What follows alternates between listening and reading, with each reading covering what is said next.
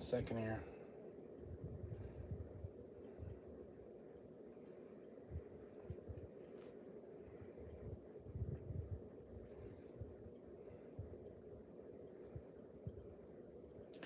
Hi, everyone.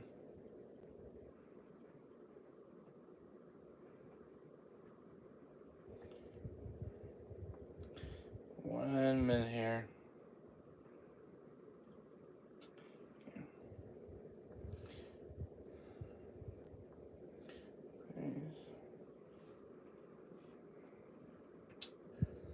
One second.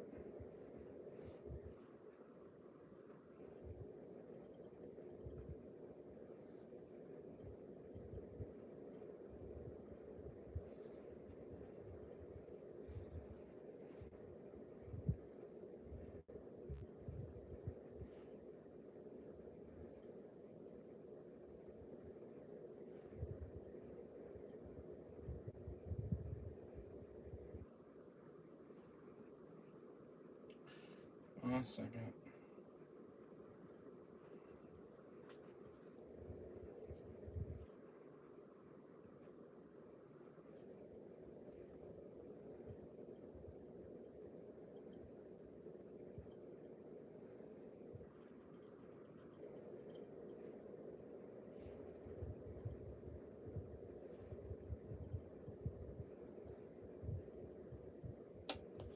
Come on. There it goes. Hey, everyone. Just getting my chats up here.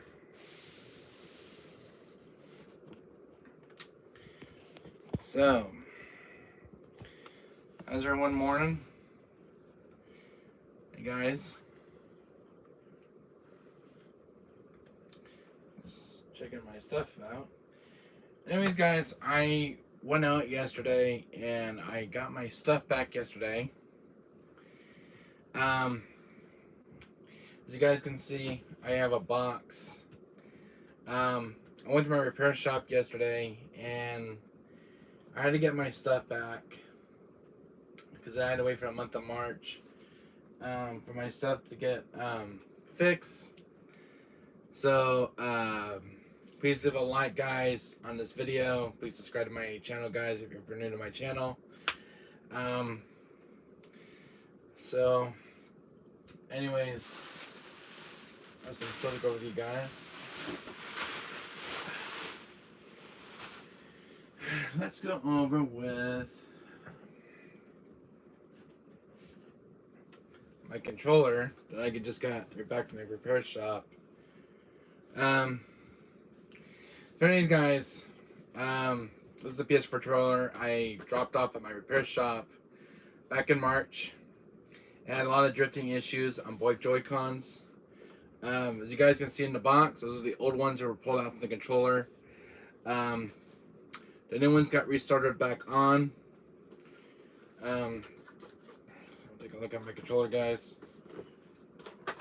Hi, everyone. Welcome to the stream. Hi, guys.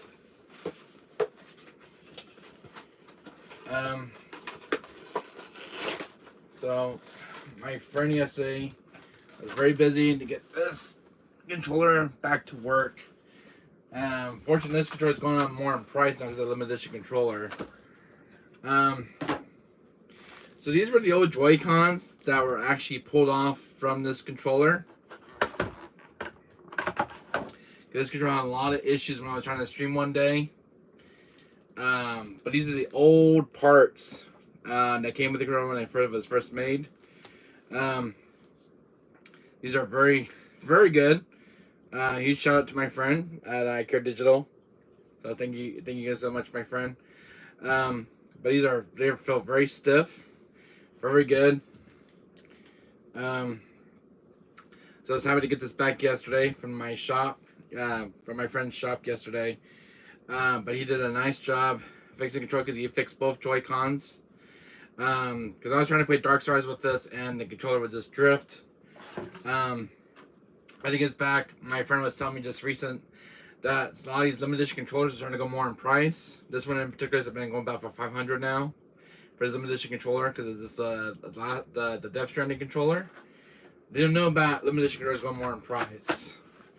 But I'm happy to get this one fixed. So my friend had to start the new parts onto this controller and he refixed it for me. And now it's fully functional once again. So happy to get my controller fixed. So happy to have my controller back. So I'll show you what I got, guys. Back to my repair shop.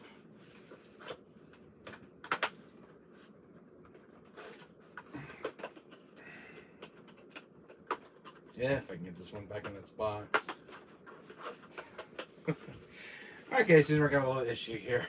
Come on, you. Be a stubborn Italian today, right? You some money. You're really gonna have an issue putting it back in your box, aren't you? Why don't you just go back in like you're supposed to? Wait a second, guys. I'm gonna break my own box today. There it goes. Everything is, guys, that's something really cool. I did have this. I'll show what I have repaired. There's this isn't fault over in the box. And here's my controller. My console going off its rails. Anyways, guys, I have a GameCube here that's been reworked. So a lot of scuff marks on this one. This is a GameCube that I bought last year. Was it 2 years? 2 years. I bought this at a retro store. Thinking about this GameCube, these are actually worth to have, guys. You guys are huge game collectors out there, getting retro gaming. This GameCube had to go. I brought this GameCube at a repair shop and not a repair shop, a retro store. Oh my god, I can't even talk today. Anyways, this GameCube in particular had a very bad disk drive. So I had my friend worked on it. I dropped it off in March. It had a very bad, finicky disk drive. And seriously,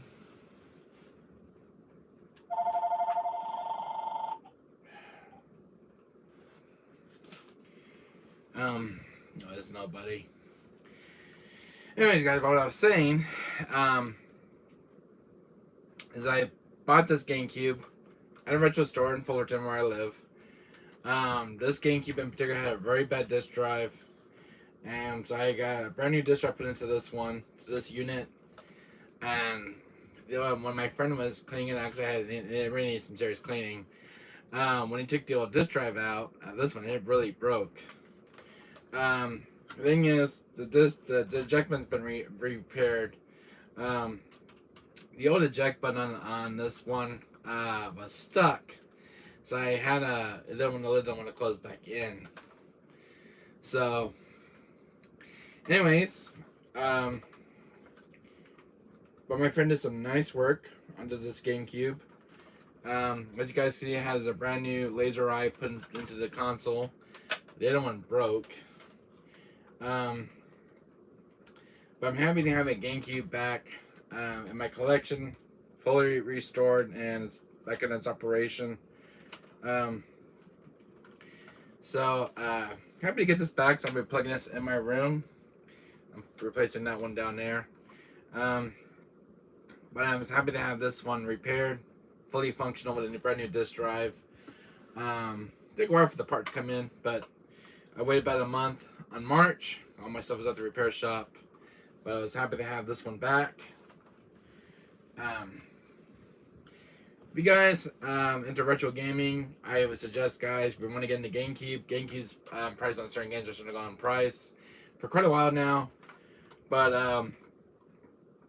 if you guys want to get back in there, back into collecting retro games, guys, I would suggest pick out a GameCube, because GameCube's got a fascinating library of games. My collection, I'm still going for the GameCube. I think I have like, I don't know how many GameCube. I don't want to get the sports guy. I just want to get the ones I really want for the GameCube. I'm not much of a sports fan on the GameCube games. So anyways, the next unit that was repaired, oh my god, was an original fat PS2, guys. Now, if you guys know about the original fat PS2, but these are some fascinating consoles made back in the early 2000s. Sorry about this one. As you guys can see, this one's been restored with the sticker, fully restored back into this console. My friend did an amazing job restoring this one back. I originally found this PS2 thrown out in my neighborhood where I live in my apartment unit. And when I first found this PS2,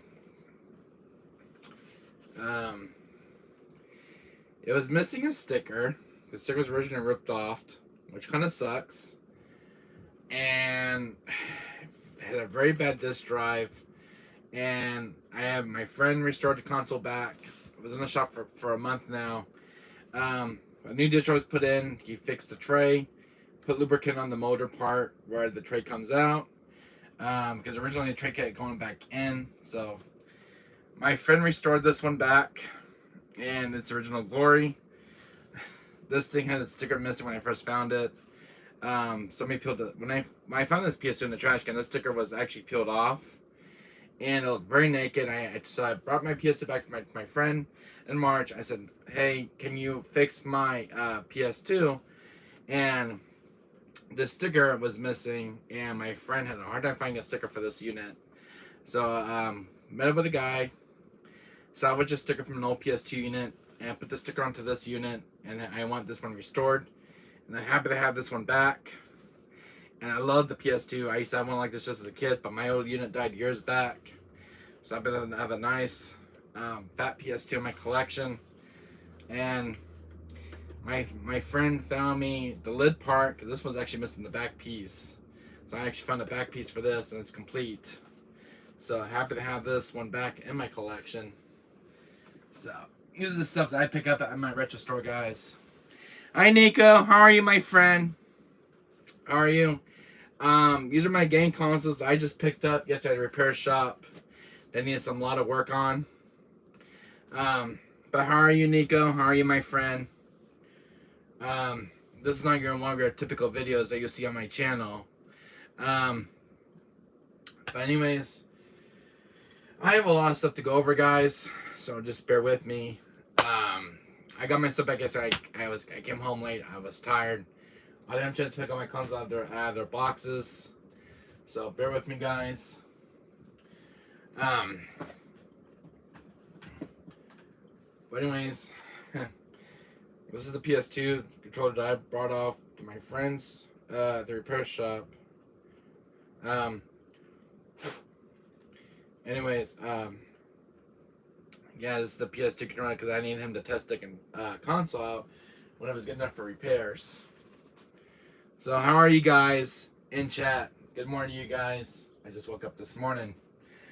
I had some games dropped off because the consoles need testing. You know, like, because I had the GameCube being worked on. So I just brought some games to play on the consoles. So, including Wild Guns. You guys never play Wild Guns. This is a really good game. This is a game I end up getting on my pickup during a pickup. But this is one of those really good retro games. I couldn't get past the first level. It's kind of hard, but it's a really good game. I like these old retro style games. Anyways, I had to bring some games down to him because he needs to test out when you repair these game consoles. All right, these PS4 units, they're right here in my box. These are the two limited edition consoles, The Last of Us Part 2 and The Death Stranding. These two were in the shop for a month getting fixed. Show me the Dragon Ball Z game again. Oh, here, Nico. This is the one I have on GameCube. This one I got last month. I don't know if you have this in your collection, but I remember playing this on PS2 with a friend. I didn't have the game myself. But it's definitely a game to keep a lookout out for. It's one of my favorite games, playing with my friends. Yeah, this one. This one's really good. I remember playing this at a friend's house. This is one of the, well, I think it was one of the first games that came out back in the early 2000s. But this is one, Dragon Ball Z series is one of my favorite series. PS2, no, this is the GameCube version. Nico, a lot of these GameCube games are starting to go more in price. I know this one in particular is a little bit skyrocketing in price. I know a lot of GameCube games skyrocket in price, but this is definitely a rare port that I was not expecting to run into at my retro store. But I don't see this game very often on GameCube for some reason. What is the name of this game? This one is Dragon Ball Z Budokai.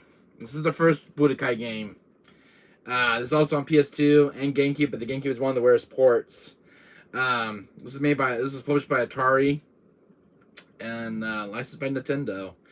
I didn't know there was a GameCube port out there in the wilds. This is definitely one that I needed for my collection. I'm missing the other ones that are out there on the GameCube. Oh, yes. Yes. This one I got for $14 at a retro store. So I spent $15 for this, but if you go on online, it's gonna be even more than $14 for this port. But definitely a good one to have in the collection. So keep an eye out for this one. I don't know if you have this in your collection though. But definitely you should definitely have your collection as well. Because I had a GameCube being worked on. This GameCube right here is Atari a American company? Yes, it is, Nico. Atari is an American company. They made they made some similar games on PS3, like the Ghostbusters video game. Atari has been making a comeback of lately, but they made some really good games on the GameCube, and they published some really good games on the PS3. But Atari is a very good gaming company in the USA. Definitely keep a lookout for their games that they publish over the years. But Nico, this is the GameCube I had in the repair shop.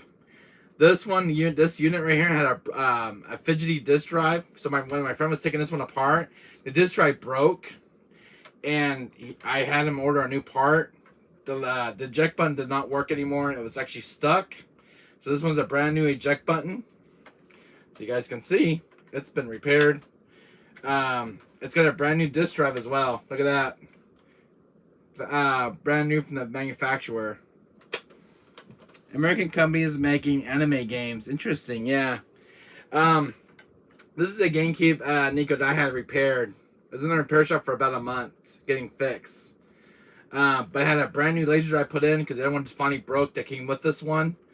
But my friend had it restored. He does amazing work where I live. But yeah. Yeah, it looks sexy. Thank you so much, Nico. And look at this one. I even had a PS2 restored. This one was actually missing a sticker. I found this one in the trash can where I live, but the sticker was pulled off, and then a new disc drive, and my friend duplicated the motor part that brings the tray out because it kept going back in. But this one's been fully restored. I saved this console from going in the junkyard, but I actually did this one fully restored from this piece was in a repair shop for about a month. So I couldn't go. I had to wait for about a month to get my stuff back. But this one had its original sticker restored because this one, the sticker that was on this one actually was peeled off. So my friend found me a sticker and had it restored. This one's fully functional, Nico. This is a fully functional PS2. Plays games perfectly. And my friend gave it a nice, good deep clean. Had it restored. And I even found a back part for this thing because I was missing a back port. So I made it more. I found it. My friend had a part somewhere and he had it laying around. He wasn't using it, so that was my friend Ethan. But yeah, I had this one fully fixed. So I love saving gaming consoles, guys. So I used to have a fat PS2 like this, Nico, and my original one died when I was a kid. So I was happy to find this one and have it worked. You're probably wondering about those PS4 units, why they're in because they were actually in repair shop for about a month. You guys can see I had a hard drive that was pulled out from these PS4 units. These are the one of them is a 1 terabyte, one's a 2 terabyte. These PS4s have both 4 terabytes put into them because I got 2 of them from Best Buy. They're Samsung's Evo 4 terabytes, which is right here in the package. I got 2 of these, and I have them both in both PS4 units. This one right here, this console is very gone up on price. I boxed this a little rare, but I got this one on Amazon during COVID. But this is a limited edition PS4 Pro unit. So this one was in a repair shop for about a month, getting a new disk drive, a fan, thermal paste, deep cleaning. Because it needed a new fan, because the other fan was making a weird noise that came with this console originally, because this was actually brand new when I bought this. So this one was in a repair shop. So this is the one I'm meant to use to this morning, have a hook up. But my friend does amazing work. This PS4. I love the boxes on these things. This one right here had a 4 terabyte put into it as well. That's a small minor deep cleaning as well. Do you have a Nintendo Switch? Yes, I do, Nico. I have an OLED. I don't have the original model that was first made. I don't have the original Switch. I'm looking for one of those. I do have an OLED, and I have 2 Switch Lites. 2 Nintendo Switch Lites, but about over 100 games for the Switch. All the heavy hitters. But this is a PS4 that I got back from the repair shop yesterday. So, Nico, now you're probably wondering why I have games. These are some recent pickups that I had. Do you have a Pokemon design Switch? Yes, I do, and it's the one that's on Nintendo Switch. It's the Pokemon. It has got the little. It's a black one that has like 2 Pokemon on the back. It was a limited edition one, and I think it's made back in 2020, 2021. It was a recent limited edition console released from Nintendo. A limited edition Switch. But I have it in my room out there. I'll show it to you guys. You want to see it, Nico? I have it in my family room. You want to see it? You asked me about a Pokemon Switch. Here, I'll show it to you guys. Give me a second here. Don't go anywhere, guys. I'll show it to you.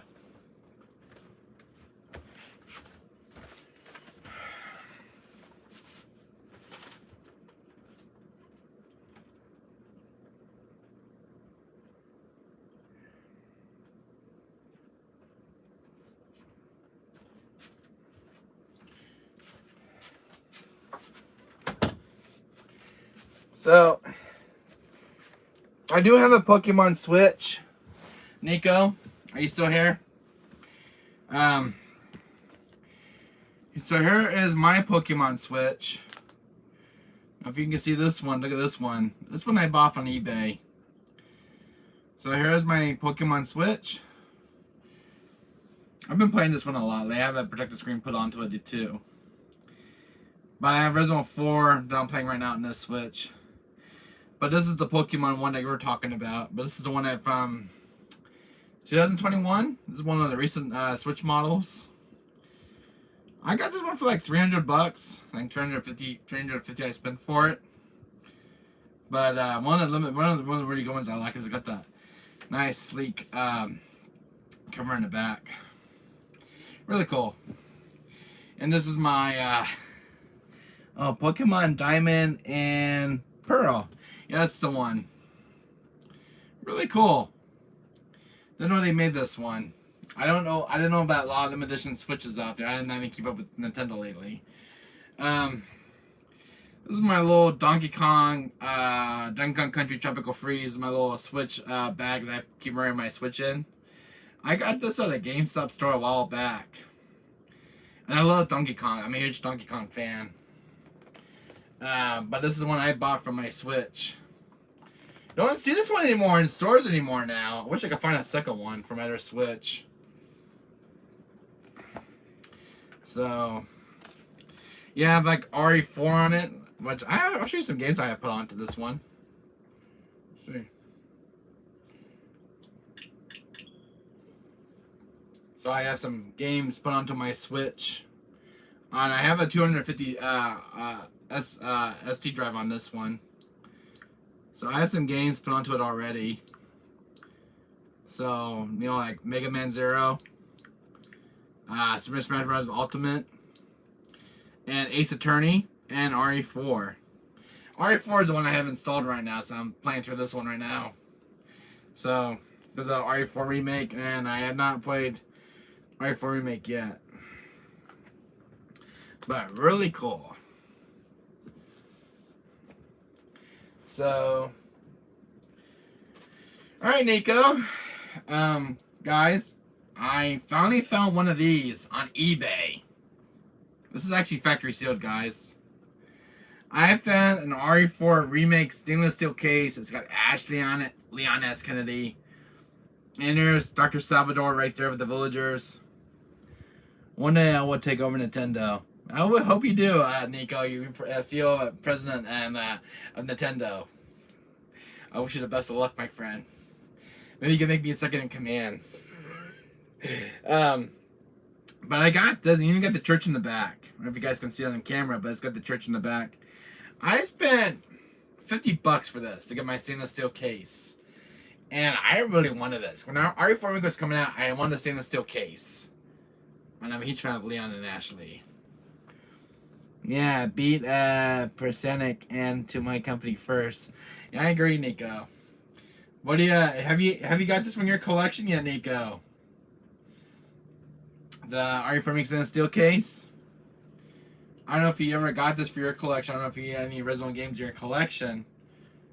But you should definitely pick this one up, you know, if you are a huge Resident Evil fan. But this is really cool. I had to get this. I couldn't resist. Yeah, I had to get that stainless steel case.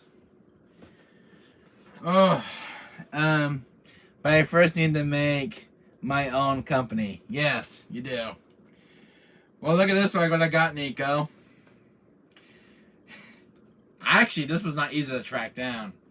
But this is Dino Crisis 2. This is actually complete with the original manual. I spent $110 for this one. But it is complete with its original manual. It's very rare on PS1 now.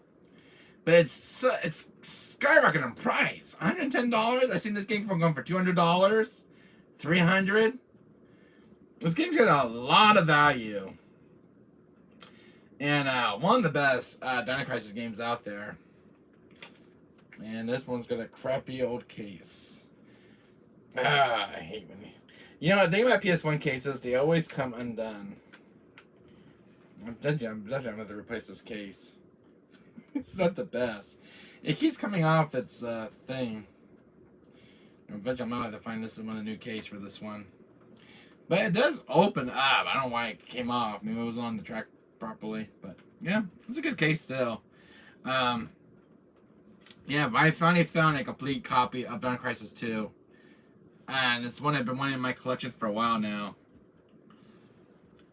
Different type of question. Pennsylvania is a good place for tech company. Yes, it is. Yes, it is, Nico. But I don't know if you played Dino Crisis 2 in your I don't know if you ever played PS1 games. But this is one that was kind of a heavy hitter in my collection. I got this in my mailbox about 4 days ago. I had to get this one on eBay. And a lot of the ones I was looking at, a lot of copies were kind of beat up, but this was the best one of all the copies, and this was kind of, you know, there's about line scratches, but it's fully playable. It's hard to find PS1 games in very mint conditions. Oh, Nico, my friend, I found another one of these.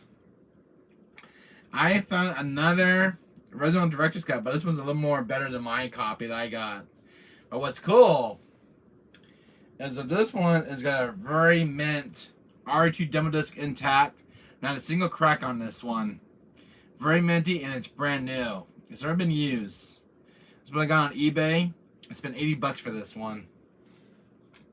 So now I can throw out those old crappy copies of those RE2 demo discs that are cracked. But I get a very mint copy of this though.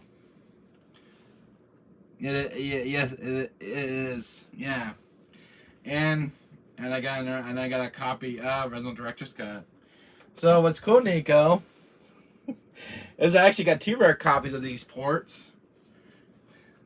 Question: what's the question, Nico? I got 2 of these now in my collection. So more collection for the RE collection. So I actually have 2 of these now. This one I got on eBay about last year. And this one I got recently. But you can tell this case looks a lot newer. But yeah, I got 2 of these now. And both of these go for like $154. So which is kind of cool. So yeah, definitely this is not an easy port to find because it's got the RE2 demo disc and with it. Yeah, but you will never find these in the wild. These are very hard to find. You can probably find good listings on these on eBay, but you're probably paying a pretty penny for these. Because it comes with an R2 demo disc. The early build of the game. This one, I spent $8 for this one. But I got a little bit of a discount on this one though. This one's on the best condition. You guys can see it's missing part of its scanner tag. The seller did tell me about it. But no. I actually have another case. I'm gonna replace the artwork in the back. But it's got both copies. R2, the part 2 with with Claire. This list is very stiff. And it's got Leon. I got this yesterday when I came back to my house yesterday. The disc, they're very mint condition, and they're very clean too, which is very surprising to find a very good condition mint copy of a PS1 disc. In this case, this very stiff at times. And then I do got this one. Yeah, these are very mint. These are very clean. So, and the seller who had this take very good care of this one. The ones also are very beat up, but a very nice mint copy of RE2 from 1998. Very good game. I love RE2 so much. That was a small little pickup. I have another one that's coming in, which is the DualShock edition. It was on sale, so I got another one for my collection because I have like 2 copies of R2 that aren't in the best condition, so kind of replacing them. But definitely, I'm still gonna keep in my collection. So I this is a little minor pickup I had from yesterday. But I don't know if you guys have RE2, Sega Genesis. No Sega Genesis. I don't have a Sega Genesis, Nico. Not in my collection, unfortunately, but I saw some really good games that I want to go for Sega Genesis, but I live in an apartment. I have very small space, but I'll definitely keep my eyes open for Sega Genesis. There's a few games I just saw for the system. I did want to play the Jurassic Park Rampage game that came with the Sega Genesis. But just a small little pickup I had yesterday, so nothing much. I reorganized my bookcase, and I put the RE4 remake with the other RE games back there the other day. I did that, but I had my hard drives pulled out of the PS4 units, and they had the recent system software updates on those consoles. My friend did everything for me. So hopefully a minor copy of R2 will come in today. Oh, do you have the MJ Smooth Criminal game? No, I do not. I heard a lot of things about it, Nico, and it's one of the rarest games out there. I'm a huge Michael Jackson fan, and I know which game you're talking about. I didn't see a lot of gameplay of it, but definitely not an easy one to find in the wilds. But it's got a few songs of Michael Jackson in the game, but I want good things about it. I think I saw AVGN play it. I think it was the Super Nintendo version, but I think the best one is like the Sega Genesis version, which is better than the one that's on Super Nintendo. Um, but yeah, I was happy to get my games in my little collection here. So I just yeah, so I had to find a good copy of um,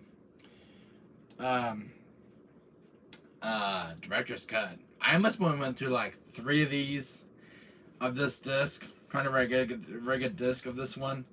I had 2 that were cracked, and this is the best one I could find of this one that's in very good condition. So I just want a very good copy of Archie Demo disc for my collection because it's one I did not have in my collection for years. So, but this I spent $50 to $60 for this. Really cool. So, yeah, I don't know. There's a lot of Dragon Ball Z's out there games out there on the game. You guys can tell me in the chat. I don't know how many they published on GameCube, but this is the only one I found. I think this one's missing something too.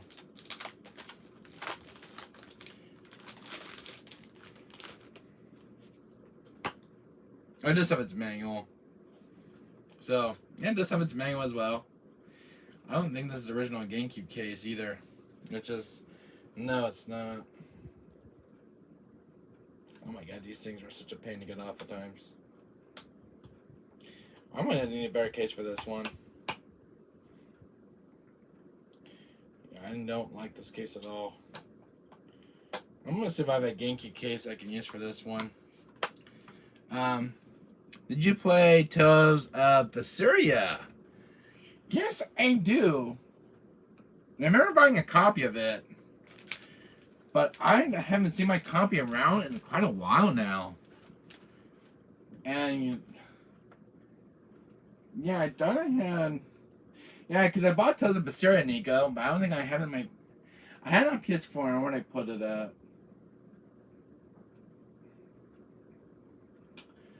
And I don't think I have it either, which is unfortunate. Do I? I don't think I do. Look at my PS4's library right now. I don't think I see one in my collection. Well, that's a game I'll have to put in my collection now. You should try it. Yeah, I played it too. I have my game somewhere. I think I know where it's at. Cause I moved a lot of games the other day, and I think I put over here behind these PS3 games down here on my bookcase. I'm gonna go through them in a bit, and I think it's down there in that pile. I might have to pull it out because it's supposed to be on this bookcase over here, and it's actually in the wrong section. So thanks for reminding me, Nico. I did buy it from GameStop, and I still have it in my collection, but I think it's in the wrong spot. So thanks for telling me about it. Yeah, I do have it. It's mixed up with one of the games it's not supposed to be into. The wrong pile of it got mixed with the PS3 games down there, so I gotta dig it out. And I know where it's at too. It's supposed to be on my bookcase over here, but for some reason it's actually down there. Must have been tired that day. But I do have it. I did play it, and I think I need a few more trophies for that one. Yeah, I'm definitely gonna dig to my bookcase after I get done with this. So, yeah, I did have it. I bought it. I bought that game like 6 years ago. Tales of Berseria, but it's one of my favorites because you get the it's that girl who has like the big giant wolf arm. Is that the one? She's got like a mutated arm on her character, and that's a very sick game to play because I like the first opening in that game. That game was like sick.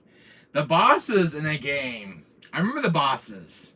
The bosses were difficult. I remember the final boss being a real pain. And I have to remember the final boss, but a very good game overall, and very good music, and very good storytelling in that game. Tales of Berseria, man. I haven't heard that name in years. I just remember sticking hours and hours into that game. But I just remember finding a lot of bosses in that game. The one boss that gave me a very serious hard time was one of the secret bosses in the forest area. That boss, man, I really had a level grind in that area just to beat that boss. But not an easy boss though. It wasn't a pushover. But yeah, Tales of Mysteria though. I love the first opening in that game. You collect games like Pokemon cards.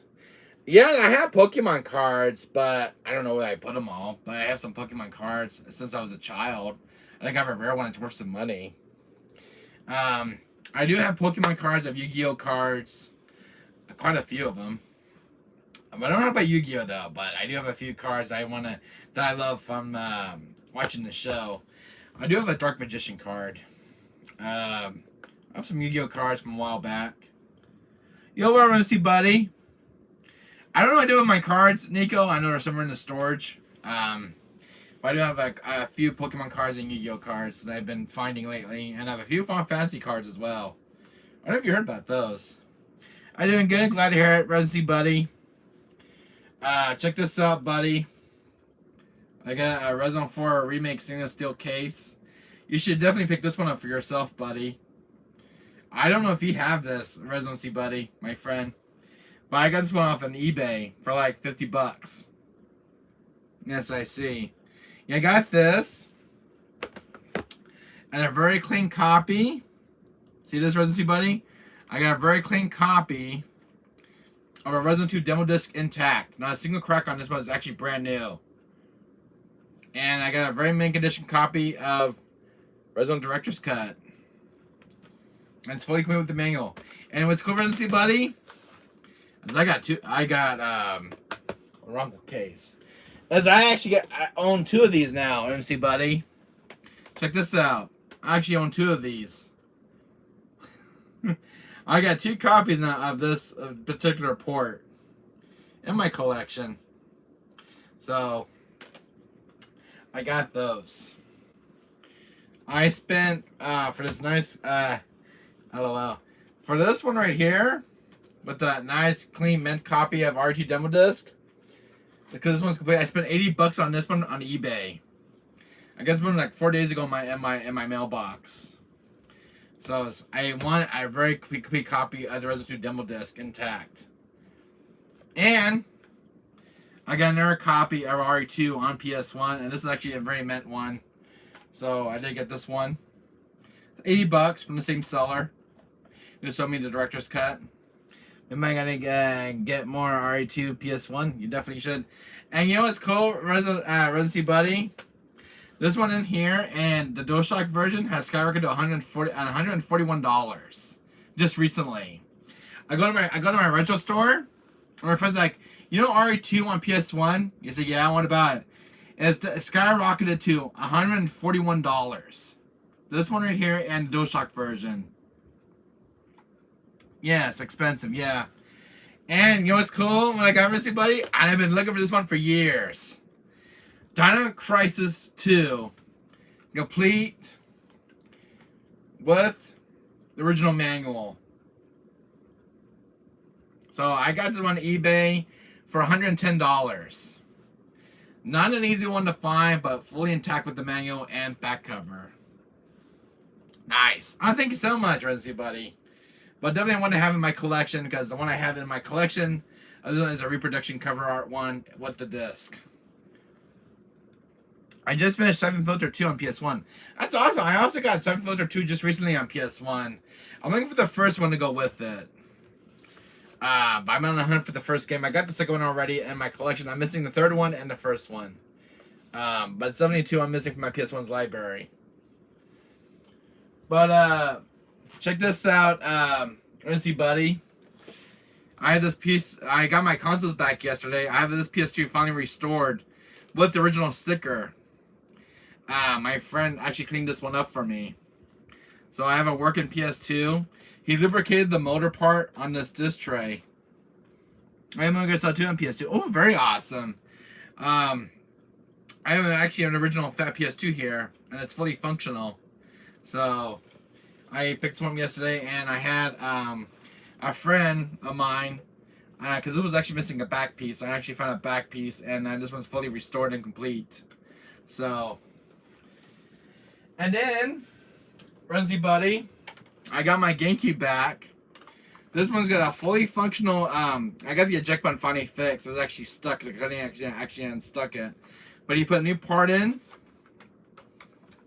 And a new disk drive. So this one's fully functional. So a brand new disk, a new laser drive. Oh, nice. Oh, thank you so much. And then, I'm actually very happy right now because I had an original limited edition controller reworked. I have a Wii. Oh, very awesome. I have this, see this PS4 controller, Emergency Buddy? I actually had this one refixed. Both Joy-Cons were actually drifting. My friend fixed it for me. This controller was sitting in my friend's repair shop for about a month. He fixed it. And see those little parts right there? Those were the old Joy-Con parts that were actually drifting. But these are the new ones actually installed.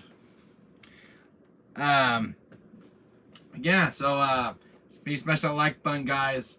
But now, this controller right here, Rusty Buddy, my friend told me that this limited edition controller is going for like $500 and up. And so this one's definitely skyrocketing in price. A lot of the PS4 limited edition controllers are skyrocketing in price. Especially this one right here, this yellow one. Crazy. But I was trying to get my stuff back, and this PS4 Rusty Buddy, since you're joining the stream right now, I had this PS4 in the repair shop for about a month. This is a limited edition PS4 Pro. Oh, my PS2 controller broke, and I get a new one on Amazon. I had to get a new one as well at Renzi Buddy. This one had a 4 terabyte hard drive put into it. New disk drive, a fan, new thermal paste, and now I can actually have more storage now for games now on this PS4. My friend get a nice good deep clean, and it's fully got it all back to work and everything else. Do you read manga? Yes, I do, Nico. I read a lot of manga. And same with this PS4 Renzi Buddy. This one also got a 4 terabyte hard drive put into it as well. So, which I picked these up yesterday from the repair shop. So, what I spent, guys, on this, since I got my consoles fixed, $600. Because a lot of the consoles need some maintenance.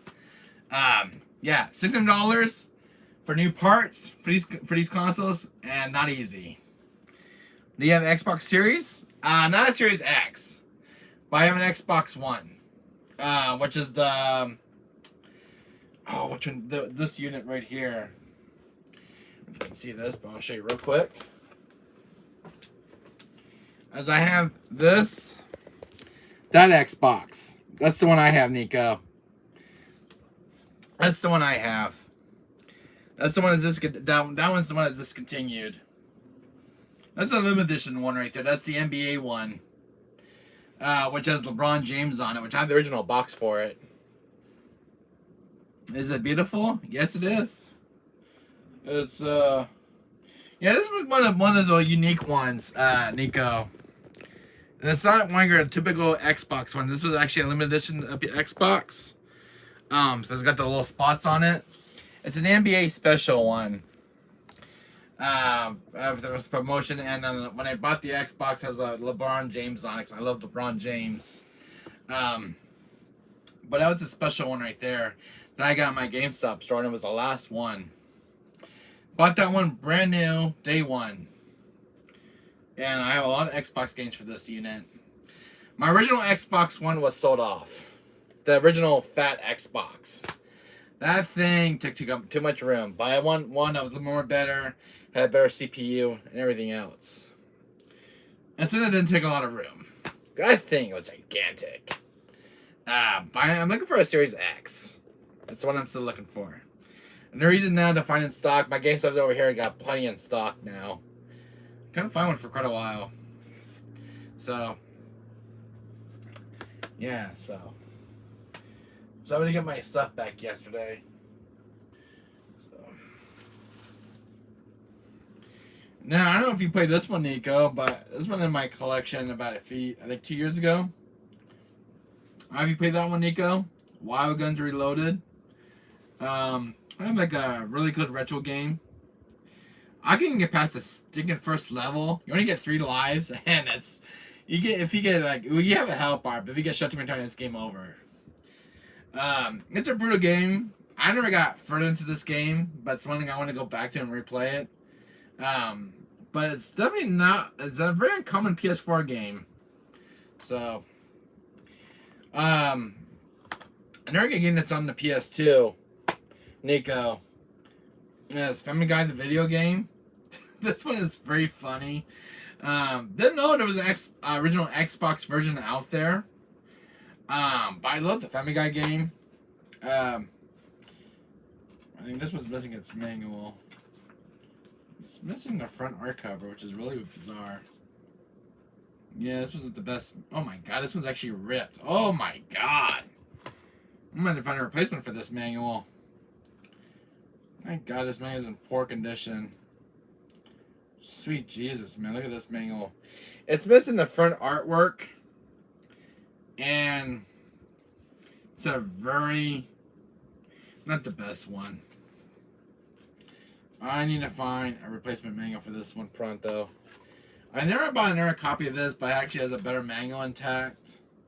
I did buy a second copy. So, I think this is my first copy I bought of this game. So, I think the other copy's in the other room. But man, this one's got one bad manual. I don't know how bad it was. I never see a manual that bad. But it's missing the front artwork. Yeah. That's why I hate that manual. You can't find one that's like, you want to find one that's intact. But man, that one's like kind of has rough housing with it. But I think that's all the stuff I got back yesterday. Yeah, because I was out. I didn't get back till like 11 o'clock last night. Yeah, because I bought RE4 Remake last week. I have that in my collection. I need to find my Tales of Berseria game now. That's really bugging me. I need to find it.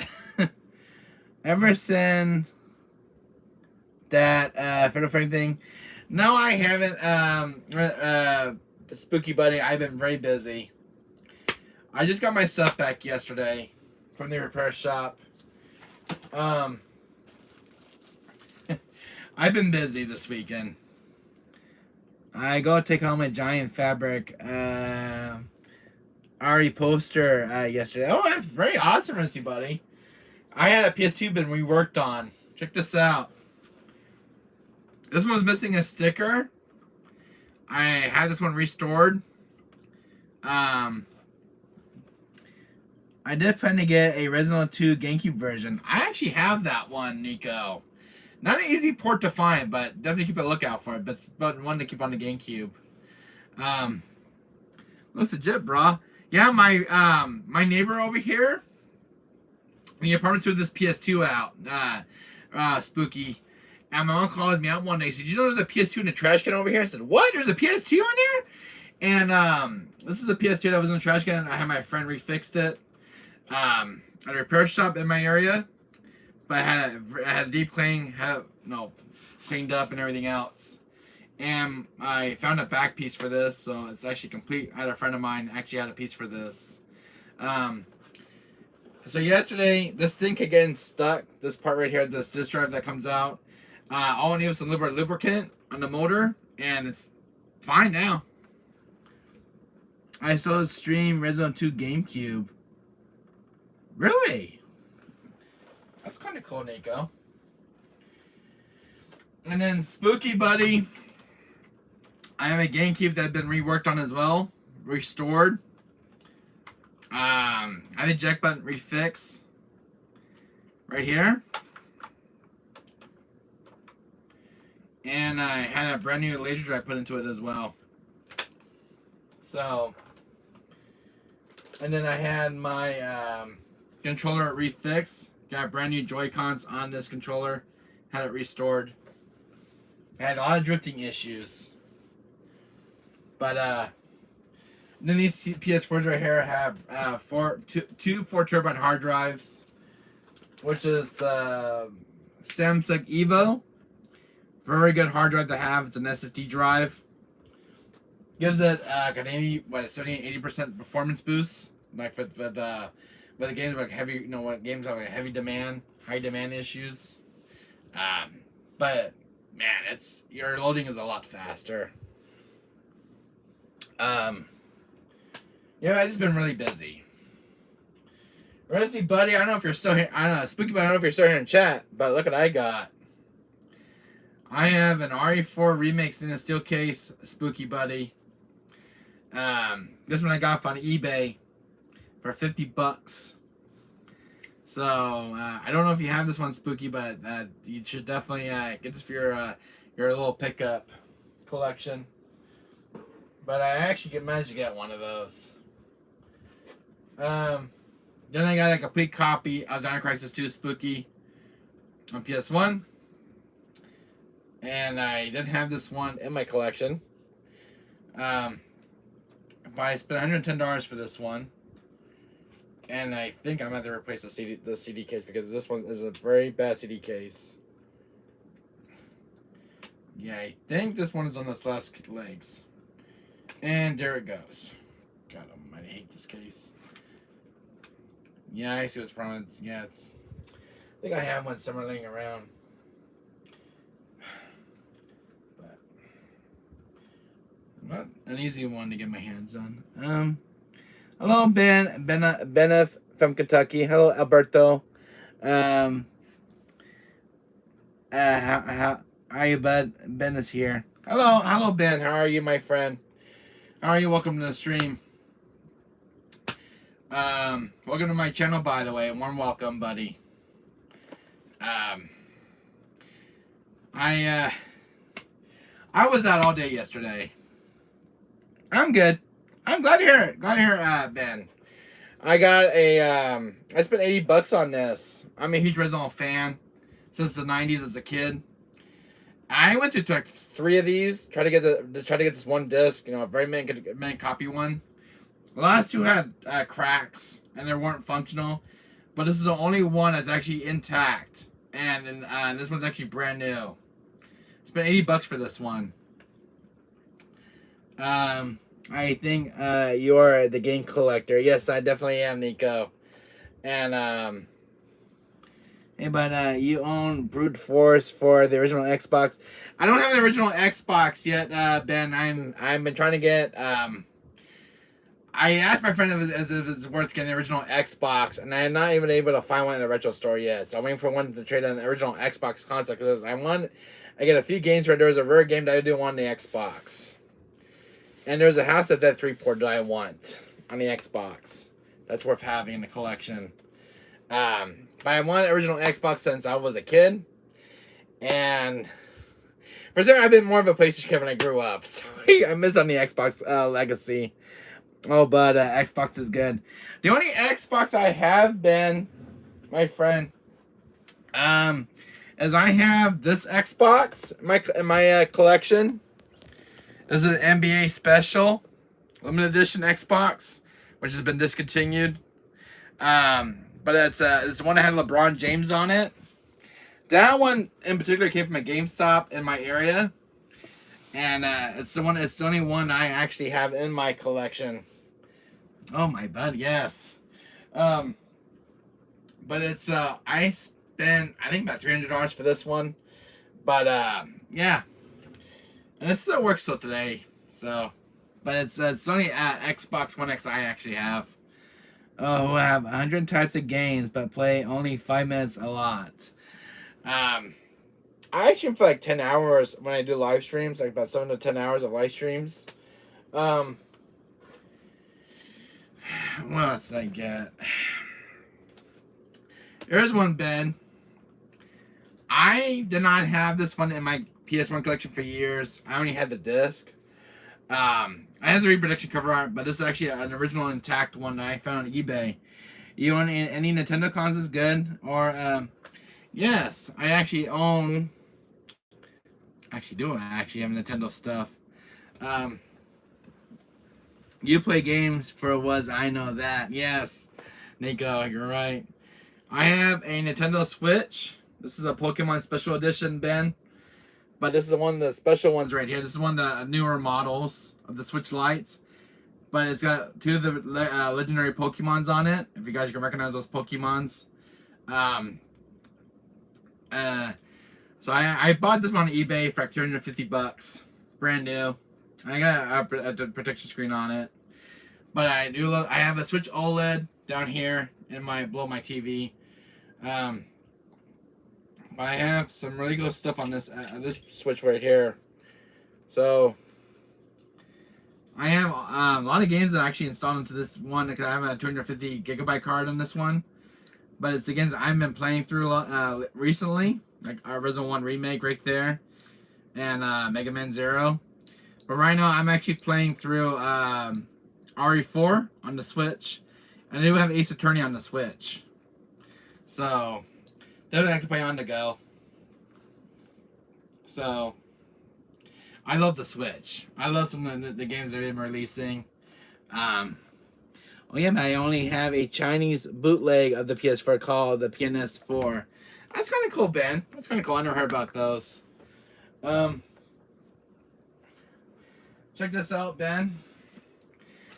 I got a few days ago. I did a bookmark in an online store for a purple Switch.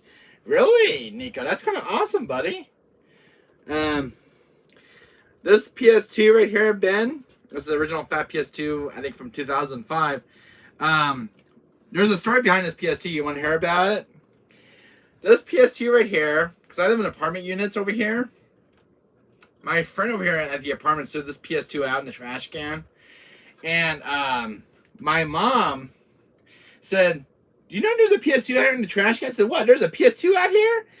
And this PS2 actually works. My friend threw it out. But when I found it was missing a sticker, original PS2 sticker. My friend this one had it restored. I was sitting in the repair shop for a month. Got a new disk drive, got it fixed. Had the whole thing cleaned out. But it was missing a sticker for years on this one. So I couldn't find a sticker for this unit. I tried to look on eBay and find a sticker. So I was hoping my friend at repair shop could find a sticker for this one. Had to meet up with the guy. And he salvaged a sticker from an old PS2 unit. And put it on this PS2 because I want this one, you know, fully restored how it was when it first came out. And then my friend fixed the disk drive because I kept going back in, didn't want to stay out. And he only put with some lubricant on the motor, and now it's fine now. But yeah, I was happy to have an original fat PS2 now in my collection. Fully functional, plays games perfectly. Do you have a JoJo manga? No, I do not. Nico, I don't have a JoJo Bizarre manga, and I love JoJo Bizarre Adventures, but I don't have a manga of that one. The only JoJo game I have, Nico, is I bought this one like I think about a few months back. I do have this, Nico. It's the only JoJo. I don't have any DVDs either of the JoJo series, but it's the only. I have this on PS3 as well, but I do have the JoJo Bizarre Adventure on PS4, and I have the PS3 version. But it's the only JoJo game I have. Sorry, I don't have the DVD anime series, but I'm trying to find. I don't know if I bought DVD anime series. I think I bought Sitting a while back at Best Buy. I think it was a JoJo, one of the series. You ever read Berserk, Albert Resker? No, I never read Berserk. And I kind of missed out, but I read Gundam back in the day. The old Gundam stuff. I love Gundam. The last Gundam series I watched was Gundam Iron-Blooded Orphans. Really good anime. Is this game available on PC? So yes, it is, Nico. You can look it up. I think it's also on Steam as well. But I haven't got a chance to play that JoJo Bizarre Adventure game yet. Even the one I have on my PS3, I have not played it yet. But I have a story campaign and everything else. Thanks. You're welcome, Nico. You're very welcome. This is one of my rare PS2 games I have in my collection.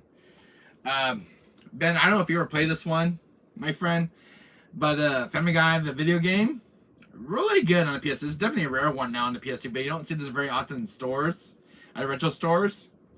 But definitely one I recommend. No, you never played this one, Ben. This one's very funny. We watched the Family Guy series. This one is funny as hell. I want the American Dad video game. There's an American Dad video game. Really? I watched American Dad series. I know they made a video game of it. The only American Dad game I played was a pinball one on PS4. But I don't know if they made an American Dad video game. I heard about they made a Futurama game. I don't think so. Really. Kind of cool to see. But eventually this thing is all beat up. It's missing the front cover. Whoever owned this one did not take care of the manual on this one. But I want one. Oh, I feel ya. This manual right here, guys, is so beat up. I know the previous owner who had this one did not take care of this manual. Not a big fan guy. Really, Nico. You can play as Brian. You can play as Peter, Peter Griffin, Lois, Brian. They all have their own stages. I don't remember. I think Lois is a playable character, if I remember correctly. It's been a while since I played this, but I played this about a few months ago. My kiss is going to close now. Gosh dang it. There it goes. But yeah, you can play as Brian, Stewie. Yeah, all the characters are pretty much, but they have their own stages. Quagmire or Joe. Quagmire has his own funny level in the hospital, and it's funny as hell. But you do play as Quagmire, but not Joe. But you do play as Quagmire. Bye, man. Take care. Bye, Nico. See you later, my friend. Thanks for stopping by. Yeah, play as Peter, Brian, Stewie. I don't know about Chris and Meg, but I know I can play as Quagmire as well. But it's a very good game. And there's one on PS3. It's called Family Guy Back to the Multiverse, and it's based on the series. Really good Family Guy game, but definitely a hidden gem on PS3. But I wish they made a remaster of this one. It sucks that this one's still stuck on PS2, but I wish they gave it a facelift on the kind of modern console. But definitely a good one to have on the PS2's library. I like those movie license games, or like those games based on TV shows. Another one, I don't know if you played this one, Ben. Wild Guns Reloaded. I don't know if you're into those cowboy western games, but this one kind of like those, kind of like arcade-ish. Really good. I couldn't get past the first level. I got shot too many times. But I seen this one on Radical Reggie's channel on YouTube and Metal Jesus. But Wild Guns Reloaded. I need to put a lot more practice into this one, but very good game. Definitely a hidden one on PS4. One I bought on my GameCube was, because I didn't have this one for years. And this is I didn't even know there's a GameCube port out there, but this is Dragon Ball Z Budokai. Love the Dragon Ball Z stuff. But don't keep an eye out for this one. This one's actually complete. But this is not the original GameCube case. I'm thinking about finding an original GameCube case and put it in the original GameCube case, because it's actually in the original DVD case. So, but I bought this, Ben, on eBay for $50. It's a stainless steel case of RE4 Remake. I bought the game last week. I need to go play it. But I wanted the stainless steel case. These were announced. These are very good to have in the collection. But it's got the church in the background as well. Just kind of cool.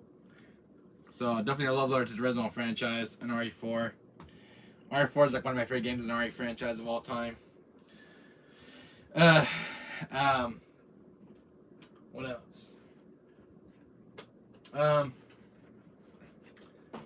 And I had my PS4 controller reworked on. If you guys can see, those are the original Joy-Cons right there that came with the controller. My friend put 2 new ones in, fixed the drifting issue on this one. This thing was drifting. When I was playing Dark Side, I couldn't figure out why my controller was drifting. And so I took it down and had the Joy-Cons repaired. But these limited edition controllers, guys, are starting to skyrocket in price. These definitely by themselves as well. This one in particular, I think my friend was going between $500 and $700 for this limited edition controller right here. I don't know about the Last of Us Part 2 one, but I know that one's worth some money as well. But yeah. Dino Crisis 2, Ben, if you're still in chat, I spent $110 for this one on eBay. A complete copy of Dino Crisis 2. Not an easy port to find of this game. For some reason on PS1, this is definitely a rare one on PS1. But but I couldn't. I saw one going for like $200, 250. There was a brand new one, factory seal, going for $2,000. I'm like, holy hell. I'm like, I didn't spend $2,000 for a factory seal one. My God. So I found one that was a little cheaper, and I got this one for like $110. So if you have anything cheaper than that, all your copies were either beat up and scratched. I'm like, I want to find one that has like light scratches or somewhere near mint condition. This is the best one of all those copies I've seen on during the listings. So I took this one instead. You really gotta look out when you get those when you get games on eBay. You really gotta look out.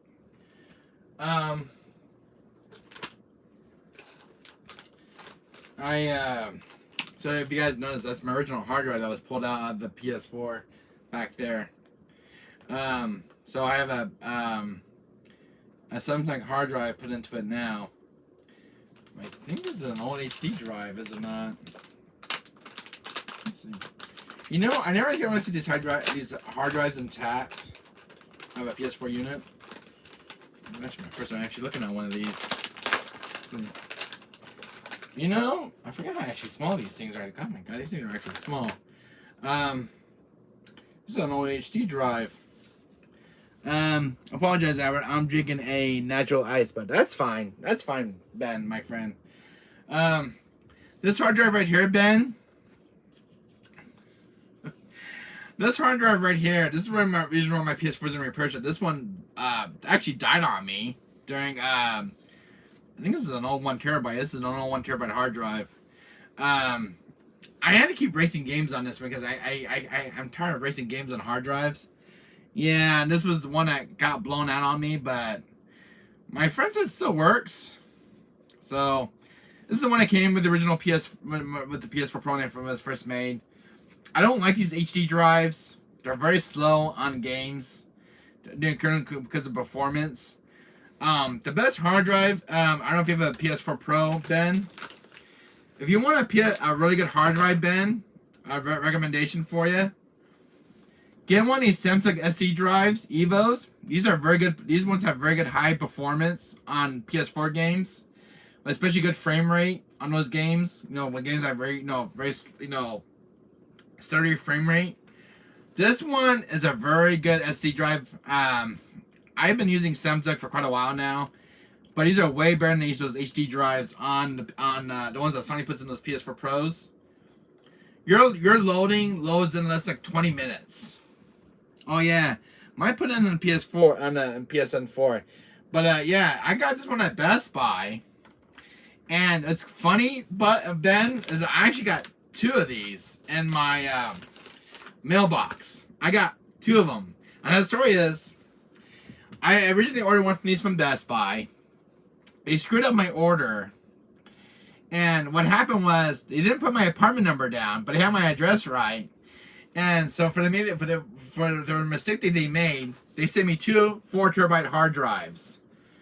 And because these are $340 for these 4 terabytes. And so I got one for free, and I paid one with my own money. But when they didn't have so I got 2 of these because they didn't have my apartment number down on my address.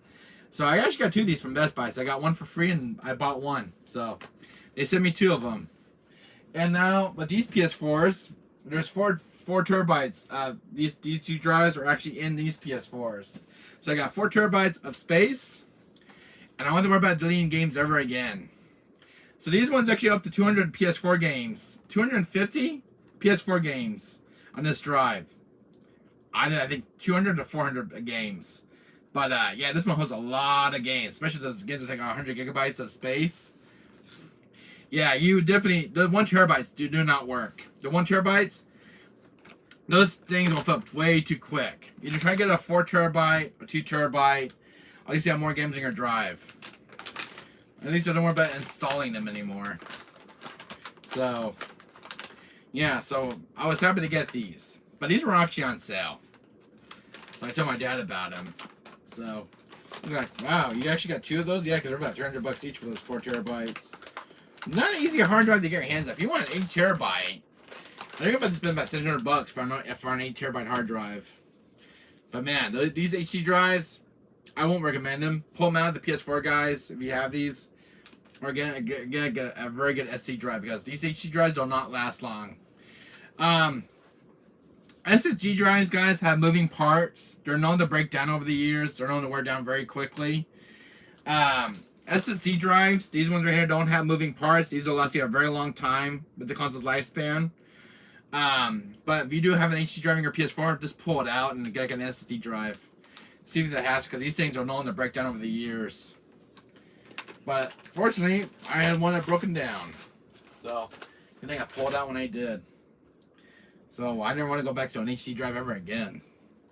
One thing I did get, Ben, as an Easter present, my mom bought me this for my PS4 collection. I didn't have a Slim. I have like 4 PS4 Pros. I have 2 jet black ones are still factory sealed. They're in the doors back there. But I didn't have a Slim model, but it's one I really wanted for my collection. Hello, Wolf. How are you, my friend? I miss you. Yeah, my mom got me as an Easter present the PS4 Slim. Hi, Wesker. How are you? I'm sorry I missed your RE4 remake stream, but I did not want to spoil myself watching it, so I'm sorry. I wish I could join you and watch you playing RE4 remake, because RE4 remake is one of my favorite games of all time. I love RE4. But look what I got, Wolf. You should definitely pick this up for yourself. I got an RE4 remake stainless steel case. And it's got the church in the background as well, which is kind of cool. I love it a lot. It's so good. I'm actually going to play it today on my channel today, Wolf. I just need to get my consoles hooked up. But I bought this for 50 bucks, Wolf, my friend. And I love the artwork on this. It's got Ashley, Leon, Dr. Salvador right there with the villagers. Very cool, and definitely a lover to the franchise. And this is RE4 on the side. Really cool. So, got this for 50 bucks on eBay. And it's actually factory sealed, so it's not even open. So I'm not breaking the seal on this one anytime soon. So this is a collector's for my collection. I got something really cool, Wolf. So I made this video this morning. But I spent 80 bucks for this R2 Director's Cut, and I said, "Wesker, you already have one," which is right here. This is the old one, but this one actually has an intact, brand new copy of an R2 demo disc, fully functional. And I've been trying to find a disc like this for a while now, Wolf, my friend. This was the best game ever played in my life, no joke. I agree, and I love RE to this day. But Wolf, I have an actually fully intact RE2 demo disc, the early build of the game. But I went through like 2 of these discs. 2 of them had cracks, didn't play. This is the only one that's actually intact, that's actually playable. I have no words, Wolf. But it does come with RE Director's Cut. These are actually brand new discs from the seller I got from. 80 bucks for this case. 80 bucks. This case is going back about 100 bucks to $200 for this copy right here. But it was zombies as well, and oh my gosh, 10 out of 10. But now, Wolf, there is actually 2 of these now in my collection. 2 rare ports of RE Director's Cut with the R2 demo disc. This R2 demo disc is not functional though, but it does have a crack on its inner side. So unfortunately, yeah, so this one lost its value, unfortunately. But now I got one that's fully complete, and now I don't have to buy one now. So yeah, I never played the original RE1 original. Really, it's something you should give an eyes out for, Wolf, my friend. This is the one that started off the entire franchise. If you really want to play the original RE1, if you want the very hard one that has no auto aim, try the original 1996. I did play it, it's fun. That one's got some really good music in it. This one is the Director's Cut, but the best one I like was 1996 version. I didn't play RE1 Remake. Really, that's a very good one right there. I don't know if you have this one in your collection, Wolf, but This one has RE0 and RE1 remake on the PS4. This is a very good port to have. And yeah, because the graphics been reworked on RE0 and RE1. But definitely a good port to have. Now, there's also one on PS3 if you want that rare US port. I never beat Chris. Yeah, Chris takes a little bit longer to beat. But Wolf, check this one out. I've been looking at this game for years. You probably know what game it is. I don't know if you played this one. But this is actually Dino Crisis 2. Stupid tablet. I feel ya. I had a problem with my tablet a few times. I found an original intact Dino Crisis 2 on PS1. You're not going to believe how much this one is, Wolf. My God, the price on eBay for this game is outrageous. This one right here, what I spent for it was $110. There was nothing lower than that. This was actually the highest. God, this port right here is actually expensive. And I saw a factory seal one of Dino Crisis 2 going for $2,500. Graded. With the seal. I'm like, I'm not going to spend $2,000 for a sealed one. I don't have that kind of money. But I want, actually it was a mint condition. This is the best one I found of all those copies. Wasn't more missing cases. Copies were in the best condition. This is the best one of all those listings I saw. So I picked this one up instead. eBay is a good area to buy old PS1 games. If you can find they're not too heavily scratched. And here's another one, Wolf. I don't know if you have this one as well. But I do have another port of R2 from 1998. But it's wrong with this one is missing its barcode on the side. And the seller was going to give me 25 discount off of it. Every time I type in chat, it doesn't let me finish typing. It's annoying. Yeah, I had that issue a few times with my tablet lately with YouTube. And it's a very annoying issue, yeah. And it sucks because then I script my typing when I'm writing in chat. But the disc on these ones are very clean. So I got a mint condition copy of R2. There's another one that's coming in. There's another analog. The DualShock version that's coming in. But this one has the original manual intact. And the case on this one's not the best. But it does close. We've also got this one and two. So it's complete. Alright, bud. Gotta go. I need to get to buy some my CPD gummies because I have been having a bad night lately. I was dreaming about Don Ruckles and Richard Pryor kidnapping Louisville. Oh, that sucks. Ben, but I hope you get some really good sleep. But anyways, tell your friends about my channel, Ben. I've been trying to get my channel to grow, but if you can, if you know some friends, just tell your friends about my channel on YouTube so my channel get recognized. So, but tell your friends about my channel. Ben really helps me out a lot. You know Oscar Wy's other remake sucks, but RE4 remake is the best one. And I agree, Wolf. So I need to buy some CPD bills. Oh yeah, but I will. Tell everyone. All right, Ben, I will. But thank you so much. If you're interested in becoming a mod, Ben, to help me with my chat, let me know. So I don't bite. You can talk to me anytime you want, Ben. But I still R2 remake though. Yeah, I love R2 remake. But I think RE4 remake is probably one of the best remakes out there so far right now in the Resident Evil franchise. Man, Resident Evil. God, it's 1996. Jesus. Oh yeah, but I will tell you later. Tell Spooky, your best bud hello. I will, Ben. Thank you so much. It is. Yeah, I mean, like RE2, and you get the RE1, and the sequel fall a year later. Then you got R3 Nemesis. Man, RE is one of the best franchises out there. Wolf, I don't know if you heard about, but you heard about everybody's harassing the voice actor of Ada Wong in RE4 remake. I think her performance is. Her performance. I love her performance in RE4 remake.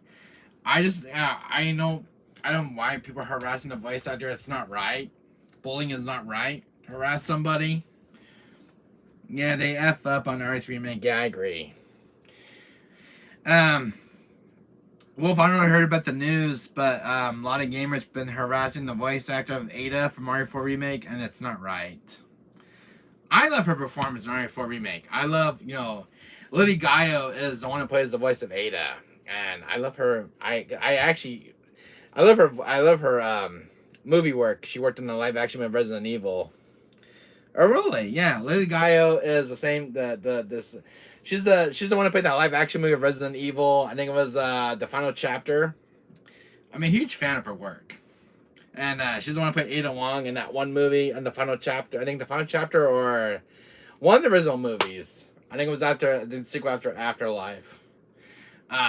With Mega Djokovic. But I love Lady Gaio. When she played the live action Ada, it was really good. I know they always say those original live action movies suck, but to me they're actually really good.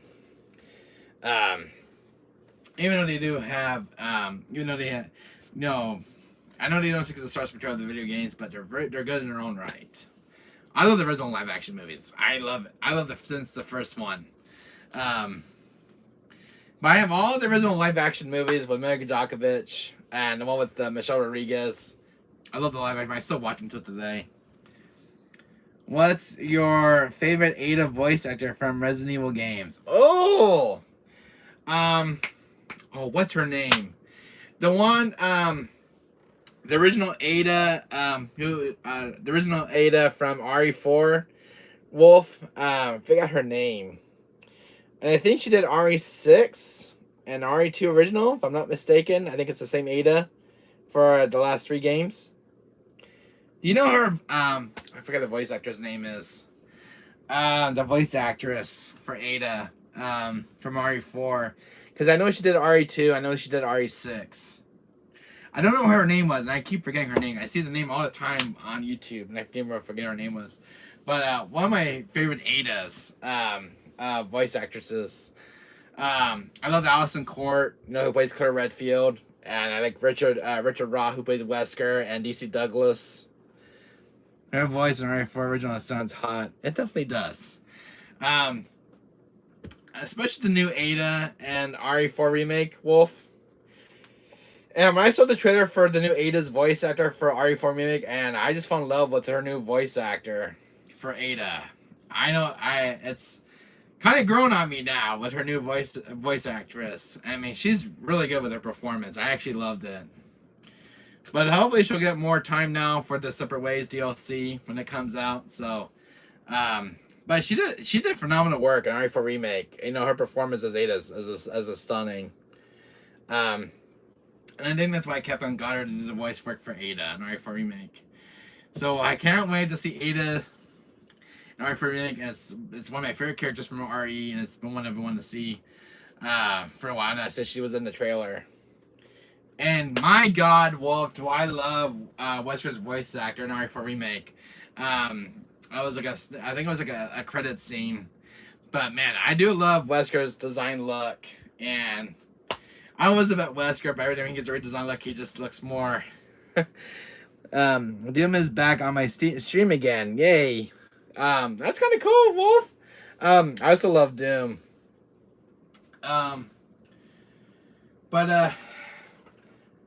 Did you know, Wolf? I got my PS4 controller back. It's I got the drifting you finally addressed, and I got the new Joy-Con stick parts for the controller. And these are the old ones down here that have drifting issues. But this controller is fully functional now. No more drifting issues on this controller. And now the Joy-Cons on this one are more stiff compared to when I first got it. Cool. I have 2 black ones. Really cool. Cool, Wolf. Very cool, my friend. I don't know if I showed you this earlier, but I have a fully restored PS2 fat one that I found in the trash can. This was missing a sticker a while back. The sticker was actually pulled off on this one. But this one's fully restored, so I got to increase its value. And I was just missing a back piece when I found this one. So my friend Ethan gave me a piece for this that goes on the back here. But it's a fully functional now fat PS2 with a brand new disc drive. It's all been cleaned out. Found the trash can over here. One of my neighbors threw it out, Wolf. And wow, my trash does work, yeah. And my mom called me out one day, Wolf, and she's like, "Did you know there's a PS2 out here in the trash can? It was right here in the corner over here, in my corner of my apartment, and it was inside of a box with a PS3 unit. But both the consoles worked. It was a PS2. There was a PS3 Slim, and I traded that one off. All I wanted was the PS2 because I used to have one like this as a kid. I think it was about 8 years old when I got a PS2. I had one just like this. My other one died, and like I was looking for original fat PS2 for years, and I'm glad I have one now because this port right here uses those gun things, those gun guns. You those like Time Crisis and stuff. But yeah, it's a brand new disc drive, and it works. It came in the repair shop yesterday because it was in my friend's repair shop for about a month of March. And my friend put some lubricant on the disc drive because it kept going back in. But he put lubricant on it, and it's fine now. So, and look at this, Wolf. I got my GameCube back from the repair shop.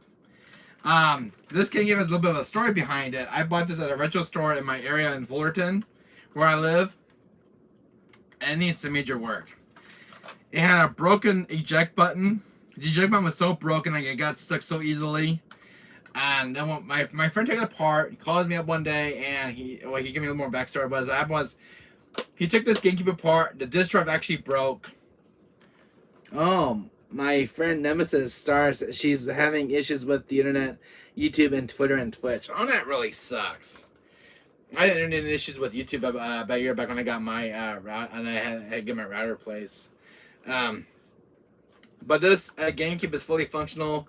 When he took it apart, see that, Wolf? There's a brand new laser drive put into it. This one came from the manufacturer who made these, Nintendo, who makes the GameCube consoles. My friend found the original part for this that was actually brand new, and put a brand new laser drive. The old one, when he took this one apart, the old laser drive cracked. It broke in half. And when he was taking it apart, he heard this snap. Like this. The old laser drive just broke in 2 pieces. And so I told my friend over me a new laser drive for this GameCube, and it's fully functional now. Yeah, oh no, yeah. But yeah, he did amazing work on this GameCube. He gave it a nice deep clean, and it's nice and clean too. So I'm gonna actually hook this one up and actually put my GameCube and get the player. I have a memory card for this one. So yeah, I love saving GameCube. I love saving game consoles. Wolf. You know, these are games. Games from the early 2000s. The early 2000s. But they're worth saving if you can find one. I love these black ones. I know GameCube was one of the weirdest models that came out because of this, where it's like so small in those units. Like, I'm gonna say I have a game run. I can show you what it looks. I don't know if I'm in a GameCube disc, but man, they were so small. Look at these. This GameCube disc were so small. Yeah, it's like you, but yeah, it's like you, just buy it ate right from the store. Oh. And you know what's funny, Wolf? When these GameCubes came out, my God, I don't know how the discs were so small. Look how small that disc is. Just to fit in those GameCube units. Why the GameCube games are so expensive. But when I saw a GameCube disc, I'm like, these little discs are small. Sweet Jesus. Because they had to shrink them way down. Must have a special machine that makes GameCube discs. But, my God. Like, I remember back PS2 discs, because like the average size of a CT disc. But GameCube, man, totally different story. Yeah, I know. Same with me, and it's small. Yeah. But I love GameCube, Wolf. It's got some amazing games on GameCube. But yeah, I didn't know there was actually a Dragon Ball Z port out there on GameCube. I didn't know there was actually Dragon Ball Z ports even published on GameCube. But Nico, my friend Nico, asked me, is that Dragon Ball Z on GameCube? I said, yes, it is. And he says, on PC? There's one on PC. Because a lot of stuff always gets ported on PC. Same, I still have GameCube to this day. So do I. I have the original PS1 that's been refixed, and it works till today. Wolf. I even have this old PS2 unit, Wolf. This one I actually had since I was a kid. But here's my original PS2 Slim that has like the shiny cover on it. I even have this one. I have a revision model. But my original fat PS2 is gonna actually go over here where it's sitting at. Yeah, that's my old PS2 Slim, and it still works up to this day. Never had a laser drive replacement to it, but it's still has the original original disk drive and everything else. But it's never been open for repairs. Still works. I don't use this much, so. But yeah, this one right here, Wolf, is a lot of these old PS2 units are actually PS1 compatible. So these are very good to play PS1 on movies on, especially this one right here. But yeah, definitely keep a lookout for those original fat PS2s. I see a lot of them at my retro store over here. But the hard thing about those PS2s is to find out like the parts for it, which is the hard part. But yeah, I'm sure you can find a lot of parts, been salvaged better consoles, and refix them up. Yeah, I agree.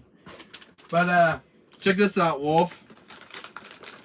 You know those PS4s are sitting back in that box? There's that blown out hard drive. This is an HD drive that actually died on me, caused me some issues on my PS4. This is an old 1 terabyte HD drive. These are the one that actually have moving parts in them. These are known to die, Wolf. I don't know if you have HD drives to put in your PS4 units. But these are known to die over the years for some reason because they have moving parts. If you want a really good SD drive, Wolf, I had to do some homework on PS4 units. The best SD drive for those PS4 units, these have very good performance boosts, are the Samsung Evos. This is a 4 terabyte. I actually managed to get 2 of these from Best Buy because they screwed up my order. And one was, they didn't put my apartment 6 down, so I managed to get 2 of these hard drives. I thought that was a cookie. Yeah, you can actually mistake these for a cookie box. But actually, I got 2 of these from Best Buy. Wolf, these were actually about $300 for these 4 terabyte hard drives. These are SSD drives. They make your console last a lot longer with its lifespan. I paid 1, and so what happened was they got my address right. They forgot to put apartment 6 down, and since they screwed up my order, they sent me an extra one on the house for their screw up. So I actually got 2 of these. And now, since these hard drives now are actually in these PS4s now, so both these PS4 Pros both have 4 terabytes. So I don't know worry about installing games anymore, deleting them, and now I can actually have a full library of PS4 games on these hard drives. So we're definitely gonna get a lot of work out with games put onto them. I want cookies now. Wah! Wesker wants cookies. Yo, I get Wesker a cookie now. But yeah, I actually got these back from the repair shop, Wolf. You know how much I spent to get my consoles repaired? And you know, fixing retro consoles are not cheap, especially the PS4 units. I spent $600, Wolf, to get my consoles fixed. Because the Dreamcast is still in repair shop. I won't get my Dreamcast until like May. But he had 4 consoles to fix for me, including a controller. So about a total of $600 to fix up on all these ones because they all need maintenance and services. And you know, replacing the old part with new parts. $600 I spent out of my pocket to get them fixed, but it was well worth it because, you know, if you want your consoles around for a long time, Wolf, you know, you need to spend good money to get your consoles fixed. You know, it's called wear and tear, but when your consoles break down, they need to go back for, for more services, for parts and stuff. But yeah, so my PS2 has been repaired, GameCube's been repaired, and I had a PS4 that had a new disc drive, a fan, a new thermal paste put in, and deep cleaning. But yeah, I was busy yesterday, and my consoles were ready for pickup from the repair shop. But my friend over does amazing work, Wolf. So $600 I spent. Crazy. So the next one I got to pick up is my Dreamcast. That's gonna cost me $200 to pick up. So, what's wrong with my Dreamcast, Wolf? It's got a yellowness growing on the case. I don't like the way it looks. It's got too much yellow growing on it. I guess from a bad environment it's been in. My friend's also restoring it for me, and he's putting a new laser disc drive inside the Dreamcast. So that I won't get back till May 3rd. Unfortunately, so I still can't play my Dreamcast games yet. So yeah, so I got all my consoles back. I'm just waiting for the Dreamcast to get back to me. So what do you call an easy difficulty? Assist. It's called assisted now these days. Wolf. On easy. So easy is another word for assisted. Baby mode. Baby mode. Wait. Baby mode for. Another word for easy mode is baby mode. That is a new one, Wolf. But I love the joke. Why did it say assisted though? Wolf, did I ever show you my my Nintendo Switch console, Wolf? I have a limited edition Switch. I don't know if I ever showed this on the channel, but look at this one. I don't know if you recognize. I don't know if you watch Pokemon, but I don't know if you recognize those two Pokemon. Those are two legendary Pokemons. This is from 2021 from Nintendo. I bought one of the limited edition Switch. This is the only one I have of the limited edition ones. I have an OLED Switch and one regular Switch Lite, but this is my only limited edition one I actually own. I forget the names of these two Pokemons. But I've been playing through this one, Wolf. RE4 on the Switch. Original RE4 from 2005. HD remastered. Got Ace Attorney. Shin Megami Tensei 5, RE6, Super Smash Bros. RE5, Revelations 2, Resident Evil Remake, and Mega Man Zero. But yeah, Switch has got a lot of good games lately. Wolf, my friend. I might get 200 for the I got 500 gigabyte memory card in this thing. That was like a lot of games. The thing about the Switch, Wolf, is that you delete games when it gets too full on the home screen, which is kind of a pain. And I wish they put more space. Maybe for a future update, should add more blocks for the home screen so you can have more games on the Switch instead of deleting them. And it's still been a pain, so I hope that the Switch will get a future update where they can actually add more space for the games on the home screen for the Switch games. Because to me, it's so an annoying issue since this launch, and they still haven't fixed it. I like to have more games on the Switch, more space, because there's not enough space for the games to go on Switch. So, but I love the Switch overall. This is one thing they should have fixed on the next future update patch. And more space on home screen instead of deleting them. So, yeah, I got my stuff back yesterday. I didn't get back to like 11 o'clock, Wolf. My friend. I didn't get back to like 11 o'clock last night. And I was gonna hook up my game console last night, but I was so tired I went to bed. So squirt squirt. But yeah, I was busy yesterday. I went some errands with my mom. Went to the bank yesterday, to pay the rent and stuff. But I didn't get back till late last night. I was just tired. And then when I got back, Wolf, I had my mom said I had mail because I ordered stuff from eBay, and my R2 PS1 game came in the mailbox, and I arrived like late last night. I just opened it up from eBay. I'm just waiting for the DualShock version to come in today, so hopefully it'll come in because it's the last one I'm still waiting for. The only game I'm getting this month, Wolf, I just ordered it just recently. I ordered the Mega Man Battle Network on PS4 and Switch. Mega Man Battle Network, because I never got to play on GBA, the Game Boy Advance. But I have it ordered now for my PS4 and Switch. And I ordered like 2 copies for the Switch and 3 copies for the PS4. So that will come on April 18th because it got delayed recently. So Mega Man Battle Network is the one I would want to play now on my PS4. So but Network again is coming out this month of April. I don't know if there's any good games coming out this month of April. I don't think, but I think right now I'm gonna do, Wolf, is play through the games I have right now that I bought, like Hogwarts Legacy and Stray, and just sit with some games. Sit down with my games and the ones I bought over the years, or ones I never said I'm gonna play, and use this whole month of April and catch up on some games.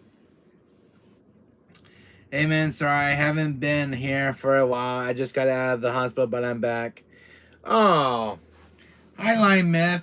I'm sorry you were in the hospital, but I hope you're feeling well. But how are you? How are you health-wise, buddy? I'm sorry you were in the hospital. I'll keep you in my prayers though, my friend. How have you been, Line Myth? Sorry you were in the hospital, buddy. But I got some really cool stuff to show you, Line Myth, to cheer you up. I just got this about a few days ago in my mailbox. I ordered the RE4 remake stainless steel case. It's got Leon, Ashley, Dr. Salvador with the villagers, in the church in the back. You can see that on camera. But sorry to hear that. Sorry to hear that, Line Myth. I picked up a copy of RE2. Not RE2. Dino Crisis 2. Oh my god, I'm getting confused with RE games. But I finally got a complete copy of Dino Crisis 2, Line Myth. It comes with the original manual. I'm gonna replace the CD case in about a few minutes. But I got a complete copy of Dino Crisis 2 on PS1. I spent $110 for this one. So it was my recent game pickup. I'm alright. It was nothing major. Alright. But got some really cool stuff, Line Myth, my friend. A complete copy of Dino Crisis 2. Not an easy port to find. My god. I want a complete copy of this one for my collection, but I was gonna spend like $250 for this one. I saw a factory steal on this one going for $2,000. I'm like, I'm not gonna spend that much money for that. And then there was this one right here for listing. For this one, it was about $410, so I went with this one because it was actually complete. All the other copies I saw were missing cases. The discs were scratched and really beat up. But I ended up with getting this copy was actually complete. Because I wanted Dino Crisis 2 for my collection. And then I got this one, Line Myth, RE2. This was actually a mint condition copy one that I got from the seller. So yeah, like this one and this two. So you got clear this two and Leon this one. So it's both completed. It's with the manual one as well. The only problem with this case is it's missing its barcode, which kind of sucks. I do have a replacement for this one from an era previous case so I'm not using. So I'll fix that up. Another thing I got, Line Myth, my friend, is I have two copies of these. I believe one of these is my new copy that I just got recently. So, yeah, it's this one. I actually found one intact, Line Myth, and this took me a while to find this one, but I got this for like $80. But I found a working condition RE2 demo disc. I wanted to do like two of these. I went to through of these discs. One were cracked. The other one was cracked as well. But this is the only working one that I can find on eBay. But it was worth $80 to get this one complete. Because it came with the case and it came with director's cut as well. I got the manual, got the case and everything. I played the R2 remake. How was it, Line Myth? How was it for you? How was the R2 remake? That game is terrifying as hell.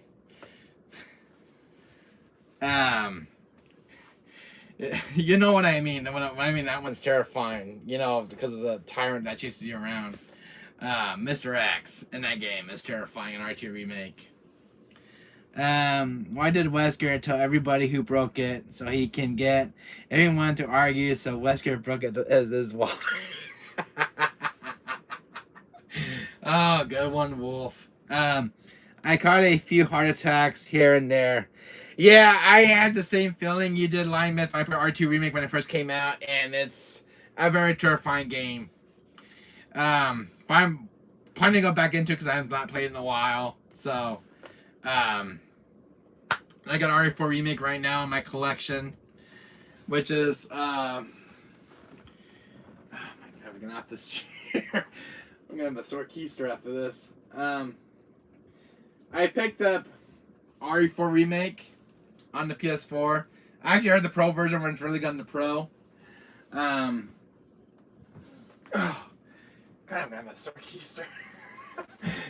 This ring has such a long. And I got this on PS5 as well.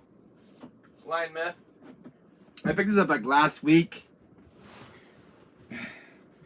Stiff sitting at my own game chair. But I picked this up, Lion Myth, my friend. I don't know if you pick RE4 Remake up yet for your collection. But then you should pick it up because I got both on their respective libraries.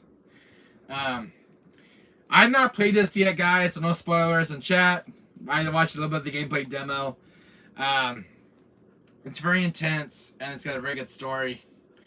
Waiting for the Mercenaries to be announced. April 2nd is getting a free update. I know Super Ways DLC is coming soon, so waiting for the announcement from Capcom. But RE4 Remake. I'm actually gonna play this today, so I think I'm gonna go with the PS4 version because I haven't got my PS4 back, and I've been waiting to get my PS4 back in my hands. I already finished the RE4 Remake. Really? How was it, Limeth? How was it for you? Why was Resident Evil never was called 1? Because 1 was never invented yet. Oh, good one, Wolf. I've not heard that joke. Because 1 was not invented yet. Oh, sweet Jesus. I have never heard that one. That's a good original joke, Wolf. That one's very funny. So guys, you're gonna be seeing this in my channel in a few hours tonight, and I had some stuff to set up today. I died a lot, and I got jump scared a bunch from Chainsaw Hand. Oh, Dr. Salvador. Oh yes, I heard he is something else in the remake, and I know El Gigante is something else as well. It's a made up joke. LOL. It definitely is, Wolf. It definitely is.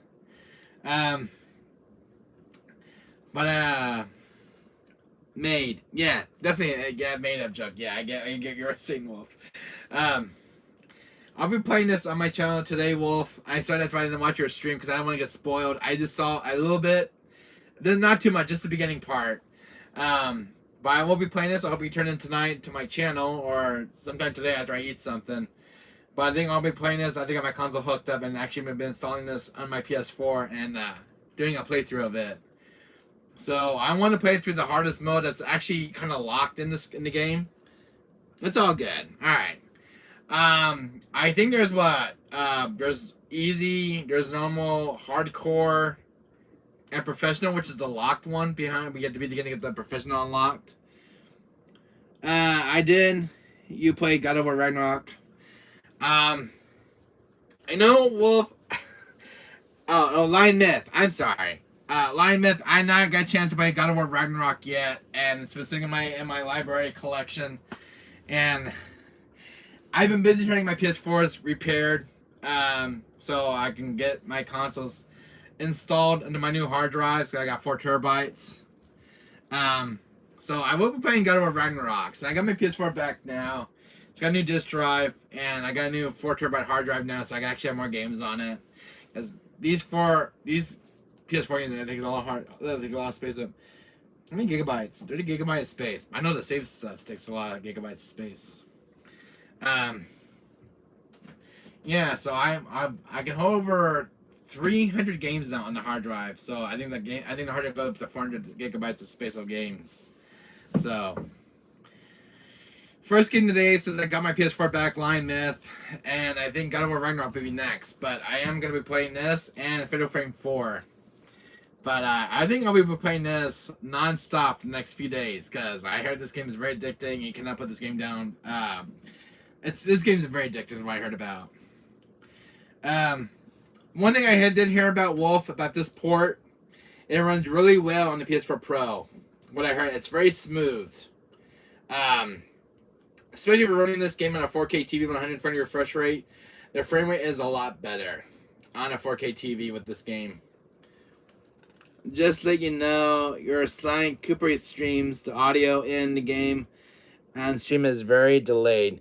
Yeah, because I'm recording from an iPad. Lion Myth. I was recording from an iPad. There's no way to record PS3 games. I know I need a capture card on a PC. I just don't have the money yet for it. So hopefully I'll get my tax money. I'll buy a PC and a capture card for the PS3. Be easier to capture audio.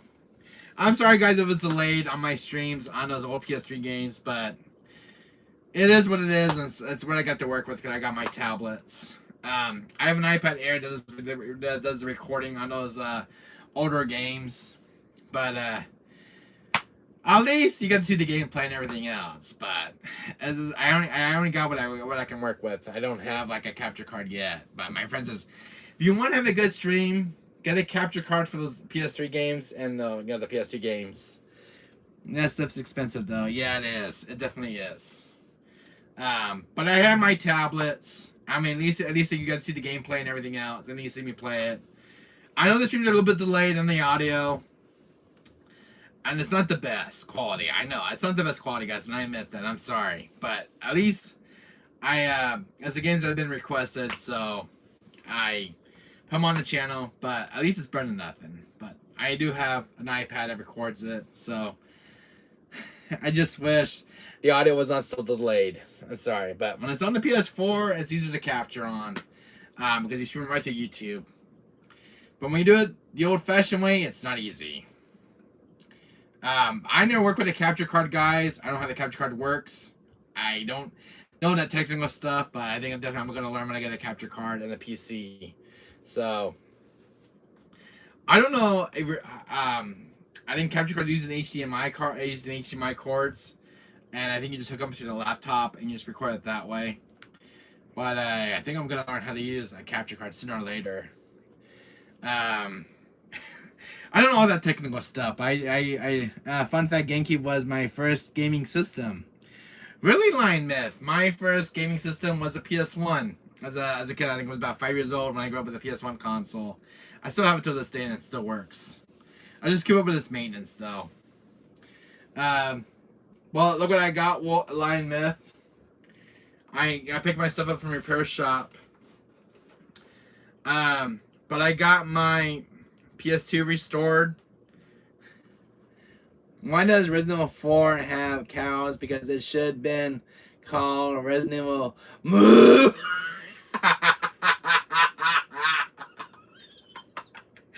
Oh, that's a good one, Wolf. I have not heard that one. But Lion Myth, I did have my PS2 restored, so I got a sticker now on this console. Now this console's actually been thrown out at my neighbor's area. He thrown this PS2 out, and it actually works. I got a new disc drive and I had it restored, and it's fully functional. Oh, I even found a back plate for this, so it's complete. Lion Myth.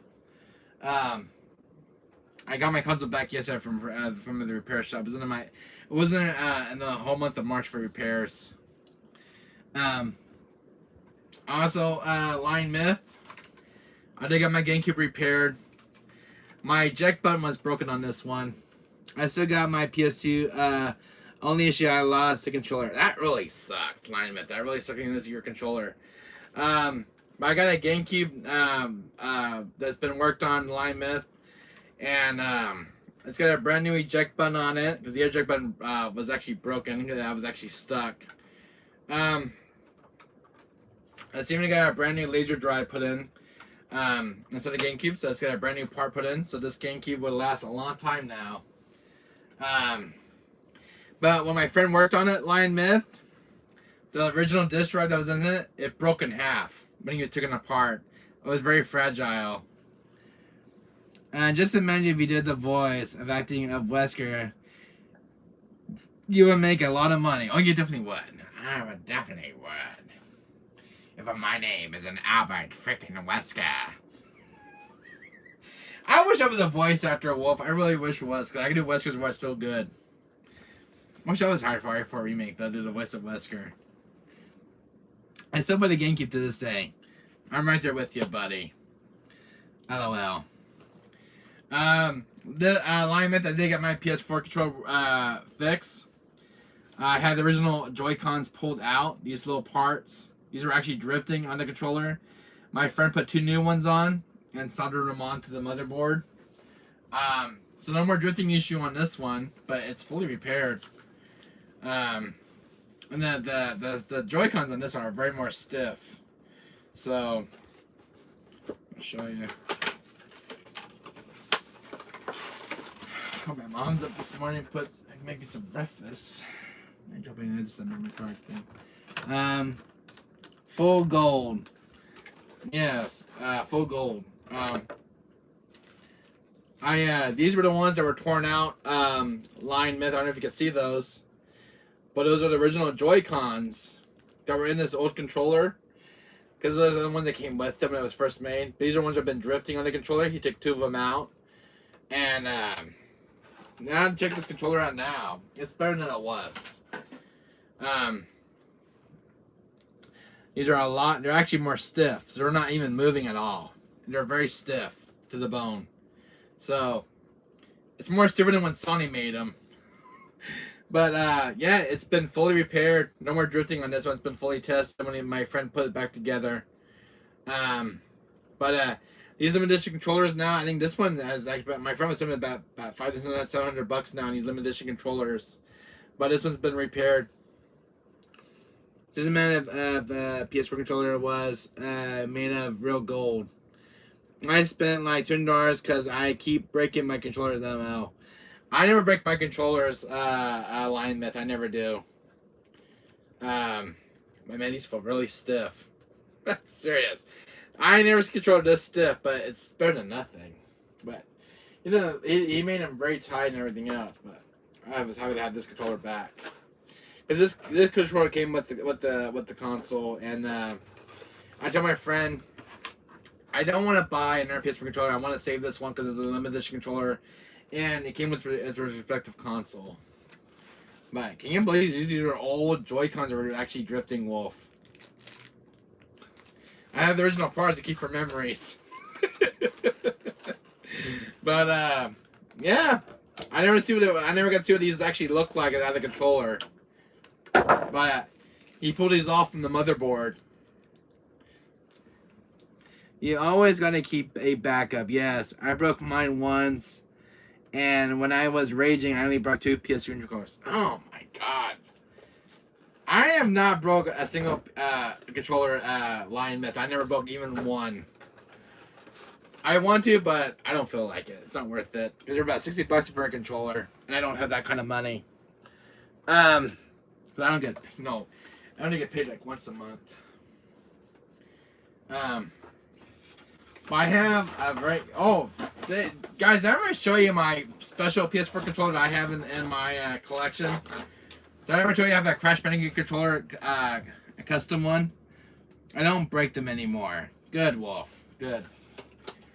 Wolf, did I ever show you my Crash Bandicoot controller? Did I ever show you it? This one, I'm going to actually show you my controller, which I got recently. And it's from CTR, but it's a very cool looking one. This box never closes. It was an accident. No. Oh, I never showed it to you? Alright. Alright. Show it to you guys. In 1 minute, I'll pull it out of the storage over here. I'm going to keep my stuff in storage. 1 second, guys.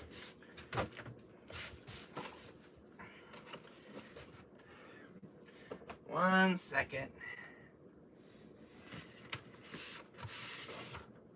That's not the one. 1 second here.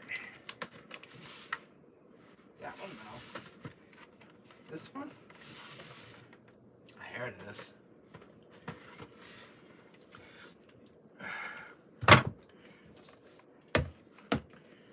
Okay.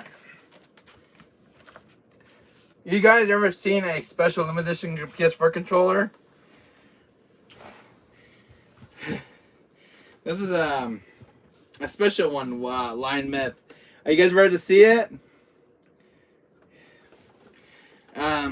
It is my favorite fruit. So, check this one out, guys. You guys ever seen a controller that looks this cool? This one I got on Amazon. This is a specially made one. Check that one out. See that line, Myth? This is a special one that's been sitting in my storage. But I'll show you guys too. I only used this one once when I first got it. I'm gonna show you guys really close out of the box. They don't make this one anymore. Unfortunately, this one's discontinued. But it's a fully functional PS4 controller. And check this out, Wolf. These are not stickers. It's actually plastic. And it's really cool. You don't see one this very often. These are very cool controllers. I had a custom Spider-Man controller, but sadly the battery got destroyed. Oh, that sucks. But check that out, Wolf. Isn't that cool looking? Oh wow, yeah, look at that. And it's not even in those stickers that they sell on the line. You know, you put those those custom stickers you put on your controller. No, this is all plastic right here, Wolf. This is all plastic, all custom too. I guess you take a PS4 black PS4 controller and it's kind of these are custom limited edition ones. There was a Kingdom Hearts one that was kind of nice looking. I ended up getting the Crash one. You ever seen this one line, Myth? I think I already showed you this one on my channel, guys. But this is a very special controller that I have in my collection. So, and what's cool about this one, Wolf? See this little button right here? I don't know if you can see it on the camera. You see that little button right there? This controls the light on it. You can make it flash and everything else, which is kind of cool. Just a thing on the controller now. But it's a little light that they can change the color on this. You can make it red, green, blue, white, purple. And it's just a button that controls the light on the controller. But it can play PS4 games, and it's an actual PS4 controller. So, really cool to have in a collection. Probably worth some money right now because it's discontinued. But, yeah. And I found that one on an Amazon website. Unfortunately, they don't sell them anymore on the listings, but it was like different ones. There was never an original one made. There was never an original controller made. They made a Kingdom Hearts one. A few of them from like different PS4 games. But I guess this was for when the game came out for Crash. So, something I want to have in my collection. But it's the only limited rare PS4 controller I have in my collection. It's the only rare one I have. So that's why I don't use it. So I just keep it in the box. As a collector's. You don't see them. So. It's probably one thing you won't ever see on a YouTube channel. I was like, how the hell does he find this stuff? So. I always kept it in this original box. You know, these boxes, guys, if you want these, you're worth some money, too. So. But, yeah. The box was a little wear on it still, but I kept it in the best condition I can. So. I always keep the boxes for these. Never throw them out because if you're a game collector, guys, it's worth having the boxes around. So. There we go. But I wanted to show you that controller, guys. That's something that was out of my collection. So, yeah. Lion Myth, I was going to show you something, my friend. Wolf. This was that blown out hard drive. This one is the one that blew out during a live stream. And I was streaming Tekken 7. This one always crashed a lot for some reason. But you guys want to see a hard drive in tech. This is an HD drive. So there is, this is the 1 terabyte. These are known to fall apart, but this is the one that actually blew out on my PS4 Pro. But it kept crashing on the games, and I get tired of initializing it. You know, the bad sectors in the hard drive. But this is the one that's been pulled out from this unit right here. So this came out, the Last of Us Part 2 limited edition one. I would keep it as a spare. But this is the one that's got moving parts in it. But this is the one that blew out on me a few times. But it's original hard drive that came with the console. So, but I don't have. I just took this one out. Give me issues. If I were you guys have these HD drives hanging around, just pull them out your PS4 Pros, because I had issues with these over the years. The best hard drive I ever got were these. You can get funnies at Best Buy. The Samsung Evil the 870s. These are really good SD drives. They're way better than those HD drives that Sony uses. But this one is a 4 terabyte, so you get more space on the PS4. This 1 terabyte does not cut it. It does not cut on the system. Chocolate. Yeah, these hard drives are very small. So, hey, Wolf, does the PS2s, the fat PS2s, don't they take hard drives? The fat PS2s. I don't know, these fat PS2s don't take hard drives. I don't know. The ones in the back, the fat ones. I don't know if you guys don't know the histories on these units. I don't know. There's the expansion bay right here. I don't know what you put in the expansion bays, but how do you get these things off? I think you just pull it off.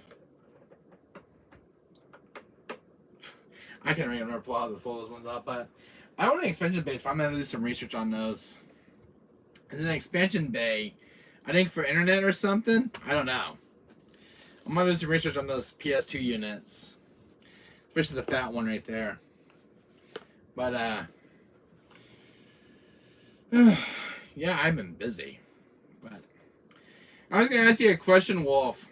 Did you play the PS5 version of RE4 Remake, or the PS4 version?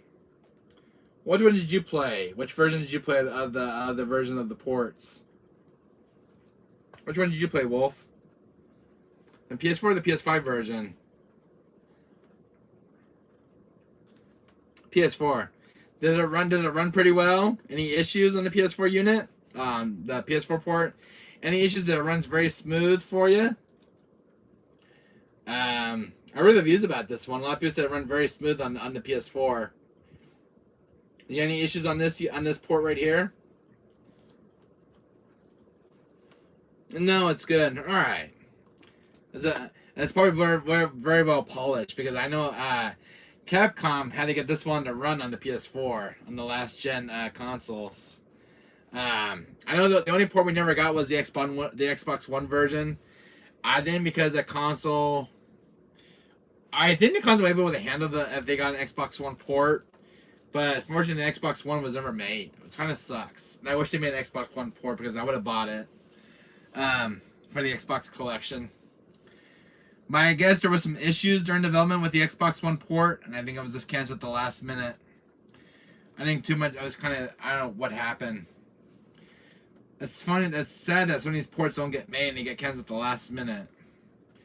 But I'm lucky that we got a PS4 port at least one of the last gen units of the new games. At least that one made out of the development, at least. But I guess the Xbox One version was not. That was the unfortunate one. So. But do you have Buffy the Vampire Slayer? No, I do not. But I heard it's on PS2. I heard it's a hidden gem on the PS2, and it's based on the TV series. I watched the TV series back in the day, but I didn't know there was a Buffy the Vampire game out there. But I never seen one in person. But I love to keep my eyes out for one. But it's one I do not have, Wolf. It's one I've been looking for the PS2. I was trying to keep out for these rare obscure games. But I don't have Buffy the Vampire Slayer. I only saw the TV show, but I don't have the game. So, an Xbox you need to try. I have an Xbox One X. But I want to get into the original Xbox Wolf. It's one I've been wanting in my collection for a while now because I want some of the original Xbox One games.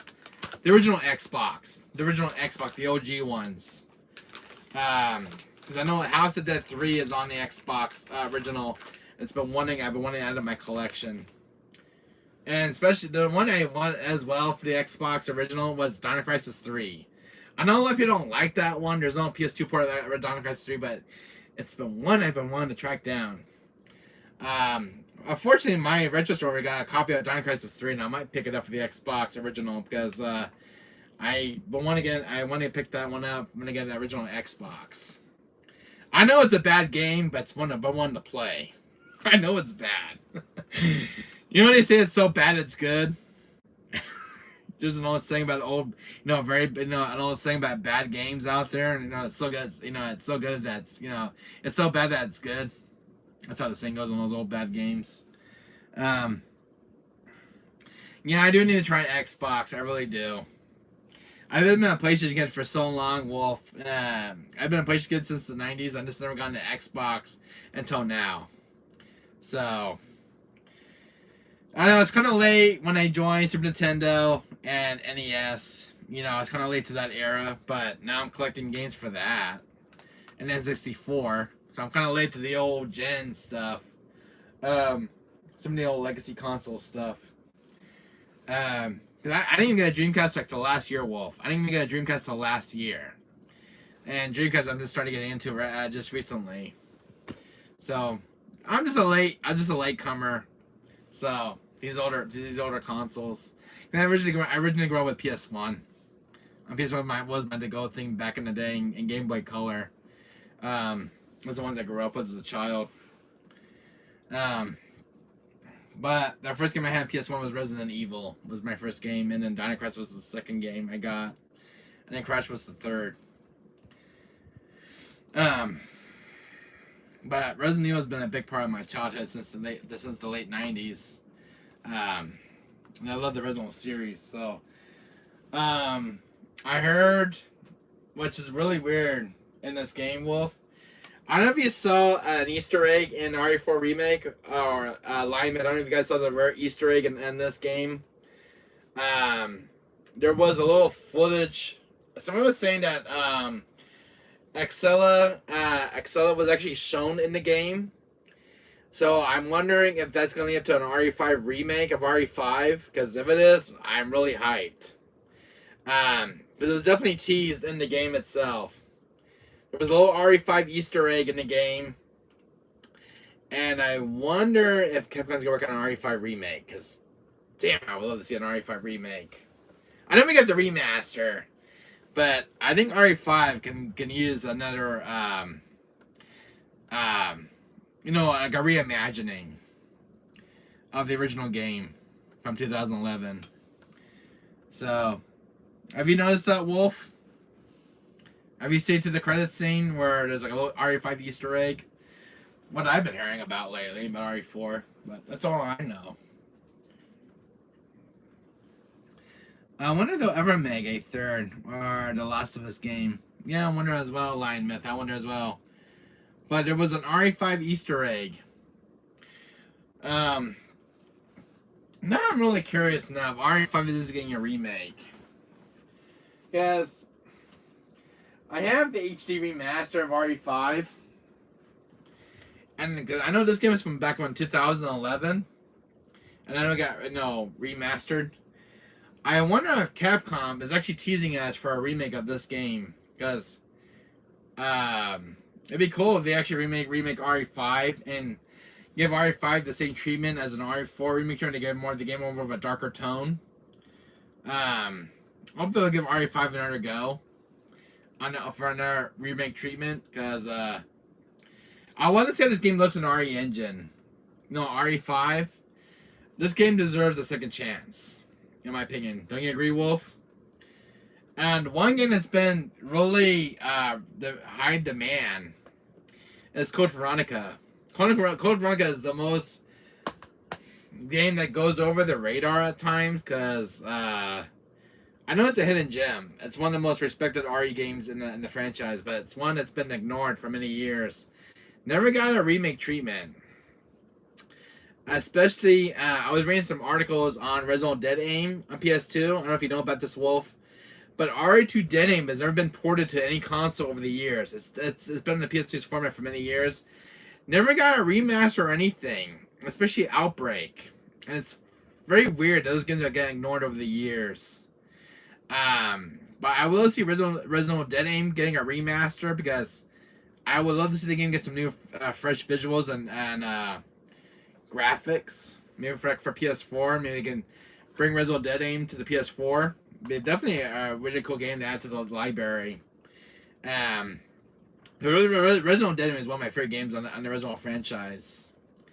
So, I was reading some recent articles about RE games, but the most high demanded game for a remake treatment was Code Veronica and RE1 Remake and RE0. So, Capcom is full of surprises, guys. We don't know what Capcom's gonna pull off their sleeves, but I think they're not even done yet with the RE franchise yet. But what do you think will be the next game after RE4 remake, guys? What do you think, guys, think will be the next RE game in the franchise to get the remake treatment? I wonder if it's gonna be Code Veronica or RE5 or RE6. Because after RE4, it's actually what's Revelations, and it's RE5. But I wonder if RE5 will be the next treatment for this game. Why not get boxing gloves and Xbox so I can go boxing on it? That makes sense. Why not get an Xbox? Let me see. Read that again. Why not I get boxing gloves and an Xbox so I can go boxing on it? Oh man, I never heard of that joke. That's a good one, Wolf. I don't know, but I want to see an RE Engine game of this. I remember when I played RE7, I hated the scares in it. RE7? You're talking about this one right here? This one in particular alignment. This one here, RE7, Biohazard. I probably know what you're talking about because I played this during launch, and the scares in this game is when I was in the Baker house, and my run-in with Jack was not the prettiest. Jack terrified me. I just kind of turned the game off, and I just couldn't take it anymore with Jack. Jack terrified the hell out of me. Jack Baker, and that's the only part I remember was with Jack. I had a clown in it, and I hate clowns. Oh my god, I hate the clowns. It was scary, but I like it was okay. But it was scary, but I like it. It was okay. It wasn't a great game, but I liked it. Oh, okay, Wolf. I thought RE7 was a good game in my opinion. Cause I really loved it, and the scares of the game because it went back to its roots. This was a reboot of the original franchise after RE6, but I have a lot of respect for this one. This one managed to scare the hell out of me. RE7 Biohazard. I got this on my GameStop store, and I love the Gold Edition one because it was a huge step from the launch edition. But I've not played this in a long time. I don't remember the last time I played RE7, Wolf. The game was gross. Yeah, it was definitely gross. Especially Marguerite Baker, the bug lady. Because her boss form is the most disgusting thing in the game. The way she looks, her mutated form. Especially some of the DLC for Lucas. But I don't remember the last time I played this, Wolf. I don't remember. I think I should jump back into this game again because my mind's very foggy on this one, and I don't remember the last time I played it. I think I only played when the game came out years back when the game during its launch. And the house was so dirty. Yeah, I remember the house. The first opening of the house was disgusting. When you go into the guest house, and damn, you get locked in. But I don't remember I remember the last time playing this, Wolf. I don't remember. I really don't. It's been sticking in my book. It's forgotten. I remember the last time playing this. You're looking at games like, what's the last time I played this? I kind of forgot about the story and all. It's something I want to go back to and play again. But I think I should jump in back in this game again and give it another go because I don't remember the last time I played it. I know I have all the DLC purchased for it, but I think I should jump in and play it again because I don't remember the last time I played it, Wolf. I really don't remember. The only one I remember recently playing was Ari Village Gold Edition. I remember playing this one just recently. Yes, you should play it again. The only I remember playing just a few months back was Ari Village. When they announced the Shadow of Rose DLC.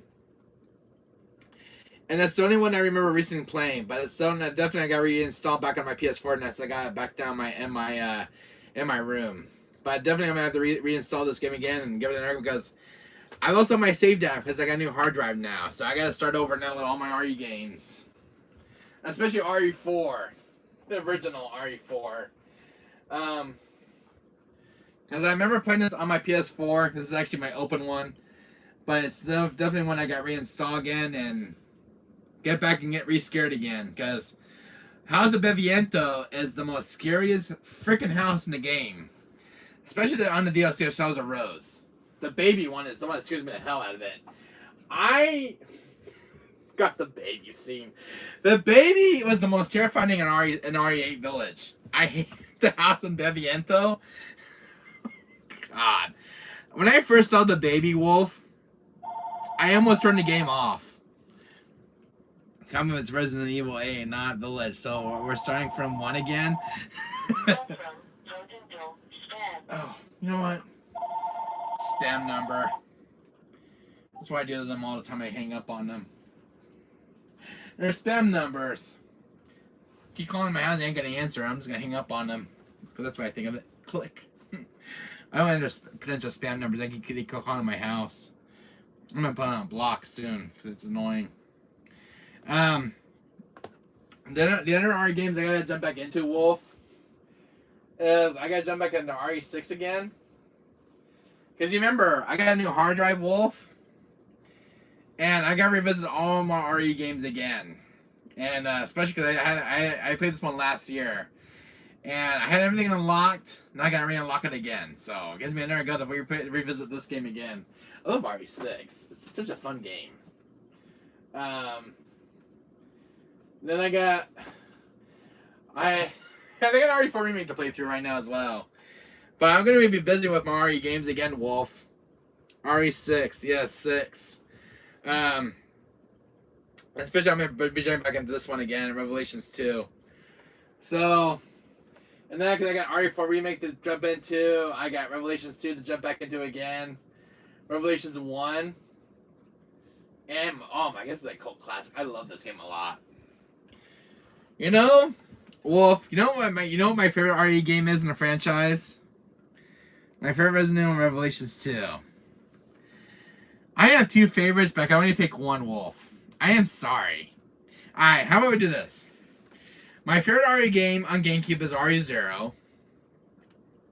My favorite RE game on the PS1, it has to be RE2 over Director's Cut. On PS4, my God, I have so much good RE games. So I have a lot of good favorites.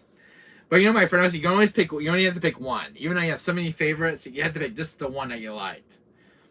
I have to go with RE4, Wolf. I love RE4. It's one of my favorite games. Even though Ashley can be such annoying, and it's what I love RE4.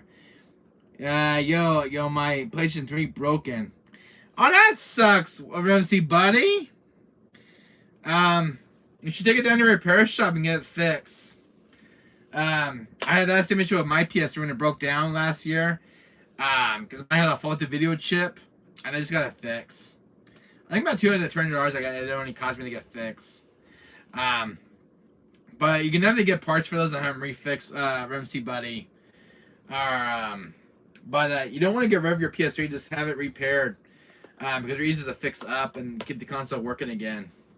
That's what I do with my consoles. It saves money in your pocket. But I'm sorry about your PS3 being broken down, Ramsey buddy. I had mine issue with my PS3 about 2 years ago. And I got mine fixed. I just hold on to my console, just get them fixed and take them to a repair shop. Well, name Billy yet again, temper. Well, Billy. Billy. Yell temper. That sucks, Ramsey buddy. My favorite RE game on the PS4, Wolf, had to be RE4. RE4 Remake is my favorite.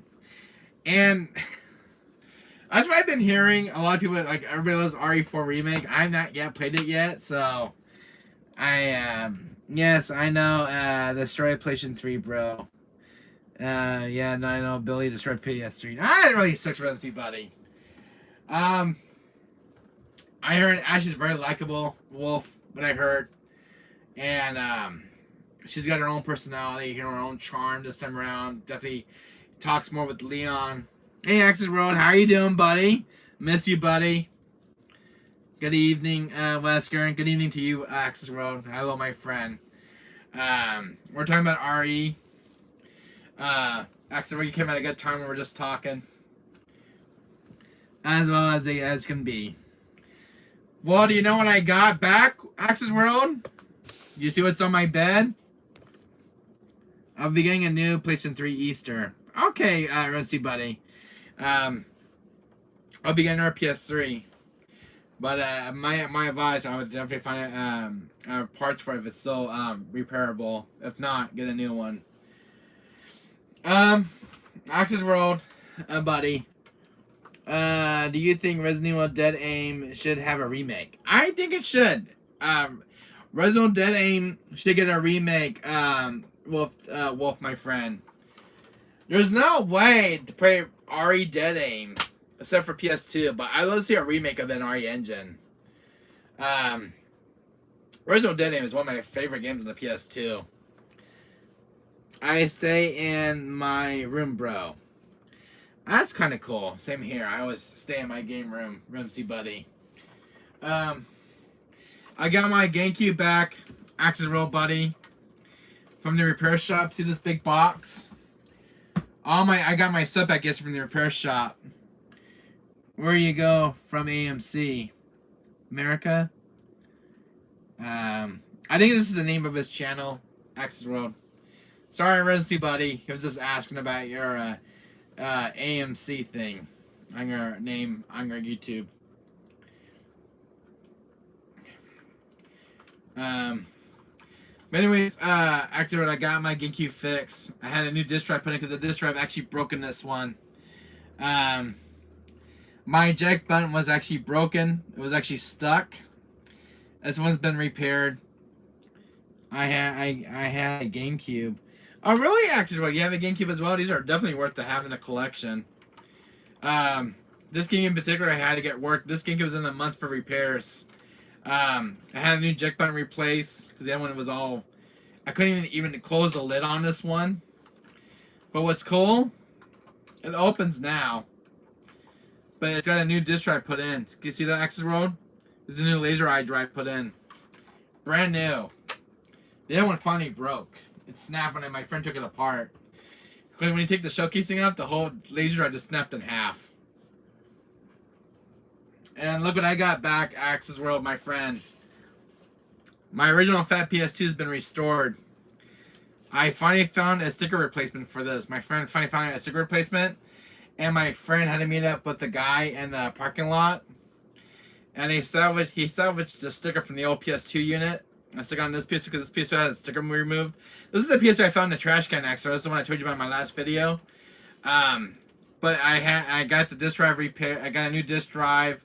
My friend put lubricant on the disc tray, on the motor part where it brings the disc tray out. Because originally it kept going back in. It didn't give me a chance to put a disc in. But this one's been fully refixed and restored.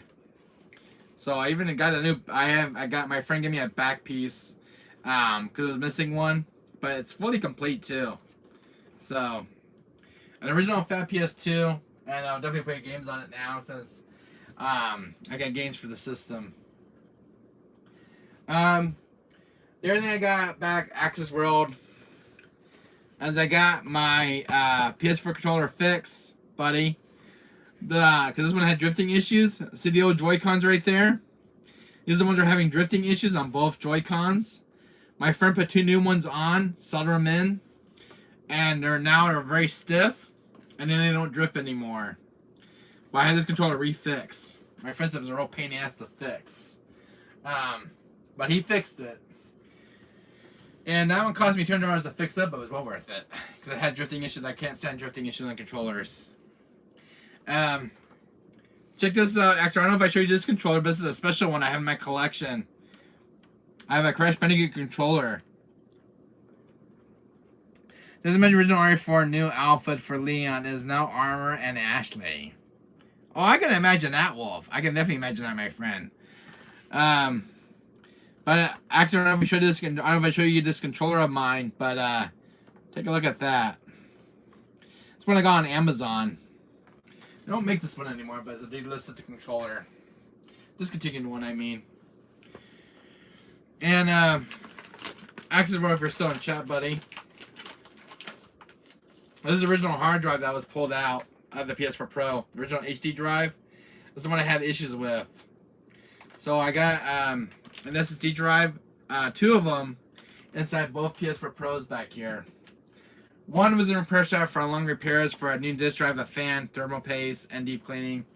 The white one just needed cleaning. But they're both got back from repair shop yesterday. But this is the one that gave me issues on my PS4, this original HD drive. And I'm so glad I pulled it out. My friend pulled it out for me. But we're talking about RE games, Access World. But yeah, Wolf, you were saying RE Dead Aim could definitely use a remake. Just imagine have to unlock it, but it's harder than Pro difficulty. I can imagine that, especially on Nightmare difficulty. Let me ask you a question, Wolf. Would you want to see RE5 getting remade, like with RE Engine, and get the game a complete overhaul, like how they did with RE4 original? See, the remake had the original game intact. But if they can do something similar with RE5, give it a full-on remake with the RE Engine, because this game will look sick in RE Engine. Especially give Wesker more screen time. Maybe some new enemies or something. It all depends how it goes. Yeah. But they're still working on the separate the Separate Ways DLC for RE4 remake and the Mercenaries. But what's for Capcom after the RE4 remake? What's the next thing they're gonna work on next? I know RE9 is still in development. Still. They still haven't announced it yet, but still in development. I know RE1 remake isn't back in development for a remake. They're remaking RE1 remake, which I've been hearing on an article on Google. So I know Capcom's got a lot of RE games still in development, but 5 I'm pretty sure. I think 5 would be the next one to go. RE5 would definitely get the remake treatment because they got RE4 remake done. They're still working on the Separate Ways DLC and the Mercenaries. But I think the next one for Capcom will be RE5 because after RE4 is after RE4 is actually RE5. So it makes sense for this game to get a remake. But I think they should make this game a little bit more longer. Add new stuff to it. They can definitely improve on this one. They can definitely improve the original game for a remake. Because RE4 remake, what I heard, was actually twice as long than the original, which is awesome. And they're still making, I know the Surprise DLC is going to be very long as well for Ada. So, I still can't believe this one got remade. RE5 is short. Yeah, it's definitely short, but they can definitely make it longer too if it gets remade. There's definitely a lot of stuff they can improve in certain areas of the game, Wolf. If RE5 gets a nice, very good, proper remake like RE4 remake, this game could definitely use, you can definitely use it to give the game a life improvements over the original game. stuff that was actually cut during the game's development. But they can definitely actually new areas to explore. Maybe new bosses we never seen before. But they can definitely make a lot of life improvements for the remake for RE5. And this is the one I'm keeping in my deck of cards for a remake of this one. So if they make it, Capcom, if you make remake RE5, I'm definitely buy it day one. RE5 is like one of my second favorites in the RE franchise. I love RE5. But it's definitely I want to see remade in the RE engine. I think another game that deserves a remake. I know this one's controversy. Wolf, you can probably agree with me on this one. But if it's one game that could definitely use a second remake, I don't know if this game will ever get touched. But if it's one of the mainline series ones, Wolf, I know RE6 was mixed during its launch, but I think RE6 would definitely use some life improvements for a remake. I know this is the most controversial game in the franchise because it's a black sheep of the family. If during the games like this game used to get criticized a lot by mixed feelings and negative stuff with this game. You probably know what I mean about the game's launch. But I think RE6 will be probably the third one for the remake treatment. So this is a HD remaster one, but I think it definitely can use a remake in the RE engine because it will look sick in the RE engine. It really will. Get the game like a dark tone, like an RE4. Even though everyone hated RE6 LL. Yeah, even though everyone hated RE6 LL. But it could definitely be improved. Well, this game could definitely deserve a second chance. It's not a bad game at all, but it could definitely use a remake. It's good in its own right. It's got a very good story from what I like from it. It's got a very good story because like I love Ada's campaign. I like Leon's, Chris, and Jake's campaign. They're all good. They're different point of views in the game because you're in a different perspective on the characters. But I think RE6 can definitely use a remake. I think the most scariest moment for me, Wolf, when I played RE6, when you're on the tanker ship against those regenerator enemies, those guys creep me out. Those guys that kind of walk funny like this. Everyone hated the action on it. Yeah, because it's trying to be too much like RE4. Too much QTEs, but they can definitely tone it down.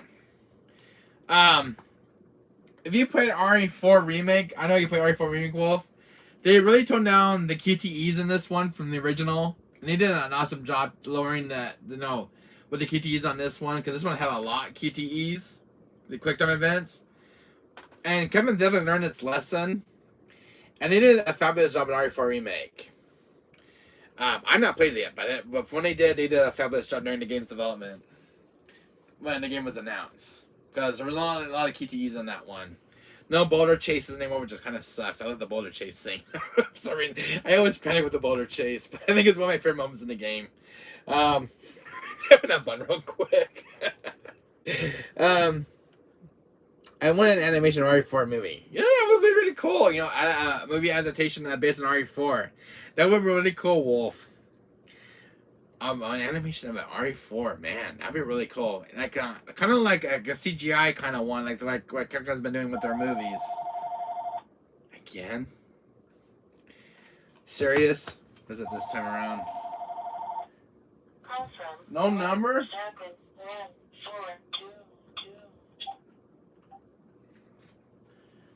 Let's hang up on them. There's no number, no name. Sorry guys, that phone kept ringing. Phone call. Yeah, there was nobody. Just another spam number. Wolf. I'm definitely gonna turn the blockiness on a block tournament. But they can definitely tone down the quick time events in RE6. Wolf. It gets a remake. Fix a lot of the issues from the original version of the game, and really improve it. Because RE6 has a lot of potential to be a really good game. Wolf. If this game gets a a remake, it could be done right. And they can make this game a lot more scary if this game gets a remake. Troll call, just kidding. But it can definitely use Give it more of a horror tone and a darker tone for a remake, RE6, and already tone down the action. Original RE6 would always be known for the action stuff, but the remake would be a lot better. So I have a fun kick on listening to this right now, but Capcom, if you listen to try to make remake RE6 and RE Engine, make it scarier, like RE4, especially RE5. RE5 could definitely use a remake. What would be another game? I don't know if these games will ever get remade, Wolf. And as an RE fan of the franchise, I don't know if these games will ever get remade. They'll probably never will. I know the spin-off ones, I know these ones always get ignored, but I know they got remastered. Do you think, Wolf, that Capcom will ever remake Revelations 1 and 2? Or probably not. I know this would be a hard franchise, a narrow spin-off franchise, but they're definitely canon to the timeline of RE. But these games look so cool in the RE engine. If these games got a second chance in the development for a full-on remake, I think the game would be a lot scarier. For Revelations 1 2 to get full-on remakes. Because the RE engine is such a fabulous game engine for the RE games. But I think if there are games that should get remade, Revelations 1 and 2, I think it definitely is remakes. Just saying, but it's another one that should be on the horizon. Because RE engine is such a fabulous, game engine.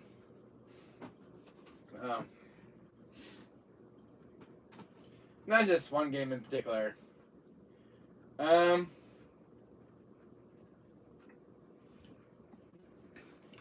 remember that good point up about RE1 remake? Wolf? That RE1 could definitely use a remake. And what I mean is, I don't know why, but when I see those gray things in RE4 a bit lean, it's like they're vampires, lol. Yeah, I agree, Wolf. I agree. I think... there was a recent article about RE1 remake. It definitely is a remake. The RE1 remake is remaking it again. But give Jill and Chris a proper campaign.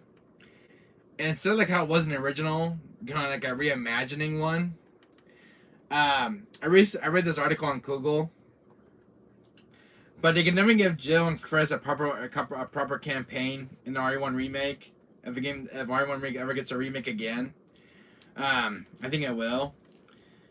I think RE0 definitely deserves a remake because RE0 was made back in 2002, and RE0 has a lot of potential becoming a full-on remake in the RE engine. But I think these two definitely hold a lot of potential for a full-on remake, and they always make a lot of life improvements. With today's technology now and with game graphics, they can always prove the original game. But like a reimagining, like I did with RE4 remake, because RE4, when this game was made, it was not here to replace the original game by any means. It's just paying homage and respect to the original game because of its predecessor. But when Capcom was making RE4 remake, Wolf, when this game was made, it was not here to replace this one by any means. It was a homage and paying respect for its predecessor from 2005. But definitely one of the best remakes out there so far. I mean, Capcom's been nailing it with the remakes. So, and you know what I love about this one right here? Why does Barry call Joe sandwich? Because he's hungry for one. That makes sense. Why he says you're almost a Joe sandwich. I can never figure out why Barry said that line to Jill, but as you made that joke, Wolf, it made perfect sense. Why? Because he's actually hungry for one. I know why would Barry was saying. I don't know why would Barry was saying you're almost a Joe sandwich. I think he was just hungry in RE1 remake. um, you brought a good point up, Wolf. But that joke is just so much funnier. I think it should be Barry's line in the RE1 remake, and when RE1 remake gets a remake again. But anyways, yeah, I'll be playing this in the next few hours, and I cannot wait to play this. So Wolf, I purchased the deluxe edition already. I got 2 new guns for Leon. There was a handgun in particular that was a little bit more different than one that's inside the game. But the deluxe edition came with one rear handgun. I think it's the handgun from the original RE1. Not RE1. RE4. Because the handgun that was shown was actually this handgun right here that Leon holds. And the deluxe edition has a similar picture of this gun right here. It was only called the deluxe edition, but I purchased it though. Every time I Wolf Nut Record videos for RE4 remake, I would always call the boss Chainsaw Hand or rip off Leatherface. oh. All right, Lion Myth. I get. I thought Wolf was saying something. Every time I will not record videos or RE4 remake, I would always call the boss Chainsaw Hand or Leatherface. Yeah, I can spell. All right, Lion Myth. I was reading your comment. I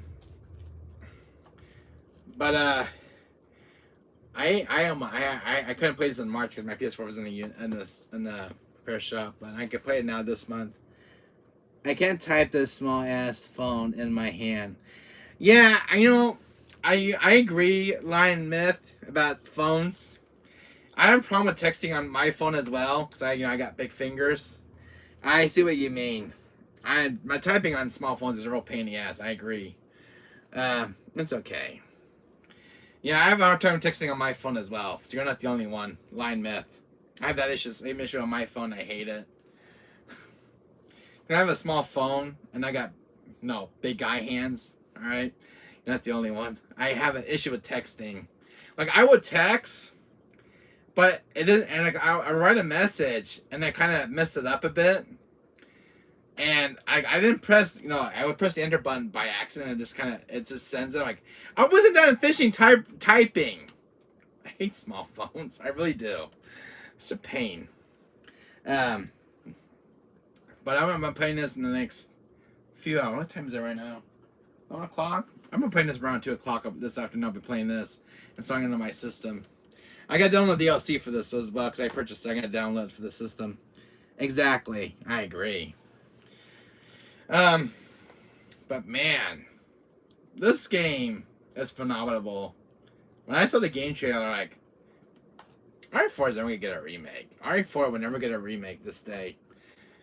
And RE4 is from 2005. And everyone said, this is what everybody said in RE1 community. This is what everybody said in RE community.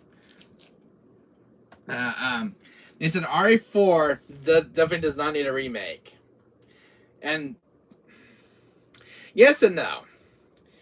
Well, no, because the remaster is still aged pretty well on PS4 because the recent HD remaster of the original game. And I guess yes, because the controls have not aged very well in the original game. But when the remake came out, I think it's gonna be the same original game. But there were so many improvements in the remake. From what I saw in the trailer, there was so many improvements during the demo. Because when you used to go on the roof on the village, you had to press square to get down. The remake, you just jump off. I was like, it's totally remodernized. So, but when you're talking about RE4 needs a remake, doesn't need a remake. That's just kind of. It's kind of hard words to put it, but this game always comes up when this game comes like, does RE4 need a remake? Yes and no. But I don't know if you guys agree if RE4 really needed a remake. But this is from 2005. And this is now just 2023 on this one. a huge step up from its predecessor. But I know I fell in love with the original RE4 back in the day, and I'm still in love with the original. I love the remake better, to be honest. Really? Okay. Cause I've not played the remake yet, so I can't comment on that one yet. But from what I've seen, Ashley's very likable, and Leon and Ashley talk a lot.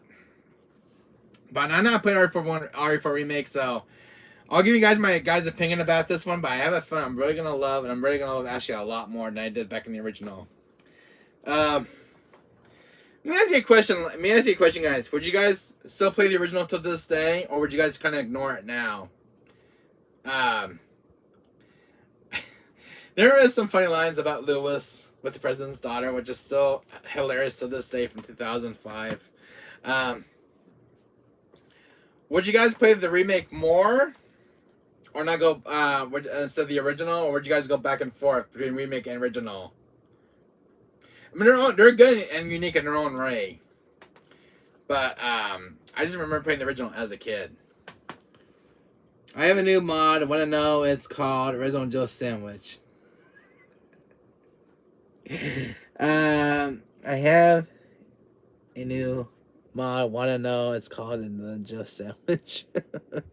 Yeah, I would still play the original OG RE4. That's good. Just kidding. I can see myself going back between the original and RE4 remake, but I think RE4 remake, as I want to be busy for a while. But I have the original to go back to this time around because I have a new hard drive, so I have to re-unlock everything in this game, which is kind of cool. I did get the deluxe edition for this. I purchased all the DLC for it, and the new outfits for Ashley and Leon, and the new gun for Leon, by the way, and. Lion Man, did you get the new deluxe? Did you purchase the deluxe edition for the original for the RE4 remake? Did you get the deluxe edition, which has the soundtrack swapping in it? Because I purchased it for my copy, so I could listen to the original soundtrack. Like I could do like different playthroughs. Like I'll listen to the remake music, and I'll listen to the original. It was nice that Capcom to add the swap music in it as well. Yeah, I did. Did you know one little Easter egg in that deluxe edition Line Myth? Did you know this particular gun was in the deluxe edition? It's actually a throwback from the original RE4. It's different than Leon's gun in RE4 remake, but this is the one that was in the deluxe edition, which it just caught my eye. I'm like, wait a minute, this gun's from RE4 original. I'm like, this is the old OG gun from Leon. But I was so surprised that this gun made a comeback in the deluxe edition. And they had like the shotgun as well, so I purchased those as well. But I don't know if that one caught your eye, Lion Myth, but the handgun they had in the deluxe edition was like really cool. The Boda was hungry too, but couldn't eat. He wrote instead. Did you purchase the deluxe edition, Wolf? I did not notice. I have to find it. All right. I wish I had a picture of it on my screen. I guys could show it to you. But the handgun that was in the deluxe edition, Lion Myth, was a lot different than the one that's in this game right here that Leon gets. Because I look at the pistol on this gun. I was looking at I just saw a picture of it on Maximundi's channel, and the handgun on this one when he examined it. It's a lot. It doesn't have this piece right here sticking out, which is what caught my eye, because the handgun in this one is a lot different that Leon uses. But I could definitely know that this in the deluxe was actually the original Silver Ghost. So, I mean, I had to get it. It's like I wanted to have to do the two iconic, silver guns, like the Leon's newer one, RE4 remake, and then got the original. I could switch back and forth from. And there was a shotgun too that was exclusive in the deluxe edition, which I purchased the new shotgun. It was called the Skull Crusher. I was like a double barrel shotgun, kind of sick looking. And I purchased the outfits for Leon and Ashley. Ashley's got this really cool punk rock outfit. I think it looks sick on Ashley. And she's got all these belts on her legs. So, but yeah, I'm playing around with the outfits as well. But I'm gonna be playing with Leon's jacket outfit because I like Leon's jacket outfit. I was hoping they bring back the RPD outfit for remake, but they haven't brought it back yet. I know Ada's got her iconic red dress in the Mercenaries, which you can switch with that one. I was hoping to add the RPD outfit for Leon soon for the next DLC update, because there's no police uniform for Leon yet, which kind of disappointing. There's no RPD outfit yet. When are you gonna write? You get the chance to play Red Dead Redemption 2. Let's say, whenever you write, you get a chance to play Red Dead Redemption 2. That's some of the most funniest dialogue. You know, that's what I've been hearing about. I bought Redemption 2. It's been sitting in my bookcase for quite a while since the day it was sealed. And I didn't get a chance to play around with it yet. If you guys see my hand in the screen, because I'm looking at my other tablet with the chat. Again, I can't type. Yeah, and that's I understand, but don't worry. But I'm not playing Redemption 2 yet, but Harrison's got some funny dialogue. I played the first Red Dead Redemption when it came out to PS3, and I played the one that's on PS4 yet. But it's got some amazing graphics and story, from what I heard. It's a very long game. I think the game's like 100 hours. How long is Red Dead Redemption 2? Is the runtime on the game 100 hours long? Or it's just because of this. If you guys do the side quest, I think the main story is not that long. I think if you do the side quest and the main story, it's a bit more longer. I bought Redemption 2, so it's in my bookcase. I think it's on my shelf over here. I don't have enough room to put my other games up there. Yeah, I didn't get a chance to play Redemption 2 yet, but I have it in my collection. I bought like 2 copies of it, so I'm not playing. And I've got a Ragnarok to play still. Why did Wesker go quiet? Because he's Albert whispers. The main story for Redemption 2 is about 48 hours long, I think. 48 hours, wow. And then FF7 remake is about 30 hours long. So that game's what? 10 hours longer than FF7 remake. So 48 hours long, jeez. And there's also the side quest, which adds more to the story. God, the only part I remember on Red Dead Redemption was playing the poker game. I remember cheating. And I remember one of the guys got mad at the poker table and just took me outside and shot me. Because I played the first Red Dead Redemption. I remember one of the guys getting angry at a poker table at me, and he flipped up the table and took me outside and he shot my character. And that was the last time I remember playing Red Dead Redemption.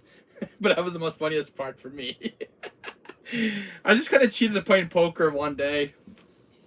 But I won. But the guy got pissed. I don't know if they still have the poker minigame in the second game, but the poker minigame is the most funniest game. You can actually piss one off one of the NPCs in that game, which is kind of funny. Because they can't take the pressure. And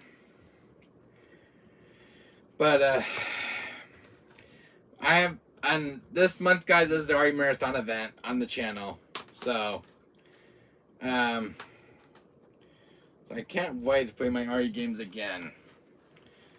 So RE4 Remake will be the first game I'll get to play because it's the one I've been dying to play since it was announced. And I'll play the original one afterwards. But I gotta play the remake today. I need to get some game on my PS4 today. Gosh, I got a new hard drive. I gotta put some work out of it at least. Where does this one go? This one go right here. I keep my games in order, so that one goes there. And where's my copy of RE6? And RE6 goes back over. Give me a second, guys. 1 second. I don't want to do this later. There it goes. It's so nice when you have a bookcase. Recommend me a game that I should play. Have you played Kinder Bridge of Spirits, Line of Myth? One game that you should play, I talk about this on my channel a lot, but I don't know if you played it. But it's a game I recommend you playing.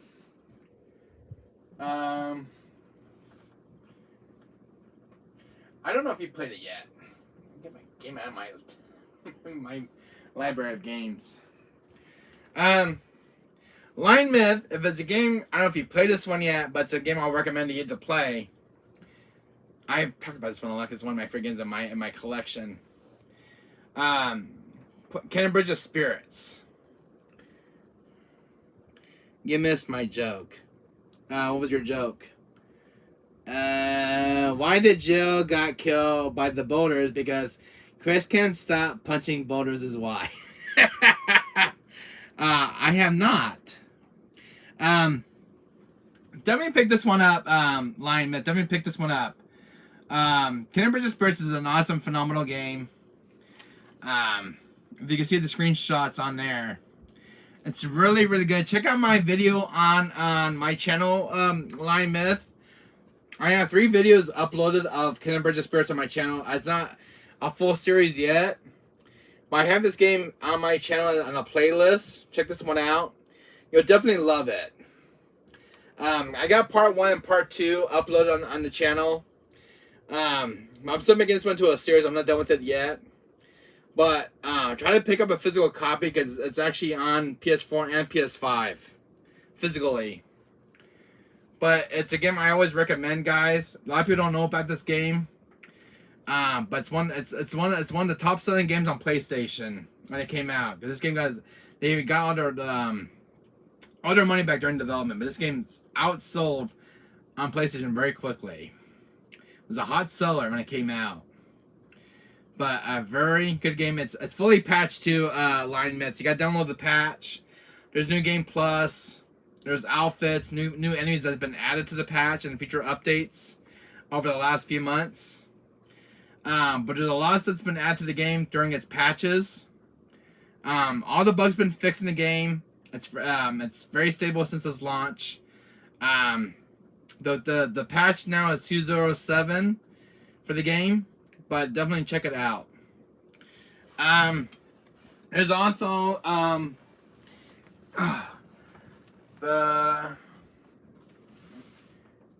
there's also the PS5 version. Line Myth, there's also this one as well. I have both physical ports on both systems. But definitely pick these ones up in your collection. Line Myth, if you see these in your area. Definitely pick them up at GameStop. Get these on order on Amazon, brand new. Okay, Wesker, I'm gonna watch the Witcher and see you later. Bye. Take care. See you later, Wolf. But anyway, check this out, Line Myth, when you get a chance. Wolf, before you go, buddy, I don't know if you played this on your channel, but definitely check this game out as well. Just a heads up, real quick.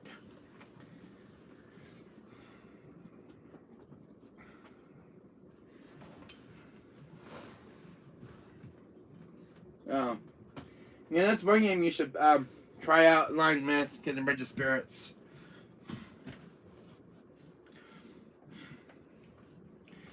Alright. But that's the one that people kind of overlook. There's that game right there.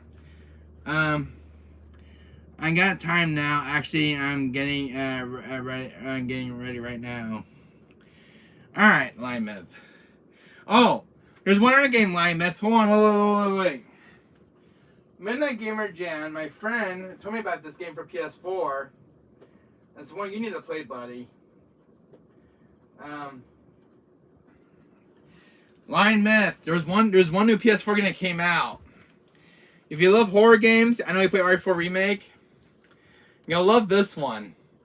My friend Midnight Gamer Jan, you can check out his channel, Line Myth, but this is one game he recommended to me. It's a very good horror game. I've not played it yet, but it's one I'm about to put on my channel. It's a very good horror game. It's made by an indie developer. But it's another game you should recommend. I just want to pick up GameStop. I had this one ordered to my house, but it's called Signalus. It's something become rare now on the PS4, but you should pick it up when it's still in stock. It's called Signalus. Try to look this one up for your PS4. But definitely a recommended game because this is recommended to a friend of mine. So it's another recommendation for you, buddy, including Bridge of Spirits. So here's another one for you. So check that one out again, because it's called Signalus. That's a sci-fi horror game. So that's one you should check out. I was recommended. Oh, I don't know if you played this one, Lion Myth. This is one I pick up near my pickup videos. Scott Pilgrim versus the World. This game I found at Best Buy in my area, but this is another game. If you don't play Scott Pilgrim, this is another one you should. I recommend you playing. It's a very good beat 'em up game, but it's got some really good retro graphics. But definitely one that you'll definitely enjoy playing. When I played this, I was actually addicted to when I played it. I have like 3 videos of this on my channel. But really good game. I definitely enjoyed it.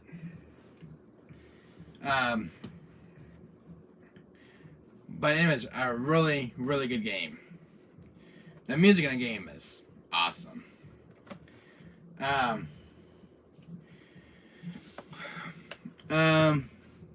If it's a horror game, say less, I might play it. It's a horror game. It really is it's a horror game. But it is a really good horror game. It's kind of really got anime sprites to it. But Minigamer Jan is the one that played on his channel, and you should check out his channel on YouTube. But that's how I learned about the game from him, and he recommended me picking it up. It was getting a physical release on PS4, so I got the physical release. And when I saw the game, it's phenomenal. When I saw the gameplay, it looks very good. The visuals is outstanding in that game. I watched it. I got a few jump scares out of it when I watched it. I listened with the headphones. It's a game will definitely give you a run for your money. It's really good. I got that one for like $39 physical release. But definitely from a small developer, but a really, really good indie horror game. I watched like 2 videos of it, and it's really good. Again.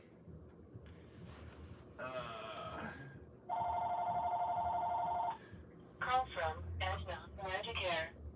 Edna. I'm not answering that one. I won't answer that one. But it is a horror game now. But I'm definitely gonna be playing this tonight. I don't have a feeling I'm gonna get jump scared playing this one. But yeah, the game is a lot going for a darker tone. It's bloody and disgusting when I see the visuals. I don't think I will die a lot. But I'm in for a big surprise with this game. It's been on my radar since it was announced. King has always been awesome games. I think I say guys a question on one particular game. I'm gonna go buy it right now.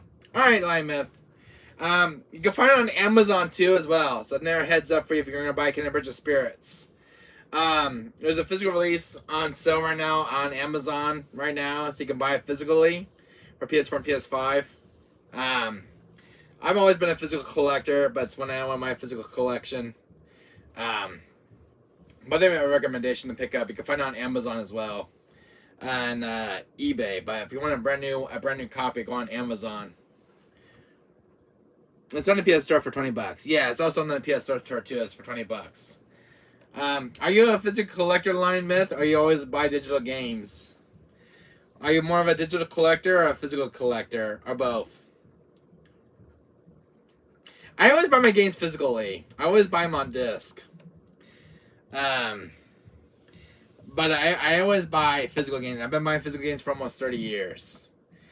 I buy digital games once in a great while, but I think I like to have it physical in my collection. It's just like good to have in the library and you actually own it. I buy digital because I lose physical too easily.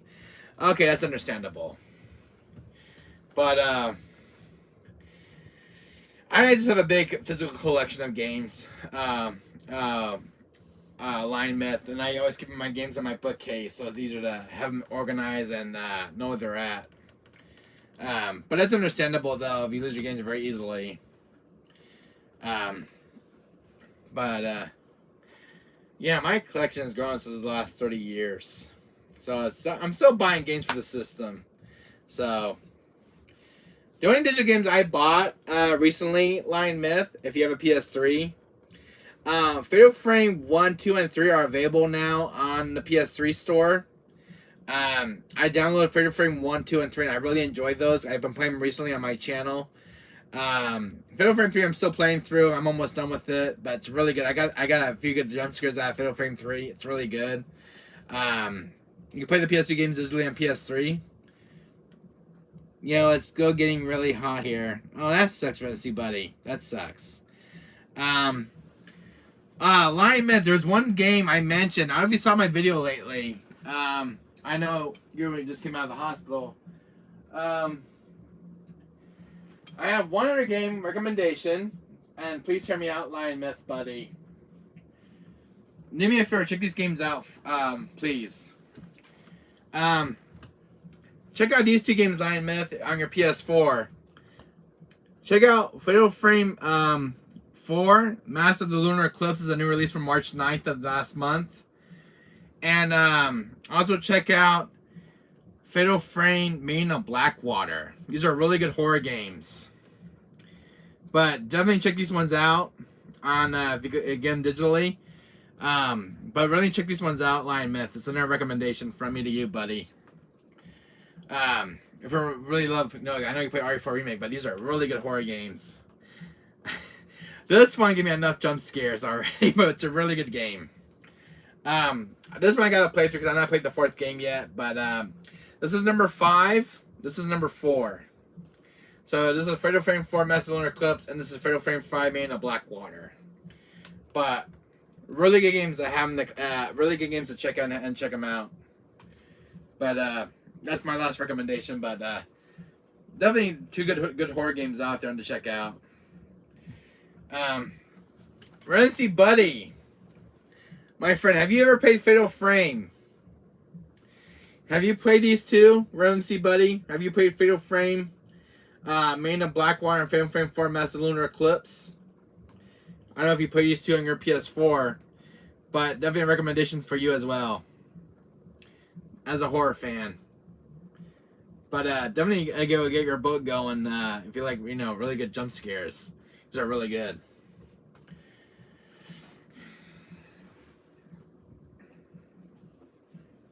Another good game, Lion Myth. I don't know if you heard about this one. I don't know if you know about this game. Got a remake lately. But you can watch this video later too.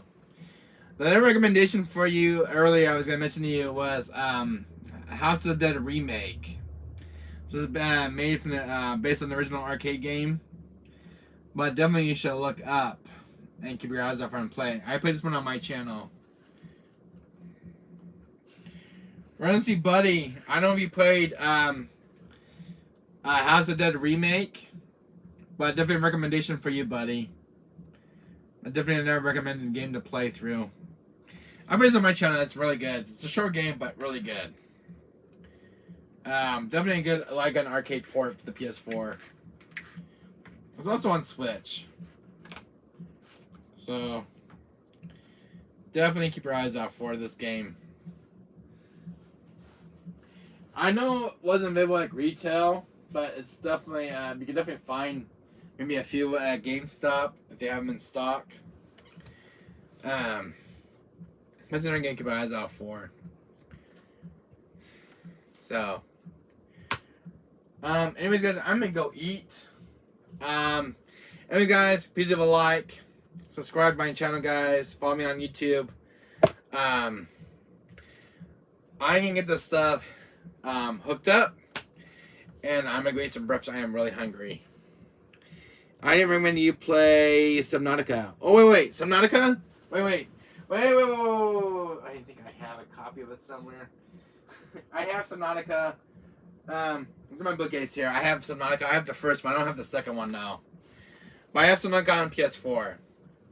But I'll definitely check it out when I get a chance after my RE games. But yeah, Subnautica I got was a donation to my friend of mine last year. Subnautica. I got the first one. I don't have the second one yet. on PS4. But what is Subnautica about, by the way? May I ask? I got a copy of it from a friend of mine. What is it about? Subnautica, is it like a survival horror game? Does it have a story mode? I know nothing about it. I just want to know it's just the gameplay of it. Is it like a story campaign? Is it an online game or it's underwater survival game and an alien planet. Okay. And there's a very good. How's the story in the game, by the way? How long is the game for the story campaign? And I bet it's very intense. I bet it's probably got intense jump scares. I didn't know it was a horror game. I never knew it was a survival horror game. I saw Subnautica in the start. I never thought it was a survival horror game. But now I know it's a survival horror game. It's sitting on my radar now. I know that they made the sequel to the game. It was called Sub-Zero. Subnautica Sub-Zero, I think I believe. It was a sequel made for PS4. You get the campaign after you repair a few items you'll know and when you play it. Alright. I'll check it out. It's probably not that long of a game. It's probably a very short game, but I'll definitely play it. I love horror games. There was one other horror game that came out, and I've been trying to find it. There was another underwater game that just came out about a few years back. I think some limited run games. Was it called Stasis or it's actually super long. Really, it's super long. Wow. All right, I'll check it out. There was one underwater game that they made besides Subnautica. There was one other underwater game they made. I think it was called. What was it called? Subnosis or something. It was another underwater game they made, and you're under like an underwater research facility. It's a game made back, I think it was about 7 years ago. I think 6 or 5 years ago it was made. It was by Limited Runs. What's it called? Stasis. Well, some underwater horror game I've been trying to find now on PS4. I might have to order it because I'm not able to find a copy of it. But it's another horror game I've been trying to get my eyes. It's the one I have my eyes out for. I think it's called Stasis. You're wearing an underwater suit, and it takes place an underwater research facility that's gone wrong, and there's like these mutated monsters running along. It's kind of similar to Outlast in a way, but it's kind of more scarier than that. I forget the name of it. I think it's called Stasis or something. Or Necrosis? I think it's called Necrosis, I think it's called. But it's a very intense horror game. It was made by Limited Runs a while back. But I think it was called Necrosis. I think it was called, if I'm not mistaken. But it's an underwater horror game that I'm trying to find. When is your next stream? I'll be there. It's actually tonight, Line Myth. And I'm glad you showed up today. Because today, I'm actually live streaming this today after I eat something. I got my PS4 hooked up, but it's this game I'm playing today. I already got the DLC for it already. This is the game I'm actually playing today on my channel. So, after I gotta hook up my stuff today. But it's later today, I'm actually gonna hook this up so you'll see my notification when I live stream this. But I have a live stream today. RE4 Remake, because I got my stuff back from the repair shop, and this is the game I've been wanting to play now since I got my PS4 back. Be prepared for the scares. Oh, I definitely will. I'll bring a break and I'll have my RE blanket. So, don't spoil for me, but I have a phone. I'm about to get ready. I'm gonna listen with the headphones. But I'll definitely, from what I've seen, it's definitely scary. Cause it's actually going for a darker tone. I just have the cheesiness still with Leon. But yeah, I'm playing this today, guys. RE4 Remake on my live stream. I will be playing it non-stop. No spoilers. I don't know which mode difficulty I should start on. Line Myth, what mode should I start out? Easy mode, normal or hardcore, because I'm actually all new to RE4 Remake. I played the original. I didn't play the chainsaw demo on this game, so I don't know what I should start off with. I think I should go with assisted mode, because I don't know how hard this game's gonna be on me. But I want to get the feel of the game's mechanics. You know, learn how to parry and stuff, because I know you can parry enemies. I went with hardcore, and it's not that hard for me. Alright. I didn't play the chainsaw demo, so I'm all new, Lion Myth. So, I know a lot of people play the chainsaw demo. I didn't get a chance to play it. I missed out on it last month. But what would be your recommendation for me for difficulty? Because I'm all new. I don't want to die my first playthrough. I just want to learn how to parry, you know, learn the game's mechanics. I think they say for newcomers, a lot of Capcom always says try the assisted mode first. You know, especially for newcomers on the remakes on RE4. Because I know the AI is very aggressive in this one. From what I've seen in the gameplay, the AI is very aggressive. I think I'll go for the assisted mode. I'm sorry, but I'm gonna go with the easy mode because I want to learn the game's mechanics. So that way, once I learn the big easy mode, I'll know how to play normal and hardcore mode. I know professional mode is kind of locked once you get to beat the game, get professional mode. Go with normal because there is this one section that is difficult. I'll try normal first. I'll try normal regular difficulty. I just hope I can pull off some parries. Hopefully. I'm gonna keep the tutorial on. I hope the game's got a tutorial to kind of lock me in slowly. So, I'm a master at the original game. I'm a master at the RE4 original. Yeah, I'm definitely for a big surprise with the remake. I want to say what they've done to the game so far. But the cutscenes, when I seen, are fabulous. Yeah, I'll play normal first. I did purchase the DLC and I got everything for it, so I just gotta install it and the patch. Oh, Lion Man, did you hear about the game-breaking bug issue with the game itself from Chapter 11? It's from Chapter 11 to Chapter 12. There's a game-breaking bug for a key item you get from Lewis. I read an article on Google and said that the game has a game-breaking bug that won't let you progress to the game. I heard Kevin's working on a patch for it.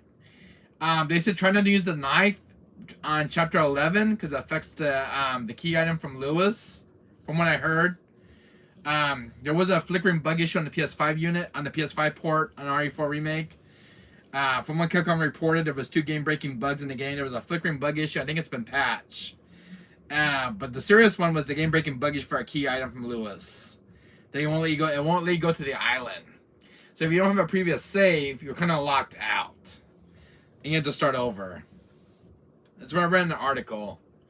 But it was a game-breaking bug that's affecting Chapter 12. Because once you get to Chapter 11, there's a game-breaking bug in that chapter. Yeah, I had to restart the entire game because I forgot to save all my hard work in progress. You forgot to save? That sucks, buddy. Alright, I'll definitely have to save. Oh, I really gotta save. Okay. Yeah, I think if you don't save in your game, you lose all your progress. That really does suck. Alright. Yeah, it's just something like the old RE games. You really gotta save your progress. So I'll save every time I get a save room. I'll save and save my progress. Someone mentioned Lion Myth. I don't know if you counted this issue in your playthrough. Someone said the merchant had an audio bug issue where he doesn't say anything. Like he would talk, but there was no audio coming out of him. I don't know if they patched that out yet. There was another game bug for the merchant where he won't talk to you. I don't know if you had that bug issue. I don't know if you had any game bugs lately in your playthrough, like the one with the key item from Lewis, was from Chapter 11. It was a game breaking bug. I didn't experience that. All right. Did you play the PS4 or the PS5 version? Because there was a flickering bug issue they mentioned, and there was a game-breaking bug on Chapter 11 where you didn't get the key item from Lewis, and you had to start over if you didn't save. And then there was an audio issue with the merchant, from what I heard from Nemesis Stars or Wolf. They mentioned one of their videos. But hopefully I don't experience any game bug issues.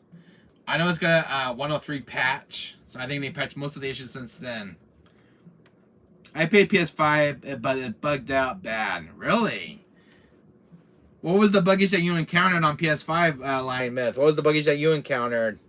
Did it crash, or was it a progression bug that you can get past to chapter 12?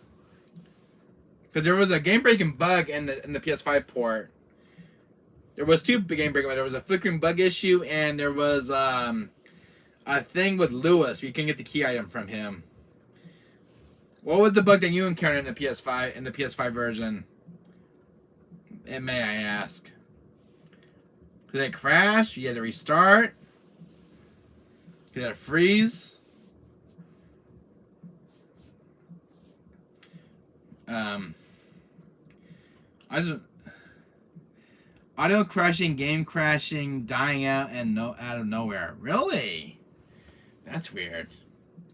Yeah, there was some issues on the PS5 port. A lot of people didn't experience any issues. You try reinstalling it. I usually fix the issue. Maybe your game didn't install properly. Reinstalling usually fixes the issue. Was it like on a particular chapter you had that issue? Like all of a sudden, maybe you should report that to Capcom on their website. There's a web page for Capcom on their homepage. You can report to their to the issue that you experience, and they'll definitely make a patch for it. Lion Myth. I always try to make reports to Capcom on some of the bug issues I've been encountering on some of the games a while back.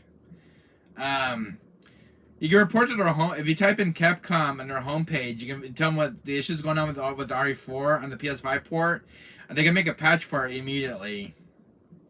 Because I have the PS5 port here myself. So I bought a copy for the PS5. So maybe you should mention that to Capcom and send them a report on their webpage. Because that's what I would do. Because they will definitely listen to their fans if you have an issue with the recent game. Because this game just came out March 23rd. But you can definitely give them a heads up, and they can definitely make a patch. There's been some audio issues I've been hearing. But if you tell me what the issues going on, Limeth, you can tell them what's going on. So I reported it, so we should have an update soon, hopefully. Yeah, a lot of people have been sending updates to Capcom about some bug issues they've been reporting lately, Lion Myth.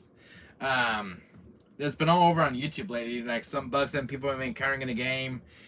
I think that the most highest was the audio and crashing issues I've been hearing about on the PS5 port. They said reinstalling might fix it. But they are making patches. They have a big patch coming up on April 7th, plus the Mercenaries update. I know they have some more bug patches coming up soon. So the game's going to be supported for quite a while now. So the game's playable. I mean, it's not like unstable. During launch, I heard the game's very playable. You can always reload your save and that. This game that just came out too, so it will be very buggy. Yeah, a lot of launch games are kind of buggy on day one, but you do have like a day one patch. Did you download the patch, or did you play the game as is? Yeah, there was a 103 patch on the game. Because they made like 3 patches for the game came out. Did you get the patch for it, or did you play the game as is? Because they know they made some bug patches for the game. If you go on Google, there were some patches for it already.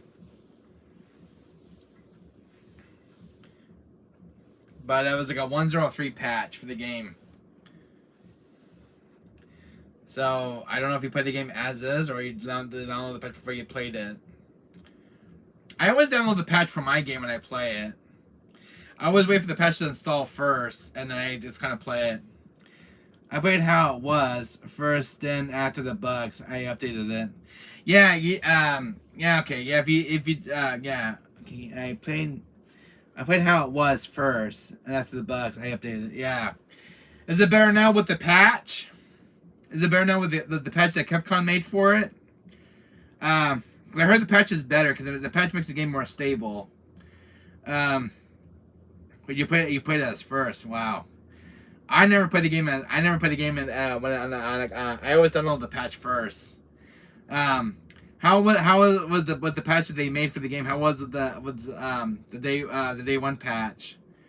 Was it more stable, or did you just still have issues? I didn't experience any bugs, no more, but the audio might still cut out. All right. I think they're gonna fix on April 7th, this month, because they have another patch coming up soon.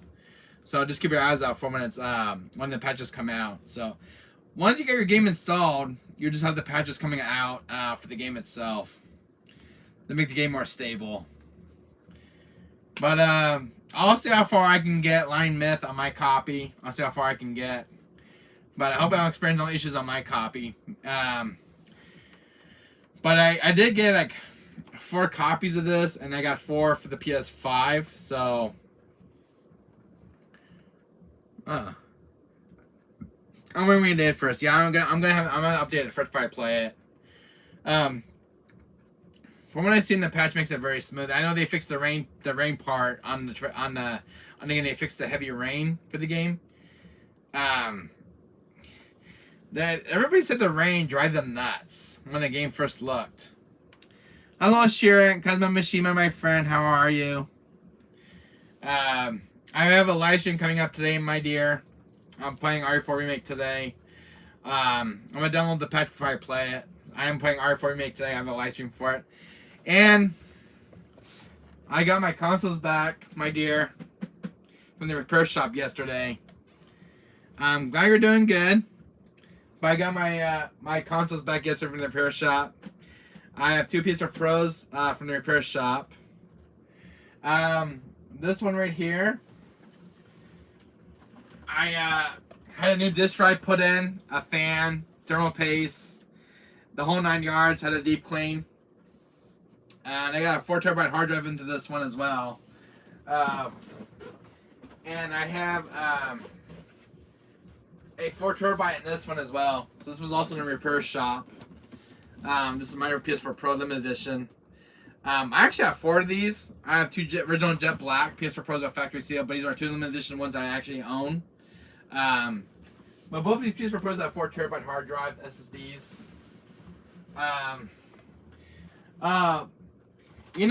Lion Myth, I was gonna tell you something, my friend. I never experienced game issues with these, but if you have like an SSD drive with this really helps with those. I never get constant crashes with this hard drive with the PS4 games. It makes my games more stable. So I always have a problem with those HD drives in the PS4 units, but this is the one that never gives. This one always makes my games a little more better. But try to look up an SSD drive for your console because they're way better than SD drives. I pulled mine out.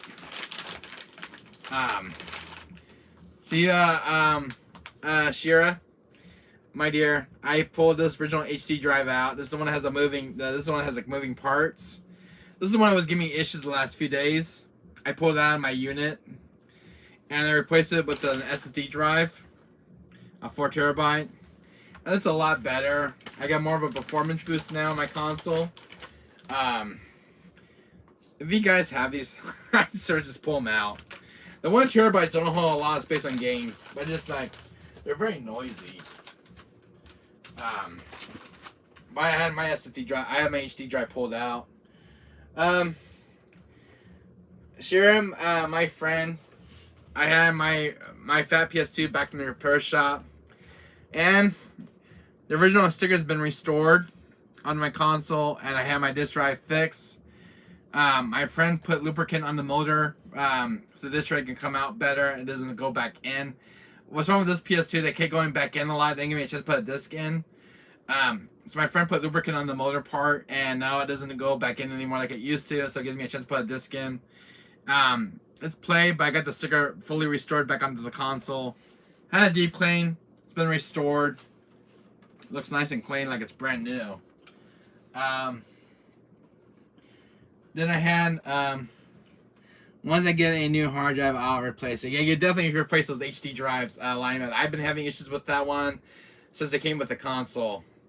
The ones I experienced with those HD drives, Lionel, I'll be honest with you, I always experience game crashes on those HD drives from having maybe like 2 to 4 hours of experience and a hard crash, a crash on a PS4 game.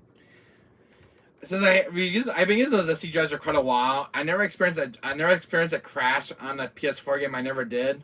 It just keeps the game more stable. Gold. So yeah, I had my PS2 restored, Shira, my friend. It was an original fat PS2. I had it restored.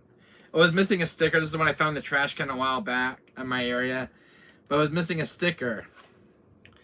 That's why my games keep crashing, because my PS4 is old. I had since 2017. Yeah, and the reason why you have game crashes, lying myth, is the HD drive is falling up. Your HD drive is up in its ears, and when HD drive starts dying, it's starting to replace it. So that's why you experience game crashes. I learned that the hard way from HD drives. These I was onto this myself. But these SSD drives never fall apart. They last a lot longer, these Samsung ones. The Samsung one's the best model out there. Alignment is one of the top of the line ones. It's way better than the third-party ones. Samsung makes very good hard drives. This is the best one for the PS4 Pro. If you have a PS4 or a base PS4, this is the best one to get. Try to get like a 1 terabyte. They're a lot cheaper if you can't afford the 4 terabyte. There's a 2 terabyte for $200, and the 1 terabyte goes for like about 100 or 70 bucks. One of those two. But the SD drive is a lot better. I can play this game. I can play my PS4 game for 10 hours. And I experienced a crash on this hard drive. Some good stuff. Stuff here. Hello, Betty Hort Clinic. How are you doing, my friend? How have you been? I've been really busy. I got my game stuff back. My stuff back from the repair shop. My PS4 Pros. I got them back from the repair shop from month repairs. Check this out, Betty Hort Clinic, my friend. This is the original fat PS2 I had restored. There's a story behind this. My neighbor over here threw this PS2 out in a trash can, and I picked it up. I had it restored. It was a sticker missing from it when I picked this out of the trash can. It's fully functional. Got a new disk drive. Had a deep clean. Had it repaired, and it works. It's fully functional, and it plays perfectly. It plays games perfectly. I just got my PS2 back from the repair shop yesterday, but I have an original fat PS2 here, and then my friend gave me the back plate because it was missing one, so this one's actually complete. But I'm so happy to have an original fat PS2 in my collection. I love the PS2s. I'm doing alright. My mate, nice PS2, you need to put an SSD in the back of that and get games loaded up. You can put SSDs into it. I didn't know about that. The expansion packs right here. You can put I didn't know you could put hard drives in these. But thanks for telling me now. I'll definitely put an SSD drive into this. I definitely will. I was gonna tell my friend about that yesterday at the repair shop. But thanks for telling me. I'll definitely see if we can put one in for me. Then I have a GameCube here. Betty Hort Clinic, my friend. This GameCube had some serious issues. I bought it at a retro store a while back. The eject button was broken on this one. It came from a previous owner. So the eject button was so stuck you couldn't even like unstuck it. So my friend put a new button in. And then when we took this one apart, the old laser drive that came with this broke. You put a brand new one in. So yeah, my mate, that's what the back is for. For a video game on it. It's these a little mod you can do yourself and load the games into it. Oh, okay. I will definitely do that to my PS2. I definitely will. I just got my consoles back yesterday from the repair shop. But I had this GameCube refix. Betty Hort Clinic, my friend. And I love the GameCube. It's such a phenomenal console. I had to get one fixed because there's no way to put my GameCube games. But this one had a bad ejector button. I picked it at a retro store, and it had a bad disk drive. It was very finicky. And then when my friend took it out for a decline, the old disk drive broke. The laser disk drive on this one actually broke, but my friend put a brand new part in. Super Mario Sunshine was my favorite. Oh, cool! Easy bucket. My favorite GameCube game was RE0 on GameCube. An RE1 remake. Wow. One thing I did get, Betty Hart Clinic, my friend, I found an intact RE2 demo disc. I went to two of these discs, and two of them eBay were cracked, and I got actually an intact one that's in mint condition, brand new. It took me a while to find, and actually got a mint condition RE2 demo disc, but this is the one that's actually playable. I have other two, but they're actually cracked, so they're not playable. But this is the only one that's actually intact. And then I spent $80 for this one right here. I spent $80 for this one, and it comes with the manual, and it's actually complete. Resident Director's Cut.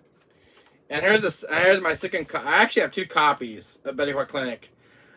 This was the first one that had the bad demo disc, but this is the one that's actually a lot newer. You can tell by the case. But I actually have two of these. This one also has a mint condition Director's Cut. The only with this copy, it has a bad R2 demo disc. So I got a replacement for this one about last month, but this one does not work. This demo disc does not work, and it has a crack on its inside. I don't know if you can see it, but it's on one of the. It's actually on this side, so it wasn't even a scratch. It's actually a crack. But it kind of sucks, ruins the value on this one as well. But now I got actually an intact one, so I don't have to worry about it. But I have the R2 demo, the R2 director's RE Director's Cut's playable on this one, but not that demo disc. But Director's Cut's playable on this one, not that demo disc. But yeah, so I was happy to get an actual mint condition one. I did find a copy of this I got from the same seller. It was very nice to give me the only one with this one, it's missing its barcode on this one, but the discs are actually in mint condition. The discs are actually brand new. They've never been used. I have a DualShock version coming in soon, but this and this one are very nice condition. So yeah, they're nice and clean too. Not a single scratch on these ones. It's hard to find good condition copies on these ps1 discs. And then I got and this one's also clean. This is the clear disc too. Yeah, they're nice and clean too. And that's where I got the RE Director's Cut, Betty Hart Clinic, my friend, from the same seller.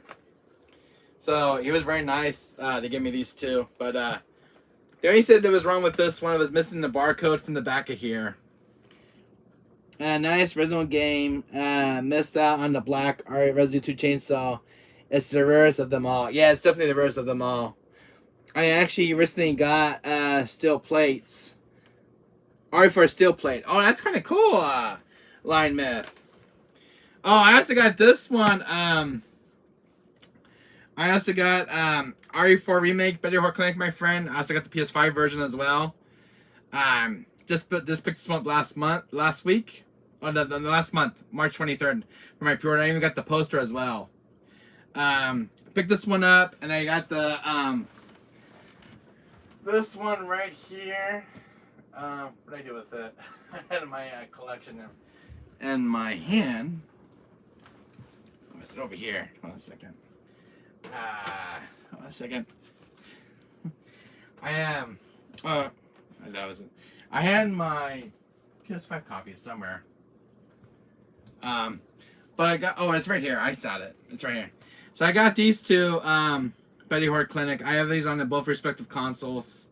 So I pick up RE4 remake on my for my PS4 and PS5. And Betty Hart Clinic, I don't know if you know about this, but I did get I I know. This was a recent announcement for Fatal Frame 4 Master of the Lunar Eclipse. Awesome. You should definitely pick this one up for your collection, Betty Horror Clinic, my friend. Fatal 4 Master of the Lunar Eclipse. I got this on the PS4 and Switch. I got mine from Play Asia. So I pre-ordered mine. But it's the multi-language one. It's got English, the English voice acting. And I also have this one in my collection as well. Fatal Frame Made in the Black Water, and I also have Fatal Frame Master of the Lunar Eclipse in my game collection. So, but definitely get this one for your collection, Betty Horror Clinic. Did not know that. Do need to add that Fatal Frame. I have to add them all. There's also on Switch as well. There's also physical on Switch. There's on Amazon's actually selling these right now. Betty Horror Clinic, my friend. It's available on Amazon for Switch and PS4, and it's available on Amazon right now. I just looked it up. So Amazon's got these in stock. Well, definitely one you should add to the collection. I've been trying to hunt these ones down for a while now in my collection. Oh, Betty Horror Clinic, my friend. I got something new to show you in my collection. Actually, some new ones for you to show to you. I don't know if you have this one in your PS4 collection, but this is the House of the Dead remake. It's got this really cool cover, and it's got this little really hologram thing, really cool, and it's got the game. This came out, I think, about a few months ago. PlayAsia do have some good releases all the time. Well worth checking them out. Save yourself some money for sure. Yeah, I've definitely been a customer with PlayAsia. I don't know if you have this one in Betty Horror Clinic. Do you have this one in your collection? The House of the Dead remake. It's a light gun game based on the original House of the Dead. Really good game. It's also on the PS5. But I got this physically on the PS4. I got this on Amazon when it came out. But I don't know if you have this one in your collection. But definitely one I added to my collection. And I love collecting for the PS4. That's some really good games. I didn't know they made House of the Dead remake, and I need to get this game for my collection. Definitely one I really wanted the collection. I put this one on my channel. It's really, really good. Seem to keep thinking about getting the best on a Dreamcast. Yeah, it's still on Dreamcast, but this is the first one that got remade. So this is the first one. They're remaking the second one, but this is the remake of the first original House of the Dead game. But I played it on my channel. It's really, really good. Another good game, Betty Horror Clinic, my friend. I don't know if you know about this one, but this also got a physical release. My friend Midnight Gamer Jan, who has a YouTube channel, you can check him out on YouTube. Not played that. But this is called Signalist on PS4. It's a indie sci-fi horror game. I've not played it yet, but my friend recommended to me to pick it up, so I picked it up from GameStop. I spent $40 for this one. It's complete. But it's a really kind of like a rare PS4 game to become very rare. I got this one at GameStop in my area and I had it delivered, but it was going for $39.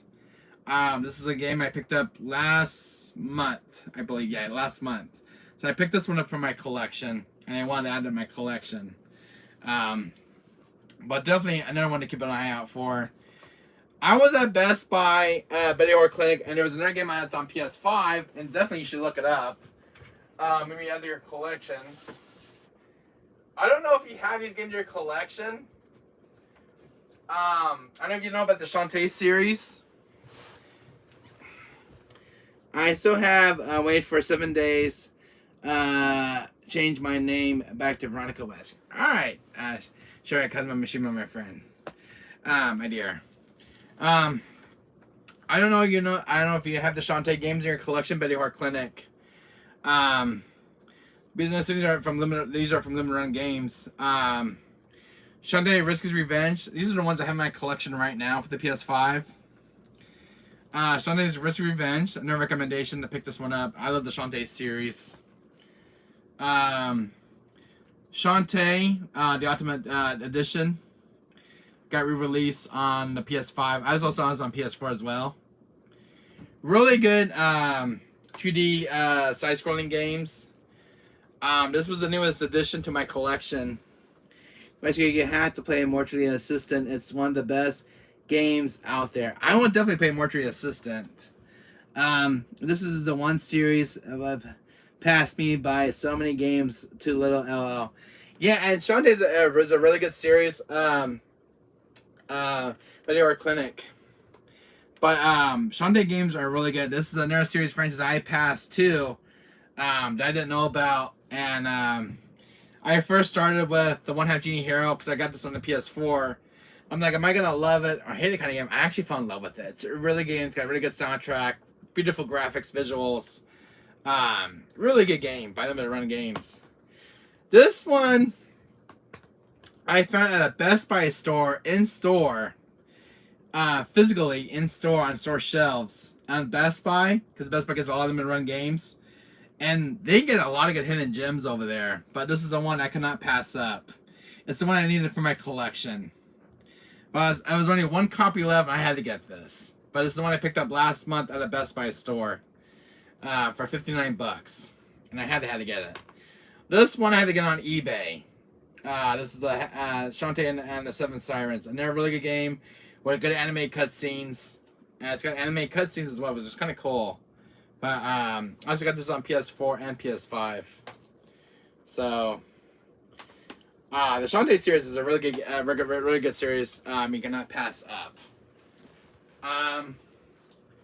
I don't know if you have this in Gamer Collection, Betty Hart Clinic, but it's a game I talk about on my channel all the time. Have you played this one, Betty Hart Clinic, my friend? Have you played Kena Bridge of Spirits? I fell in love with this game. It's one of my favorite games on PS4. This is one I've been playing. I've been into a series on my channel. But it's got some really good updates lately. New enemies been added. New game plus has been added to the game for the new patch. This is made by Ember Labs. This is one of their first games they ever publish. It's made by a small developer. But a really good game on PlayStation. I talk about this game all the time, but a lot of people don't even know about this game even came out. That's what I like about physical games. I found this one at a GameStop store. I got this also on PS5 as well, but it's definitely a game you guys should really pick up. I definitely recommend this one. It's really good. It's got such beautiful graphics and graphic visuals and cutscenes. Kena is the first game from that studio. It's such a good, beautiful game. Well worth a playthrough. Definitely worth it to play through. I've been playing this non-stop. Betty Hart Clinic, my friend. I've been playing this game like non-stop. Like every time I beat it, I'll replay it again. It's a game I couldn't get enough of. But it's one of my favorite games in the PS4's library.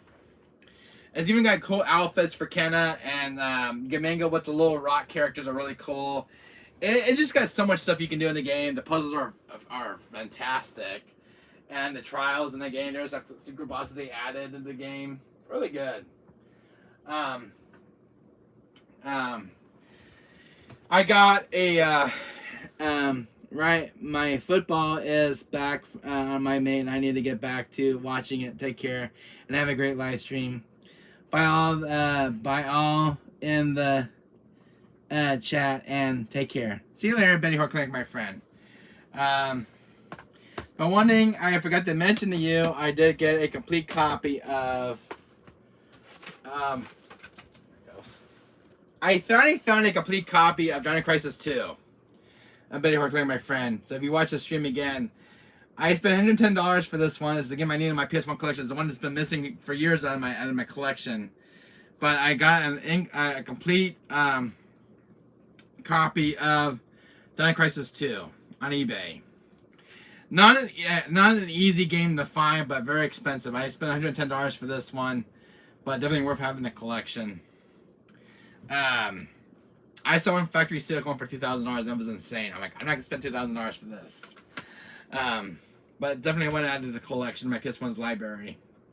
So I already had the first one, but I needed a complete copy of the second one.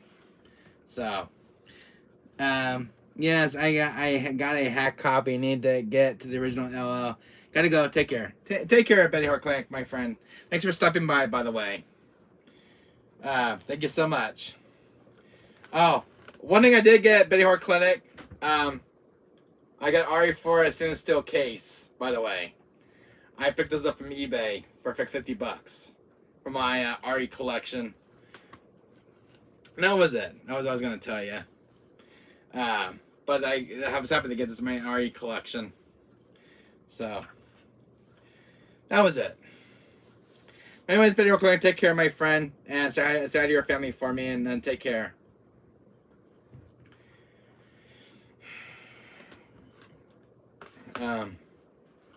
What else am I going to show off? I think that was it for my collection. I got this where it belong.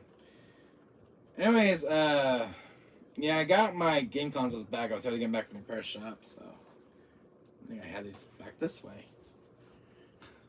Hold on a second. Hold on a second, guys. Put my games back in order. Look at that. I think this one is back here. Okay. Oh my god, I forgot which games goes where. Anyways. Oh, you know what I got for my PS4, guys? Not my PS4, my PS5. I got one of these charging cables from a friend of mine. For those PS5 controllers. And I think they'll fit my PS5 controller. I got one as UBC cables. I think they'll fit my PS5 controller. Let's see. I picked this one up at a store. Because I don't want to use the USB cords. I think it's this one. I want to make sure it fits. Because I picked this one up about a day ago. For my friend of mine at my repair shop. I was hoping it fits this controller right here. Let's see. Guys, I didn't want to use those UBC cords, and I hope they'll fit this one. Oh, it fits it. Oh, cool. So I can actually put this on the PS5 console, and then I use the get a USB cord. So I definitely use this. It's a lot longer too. So it definitely fits this. So, alright. My friend gave me that. So like, oh, I can use this for my controller. Let's make sure it fit it too. So I picked that up. So this is going to my PS5. So I won't be using the cord that came with it. The USB charging cord. I won't be using that. Plus this one doesn't get tangled up. So my friend gave me this. So I was happy to get this. So this has definitely worked for my controller. So yeah.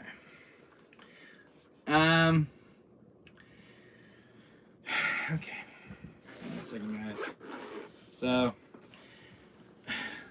that's what I was gonna show you guys in my collection. I was meaning to put this game back in my collection. What was up here? I don't know what was up in my. Oh, I think it was the other game that goes over here. Okay. Yeah. Anyways, guys, I do have a live stream today coming up. I was starting to get my PS4 back from the shop.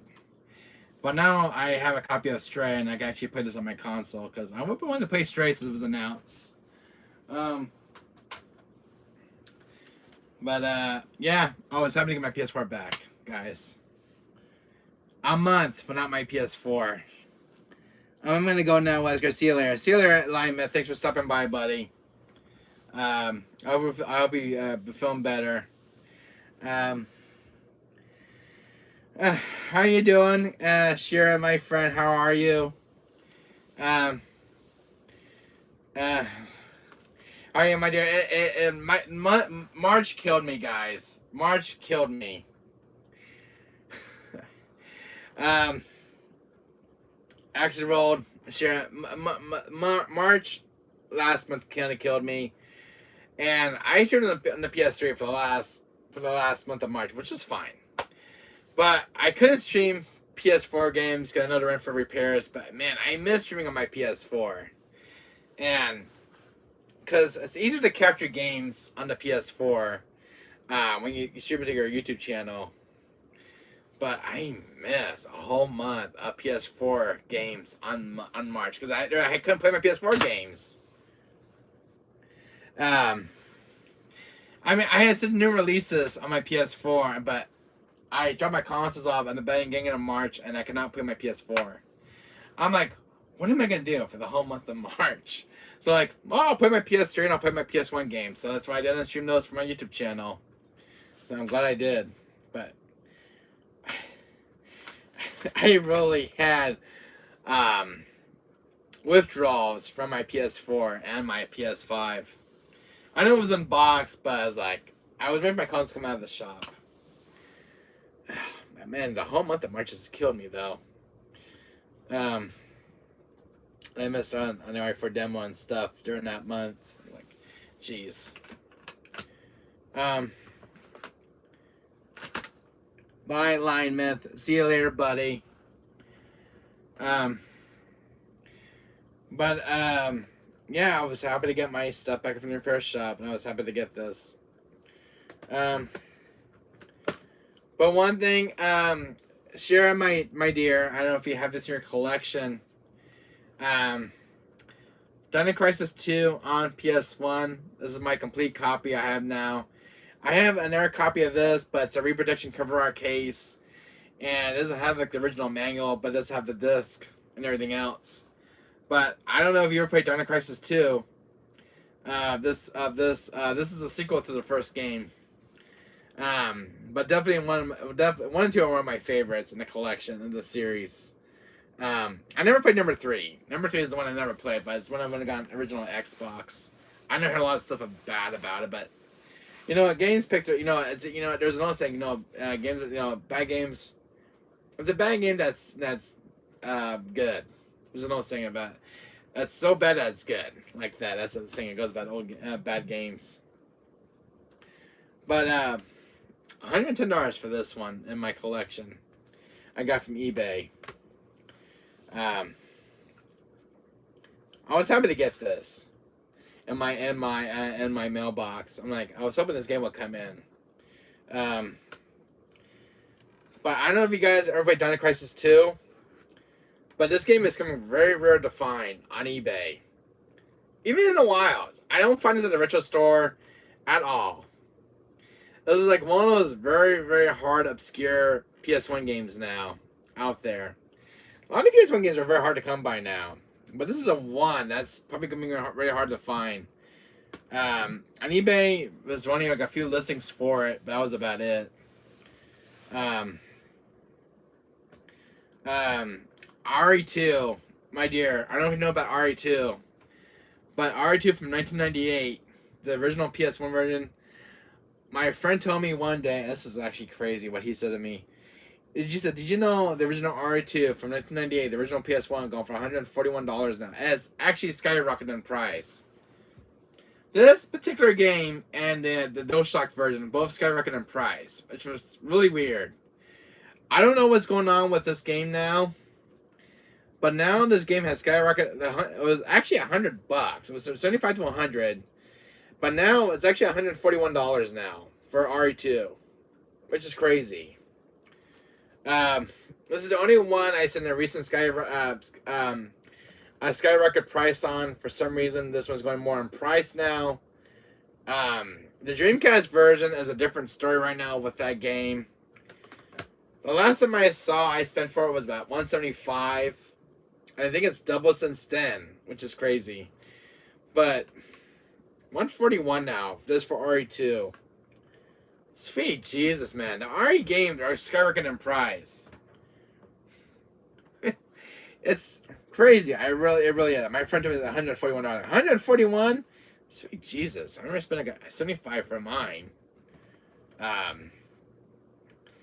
But it's insane. So some of these PS1 games are starting to skyrocket in price again.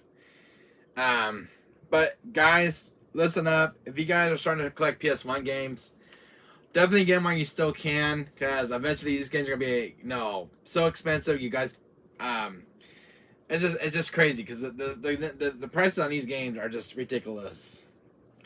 GameCube in particular is another story. I don't know if you guys know about PS1 games, but PS1 games have seen the skyrocket in price lately. OMG, yeah, definitely OMG. Yeah, this one, for some reason, it's starting to skyrocket in price now, for some reason. Because we got RE2 Remake, but now this is going to start to go back in price again. My dear, I don't know if you collect PS1 games, but definitely collect PS1 games, guys. They're good to have in the collection, because I don't know when the next time, guys, we're going to see these in the wild. They might be very hard to find out, very obscure. People might want to get rid of them anymore. But if you guys are still collecting PS1 games, guys, please, if you guys are starting to get into PS1, starting to get into retro, try to collect physical PS1 games, because you never know what you might see these ever again. Maybe in the next few years, 30 years from now, these guys will be like $500 for these. Who knows? Only time would tell. But these are definitely made in the 90s, guys. But definitely, if you guys are starting a PS1 collection, you better start now, because these games are starting to skyrocket in price, and it's ridiculous. I have a whole bunch of PS1 games in my bookcase on this side. Right here. This bookcase right here. There's maybe over 200 PS1 games in this bookcase. I have like a few more. I have like 50 PS1 games in the other room. So about 250 altogether. I know, including some duplicates, but some are just kind of rarer than others. But, because I have 2 PS1s, and it's just, you guys need to start collecting these, because my friend told me that, like, well, we're going to start collecting now. You know, we got to start collecting PS1 games. It's ridiculous. Eventually, guys, I hate to say this, but I think the next console is going more, this next game library is going to go more in price. There was one PS4 game, for some reason, that's about $400 now. That was Godzilla on PS4. I know it wasn't the best game on PS4, but it's definitely a hidden gem. But it's $400 now for Godzilla on PS4. And it's only a last-gen console game. I love PS4 in its library, but some of these games now, I think I'm starting to see some of them skyrocket in price. I think some are being discontinued. I don't know what's going on with PS4 lately. And I know GameCube's been a different story. Game collecting, guys, it can be very expensive at times. Take it from me, guys, who's been a game collector for 30 years. It's expensive collecting games, but if you can get them on a good deal, go for it. At thrift stores, at times, thrift stores got, like, games. Something you'll find, like, a PS1 game in the thrift store for, like, $5. And say, like, this game was $110, which is this one what it was. So you can find this game in a thrift store for $5. That's a steal. But, you're never know you're going to find at the thrift stores either, but, yeah, something you'll find PS1 games over there. And I never had luck finding PS1 games at the thrift store. I never do. The only time I ever find games at thrift store are usually a PS3 or PS4 or something like an Xbox game, but that's about it. But usually I just find sports games. But once in a while I'll find a heavy title. So, has anyone started PS1 collections, guys? Has any of you guys started getting into retro gaming? We're just kind of starting the retro games. You guys can tell me in chat. If you guys collecting for PS1, PS3, Dreamcast, GameCube, original Xbox, original OG Xbox. It's never too late to start collecting games. It's just crazy how expensive gaming got lately. My God, even the gaming console are like $500. Even like the new modern PS5s are about $500. And it's like, that's the retail price for a PS5 is $500. I mean, like, I'm not buying a condo. It's like, it's just the way, because the machines are expensive, but you do need them at console to play a game. You can't play a game without the machine. So, but that just goes with the territory of collecting video games for the console itself. You're being a library, but a lot of those games, guys, that you'll have in your collection are worth some money. You'll be amazed. What was it like? PS1 games used to be, I think $60. I think retail price. I think $60. I think 60 or 40. I don't remember. I went to what the retail price for original PS1 game was. But you'd be amazed, like that money that you spent for that game. 30 years later, that price of that game has skyrocketed in price. It's doubled. So you've definitely got more money on a game that you've been hunting for years. Like Persona 2 that I have in my collection, $600 complete. It's like it just amazes me the money you spend on video games. Like I'll spend say I spent $40 on a PS4 in 30 years, I just can be like maybe like $100. Really cool, yes, really cool. Sure, my friend, do you collect PS1 games? Are you a game collector like me? Do you collect for PS1, N64, Dreamcast, GameCube? Do you have any video games yourself? Like consoles that you collect for? You can tell me in chat. I'm curious. Do you collect physical games like this? Or do you collect digital games? I'm always curious. But you can tell me in chat. I don't know if you collect physical games like I do. I started back in the 90s collecting games. But you guys can tell me in chat if you guys are collecting physical games. Or like how many years you guys been collecting physical games. You guys can tell me in chat. Oh, I know I've been collecting video games for like 30 years. It's crazy, and I'm still collecting. Being a game hunter and all. But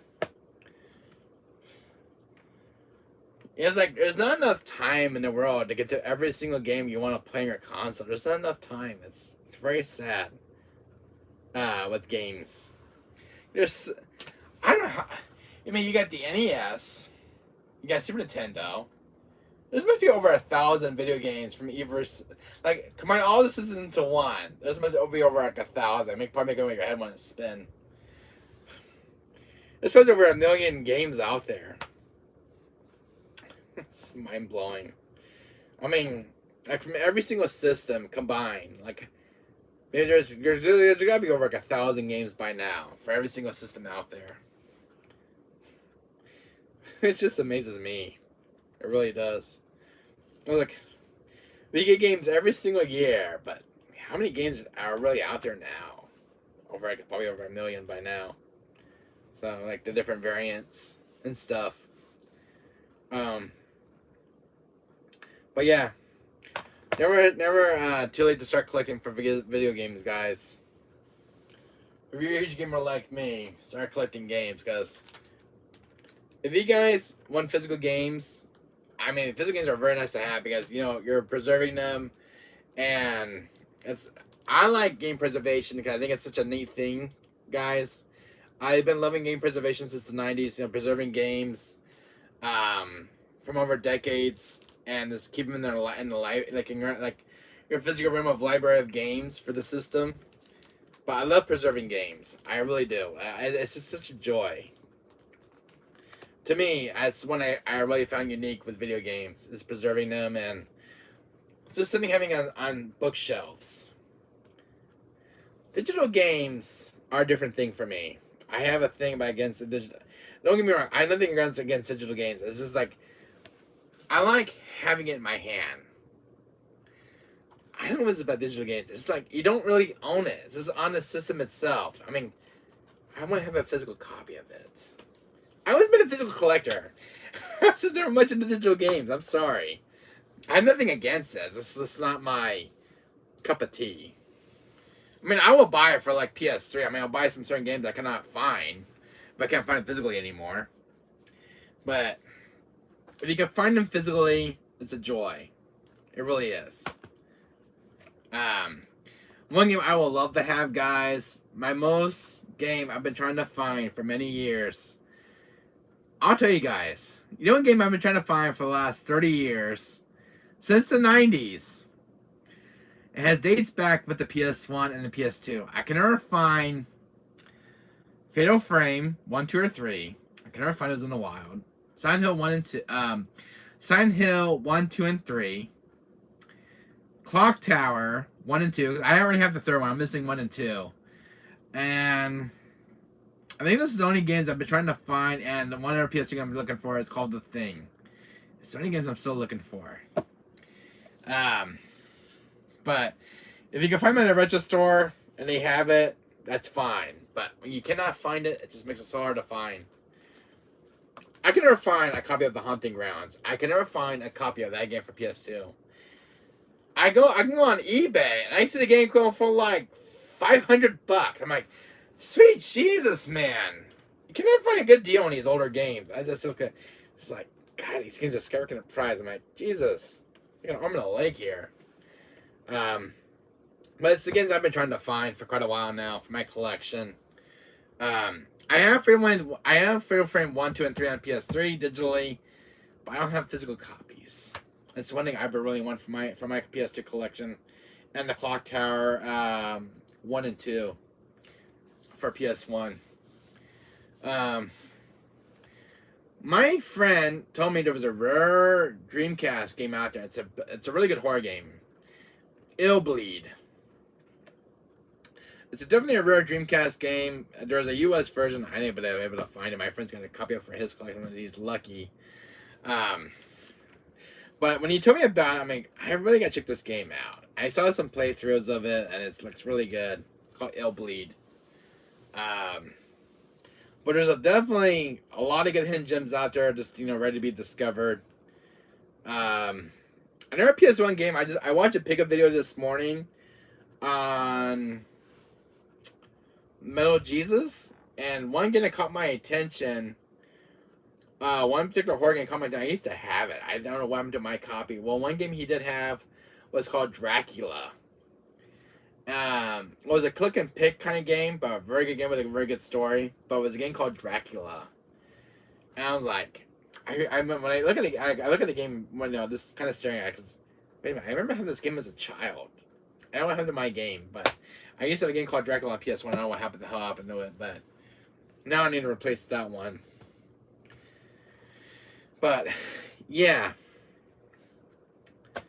because I'm looking at some certain game. I always watch those pickup videos on YouTube. Like, what games I do not have in my collection? Like, what games I don't ever heard about? The games are kind of very obscure. They're going into my radar.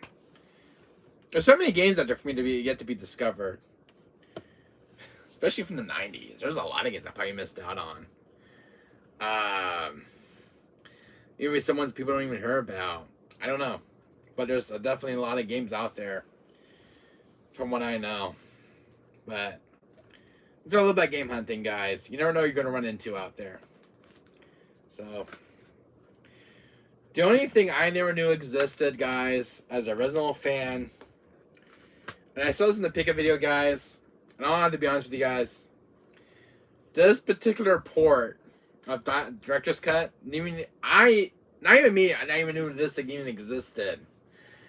Because the one I have was the greatest hits. Well, I came across a pickup video one day, and I saw this game in a pickup video. Was it Radical Reggie? Or was it Metal Jesus? One of those videos I saw, but I didn't know this one even existed till now. Resident 4 Remake. I have it right here, my dear. I'm playing it. I'm gonna play it today. I get my consoles hooked up first, but I'm having a live stream today for this one, so I'm playing the PS4 version, and then after I finish that, I'm gonna go back to the PS5 version. So I have my whole month cut out for a 4 remake, and played the two ports. side by side. But I'm definitely I have a stream today anyways, guys. So RE4 remake is I'm streaming it because I just got my consoles back from the shop. But I won't play this. I'm playing this on my PS4 Pro. I just got repaired. But on my 4 terabyte SSD drive. But yeah, my dear, I will be playing RE4 remake today. After I eat something, I gotta eat first. I cannot concentrate on a hungry stomach. I cannot fight villagers on a hungry stomach, alright? I don't want Dr. Salvador coming after me, alright? I want that chainsaw of his. But yeah, I am streaming RE4 Remake today, guys. I have a stream coming up today on my channel. That's what this. Okay, I just want to get this game back over here. Yeah, so I have a stream coming up, my dear. So I'll be playing this one on normal mode. So I'll play this on Game on Standard. I got all the DLC for it now. I purchased it. So I'm gonna do one playthrough with the remake music, and then when I do the second playthrough, I'm gonna do it with the original music intact because I got the original soundtrack. You know, the soundtrack swapping with the swatch with the remake music. So I'll be playing side to side, and do one playthrough of the remake music, and then I'll do the one playthrough with the original music. So it's gonna be a throwback to 2005 version. So that'll be later today, guys. Cause right now I got my consoles out of their boxes and have them hooked up to my TV. So I gotta eat because I'm hungry. But I was so happy to get this. Do you have this one, Shira? You have a stainless steel case of Leon and Ashley. I got this off on eBay, but I don't know if you have this in your collection. This is a stainless steel case, but a very beautiful one as well. Love the artwork on this one. But I don't know if you have this, Shira. Access World. Anybody in chat, I don't know if you guys have this in your collection, but I picked this one up because when I got my game, I didn't get a stainless steel case with mine, but dang it, I'm gonna get one of these. So I got one. But that's probably one of my best ones in my collection so far. I have RE3 Remake stainless steel case. I got the RE5 stainless steel case. I have this one. I'm missing the RE2 one. The remake one, the stainless steel case. The one from RE8 Village, they made a stainless steel case for. I want to get like a collection of the RE stainless steel cases, and it's the one I want from my RE collection. I think that's the next thing I'm still looking for. But these are definitely keep an eye out for. They're so beautiful, though. I can see why people collect these. But this one, when I saw this on eBay, I'm like, this is way better than I saw when I saw in the pictures. So like, my God, it finally came in finally. What's good, you can put your game inside this as well, which is kind of cool. But I'm not gonna open mine. I'm gonna keep mine sealed. In my collection. But yes, I got. How many RE2 demo copies do I have now? There are RE2 copies. I have one in there. I don't know how many RE2 copies I bought. Oh shoot. I have one here. There's two in the other room down there. So I have 1, 2, 3, 4. And then I have one that's coming in there. That'll be number 5. So I actually own. This is crazy. I actually own 5 copies of RE2 original. I have 3 copies of the DualShock version, and I have 3 copies of the standard version. And now tell me that's crazy, guys, in chat. And I have 2 copies of Director's Cut, which is this big boy. Which is... I am kind of a crazy collector. Just trying to get a complete copy of the R2 demo disc intact. I think I have. Let me see. No, I'm actually curious now, guys. On chat. Let me see. Here's one. Oh my. Now this is the one that's I gotta replace the back of this one. I have what? What more do I have in there? Actually, guys, I'm about to shock myself right now. Alright, hang on a second, guys. I need to find this out for myself. Hold on a second.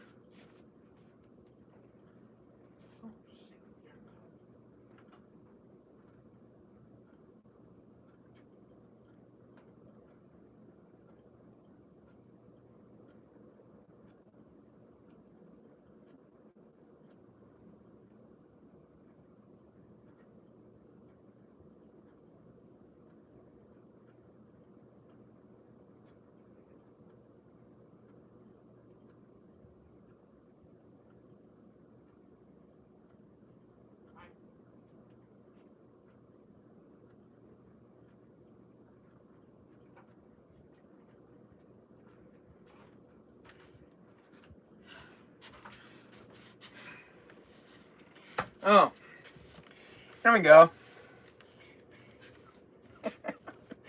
Alright, guys. I'm back.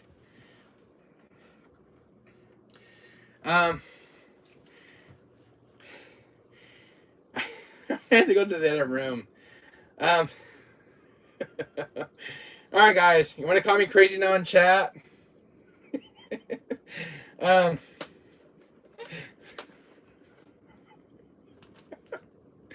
He's running up for anything. Oh, jeez, no, he's gone. So this is crazy, guys. I haven't been doing this on camera, but I'm gonna do it like this. Oh, and I have a fifth one coming in, so I actually have 4 complete copies of RE2. I don't know, guys. You got me crazy in chat. I just found out how many copies I actually have. One more that's coming in the mailbox. That's a lot of RE2 copies right there. Guys, you can call me crazy in chat if you want.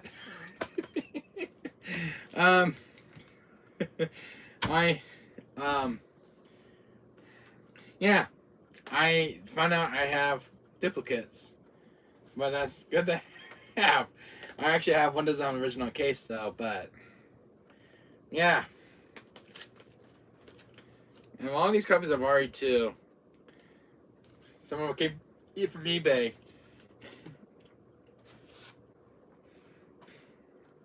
So, what do you guys think? I have all those copies of RE2. Yeah, I just found out how many copies I actually have. I love RE2. It's my favorite game. What do you guys think in chat? So I have 2 of the regular edition copies of RE2. They both have their manuals. So I have 2 regular edition copies of RE2 1998. And I have 2 of the special version, which is the DualShock version. And I have another one that's coming after in my mailbox today. So I'll actually have 3 of these by the time the third one comes in my mailbox. But definitely a game that's got a record in price. So as a sky, I'm crazy. How many copies of R2 I have? I have 2 copies of Resident Evil Director's Cut, the big fat case. This is sweet Jesus. I'm singing a pot of gold with my games, alright guys? I'm singing a pot of gold. Some of these came from eBay, by the way, so definitely R2 is probably worth the most right now in the collection. So what do you guys think in chat? Maybe anybody can hear me in chat, by the way. Alright. I have my volume on, so you guys can hear me. But yeah. I don't know. You know? It's always good to have extra copies. My mom always says, can you ever serve with 1 copy? No. Like that. I like to have extra copy on hand. But it seems to me I have more copies of RE2 in my collection. So I was like, I might find a copy of it. I mean, I might find a better copy than the ones I have of RE2. But yeah, I'll probably end up buying another one again, just to replace one of the bad copies I have. But yeah, I never keep an eye out for. I mean, R2 is one of the best games ever made. So yeah, the only thing you can do with this one, replace the back of this one, and make a borrow one of the other cases back cover arts. You guys want to ask me anything in chat? You guys are free to talk. Yeah, I was just kind of surprised how many R2 copies I have. All from 1998. The other thing is, guys, I never found. See, I didn't get R2 years later as a kid. When I got RE2, I missed this one out during launch, and I got this game a year later at my GameStop store because I didn't have a sealed one in my collection. I wish I bought a factory so I never opened it. But this goes to show you I missed out on one of the best games ever made during launch on PS1. And it's fun because I never found one when I went game hunting as a kid. The only thing I could never find as a kid was RE2 and RE1 Director's Cut. This bigger one right here. This is the only 2 that I could never find during the PS1's launch, which is bizarre. I would go to either Walmart, Target, or I go to Sam's Club and Costco, but I never came across those 2. I never do, and it's bizarre. It really is. But it's funny that I found Dino Crisis instead. And RE3 was another one I could never find. And I got RE3 about a couple years later at a retro store. Just really weird or bizarre that I never found those during launch. But now, years later, I have RE2 in my collection.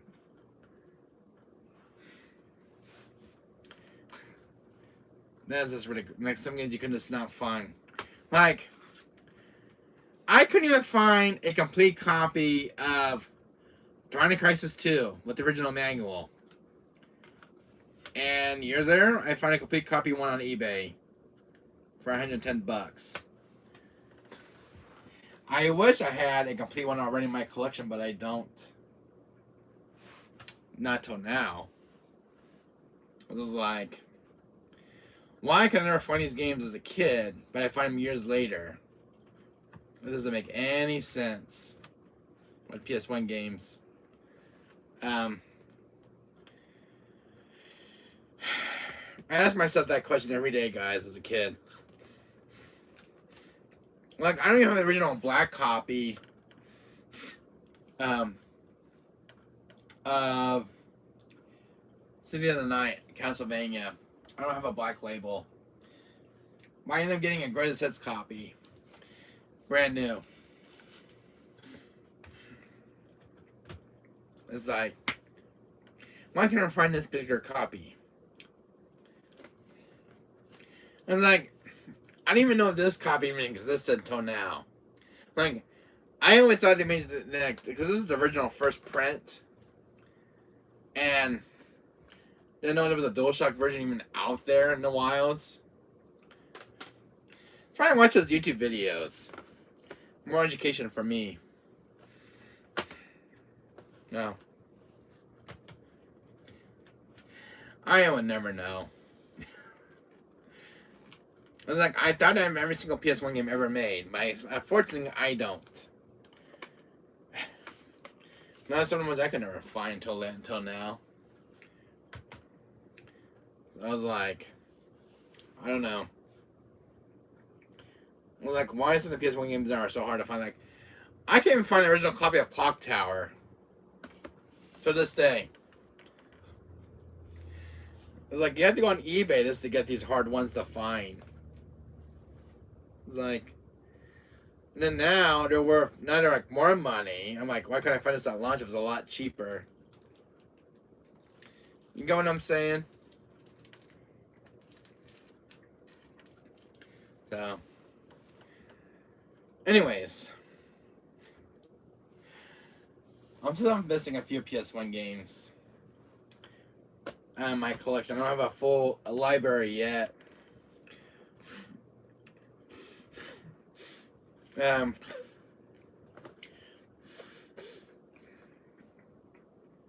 on a second.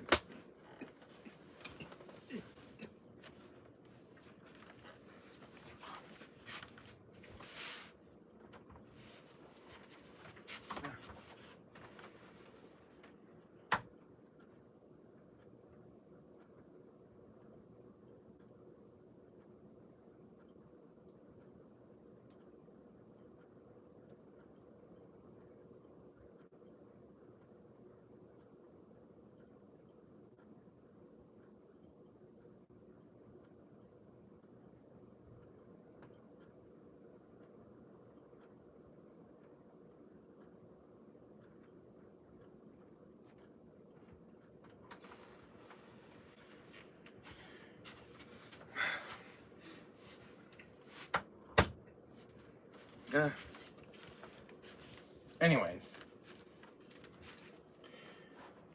I'm gonna drink. And I'm back. Online Myth, how are you, my friend? I was talking about PS1 games. I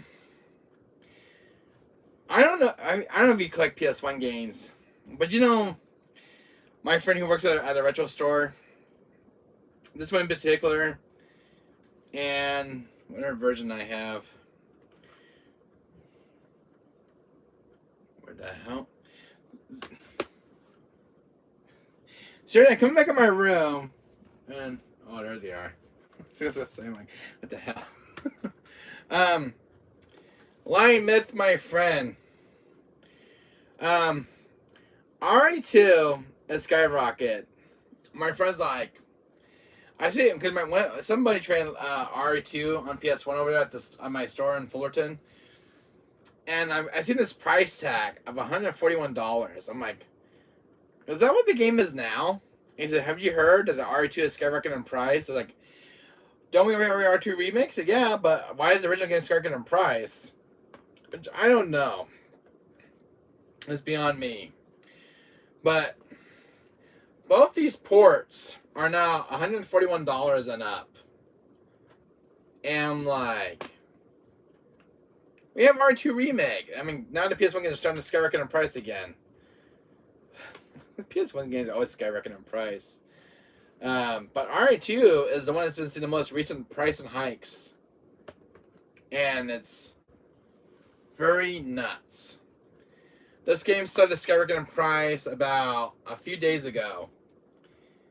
And R298 has been seeing a lot of activity going rocketing in price. But But Lion Myth, I want to show you something really cool, my friend. And he's like, well, what's he gonna know this? I was gonna show what I have, and I just found I had multiple copies. And this is gonna blow you away right now. I have another one coming in right now in the mailbox. You always keep spares. You know when my game's gonna start working on me. I admit, I don't know if you can see this right now, my friend. But check that out. That's how many copies of RE2 I actually have right now in my collection. I don't know if you can see that in camera. But these are all complete, by the way. They're manuals. There's the only one that has a very back part. This is the one that's missing the barcode. This is this one. This port right here. This is the only copy that's missing a back piece of its barcode. As you guys can see, it's missing the scanner part, the little barcode. That's missing on it. But yeah, I have those copies. Lion Myth, my friend. But all of these are RE2 copies. Two of them are the DualShock ones, and one are the original first prints. So now I found out how many copies I bought. And I have one more coming in today. So for getting a skyrocketing in price, yeah, you're definitely seeing a pot of gold of these now. I've got multiple copies. It's like what, $141. Just recorded a Watch Dogs video. Oh, awesome, Lion Myth. Awesome, my friend. Did you see how many copies of RE2 I had on PS1? Two of the DualShock versions, and one were the original first prints. But yeah, I never keep one in my collection for some reason. If one starts to get worn out on me, I always keep an extra one on hand. But that's a slot way too much. Yeah, that's a lot way too much. I agree. Like, I have two copies of these, because these are like $145 each. One I spent $80 for, but originally these guys skyrocketed in price. But with this one, I have a working RE2 demo disc on this one. Well, originally these go for like $145 complete. So, yeah, it's just like, because this one has a bad demo disc of RE2, but this one's got a working one that's in brand new mint condition. That's like, this goes to show you. The first Tomb Raid was PS1, wasn't it? Yeah, the first Tomb Raider was for PS1. I have the first one. I have the third one. I have the first. I'm missing the second one on PS1. That's the only one I still need for the collection. And I'm fully complete on the PS1's library of Tomb Raider. But yeah. It just goes to show you on those PS1 games. I mean, you can pay a pretty penny for these on eBay, which is ridiculous. PS1 games are not cheap as they used to be. Hey, Lion Myth, can I ask you a question? And I've been trying to remember something from when I was a kid. How much were PS1 games retail price when they first came out? How much were PS1 games before they skyrocketed in price? From the 90s. You know how much a PS1 game was? Retail price when they were first brand new? Were they $60 retail price? Or were they $50 retail price? PS1 games, factory sealed, in the 90s, when PS1 came out. I've been trying to figure that one out since, for the last 30 years. I think so. I think they were $60, 60 or 50. It's one of those retail prices, I remember. But can you imagine, Lion Myth, say you spend like $50 for this game, factory sealed, and a couple years later now, this gets $141 now. For a factory sealed one, I saw a sealed one of this one just recently unlisted. $500 for a sealed one.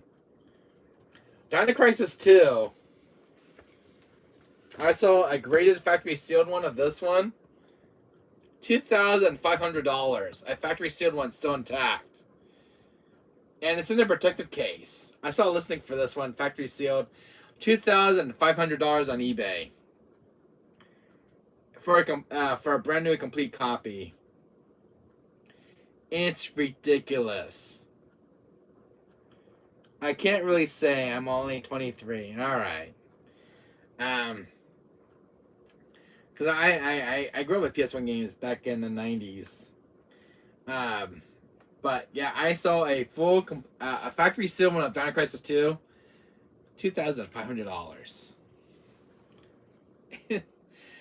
I'm like, damn. And you can still find factory sealed PS1 games, but the only thing is you're paying a pretty penny for them now. They have like a sealed collection. It's like, I was lucky to get one PS1 sealed game, which I still have right here. I'll show you guys.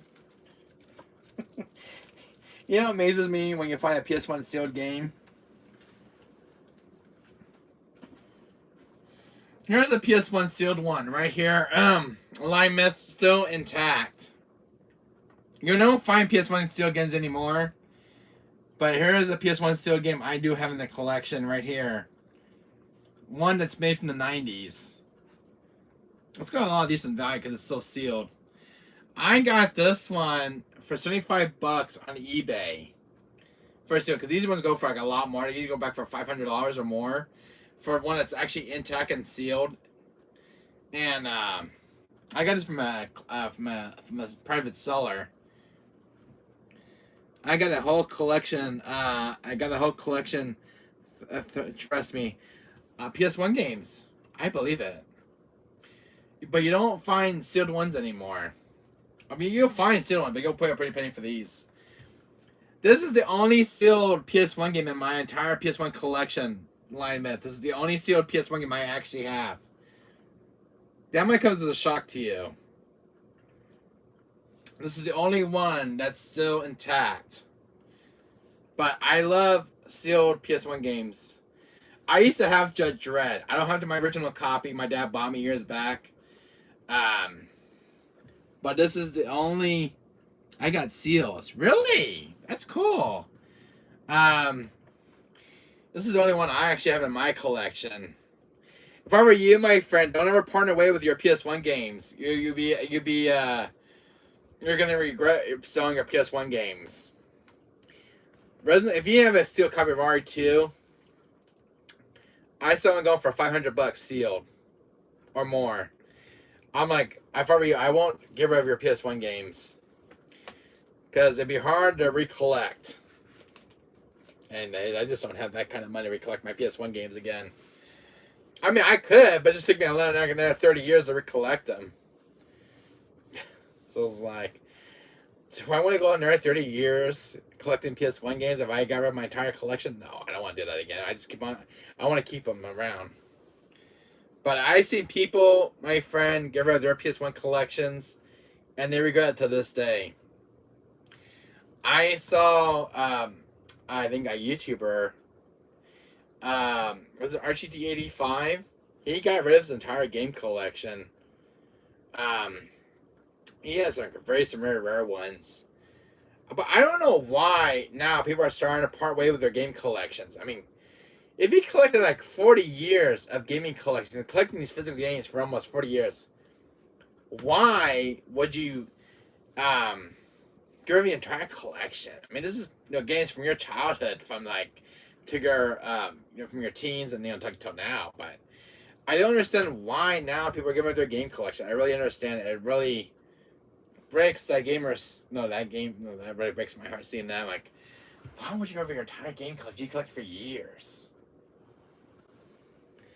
I never sell my PS1 games. Never. Oh, I'm in that boat with you, buddy. I will never sell my PS1 games. I'm still collecting PS1 games I'm still not found yet. I'm looking for Clock Tower 1 and 2. Armored Core, which I never found yet on PS1. But I'm trying to go.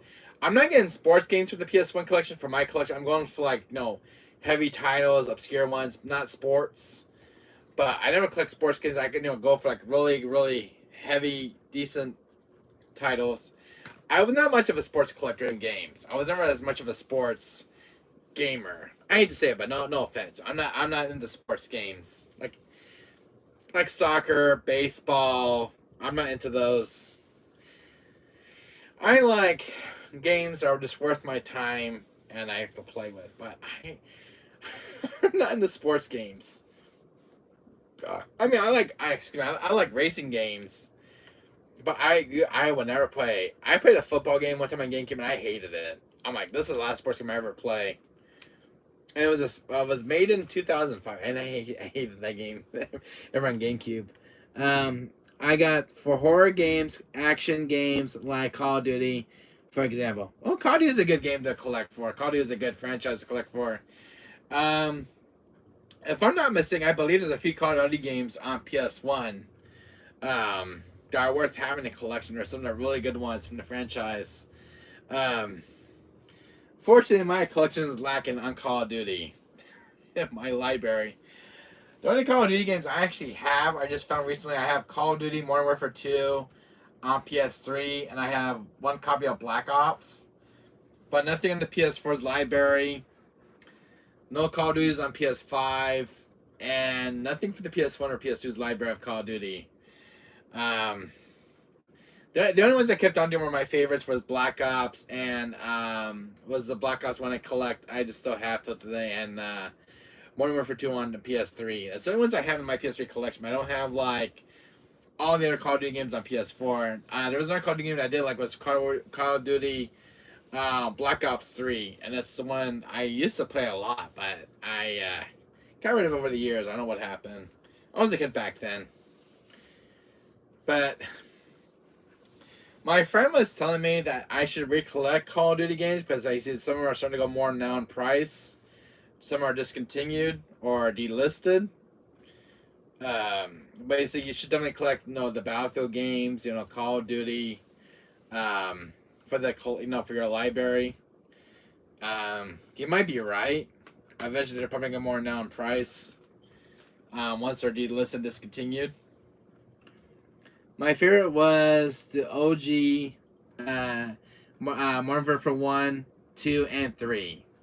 2 was my favorite because I didn't play the first one or third one, Lying Myth. The only Call of Duty I played was Call of Duty Modern Warfare 2 and Black Ops 1. That was it. I didn't play the rest in the franchise.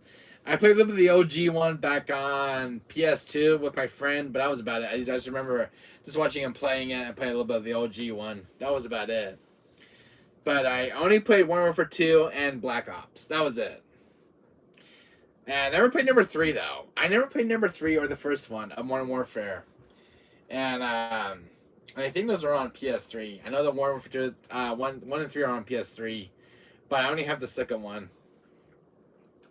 2 was my favorite because the 2 was my favorite one on PS3, and that's the one I actually love the most of Call of Duty's. Because it was the first one I ever got, and it's the first one I actually still love to this day. But damn, it's a brutal game to this day. I remember just getting shot at. So it's like, Jesus, man, this game is brutal as nails. But Call of Duty Modern Warfare 2 is one of my favorite games, but damn, it's punishing as hell. But definitely a good game. My favorite level in that game was driving an army tank. That level just rocked. Driving an army tank and just blasting everything. But that was my favorite moments as a child playing Modern Warfare 2. Just driving an army tank in first person. It just blows every single army tank up out there. But I just remember just having fun playing on a modern TV, and I was just blown away by the graphics at the time. It still holds up pretty well. It still has aged pretty well. I not played the remake. I not played the one that just came on Modern Warfare 2 remake. I not played the remake when it's on PS4 and PS5. The only one I played was the OG. But I know they made the remake. No, I seen a little bit of the gameplay of it, but I don't know if it's worth investing in. Because the OG one is the one that holds dear to my heart. But I don't know how good the remake is. Modern Warfare 2. I not played it, but I see a lot of people playing it. Like, I don't know if I should play this one. I don't know. You guys can tell me in chat. I've been avoiding Call of Duty games lately, the recent ones. I have been collecting Call of Duty games. But the only ones I have in my collection is Black Ops and One for Two on my PS3. That's all I have. But I haven't touched a Call of Duty game in 25 years. So what do you think? You think I should collect Call of Duty games, guys? You can tell me in chat. I haven't touched one in 25 years. I haven't picked any new recent titles lately of the Call of Duty franchise. I haven't been keeping up with the franchise lately. I haven't touched one in 25. I would go to a store. I would see a Call of Duty game on store shelves, but I just never had a chance to pick one up. I would. All right. Maybe I want to get Black Ops 3 again. Black Ops 3 is the one I have fond memories of as a child. I think it was about 15 years old when I played it. There's a favorite voice actor who plays in that one. He played in Law and Order. Was Christopher Maloney. He plays one of the villains in Black Ops 3, and Black Ops 3 was one of my favorites. But unfortunately, I don't have it in my PS4 collection. But I remember getting it with my PS4 years back. It was a bundle deal. But I needed to click some of the Call of Duty games because my friend told me they're starting to go on price. They need to remake Black Ops 2. Oh, I agree. I love Black Ops 2. I love 1 and 2. 1 and 2 are my favorites on that franchise. When I played the first one went off its rails so easily. I just remember the first one being very crazy, chaotic, going off its rails at times, and the story was like, this was so much fun. Which one is the one you turn into a cyborg robot? Was it the second one or third one? There was no, and then that was the third one. There's the third one you play as a cyborg, and you're like half human or half cyborg. And I remember there was zombies in the campaign. But I remember Black Ops 3 getting very scary at the like later in the game. I remember Black Ops 3 being very scary. I'm like, you're having these number illusions. I remember that. I remember number 3 being very scary because that game goes off its rails very easily. Number 3 is pretty fun. I like Black Ops 3, but it gets very scary. When I got scared when the game introduces zombies, robots, cyborgs. I'm like, damn. First I'm fighting humans and I'm fighting robots and zombies? Jesus. But I think I didn't like the new MF War 3 or War 2. Oh, the new Modern Warfare 2. Yeah, the remake. Something about it turned me off. Lying Myth. The OG was always my favorite. I like the OG so much more. When the remake was announced, this is like, there's something I didn't like about it. There's something I didn't like about it. It was like, it didn't have the same kind of charm as its predecessor. There's something that was missing. Yeah, I didn't play Warfare 2 remake. I didn't play it. I'm still gonna stick to the original, but I saw a little bit of gameplay of the remake, was like, yeah. They should have remade the multiplayer. Yeah, they should have remade the multiplayer. They should have remade it. Yeah, multiplayer was missing from the launch. Multiplayer is so much fun with friends. I remember playing multiplayer on Call of Duty Warfare 2 with a friend. I remember sniping the hell out of him. Because we're playing in like a death match. I remember getting the sniper rifle all the time, and he would get one of those PC things we're calling the missile strike. I just remember sniping him a lot from a far distance. He's like, "What the hell?" My friend would get so irritated at me because I always go with the rifle gun. But yeah, I just for some reason I got very good at it. But he got mad during death matches. Warfare 2 was better than Vanguard. Yeah, Warfare 2 was better than Vanguard. Vanguard was like watching a movie. And it was not that great. It was not great at all. Because there was hardly any gameplay. There was like a little bit of gameplay, but most of them were just watching the cutscenes. That's how bad Vanguard was. I mean, I saw the reviews on it, like, most of them were just watching, because I watch Angry Joe's reviews. He said most of the time he wanted to get to the gameplay, but most of the time you were seeing those long cutscenes. I'm like, he just wants to get to the game. But yeah, Vanguard only had a little bit of gameplay, and that was like most of the time we were just watching a movie of it. But that was with the story campaign, and it wasn't that great, from what I heard. But I never picked it up. I don't want to play Vanguard. It was buggy at launch. Even the multiplayer was bad. Yeah, multiplayer was bad. I saw my friends playing. It's very bad. It wasn't that great.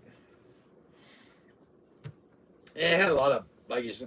The worst game of all the Battlefield games was Battle 2042. That game was so bad, buggy as hell. Battle 2042. If you play that game, don't play it. I didn't play it, but I just heard it was buggy as hell.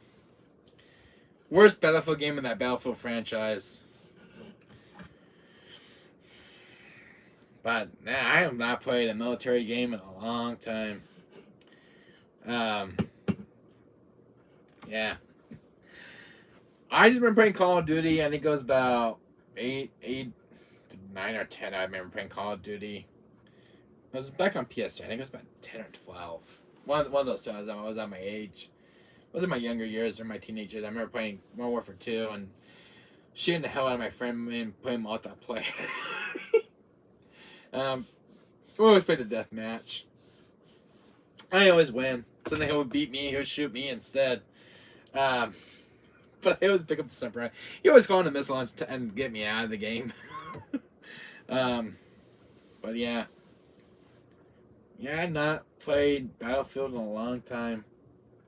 The only Battlefield games I have is 3 and 4. I can never beat the third one. For certain, there's one chapter in the Battlefield 3. I will get to the one we get to face against the army tanks. And for some reason, I can't progress right beyond the game. I don't know what I'm doing wrong. It gives me an objective. I don't know what I'm doing wrong. So I'm like, oh, how that quit. So I didn't visit Battle 3 for quite a while. But I can get like halfway through it, but when I get to the tank stage, that's it. It gives me a jiggle. I don't know what to do. I'm not good at the Battlefield game. I suck at it. I kind of rather play Call of Duty than play Battlefield. World War II had a good multiplayer. Yeah, World War II did have a good multiplayer. Yeah, it did have a good multiplayer. I didn't play the one that was on PS4. I missed out on it. But I know it had one famous celebrity in it. But I had a very good multiplayer, but I missed out during the launch. But it's definitely one of the best ones in the PS4's library. So my mom right now is in the kitchen right now on the phone. So I'm waiting for her to get off the phone and get some breakfast. Right now I'm talking to you guys. So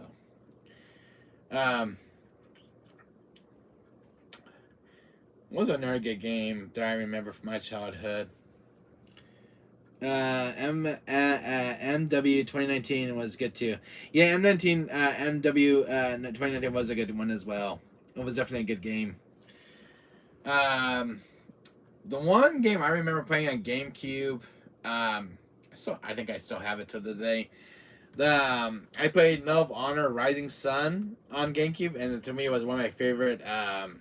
It's kind of similar to Call of Duty, but Medal of Honor was one of the old franchises I used to play. But Medal of Honor: Rising Sun was one of my favorites. It was only Medal of Honor I've ever played, but that was it for me for the franchise.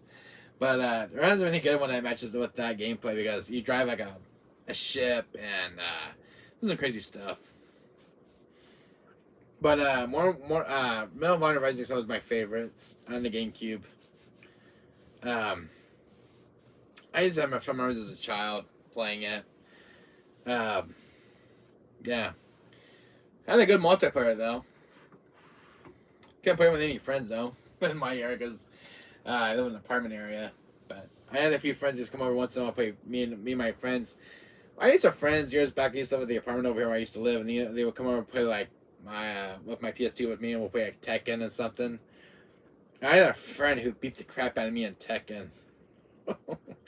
We're playing Tekken Tag on the PS2, and I remember a friend just kicking the crap out of me. I was playing as Paul Phoenix, and I think he was playing as either Jin Kazama or Kazuya in Tekken Tag. I don't think Kazuya. I think Kazuya was a playable character in Tekken Tag. But I remember me and my friends playing during my birthday. He just kicked the crap out of me. Tekken Tag is a good game, but I bought the HD remaster on the PS3. I got Tekken Tag 1 and 2. But yeah, me and my friends just play Tekken all the time. He would beat me though. He would beat me. You know, I was a master at Tekken, but damn, he just bought some moves I could not pull off. Yeah, this some my friends would just come out and play games with me, that kind of thing. I think one time, me and my friends played Super Mario Party 6. I don't know if you guys played Super Mario Party 6 on GameCube, but it was one of my favorite Mario Party games. There was one particular level that was so much fun than any minigame in that game. And my favorite minigame in Mario Party 6 was the cheesecake mini level where you had to find the cheesecake, but one of the cooks had a bomb. Mario Party 6 was my childhood. Same here. Mario Party 6 was my favorite I saw until today on my GameCube. But my favorite minigame, line myth, was the cheesecake level minigame. Where you gotta find a cheesecake. If you get the bomb, your character blows off the screen, which is hilarious. But me and my friends always joined the cheesecake minigame in that game. So like half the cooks were bombs, half the other cooks were cheesecake pies. And that was my favorite minigame in Mario Party 6. I remember being my friends at that minigame because I was so good at it. But it was one of my favorites in that minigame. One of the hardest ones in that minigame, one of the other minigames that was very hard, was the boulder chase run. And you had these pit holes you had to jump over. My God, that one got hard. There was a few that were really hard. Some of the minigames are really hard. There was one... You had to swim from an octopus, and damn, that was hard. My favorite was in the cave, you have to run from the giant rock. Yeah, that's the one I remember playing. Chasing you, and I was terrified I would lose. Yeah, and I was so terrified that me and my friends would play it. My friend used to knock me off for some reason. He would push me in the pit hole while he would make me run for it.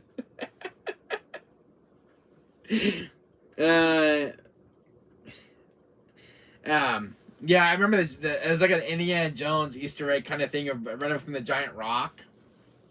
But my friend would push me in the hole, though. He would push me in the hole while he'd get first place. Memories. Yes, childhood memories. Where do I have Mario Party 6 still? Let me see. You know, we should play a little game on the channel here. I got my GameCube back in order now. Yeah, my GameCube's back in the next room. And I have Mario Party 6. But I think I'm missing the others on GameCube. Yeah, it's in the back room over there when I was in my room earlier. But something I want to play on my GameCube again. And play the old rock sequence on the GameCube. But since I got my GameCube fixed now, I'll play my old GameCube games again. But that's one I want to go back to. It's one game I remember from my childhood. The AI, you know what the AI used to do to me, Line Myth? The AI would always cheat. When I would get a star, it would take it from me. What I would do, I would set my character to the default of 9 stars, so that way I could take the other AI's stars in the game. But you can actually set your character with 9 stars when you want to start the game, which is kind of cool mechanic. My favorite Mario was Super Mario Sunshine. I remember playing it back on GameCube, but I never fully finished it. But I remember loving it so much. I even bought it on the Switch. The Switch version is a little bit harder for me, but I have it on GameCube, and I remember getting halfway through and I was almost finished. But Super Mario Sunshine was the most funnest game I ever played in my childhood. I love Super Mario Sunshine. The other Super Mario game I remember playing was what was the other Nintendo game I remember playing on GameCube? But Super Smash Bros. Melee. That game was fun as hell. Super Smash Melee on GameCube was one of the best games ever made on GameCube. And then a year later we get Super Smash Bros. Ultimate, which is another really good game. But this time they brought Sora to Super Smash Bros. From Kingdom Hearts. And Sephiroth. Sephiroth and Sora were like the most rarest characters from Super Smash Bros. Um, I bought Sora for as a DLC character for Super Smash Brothers, and I was so happy when they brought Sora back to Super Smash Bros. Like, I was hoping to make Sora back because Sora is a kind of a hard character to get your hands on. And I don't know how Nintendo did it, but they got Sora and Sephiroth in Super Smash Bros. Ultimate. I'm like, this is the most hardest characters to get your hands on. But I think Sephiroth was kind of easy to get their hands on because they got Cloud in the game as well. But when I saw a trailer for Sephiroth, I'm like, who the hell is strong enough to take down that main boss? And he kind of cuts him in half. And I was blown away watching the trailer when they were announcing the new DLC character, and it was Sephiroth. He got his own CGI cutscenes during the announcement. I'm like, we see Cloud's face, and he kind of looks at Sephiroth. I'm like, Sephiroth's back in the game. And the cutscene I remember, Line Myth, I don't even know if you saw the Sephiroth trailer for Super Smash Brothers, but he kind of stabs Mario like he did the Cloud, and that was like, holy hell, he just killed Mario. I remember playing Mario 64. I've not played Mario 64. I played a little bit of a demo one I played. I was at McDonald's, and I remember they had a little gaming machine, and they had a demo of Mario 64. I remember playing a little bit of it, but I never got fully into the game. But it is fun. But I do have Mario 64 on the Switch, which is the Mario collection they have. Like you get Super Mario 64, Sunshine, and Super Mario Galaxy. I got like, all 3 games on the Switch, but I need to play Mario 64 over the weekend. I don't know how far I will get. It's definitely aged pretty good on the Switch. It's a remaster. Yeah. Have you played Super Mario, Super Smash Bros. Ultimate Line Myth on the Switch? I have the Switch right here, by the way. I'll show you which one I'm talking about. See. So I have some games right now I'm playing through on my Switch right now. Line Myth. I have like RE4 installed, Ace Attorney, Shin Megami Tensei 5. Super Smash Bros. Ultimate. That's the one that I'm about to play. I got Sora and Sephiroth installed. Super Smash Bros. Ultimate was awesome. Oh, it's so awesome. Did you see the trailer for Sephiroth? Everyone was blown away when Sephiroth came out to that game. And Sora. Those are the most 2 highlight characters in the DLC. I bought Sephiroth and I bought Sora for Super Smash Brothers, and I'm still good with Sephiroth because nobody can beat the hell out of me. But I was so happy when they announced Sephiroth for Super Smash Bros. Ultimate, and he got his own CGI trailer, and he stabs Mario. I'm like, not Mario. But I just remember everybody was shocked when he almost killed Mario. Super Smash Brothers Melee was good as well. Oh, so good, my friend. Originally, I don't have my copy anymore of Super Smash Melee. I've been meaning to find a copy of it. My other copy kind of died on me. I just got one. I don't have my copy of Super Smash Melee. I used to own a copy of it, but I don't have my copy now. My retro store just recently got a copy of Super Smash Bros. Melee, and I'm gonna see if I can have my friend pick it up for me. But it's one game I want for my GameCube collection. I used to have it years ago as a kid, but it's missing it now in my collection. I still play that game. Oh, I feel ya. I have not played Melee, Super Smash Melee, in a very, very long time. It's been 25 years since I played it. I remember playing it as a child, though. Who do I play the most as? I used to play as Link and Samus. Samus from Metroid. I mean, I was always playing as Samus or Link. Were my 2 favorite characters in Melee. And Bowser was another favorite of mine as well. No one wants to play because they say it's too old. Oh, it's never too old, buddy. I mean, look at me. I still play my ps1 games, even though they're old, and I still play them. I'm never too old for my old games. I love playing my older games. They're fun as hell. I don't know what they're missing, man. Old games rule, alright?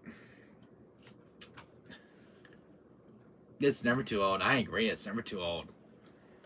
I still play RE2 to this day. I was playing RE2 the other day.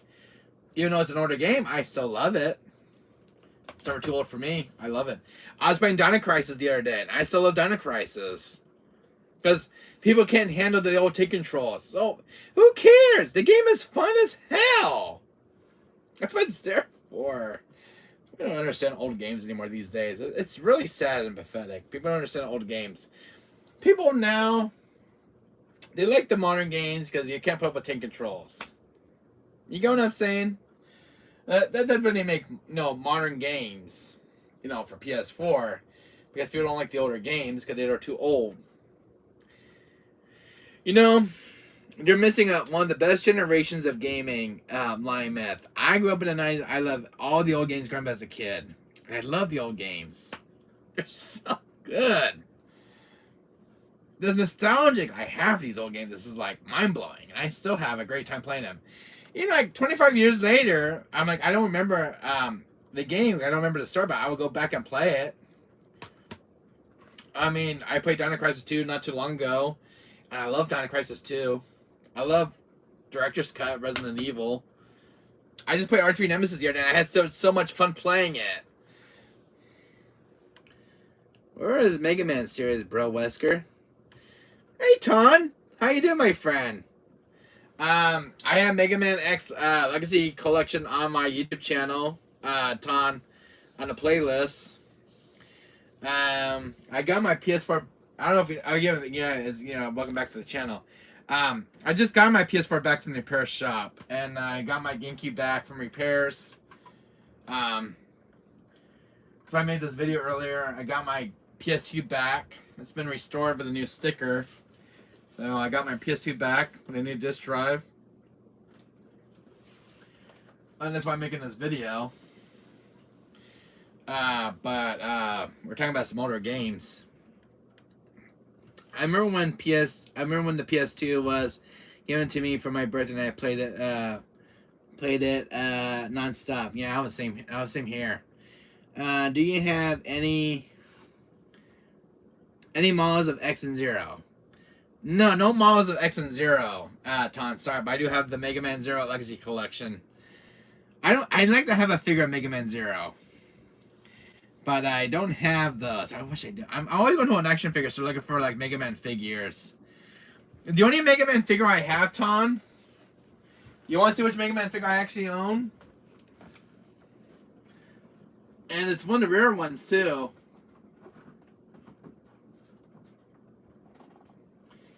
You guys want to see one beloved figure that I actually love, that I actually got? And I bought it at a GameStop store. I have my original Mega Man. I don't have the X figure. This is the only Mega Man figure that I do have. That's the only one in my entire collection. I bought the one at a GameStop store. This one actually makes noises. It's still factory sealed in box. Never been open. But it's one of my favorite Mega Man characters.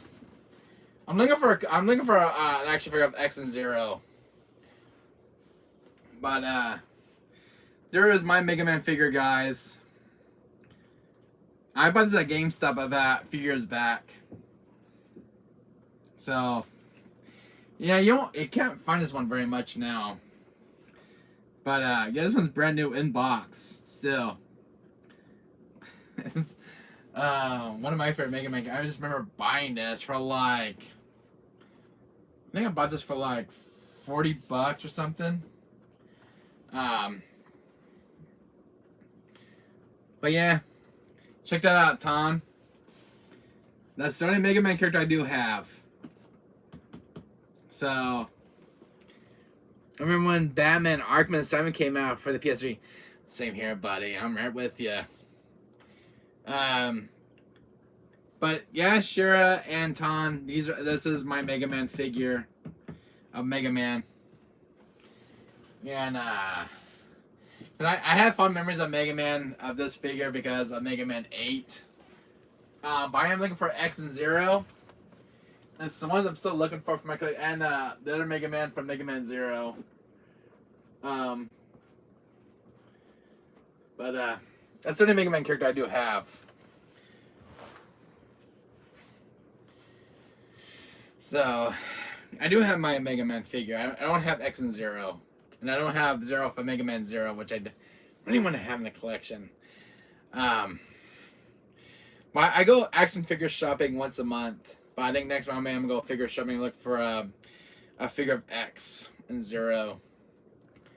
There's a store in my area that has like old retro figures. They get like new figures once in a while as well. So then I'll find like original figures. I do. I have Liquid Snake back there as an action figure from Metal Gear Solid. Some original figures right there behind me. Batman Arkham Asylum figure of Batman.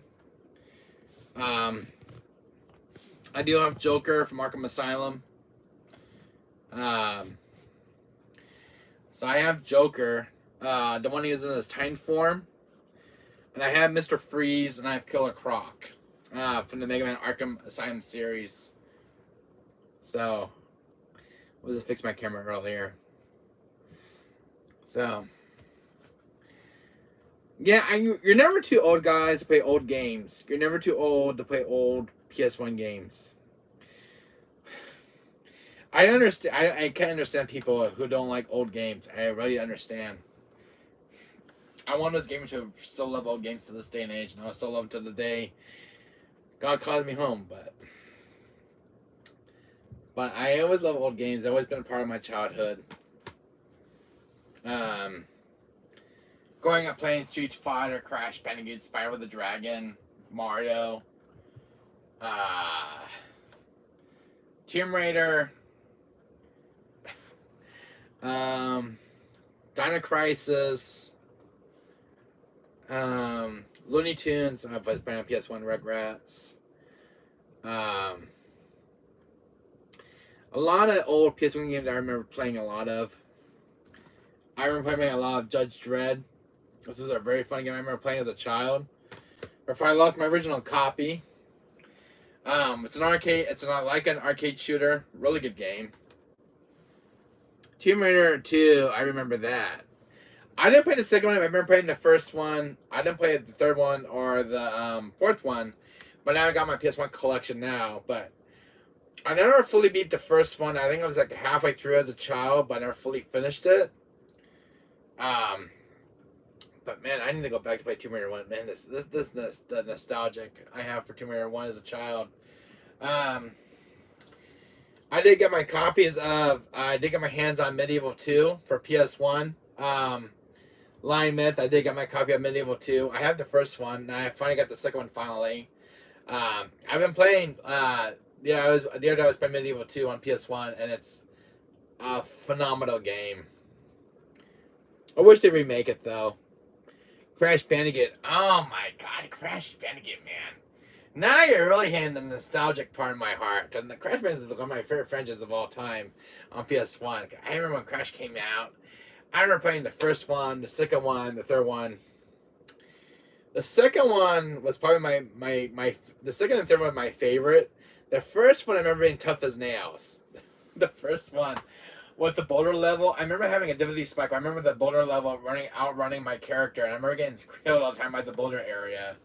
The Road to Nowhere is one of the most hardest levels in Crash Bandicoot 1. The Bridge to Nowhere and the Road to Nowhere is one of the hardest levels in Crash Bandicoot 1, and I remember just dying a lot. The second one was amazing for me. Yes, I agree. I put the second one. My God, Lion Myth. The second Crash Bandicoot, the Crash Bandicoot Cortex Strikes Back, was the game I would play the hell out of. I played the hell that. You know how long I played that game for? You're gonna be amazed. I played the game for a year, over and over and over again. This is collecting the gems, the crystals. I'll play like new game playthroughs of it.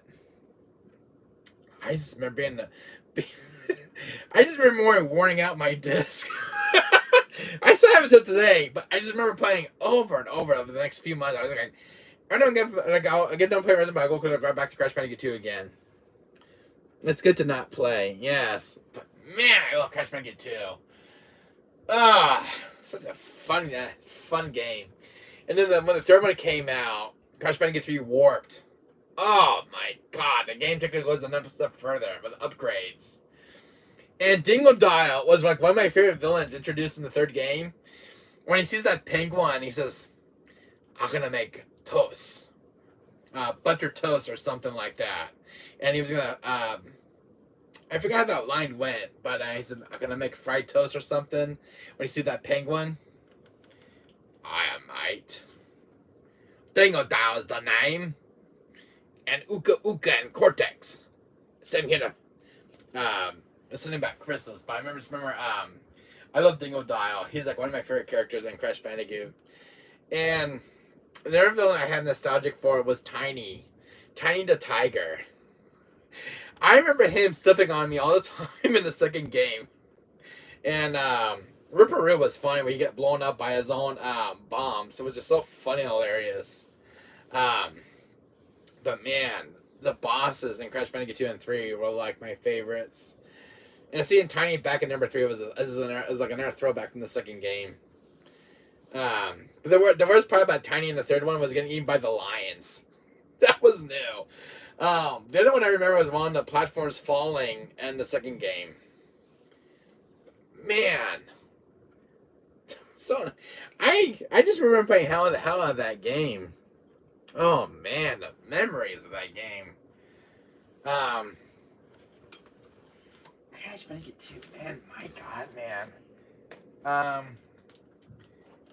think I still have my older games. Yeah, I still have them. Oh my god, my old PS1 games. Castlevania the Night, phenomenal game. I remember my dad buying me this game. Legacy of Kain Soul Reaver. I never fully finished this game. It's a game I need to go back to and finish it. But it's one of my favorite games of all time, the Legacy of Kain series. I never got to play Blood Omen, but I remember playing the hell out of this game as a child. The music, the voice acting in this game is phenomenal. The cutscenes have aged pretty well.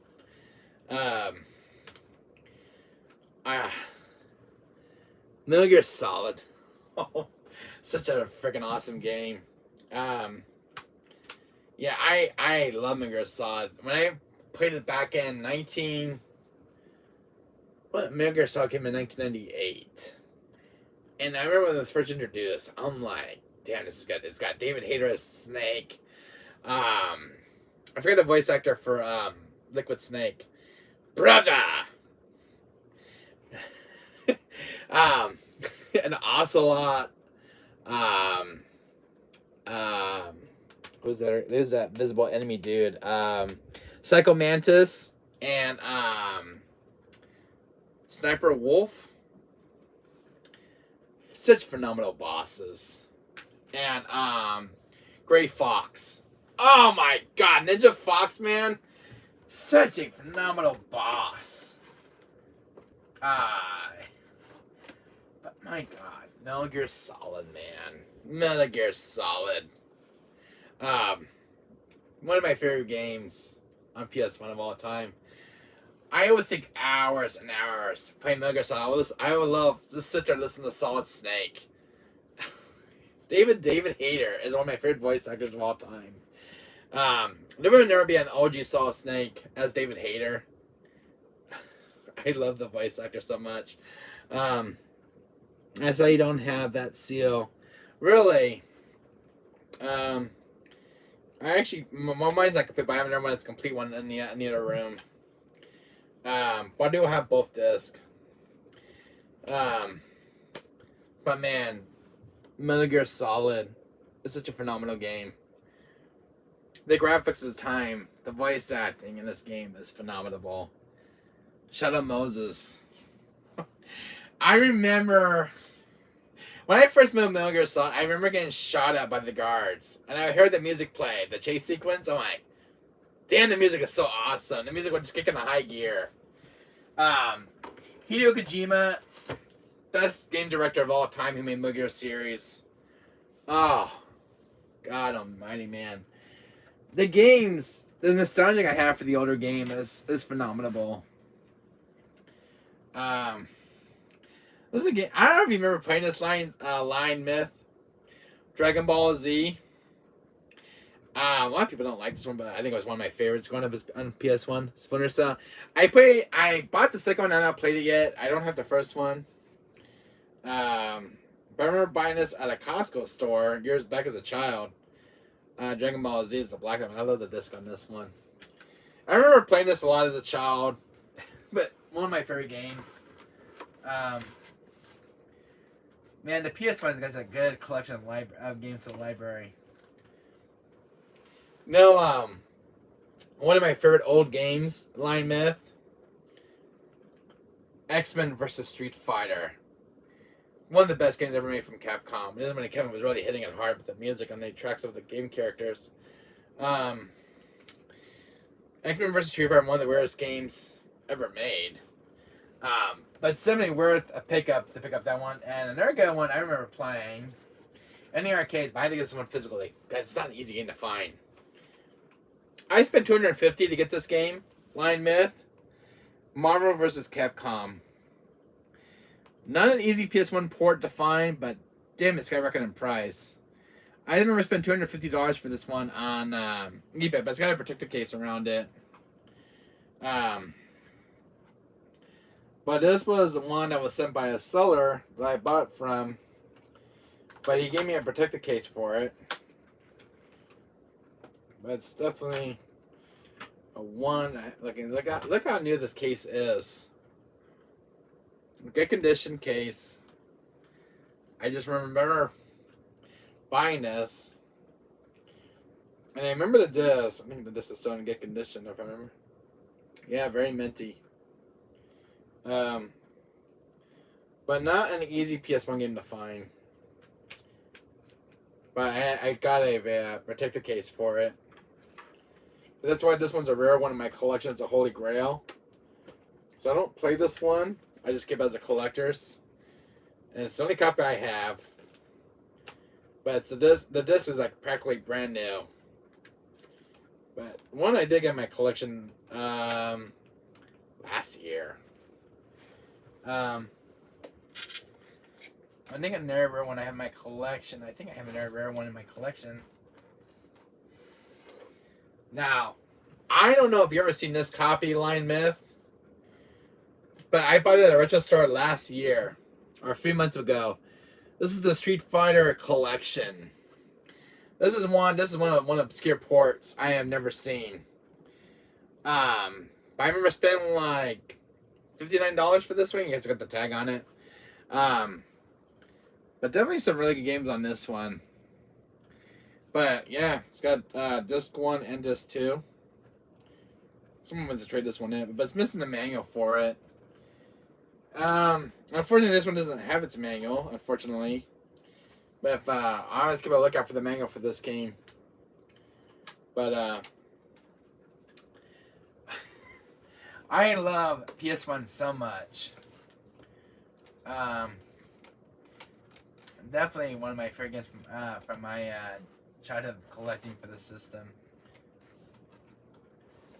I don't remember a game I'm trying to remember from my childhood playing. I think another game I remember playing a lot of. This one? Oh. And I also have Medieval. This is another good game. I know I got a remake on PS4, but you can't play the original on the PS4 because it's on the remaster.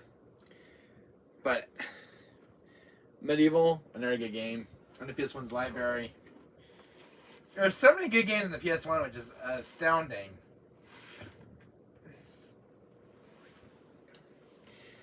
But yeah, I never get tired of playing the older games. Line Myth. It's PS1 was my first game console. I had such huge respect for the system. It's the one that got me into my gaming career. And I bought this one last year. This is my original copy, original director's cut. Because I do have the other alternate version. I'm gonna go through my collection, which ones I do have. So I have this one and the greatest hits. I think there's a black label of this one that's kind of rare to find. I remember Mortal Kombat. I got Mortal Kombat Sub-Zero's Mythologies ps1. I bought it recently. It's just the worst game ever made, but it's one I never played, but I bought it for my collection. I think it's in my collection of games. Let me see. Yeah, the games I picked up about a few months back. Line Myth. I don't know if you have this one in your collection, but it's the one you should keep an eye out for. Evil Dead, Hell to the King. I've been looking for this game for 30 or 25 years, trying to find this one. And I got lucky one day walking to a retro store and I see this game on the store shelf. Picked it right up. But it's one that's been recently added to my PS1 collection, and it's the one I've been hunting down for many years. Evil Dead Hell to the King. And it's got these really cool backgrounds for the game, like how on RE2. But I heard this one's punishing, but it's one I've been wanting to play for years. But now I'll finally get around to playing it now. Another game I did find. I'm watching a new horror movie, Bro Whisker. It's Winnie the Pooh, Blood and Honey. I heard about that one, Ton. How is it? I know where I did find Lion Myth. I did not have it in my PS1 collection. I think I showed it in my last video. Star Wars, Dark Forces. This is one I've been missing for years. I remember renting this one as a kid at a video store. I remember playing the hell out of this game. This game was so fun. I love the Star Wars games, but this one I remember very fondly playing a lot. And very, very good game. I just beat Star Wars Rebel Assault 2 on the PS1. Finally beating all these years. Could never beat it as a child, but I finally beat it. Lion Myth, I don't know if you remember about this game, but I think I know you're gonna hate this one. But I think it's one that's kind of controversy on the PS1's library. Everybody hated this one when it came out. Sub-Zero's Mythology. Everybody still hates this one. It's one of the worst games in the PS1's library. Has the worst controls ever made. I found this one at a retro store, and I can never find this game anywhere, and like in stores or anything. I know it's one of the worst games ever made, but it's one I added to my collection. I don't know if you played this one, but if I were you, I would pass this one if I were you. But it's one I've been wanting to play and put myself to a living hell playing this one. I know this one's very bad. It's not made. It's one. It's got really bad controls. But I found this one at the register. Like, I bought it. Of all the bad games I buy in this world, I buy one of the most games that's not the greatest. I watched Maximum Dude playing this. He put himself to a living hell playing this. Remember, you guys can check out his channel, Maximum Dude. But I remember himself playing Sub-Zero Mythologies. I remember seeing him. I saw him raging. He's cringing at this game a bunch. He hated this game so much. He kept dying a lot. I can see how bad it was. But when he streamed that day, this game, I found it in the store about a day later. Funny. One there again, I did find out there when I was buying Sub-Zero's Mythologies, I ended up getting, Oddworld's Abe's Exodus. Fully complete. But one of the games that ends up in my collection is this one. But good having a collection. I'm just going to go a complete library of the PS1 game, but one of the worst games ever made. Um,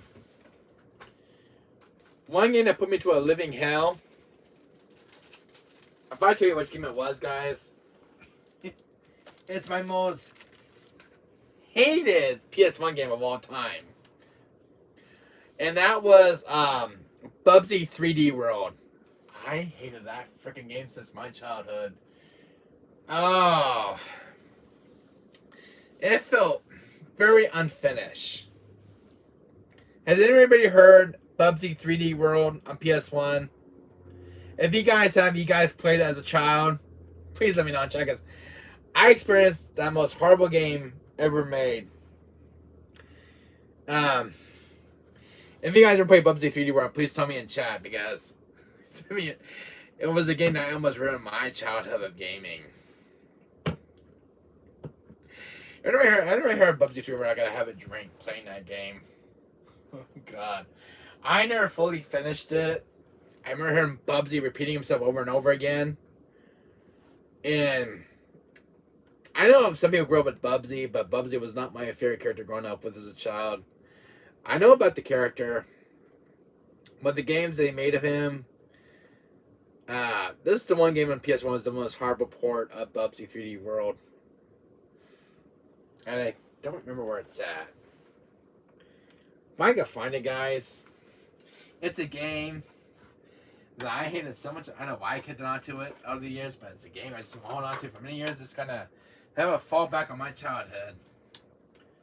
If I know where it was at, I beat the hell out of it right now.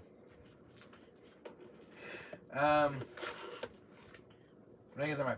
Is this one there? You know what? I'd love to know when I put that damn game at. No, guy, I don't know if you played this game, but Bubsy 3 was one of the most awful game ever made on PS1. PS1 game had some stinkers, but if it's one stinker game that was a stinker, Bubsy 3D World. And Mythology Sub-Zero was another one that was a stinker on PS1. Another game that I love from my childhood, Line Myth. I remember buying this game as a child, and it's my most favorite game of all time. Bugs Bunny, Lost in Time. Definitely a rare hidden gem of a PS1, but one of my favorites I played as a child. Funny as hell. Very good platformer. Never got a remake or a remaster over the years, but it's definitely been locked on the PS1's format for many years. But it's one of my favorites as a child. I have one that's incomplete, but I have one that's complete in the next room. Bugs Bunny Taz, Time Busters. These are really. This one's missing its manual, but I have one that's actually complete in the next room. But definitely good Looney Tunes games in the PS1's library. These are games I had for many years in my collection. I know I'm missing a manual for it, and I'm still trying to find it. I don't know if you guys remember about this game. I bought this one years back as a child. Hello, Shira. Dexter's Laboratory and Mandark's Lab. This is another game I played as a child. These are games that are just showing off my PS1. I remember playing Goosebumps as a kid. Goosebumps, really? I played Goosebumps Night of Fright on PS4. But I don't know if there's a Goosebumps game on PS1. I don't think. But, a game that I grew up playing a lot as a child. Hello, Character J Gaming 2. How are you, my friend? How are you? We're just talking about some of the older games. Oh my God, I found it. Oh God, I love this game. Have any of you guys ever played? This is a rare one on PS1. Pretty good. Glad to hear it, encouraging you too. I'm just going through my old PS1 games. We're talking about older games. We got onto a different subject. This is one of the rarest. This is a rare game on PS1. I remember finding this at a store, at a Costco or Sam's Club. I remember finding this game at. I asked my dad to buy this for me, and I still have it. Has any of you guys ever played Tom and Jerry and House Trap. This game is so fun on PS1. It's one of the best PS1 game library. You play as Jerry the Mouse, and Tom would chase after you. There's got a story mode. But has anyone ever seen this game on PS1? This is one of the rare ones in my PS1 collection. Has any of you guys ever played this game on PS1? Cool. Tom and Jerry. Tom and Jerry is one of my favorite cartoons growing up as a child. Didn't know they made a video game of this. But have any of you guys, any in chat, played this one? It's really good. This is a Black Label one. OMG. Yeah, look at it. It's got the original manual. Yeah, in the game, it's Black Label. I spent $60 for this when it came out. But definitely a rare one. No, this is PS1, my dear. This is the original PS1 game. This is the old PS1 games from the 90s. This is the Tom and Jerry from... I think it was this one made in. This was in 2000. This was the last game that was published on PS1. It was made in the early 2000s. But, Killer Jane Gaming 2, my friend. Have you ever played Tom and Jerry and House Trap? I don't know if you ever played, I don't know if you go with PS1. But I don't know if you have this one in your collection. Definitely probably a hard one to find now. Probably worth, I don't ever saw the listing for this one. It's probably gone down in price. But definitely one of my favorite games as a child, playing a lot of. Because I remember Tom playing. How the game would go, guys. This game is so much fun. It's got its own personal charm. This game, don't have it really. Let's remember the first time you've seen this game in person. I've been a game hunter since the 90s as a kid. I remember seeing this in the aisle of games in Costco, and this is the only copy that was there. For some reason, that was very rare. So what you do in the game, Killer Gaming 2, is that Tom is the AI character. Tom would chase you. He's very smart. His AI is very smart. He will actually outsmart you. So you'll play as Jerry the Mouse. You have to set up traps. Tom's got a big health bar. But you have to set up traps around the house, and it's so much funny. And if he steps in the match, he does that. He does his own voice lines from the show. I just got the biggest jump scare of my life. Really? What happened? But yeah, Tom and Jerry and House Trap. What happened, Lion Myth, my friend? You all right?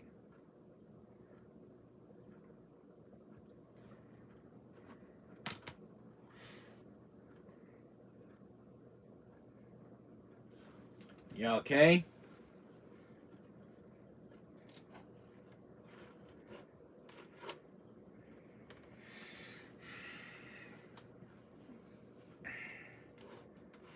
Oh my god.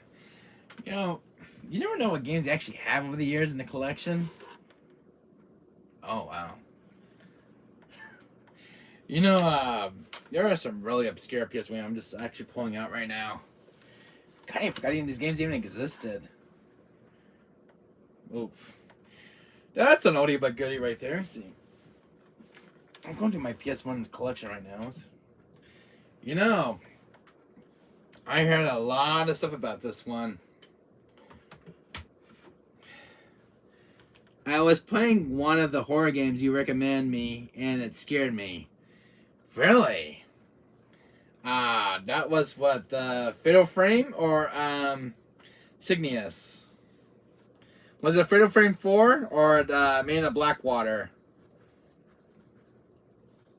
You can tell me in chat. What horror game was it? I remember. Was it Fatal Frame 4 and 5?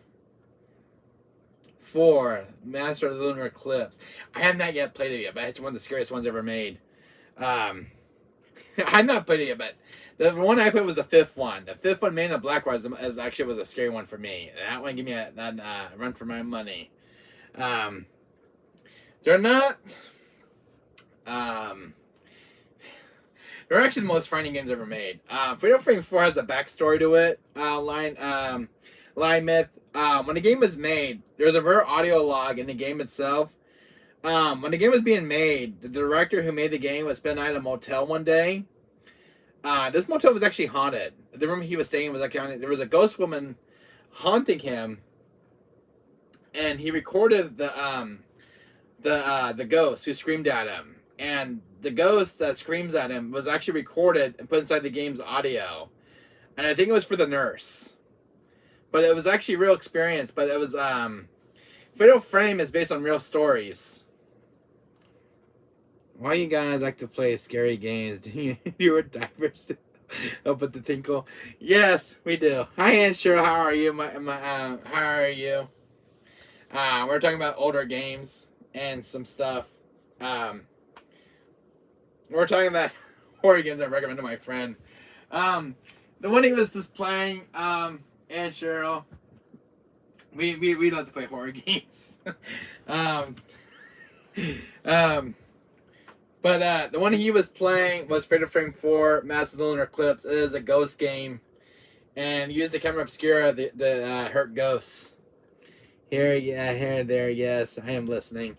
This is the one he was playing that just came out last month. There is ghosts in the game you have to be worried about, but these games are based on true stories. Fatal Frame. And because I like to get scared. Yeah, we all like to get scared. Next one I was going to tell him about was Fatal Frame in the Blackwater. Number 3 was based on a true story. Claim 1, 2, and 3 are all based on true stories of ghosts. Fatal Frame 4 is one. I've been playing through Fatal Frame 3 and get hunted by ghosts. It's a terrifying game. We're talking about Tom and Jerry and Cheryl. None of my friends in chat have seen this one before. Makes your hair turn gray. It definitely makes your hair turn gray. I just cut my hair the other day. My mom cut it for me and Cheryl. My mom cut my hair for me. So my hair was all grown out and I cut it. I had this much hair the other day. I had this much hair and I just kind of cut it off. My mom cut it for me. She did an excellent job. I told my mom she's got a green thumb for it. But we're talking about Tom and Jerry. This is one of my older rare games on my ps1. I should have played Five Nights at Freddy's. You know, I've been dying to play Five Nights at Freddy's. I got scared playing the fourth one. The fourth one is terrifying as hell. I have my Fatal Frame game, right? My Five Nights at Freddy's collection. Yeah, it takes place in a pizzeria. I need to go back and play it. The first one's really, really fun. But I do get the really good jump scares out of this one. Five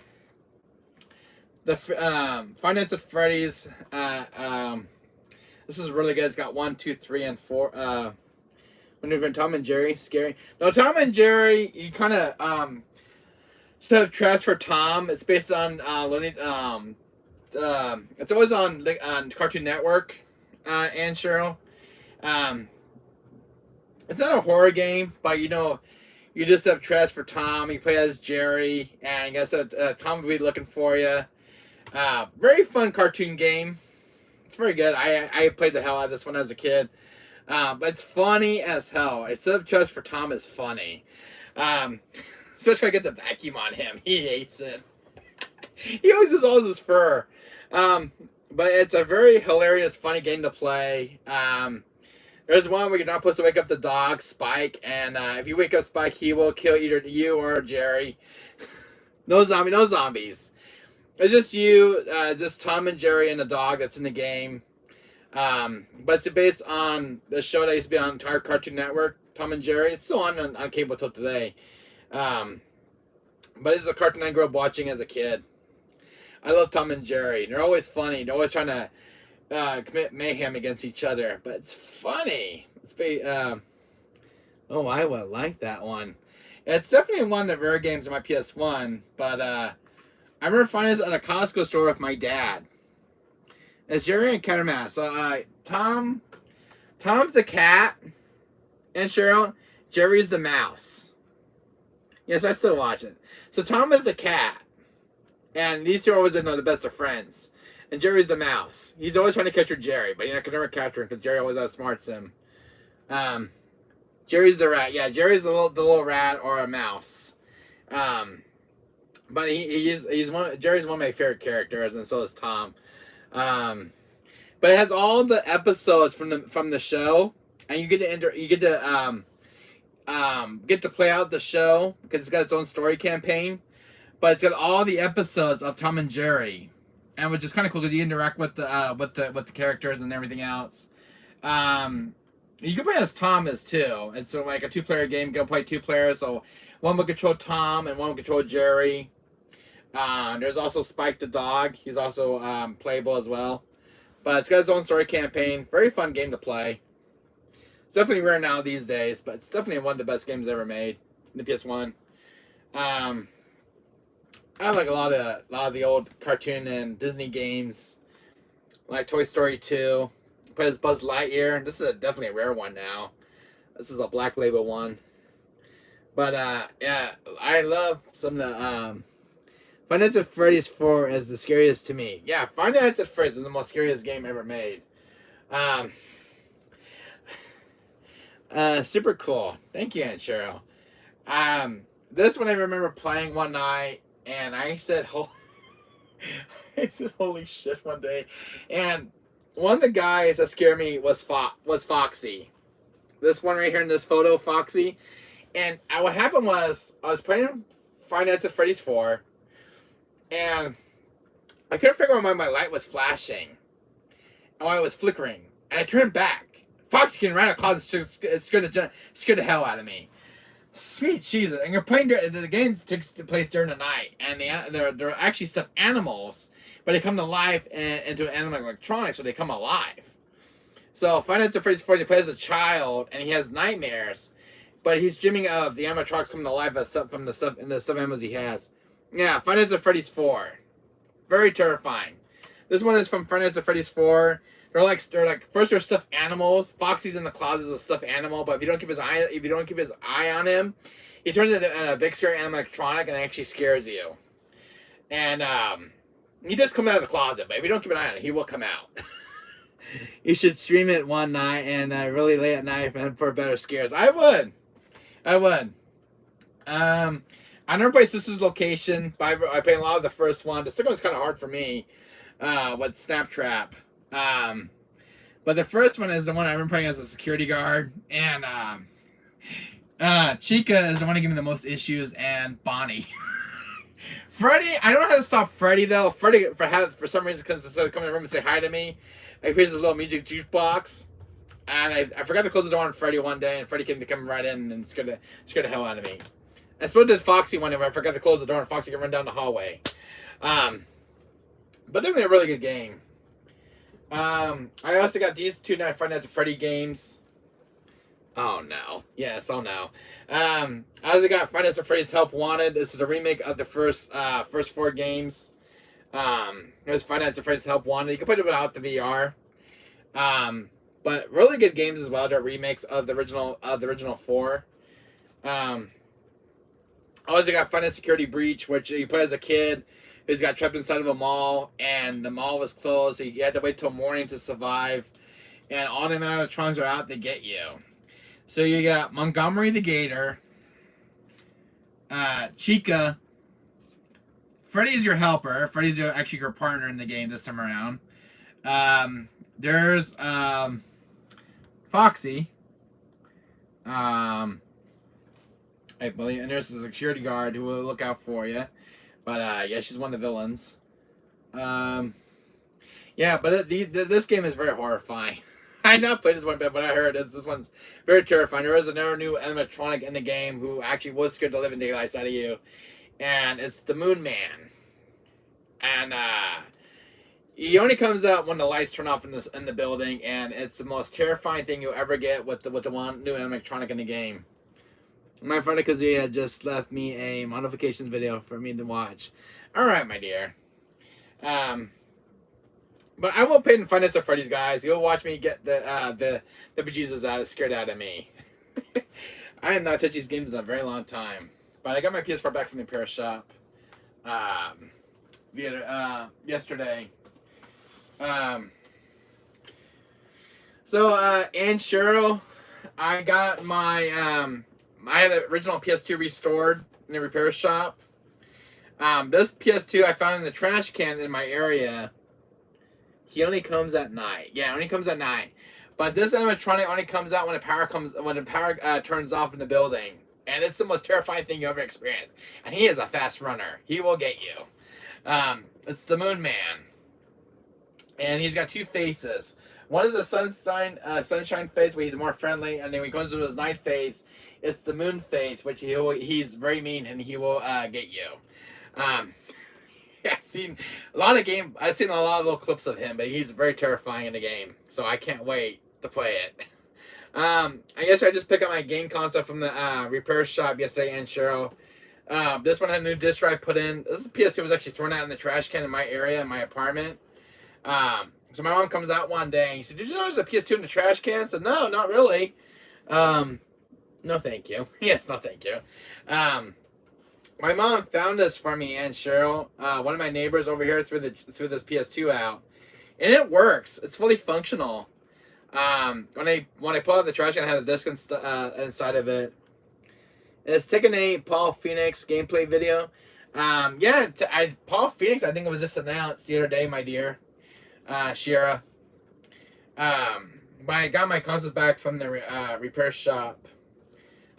Yesterday, I had the original sticker restored down to the PS2.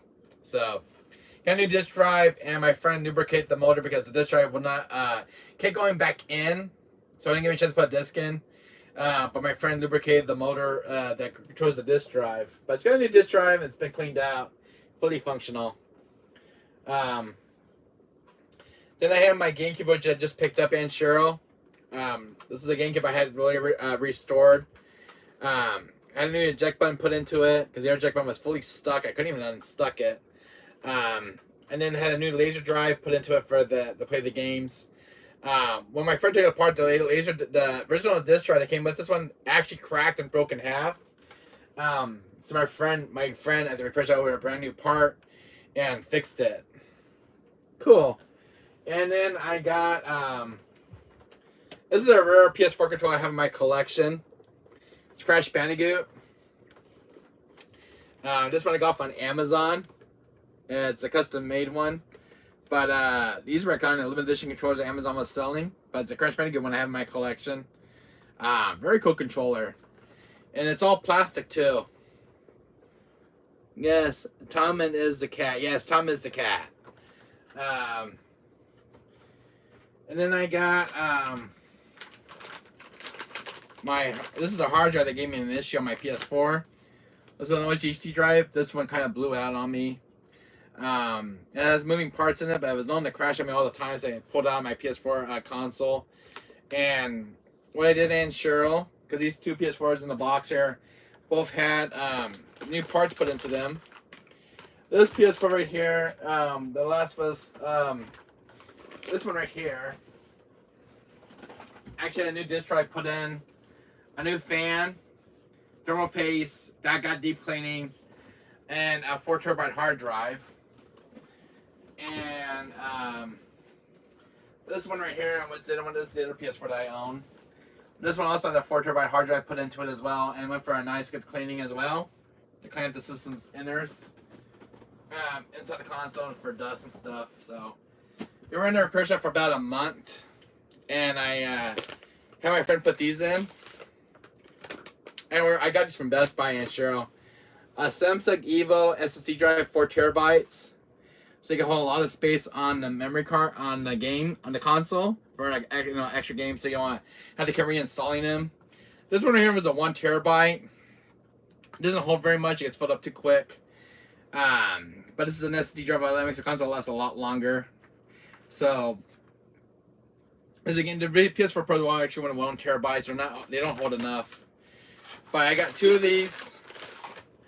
You need more console, obviously. Yes, I do. And I also have 2 original PS4 Pros, jet black, still factory sealed in my back dresser back there. But I had 2 4 terabyte hard drives put in. And what happened in Cheryl, when I ordered this, Best Buy screwed up my address. So they got the address right, but for what they forgot, but they forgot to put apartment 6 down, and so it never came in. So it was supposed to come in on Friday, never came in. So I called them up. So they got apartment 6 down finally. They came in the very next day. So since they screwed up my order, they sent me an extra one for free.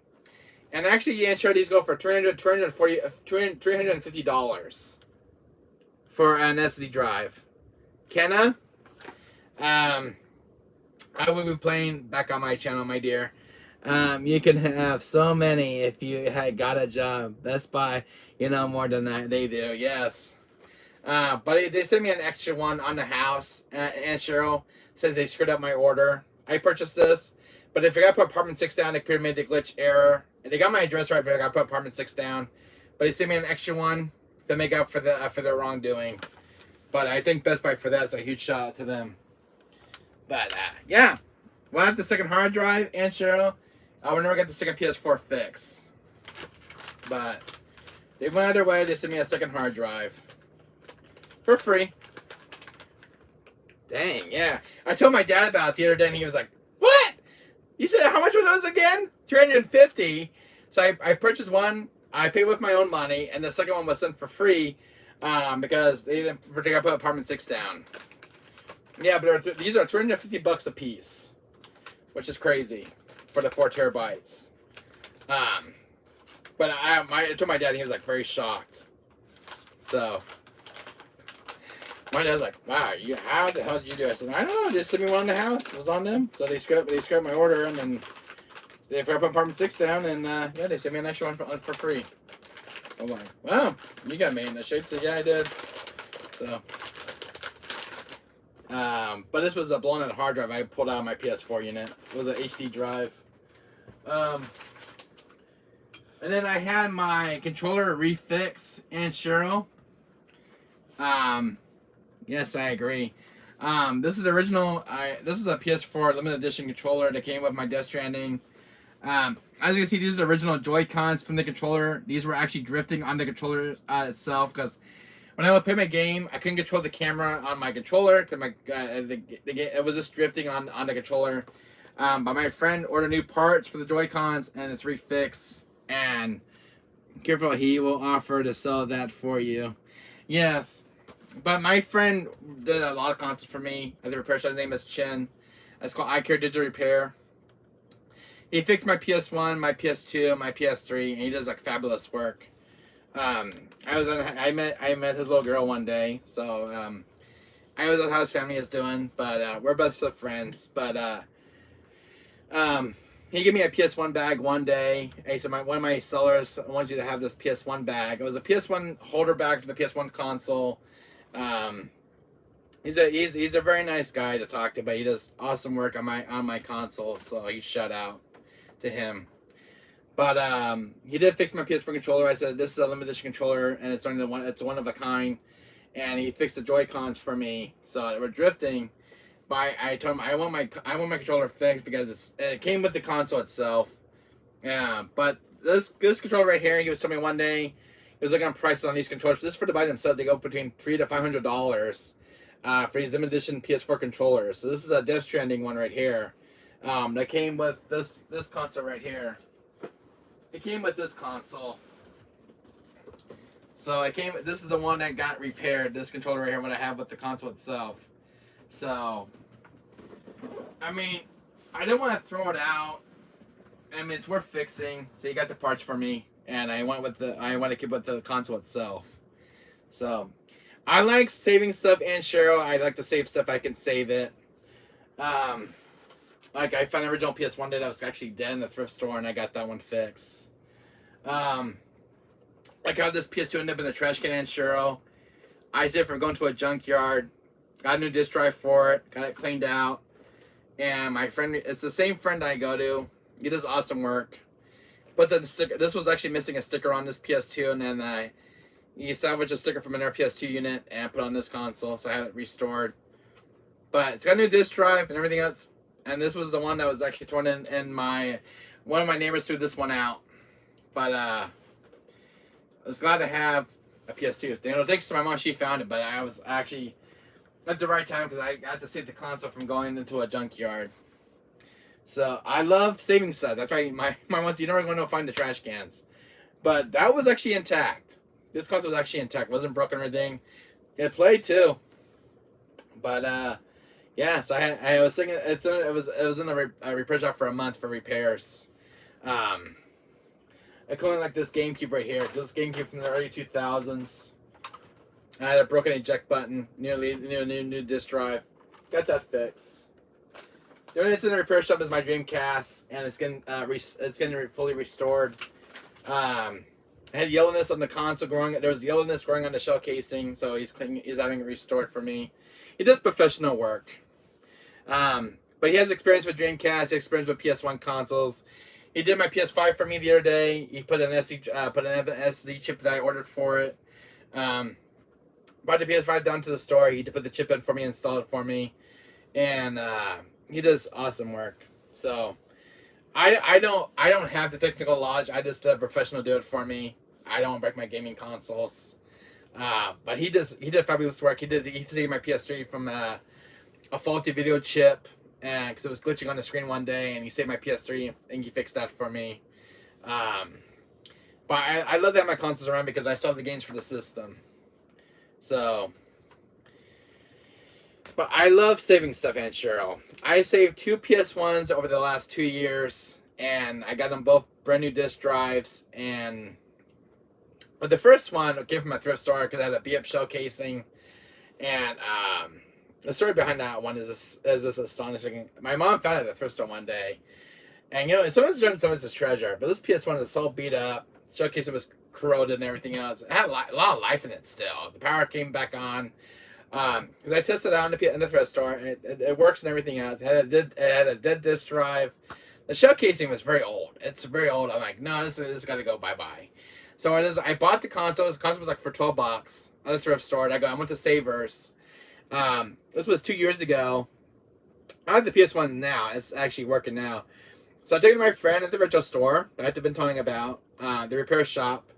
And he says, "What do you? Are you a retro gamer who collects, fixing, you like these old retro consoles?" I said, "Yeah, because this is the PS1 I grew up with. This PS1 from 1995. It's the original launch model." He said, "I'll fix it for you." So and to tell you the truth, I now worked on the PS1 almost last 25 years. But he found all new parts for it, power button, everything else for the console, new shell casing, disk drive, everything else, and got me 2 new controllers for the system. And only cost me $200 to fix the PS1 and brought it back to life. From a dead console, I was inside of a thrift store in Cheryl. Got a new shell casing for it, bought new parts for the console, brought it back to life. Time for me to get up and going. Have a good day, and thanks for sharing. See you later, Aunt Cheryl. Get my loves to the family. Tell Uncle Roger I said hi, and the family. Get my loves. But thanks for stopping by, Aunt Cheryl. Thank you so much. Tell the family I said hi. The other game, guys, I have in my PS1 collection. I don't know if you guys heard about this one. This is another racing game. I had not played this game in years. This is a PS1 game I'm about to show you guys. Walt Disney World Quest Magical Racing Tour. This is a rare PS1 game now. But it does got a lot of levels from the theme park of Disneyland, like the Haunted Mansion, Big Thunder Mountain, Matterhorn bobsleds, Dinosaur, based on the theme rides. Very good game, guys. If you guys haven't seen this game, really check it out. Definitely a hidden gem in the PS1's library. But one I had many years in my collection. I will love you. Thank you so much. I love you too, Aunt Cheryl. I wonder if I might have in my collection. So many games I collected over the last 30 years. Where's another good game, guys? SpongeBob. I was getting into my PS1 collection over the years. I wish I could bust through a door there and get a hug. Here's a hug for you, Aunt Cheryl. Hugs and kisses.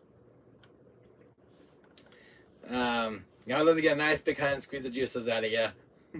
um, but see you later, Aunt Cheryl, and a hug back to you and kisses. Um, one game, guys, I have in my collection. I don't know if you guys play this one. This is from my PS1 collection I collected over the years. SpongeBob SquarePants and Super Sponge. This is a 2D side-scrolling game, but one of the rarest SpongeBob games out there. Really cool, really cool visuals and graphics. One of my favorite games as a child. Definitely rare now in the PS1's library. Because I grew up watching a lot of cartoon stuff, guys, as a kid. I know one of my favorites. I still play this one till today. Is Rugrats Search for Reptar. I love watching the Rugrats as a kid growing up, and Rugrats is one of my favorite TV shows growing up. But this is a really good, fun little game. You gotta hide and seek. Resident Evil 2? No, this is Rugrats.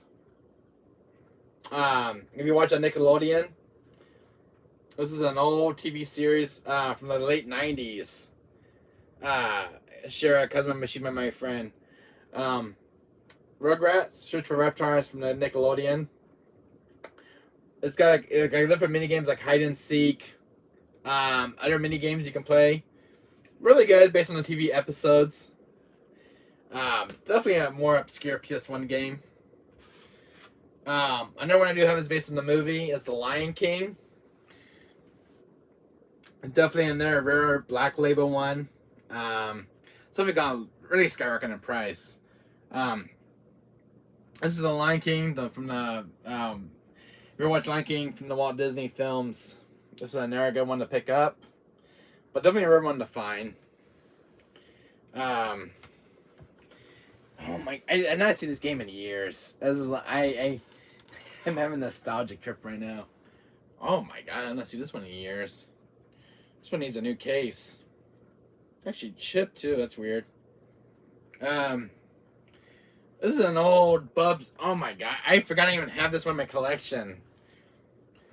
Buzz Lightyear and Star Command. This is a rare one on PS1. I forgot even I have this one in my collection. But they definitely made some really good games in the PS1's library. I remember playing the hell out of this game as a child. Still getting good condition, but it needs a new case. I don't know if you guys can see it on the camera, but the case is very corroded, except for the disc. But the case is.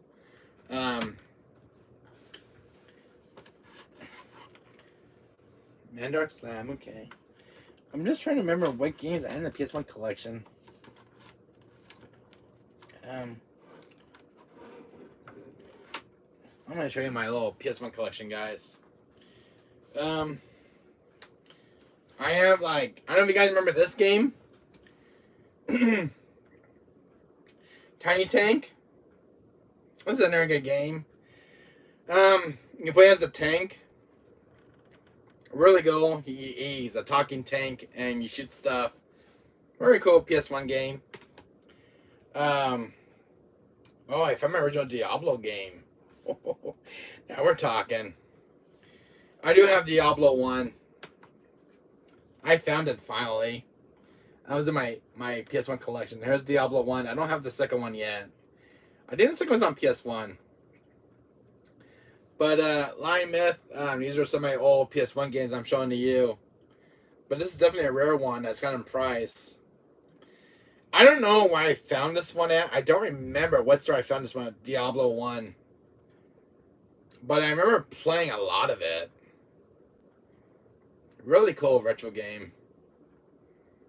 I don't know where I found it at, and I don't remember. I really don't.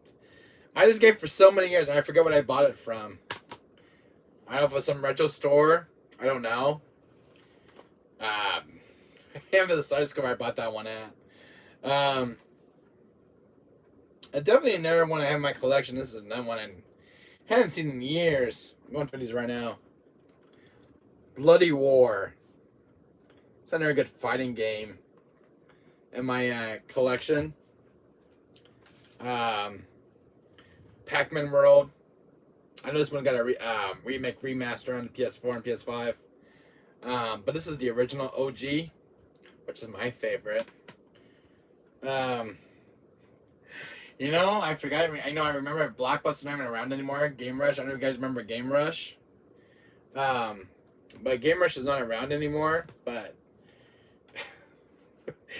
it's got the old Blockbuster sticker on it. As you can guys see, it's got that good old sticker on it from Blockbuster. Rayman Rush. I remember playing a little bit of this as a kid. I bought a Blockbuster before they went out of business. $4 when I spent for it. Oh, it just kind of amazes you how much you spent for that game when it came out. It wasn't a new game. It was I think it was a used copy when I bought it. This I remember from a GameStop store, but it's incomplete. I wish I could find a actually complete copy of this. Time Crisis on PS1. There's a rare one. I don't know if you guys played this one. Maximum Force. It's made by the same developers who made Area 51, the arcade game. But not a really good game ain't on the PS1. This one's actually incomplete. So I wish I could find a complete case for that.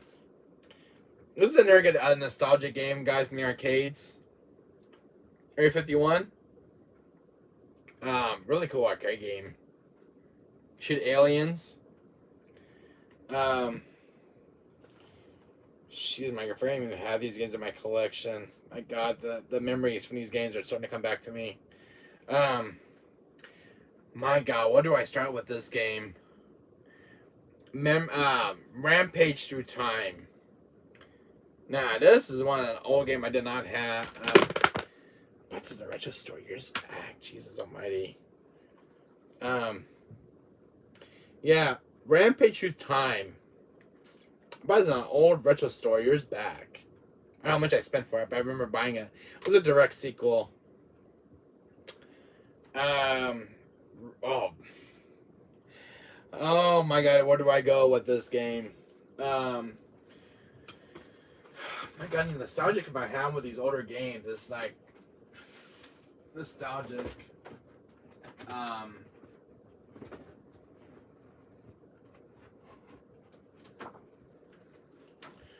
I have I was gonna go through these real quick, but I'm gonna show you the games I have so far in the PS1 collection. Rampage. I don't know if you guys ever played Rampage. But I remember playing this years back as a child. I remember my dad coming home one day, brought me this game home. This is when I saw my PS1. But I remember my dad got me this game as a gift, and I still have it. But Rampage, such a phenomenal game. Especially, I think it's rare now on PS1. What you do is beat up buildings. It's such a good game. You eat people as a monster. Definitely one of my favorite games growing up as a child. My God, this is still in good condition all these years. But Rampage, if you guys never played this one, check this one out. It is really good. I sunk hours and hours into this game. And there's another game I remember from my childhood. Oh my God, Twisted Metal 3. My God, this game rocks. Yeah, I had the original Black Label on this one. Twisted Metal 3. How many of you guys remember this game in chat? I buy any game. Cool, Shira, my dear. Same here. I buy any game myself. I don't know if you remember Twisted Metal 3 as a child, but I remember my dad buying me this game, and I just remember blowing up cars and stuff. I don't know if you guys remember Twisted Metal 3, but this is one of my favorite games growing up as a child. Me and my cousin used to play the hell out of this game. We'll play a death match. Either he'll blow me up and I blow him up. But one of my favorite games from the PS1's library. I just remember sticking hours and hours into that game. Oh my god, I remember the last time I even looked at these games, guys. I don't remember the last time I went through these games. Oh my god. No, I don't remember this guy. What the hell? I remember this one in my collection now. Probably now. I think I'm starting to think about it. Wild 9. This is definitely an obscure one. Have you guys ever played Wild 9? You use a weapon, you can kind of whack them with the monsters like this, and they kind of break apart. Very obscure game. I think I finally remember at a Sam's Club store years back in the 90s. Wild 9. Very obscure game. I remember sticking hours and hours of music in that game. Is phenomenal. These are games I'm just showing you guys in my collection. Jurassic Park Warpath. This is another good movie license game. You play as dinosaurs and you fight each other. Very bloody game. Was one of my first getting this game as a Christmas present. I love the Jurassic Park stuff. Definitely one of my favorites. You're playing as a dinosaur, you play as a T-Rex, a raptor. Here's Jurassic Park: The Lost World. These are very kind of obscure PS1 games I have. I know there's a greatest hits. I don't have that one, but it's actually the complete edition. Very cool games. I remember playing this game as a child. You play as a dinosaur, and it's a very punishing game, but remember, I remember a lot of fun memories of. Here you go, Shira, cousin of Mishima, my friend, or Veronica Wesker. I do have my copy of Tekken 3. This is my greatest hits. I don't have a black label one yet. There's one of my riches has a black label one. But I remember my mom buying me this for my birthday. I was like turning 10 or 11 years old. I walk into a Walmart store and I see this game in the display case and I just had to get Tekken 3. I remember seeing this game in a Game Informer magazine. Finish cooking dinner. Alright, Lion Myth. This game has a very nostalgic in my heart for me. It's definitely a game that's been part of my childhood for almost 30 years. But I remember walking to a Walmart store and I remember my mom buying me this for my birthday. I still have this game till today. But I remember buying Tekken 3 in the display case. And I bought it at a Walmart store years back. And I saved my birthday. I had my birthday money for it. But it's one, I stuck hours and hours playing this game. Tekken 3. If you guys ever play Tekken 3, it's really good. It's my favorite game in the franchise. Now we get to the first one. I know this one has not aged very well, but it's one of my favorites. This is the original Tekken right here. I remember finding this at a Sam's Club store as a child. The first Tekken game I played as a child. And I remember playing the hell as Kazuya. Because Kazuya was my favorite character from this game. Playing Paul Phoenix. But I have such fond memories of the original Tekken. I wish they made a remake of this one. I wish they would do, because it's one of my favorite games from 30 years back. Playing this as a child on PS1. I still play this game till today. But it's one game I want to see a full remake of. That one Tekken 3. Another game I have from my childhood. I remember playing as a child, guys. Die Hard Trilogy. I remember my dad giving me this as a gift. Die Hard Trilogy. And it's based on the Die Hard movies. I don't know if you guys have never seen this game, but definitely an obscure one in PS1's library. It's got a first arcade shooter. There's a taxi kind of driven game where you have to disable the bombs. There's another level. It's kind of third person and takes place on one of I think the first Die Hard movie. But definitely one I remember playing as a child. Watching John McClane from Die Hard. Now, I don't know if you guys ever seen this one. But M&M's Shell Shock. I don't know how I came across this game. But it's definitely an obscure, rare PS1 game. Eminem Show Shock. It's a really good game. I remember seeing hours of this game as a child. But it's got some very good cutscenes too. CGI cutscenes. And this is the only Eminem's games that I think they ever made. But really good game in the PS1's library. Where the hell did I find this one at? Oh my god, these guys have been holding on to us since a child, but I'm starting to remember now where I bought this one from. I don't know where I found this one at. The Grinch. This is made by Konami. I forgot they published this one, but this is one I remember seeing and playing as a kid, and I was having fun with this game. And this one, where did I found this one at? I think I found this at a retro store. Walking in, find this game one time. 102 Puppies to the Rescue. Very good PS1 game. Play as a little dog, and you gotta rescue your brother and sisters from Cruella de Vil. Really good games. Game got some really good mini games. But there again, I had from my childhood. Games I remember growing up playing a lot as a child. I love PS1. Just going through my PS1 collection right now. Let's see what I got. Wow. Oh my god. Oh my lord. I'll clean that one up. I'll pick that one up in a second. My god, guys. You're not gonna believe what I just found. Holy moly.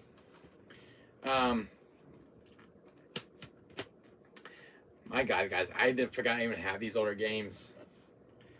Here's another really good game, guys. I don't know if you guys ever played this one, but somehow this one slipped into my game collection over the years. Coyote the Roadrunner. If you remember from Looney Tunes, where he kind of steals the sheep from Looney Tunes. I was working at a swap meet store. I was working at a swap meet one time. There was a vendor. This is a rare PS1 game. Sheep Raider. This game is so fun as hell. You team up with Daffy Duck. You steal sheep. This game is hilarious. But definitely one rare one. It's definitely a rare one in my collection. And I think I was about 9 years old buying this game. I was young back then buying this, but definitely one I bought during when I was working at the swap meet over the years, and I had to get it for my collection. Because I watched Looney Tunes as a child. Looney Tunes is like one of my favorite franchises of all time. This one I bought at a store called Circuit City. They're not around in business anymore. 101 Dalmatians 2.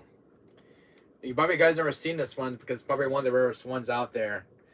But the PS1 does some hidden gems in this library. Some of the kind of people kind of go underneath the radar. But this is the one that flew underneath the radar. I remember finding it at a store. It was the last copy I bought it. I remember seeing hours and hours of the game. The game is phenomenal.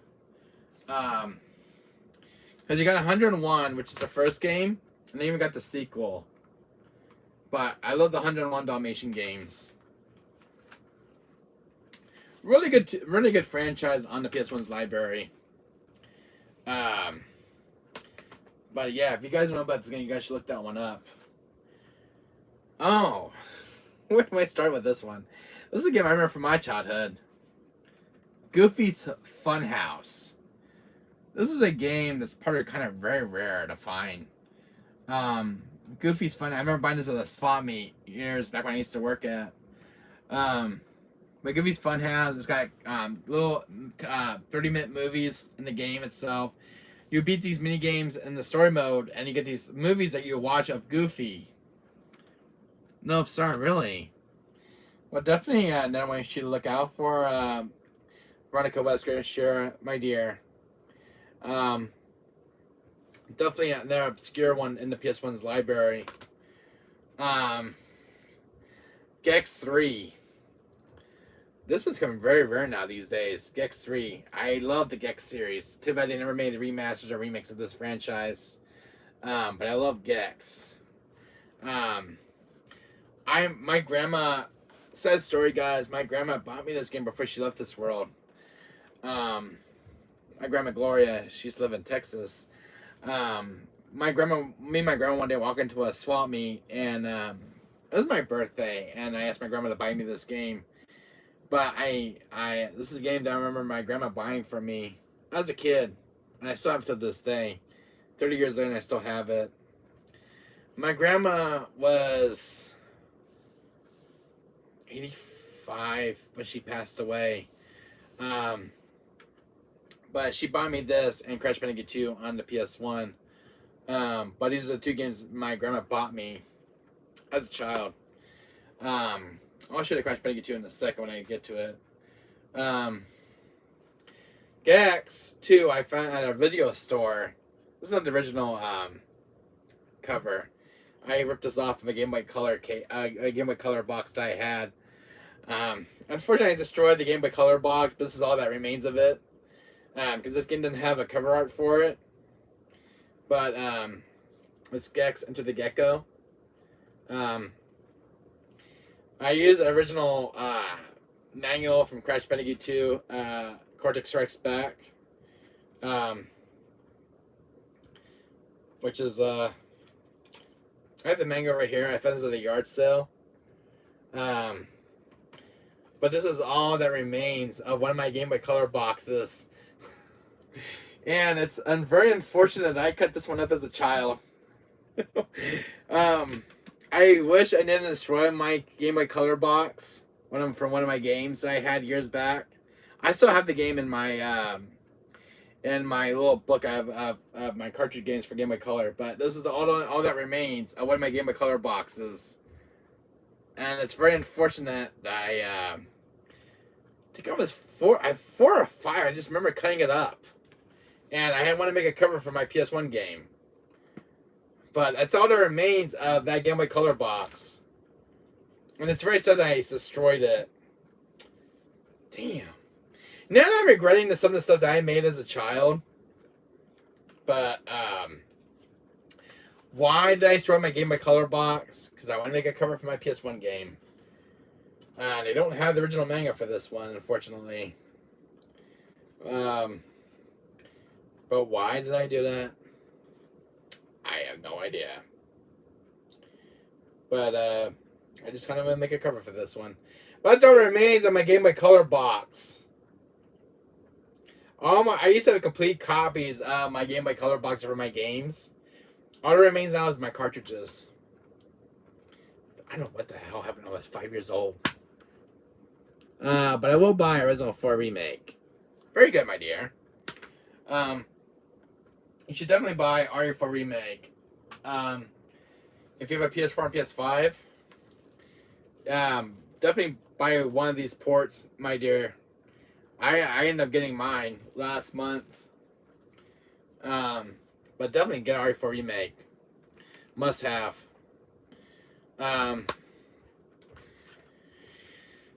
gonna just go over the PS1 games I have as a child, guys. Gex. I don't know if you guys remember playing the first Gex game as a child.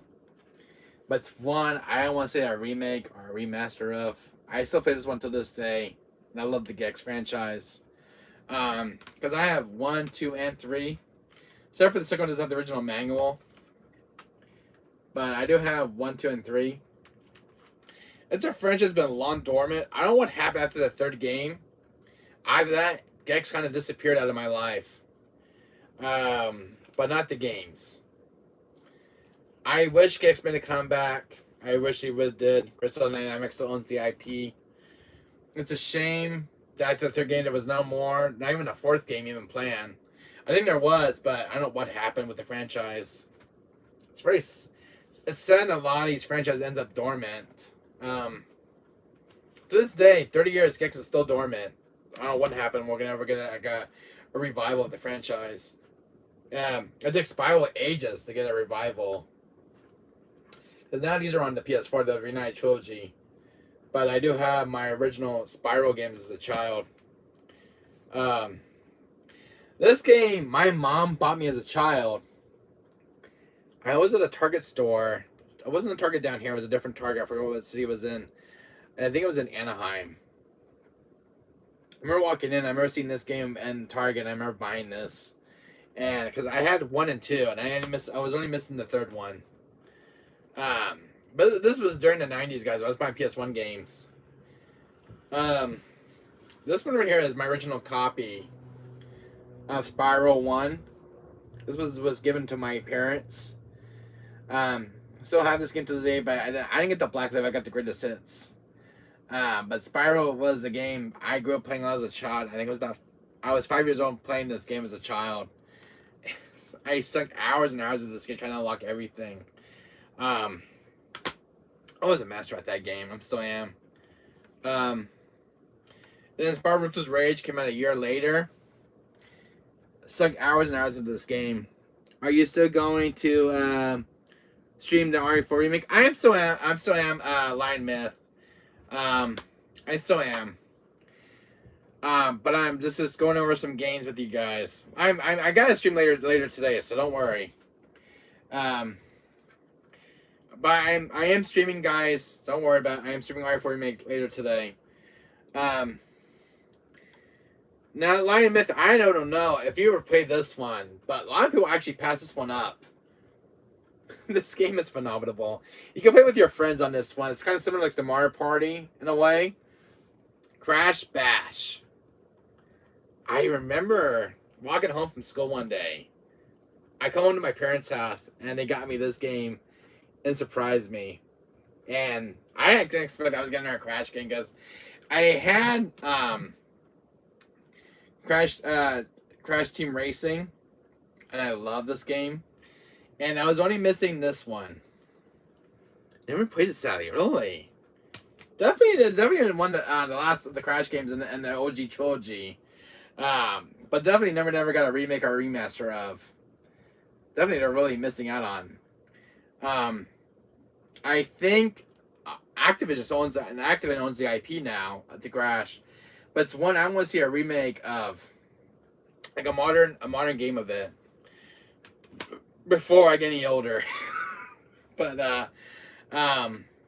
good thing they did remake this one though, Lion Myth.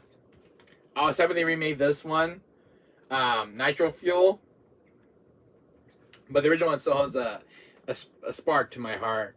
I remember playing this thing hours and hours in Crash Team Racing. This game is phenomenal. My dad bought me that one as a kid. So I have all my Crash games. And this is one of the rare ones in my collection. This is a rare black label one. If you look at the price on this one, so this is actually crazy. But this one has a 3D hologram and the original manual. But I remember my dad gave me this one for me as a kid. I was coming home one day. He said, "Here you go, son. Here's your copy of Crash Bandicoot 3 Warped." My dad found this one at a swap meet store. But definitely one of the good Crash games out there. And Crash Bandicoot 2 is the one my grandma bought me as a kid. 5 years old. I think it was on Christmas Eve, Christmas Day. Or when I got my first PS1 console. This is the game that came with the console, and it was a gift from my grandma. I sunk hours and hours and hours in this game. I played this game nonstop. But one of my friends from my childhood. Crash Bandicoot 1. I remember sinking my hours in this game. I remember getting my butt kicked with this game. But one of my favorite games in the PS1's library was Crash Bandicoot. And I'm playing the boulder chase sequences. I guess I have the original trilogy in my collection, the OGs. Oh my god. Sorry guys for the little crowded here, but I'm just going to some my PS1 games with you guys since I was a child. Let's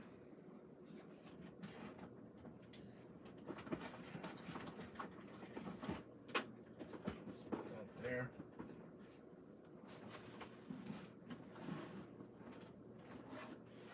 Oh, a second.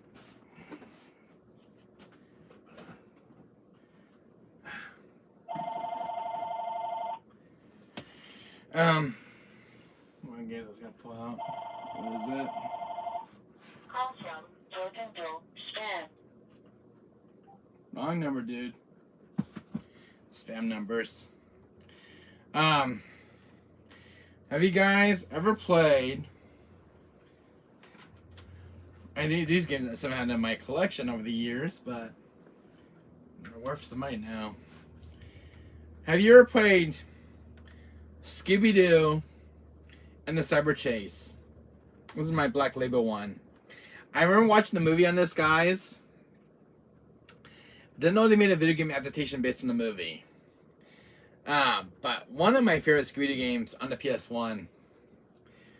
I don't know if you know about this game even existed, guys. But definitely one of those obscure ones. Really cool platformer. I played a lot of this game as a child. I don't know if you guys know about Bugs Bunny and Lost in Time. This is another obscure PS1 game. But definitely a hidden gem. If you guys like the Bugs Bunny games. Another one from my childhood. Where in the hell did I find this guy? I have no idea. But it's one I watched a movie of Bug's Life. Don't know where I found this one at. I probably at Target or Walmart. But definitely probably another obscure one in my collection. I remember sticking hours into this game as a child. I think I have more to show you guys. What's wrong with this one? This guy keeps falling off this thing.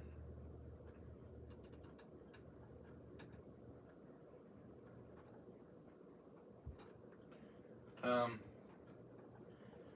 me a second here. Let's put that over there real quick.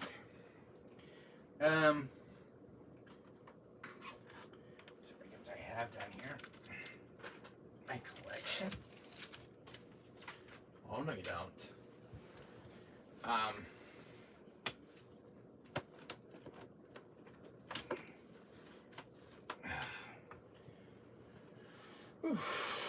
I don't know how many PS games I have, but I have like different ones. I came across it at a retro store. You're not gonna believe how much I spent for this game though. $3 for this one I spent for. Flintstones Bowling of the Flintstones. Didn't know this one even existed. But you know what the hell? After the collection, $3. Found it at an EB game store. I think it was about 8 when I found it.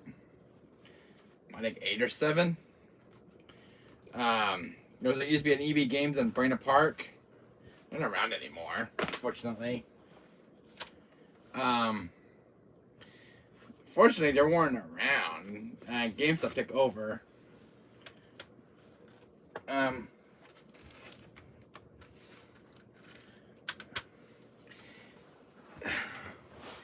But have you ever guys ever seen this one?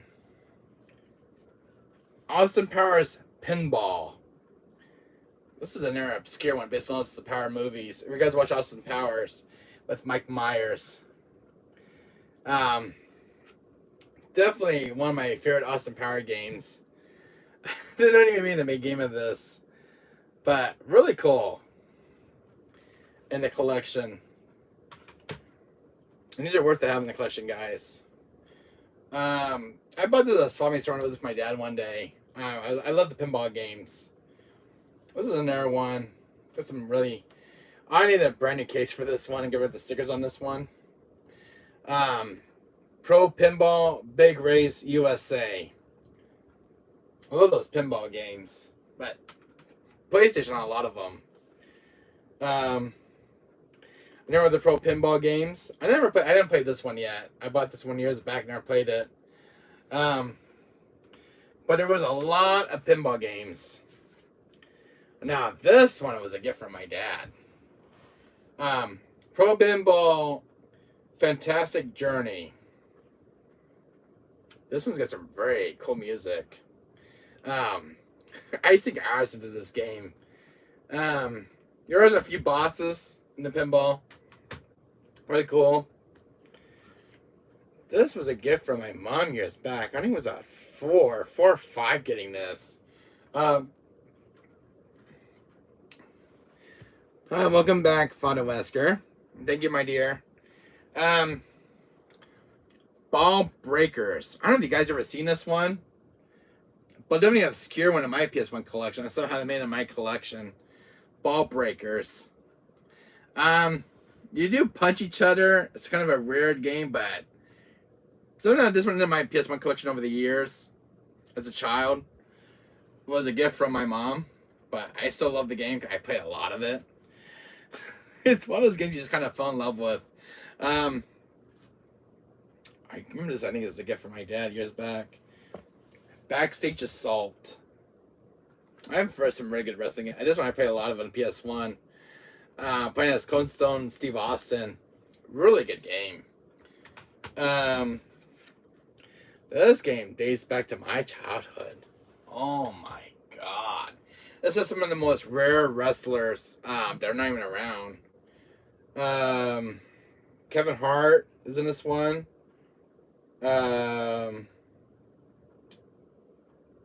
Goldust, Vader. And they got the old wrestlers in the back. You guys can see that? Some old wrestlers, man. But one of my favorite games that dates back to my childhood, and this was my first wrestling game on PS1. It's got this very cool 2D graphics. Really, I don't know if you guys played this one in chat, but it's called WWF in Your House. It's one of the old wrestling games made by WWE, but really, really good wrestling game made by Acclaim. Really good. This is the first game that dates back to my childhood, 30 years back. Me and my friends used to play the hell out of this game. I had some very fun memories of that game. This is another one I found at a retro store years back. I was hunting for I was hunting for PS1. I still am. SmackDown. I know it's not the original case, but this is another one I fell in love with. There's some really good wrestling games, but these are ones that I love from the franchise. Now, this one I bought at a yard sale. The Simpsons Wrestling. This one has very bad control. It doesn't respond very well. But definitely I was looking for it in my collection. I need to get this one cleaned up too. The Simpsons Wrestling. Didn't know they made a Simpsons Wrestling game, but gotta have it. My collection.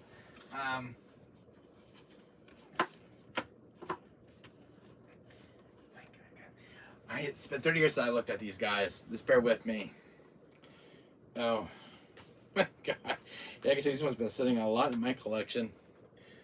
Batman Beyond, Return of the Joker. I don't know if you guys have ever seen this one in the collection. But definitely one of the rare ones. Obscure Batman games. It's a beat 'em up game too. It's really cool. But based on the Batman Beyond series. And Mark Hamill plays the voice of Joker in that one. Really cool game. This is an obscure one. I think I found it at a GameStop store years back. Heart of Darkness. This is another obscure PS1 game in my collection. Definitely sink a lot of hours into this one. Some racing games I got here. This was one that dates back to my childhood playing. Powerboat Racing. It's a really good game to keep an eye out for. I do love some racing games.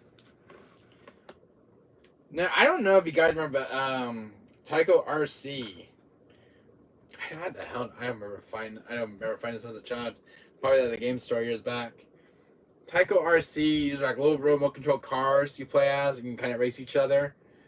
Really cool racing game. Probably a hidden gem by now.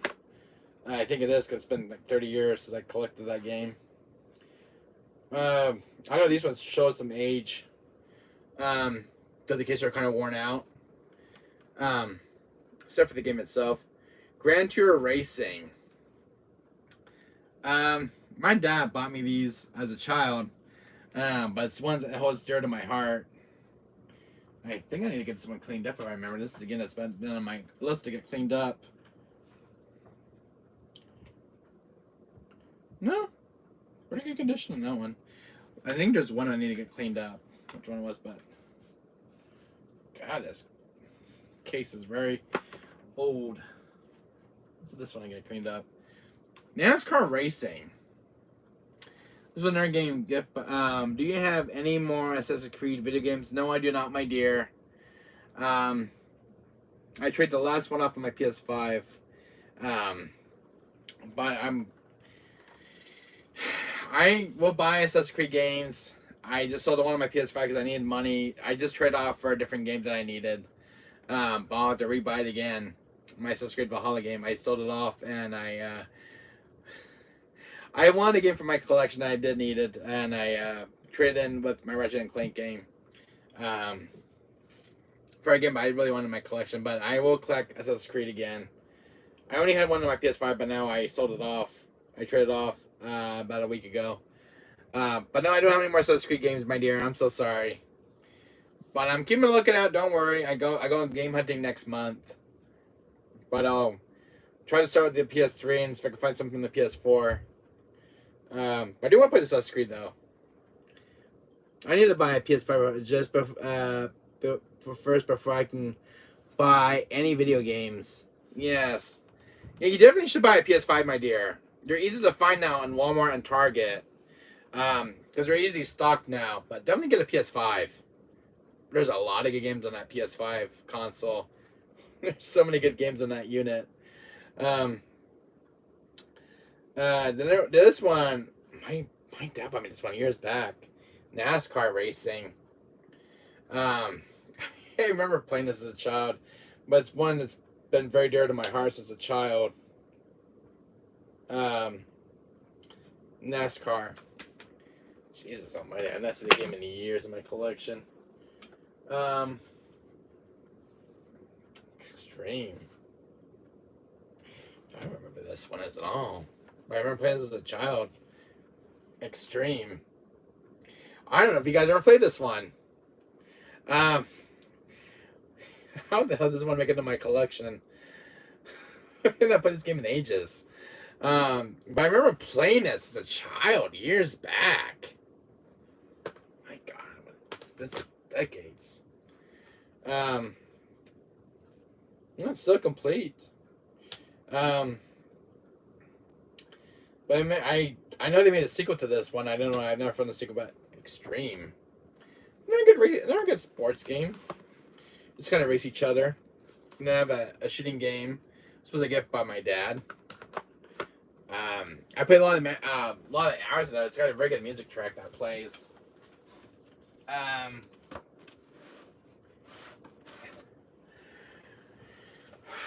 Hold on, guys. We're getting there. Oh. You know what a really good movie license game that's out there? 007. The World Is Not Enough. I am a huge fan of Pierce Bronson. Watch all the 007 movies, but this is one of my favorites. Fully voiced by Pierce Bronson himself. But one of the best games in my library. The first level is so good because he goes up to the lady. He says, "What's your name, sir?" "My name is Bond. James Bond." Really, really good. It's got the original movie theme song, and it's so good. I remember buying this at a swap meet I used to work at. I still have it. My God, I haven't seen this game in years. 25 years I haven't seen this. Forget I was sitting in my bookcase over here. But I'm gonna show it to you guys. I'm sharing my legacy with you guys. Animorphs. This one's called Animorphs Shadow Reality. This has got a really good soundtrack. I don't know if you guys ever played Animorphs or ever heard of this game, but very obscured. I actually have the action figure from this game, by the way. It was a big action figure. I don't know where it's at. It's probably somewhere in my closet somewhere. But it's called Animorphs. I don't know if you guys have ever seen that one, but definitely one in my collection. Here it is. Persona 2. This is one I was telling you about, guys, already in chat. This is definitely a rare Persona game right here.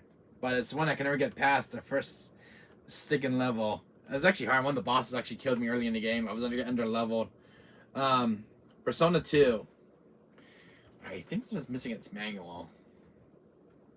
This was a gift by my friend of mine who used to live here. Yeah, it's missing its manual. I had the manual for this one. Persona 2, it's got disc 1 and 2. It was a gift from my friend who used to live here. He gave it to me. I traded him off. I traded a game off for it.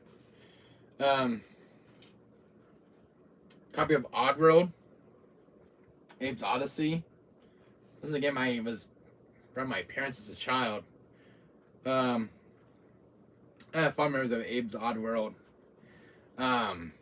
Really cool hidden gem of a game. You guys have ever seen that one? It's something like that obscure PS1 game. Now this was based on the movie of Star Wars, Episode 1, The Phantom Menace. This is another cool game.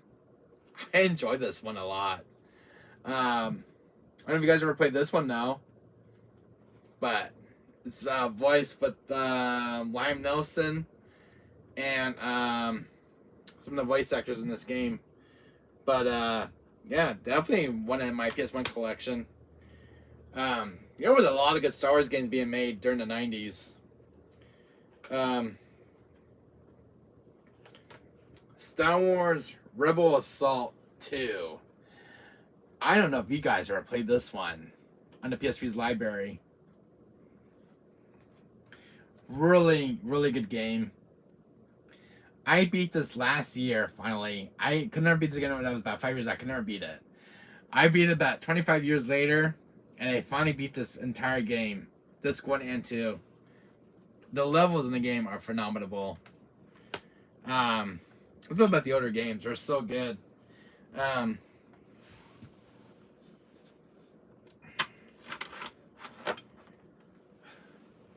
have a lot of PS1 games, but definitely got the heavy hitters. Have you guys ever played this one in chat?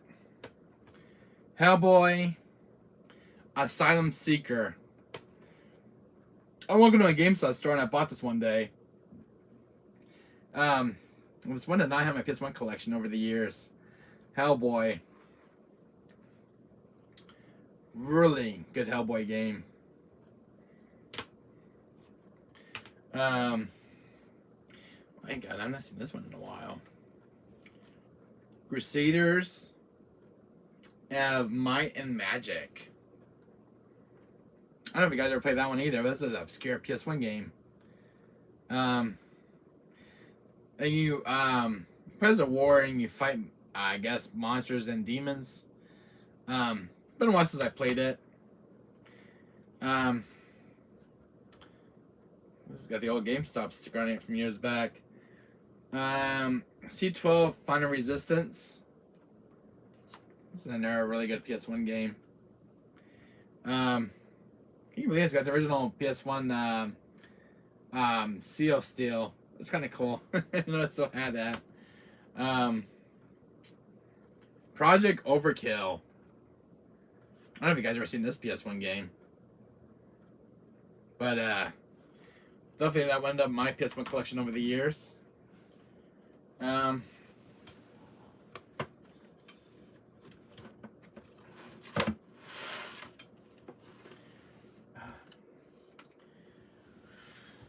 Sweet mercy, man. I know I've been jumping all these back. I got them in their respective areas. Put this one back where they belong. Put them down here for real quick. Okay.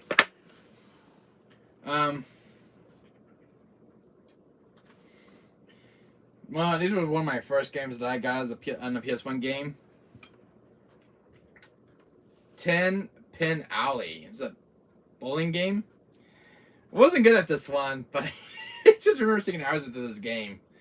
10 Pin Alley. Some of this one got in my PS4 collection over the years as a kid, but I think I had this one since I was a child.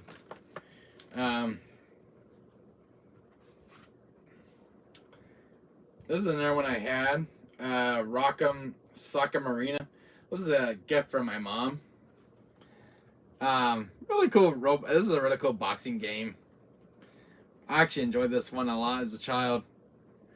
But I don't know if you guys ever played this one, but keep a lookout for it. If you guys are collecting PS1 games. Somehow I ended up getting this one. I don't know where the hell I bought this one. I think it was at EB Games. I bought this for like $2. Starwinder: The Ultimate Space Race. I played this game. What's the words I have for this game? Not great, but okay game. I couldn't get the hell with the controls. They didn't give me a tutorial, but good game it was somewhat good in my opinion. I actually enjoyed it somewhat for what it was.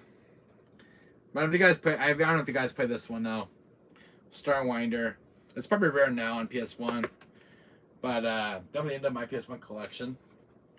Here's a cool classic, guys. This is way back in Atari. I think this is a remake of the original game. Breakout. You play as like a block, and you go from side to side, and you hit this ball back and forth. I don't know if you guys ever played Breakout, but I don't know where my dad found me this one, but my dad gave me this as a gift as a kid when I got my PS1. I don't know where he found this one at, but Breakout. Really good game. I actually love this. This is a 10 out of 10 game for me.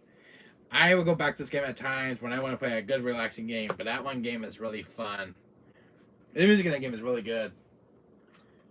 Oh, I've not seen this game in years. Asteroids.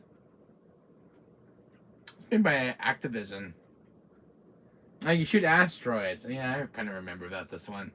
Yeah, you shoot asteroids. I remember seeing so many copies one day at a store, and I picked one up. I think we're going to try to get rid of them for like $5 a piece. But I had so many copies that day when I walked into the store. I don't know if you guys ever played this one, but this is one of my favorite. My friend used to play the hell out of this. We used to shoot each other. Army Man 3D. This has a very good multiplayer. He plays like little green men, like little toy soldiers. Me and my friends used to shoot each other in this game. But really good little army game to play. So it's got a little story mode in it. Need to go back and finish it. This one I had since I was a child. Gex: The Treasure Hunt. I remember picking this at a swap meet. To me, it was one of my favorites playing. I put a lot of hours into this game. I had fun playing this. A little platformer, really good game. Cause I'm a huge fan of Shrek. I've made a lot of Shrek games over the years for PS2. This is a game I had in my collection. E.T. The Extraterrestrial Interplanetary Mission. It has E.T. You collect plants and stuff. It's got a little story mode in it. I remember I couldn't get past the 4th level. I remember one of the enemies actually killed the hell out of me. He kept tracking me down. I'm like, dang, I'm just trying to get some plants over here. I guess it goes to your home planet, I guess. I just remember putting a lot of hours into it. Roswell: The Conspiracies, Aliens, Myth, and Legends. This is another PS1 game I ended up finding. I don't know where at. But probably an obscure rare PS1 game. I like the cover on this one. Kind of reminds me of like a cartoon I used to watch. why a vlog game just went staring me in the face. Sweet Jesus, I thought I'd never see this game ever again, and here it is. This is the game I've been talking about for ages on my channel.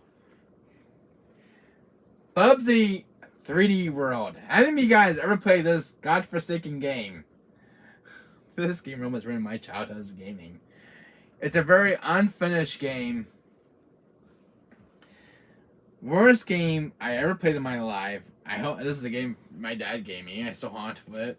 It's actually went up in price. So, I don't know if you guys ever played Bubsy 3D. You can tell me guys in chat right now. But I cannot get past the first sticking level. Have you guys played Bubsy 3D? You guys can tell me in chat.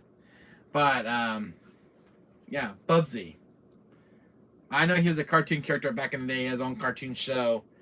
But I was not very fond of this game at all. I just remember losing my mind and going mad. The controls in this game was horrible. That's all I have to say about it. The game very unfinished. The way the game controlled, it felt nauseating. But I don't know if you guys ever played Bubsy 3D. You guys can tell me in chat. If you guys ever see this game, probably if you want to play it, go ahead, be my guest. I did not enjoy this game as a child. I really did not. There was just something about it. But if you guys ever played it, let me know. I get my did love as a child is Frogger. This is a really good classic game. And the first level was I used to get run over by the cars. That was the first level.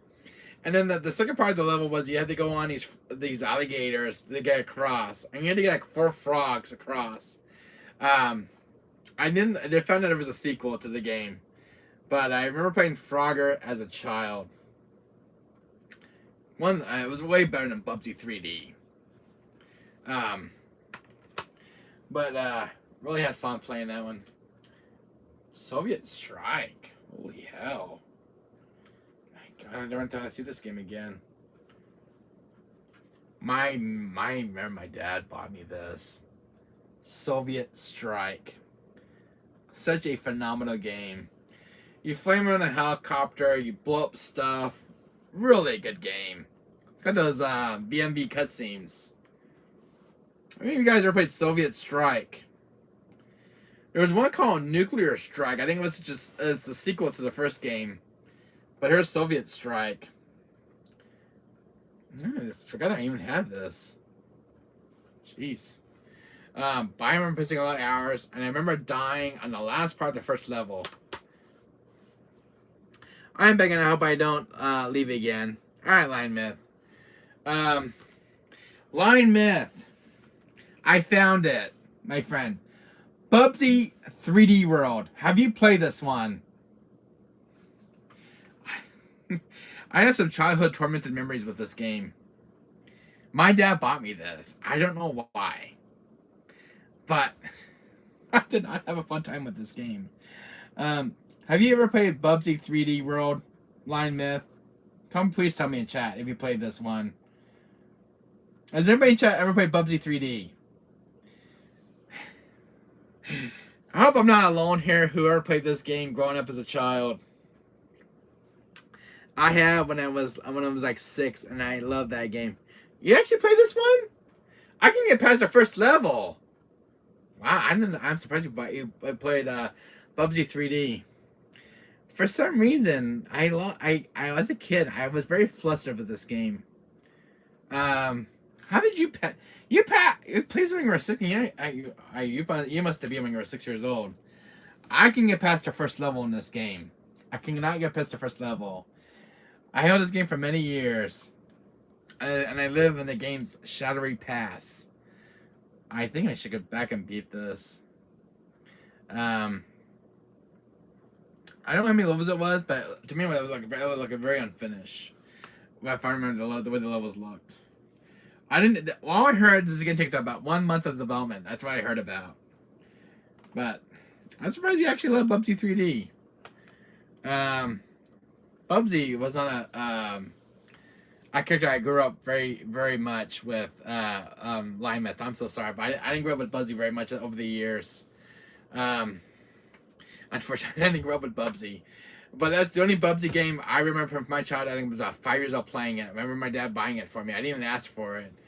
I just remember my dad gave me this game. That's all I remember. For some reason, I don't know why. Just added to my collection. It's worth a lot of money now because it's more now in price. So, wow, I am really shocked to play Bubsy 3D. But it's funny, been haunted for many years now. I just never went back to it. I only remember I didn't hate the game at all. I just remember having a little bit of, cause I was so flustered and I hated growing up as a child because I could never beat it, and for some reason, it's the one game that just haunts me to this day. I don't know if you can understand that as a kid growing up, but it was the one game that flustered the hell out of me as a child. I enjoyed a few parts of it, but I just remember being flustered a lot. Bubsy kept repeating himself. That's all I remember, and it's just some childhood memories I fond of and mix. If you catch my drift. But I played it for 2 weeks, and I just stopped playing it after that. That was it. But I do have some fun memories of it. I don't hate it. But that's just, I just remember flustering the hell out of me at the first level. But one game I did enjoy, Line Myth, was Blaster Master Blasting Again. OMG. Yes. I don't know if you guys ever played Blaster Master. This game has a phenomenal soundtrack. Gunfighter. Oh, this is a good game. Here's another good legend Western game. Gunfighter: The Legend of Jesse James. And I love this game. I sunk hours into this game. The Legend of Gunfighter Jesse James. It's a good, really good Western game. Good arcade shooter.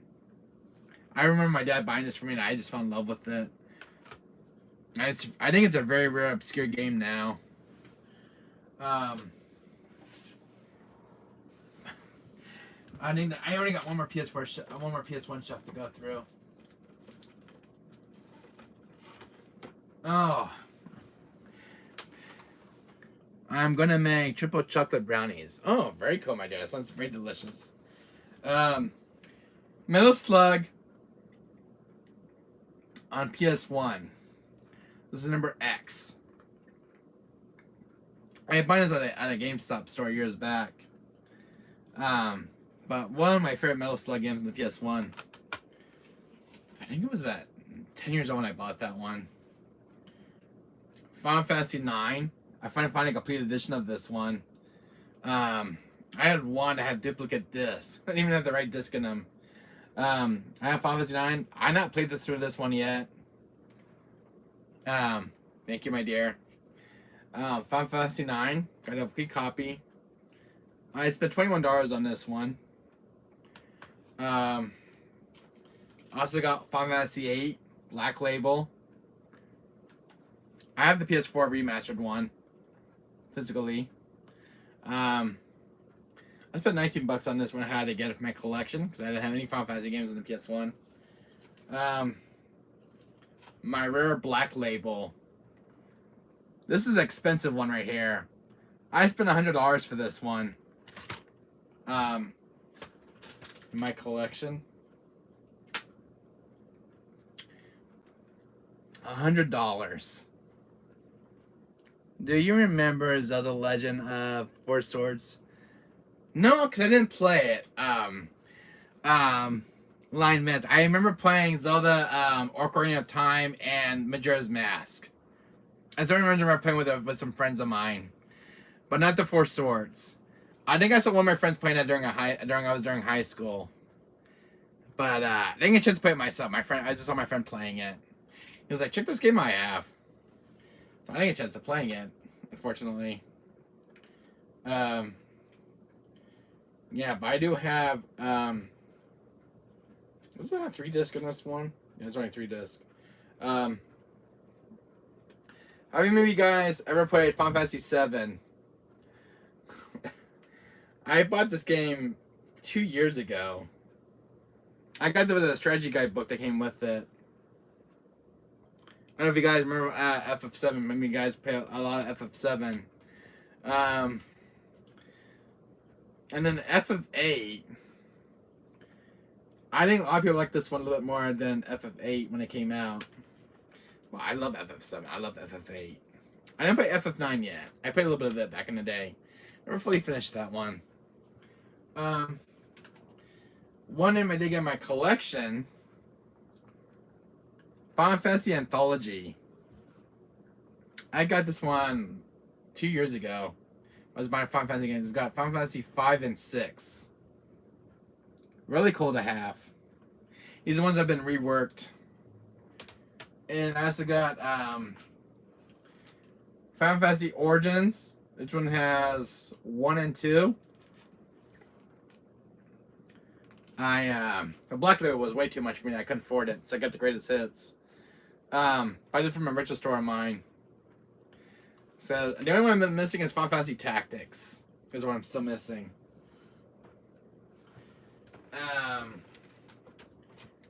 Then I got Tomb Raider. I have 3 and 4 in the next room over. But this is the one I have since I was a child. I love Tomb Raider.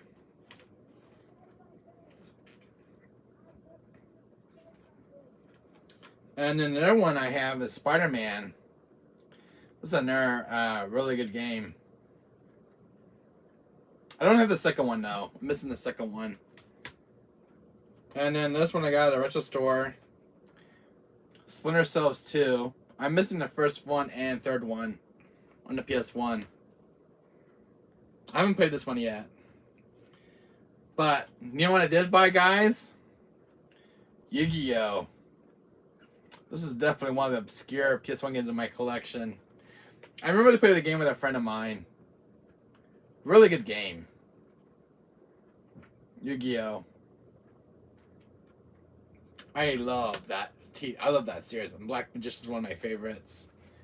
And the Blue Eyes White Dragon. Here's my copy of Parasite Eve 2, Black Label. I spent $100 for this one because it's got a record in price. Not an easy one to find physically in my collection. And Parasite Eve 1. I found it at a retro store, complete.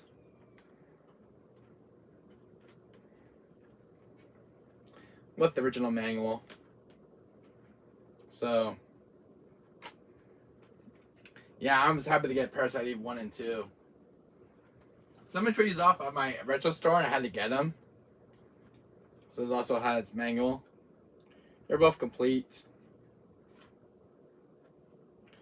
I haven't seen Parasite Eve since then at my retro store, so it's kind of an obscure game in my area, but I got lucky. I had a buyer that day and said, no, you're not buying it, I'm getting it.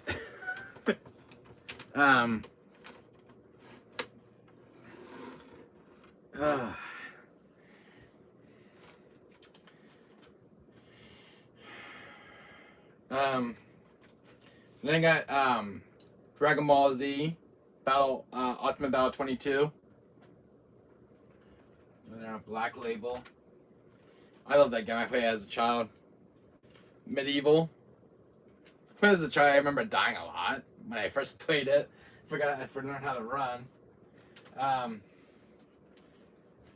Lexi, I'm missing the Black Label on this one. Legacy Kane Soul Reaver. Really good PS1 game. I have Kane from this game, by the way. I have Kane from Defiance.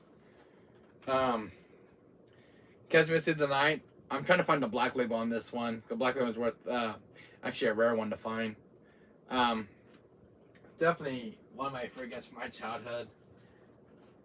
Metal Gear Solid. I have a complete one in the back room with the manual. Street Fighter Alpha 3. I'm missing the EX one that came out on PS1.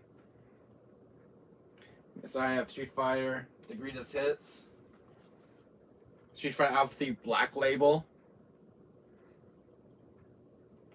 So, and I got a retro store. Street Fighter Collection.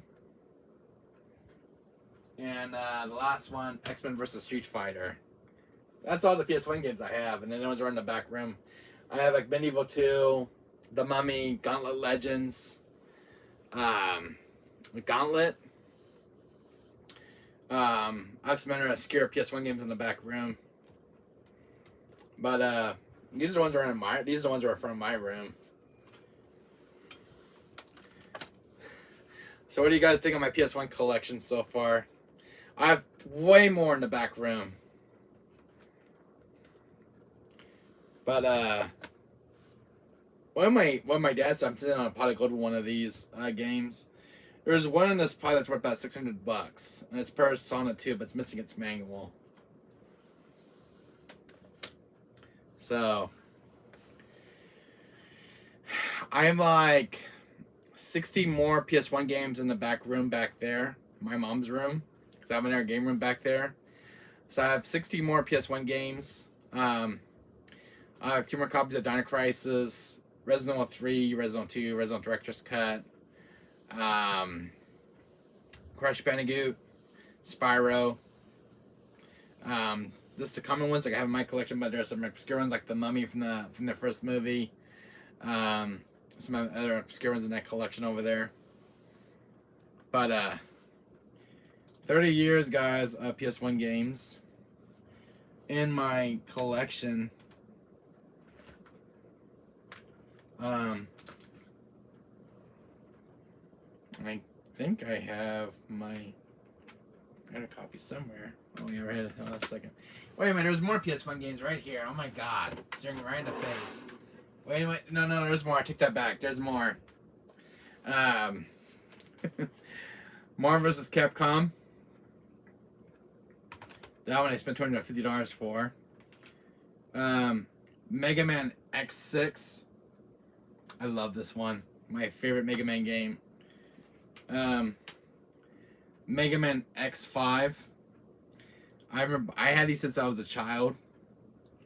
I love the Mega Man X 6 and 5, and Mega Man X4 was my first one I played as a child. Mega Man 8. I love the Mega Man series. Here it is. Here's my reproduction cover art one, guys. Dino Crisis 2. That's why I got an original copy. So I have the other disc right here. But the one I did show you is original. The one I did show you is the original copy. Right here. With the original manual. This one is the reproduction cover art one. So you guys can see one is the real one and the one is the reproduction cover art one. So kind of cool to have in the collection. Because Dino Crisis 2 is not an easy game to find. And then my original copy of Dino Crisis. That comes with a demo disc of Resident Evil 3 Nemesis. This is a rare one right here. Because it's gone up on price. Resident Evil Survivor. I heard this one's gone for $250 now in price. Resident Evil 3 Nemesis. I have the Dreamcast version as well, and I have it on GameCube. And Resident Evil 1996. And that's all the PS1 games. I have more back there in the other room. So that's how I pulled up my bookcase over here. But yeah, 30 years, guys, and I have 60 more in that back room. So a big archive of PS1 games. So it's all game preservation. So I'm happy with the games I got so far as a child. I'm glad I got them when I did, guys, because if I wait till later, it'd be hard to find. Probably can think of every single name in my head. But I'm glad I was born in 1992. That was a good era of gaming for me because if I was born that year, I would never have any of these PS1 games. And I have like the Mummy on PS1, Gauntlet Legends. There's some new ones that I bought in that PS1 pile over there. I have Tomb Raider 3 and 4. I'm missing the second one. I have Revelations, but it's got a crack in it. I need to replace that one. But I'm missing Frogger 2 on PS1. That's the one I still need for this one, just the sequel. But my PS1 collection is almost complete. I'm only missing a few ones, plus some obscure ones like the Lunar Game. Some ones that are very obscure ones. So, what do you guys think of my PS1 collection so far? In chat.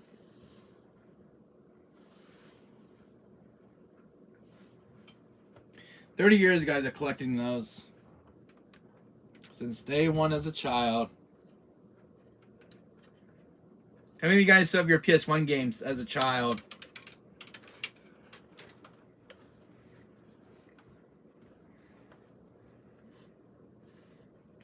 You guys can tell me in chat. How many years have you guys had yours? I am man since 30 years now, because I'm 30 years old. Oh,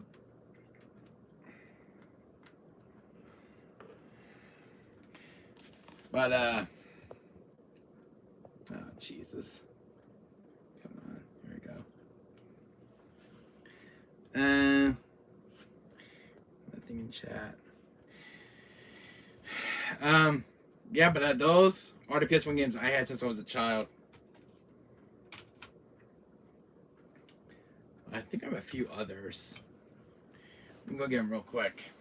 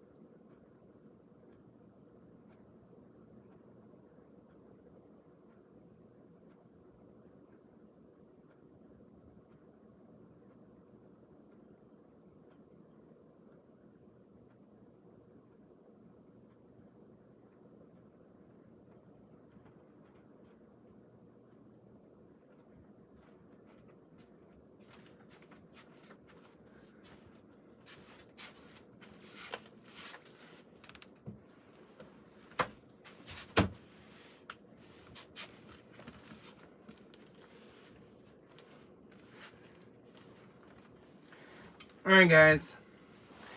Hey, man, Apocalypse, buddy.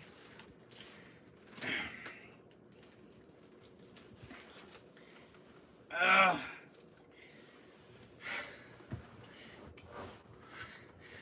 Matt. Mouth watering collections. Thank you, buddy. So here's the ones that are recently out of my collection. Ghost in the Shell. I spent $149 for this one. Oh, there's a lot of video games. Cool. Thank you, my dear.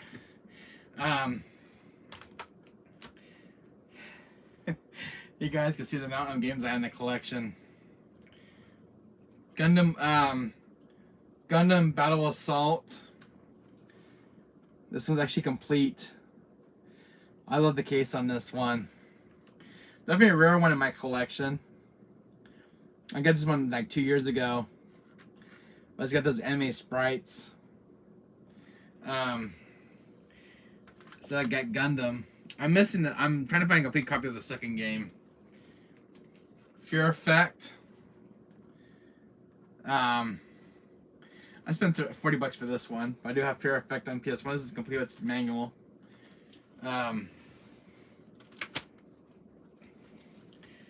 Fear Effect 2, the sequel. I played this about a year ago, and then I didn't get very far into the game. Do you have Hercules video game? I do. I should have it.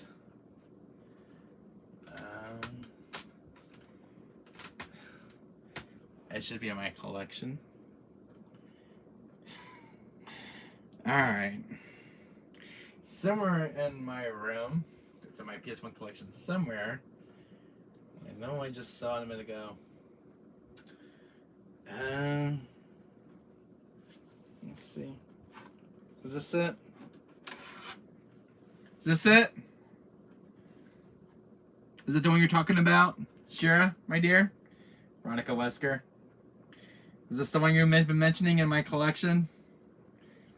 I found it was sticking out of my bookcase. Yeah, that's the one. It's a Black Label one. It's complete. My mom bought me this one years back. It's complete, too. That's one of my favorite games in the collection. But a rare Black Label one.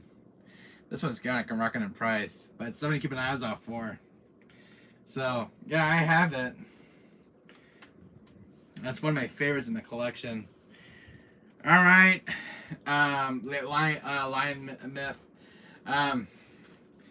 Here is the complete Black Label copy of Metal Gear Solid 4. I just found it in the store in my back room. This is actually the complete copy of Metal Gear Solid. I spent $60 for this one. Here's the original manual. Here's my complete copy of Metal Gear Solid. Black Label. I got this one at a good price. Metal Gear Solid, and this are in mint condition. So I got a complete copy of Metal Gear Solid. I'm looking for. There's one more I need to collect. Is the greatest hits one. I saw one in my retro store. And I'm gonna go buy it. It's on my collection. It's in my gaming radar pickups. I'll probably pick another Black Label one for my room and replace the one I have in my room. The one actually has a manga with it. So this is the one I gave for my mom's room. If I could just get this one back in its case.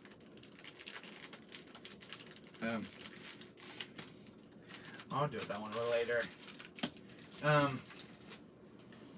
Another one I do have, guys. I don't know if you guys heard about this one. Small Soldiers. There's an obscure PS1 title based on the Small Soldiers movie. So another one I actually found during a game hunting, when I was game hunting the other day. Small Soldiers. $29. It's probably worth more money. I don't know how much the actual price, complete price goes for that one. Oh, man, Apocalypse, you'll probably drop your mouth on this one. This is a complete copy of Bugs Bunny Taz Time Busters. This is another obscure PS1 game. This is actually complete with the manual. I had to track this one down on eBay. The guy wanted $200 and I bought it. Not an easy game. And very inexpensive game as well. But I put a lot of hours into this. So this one's really, really good.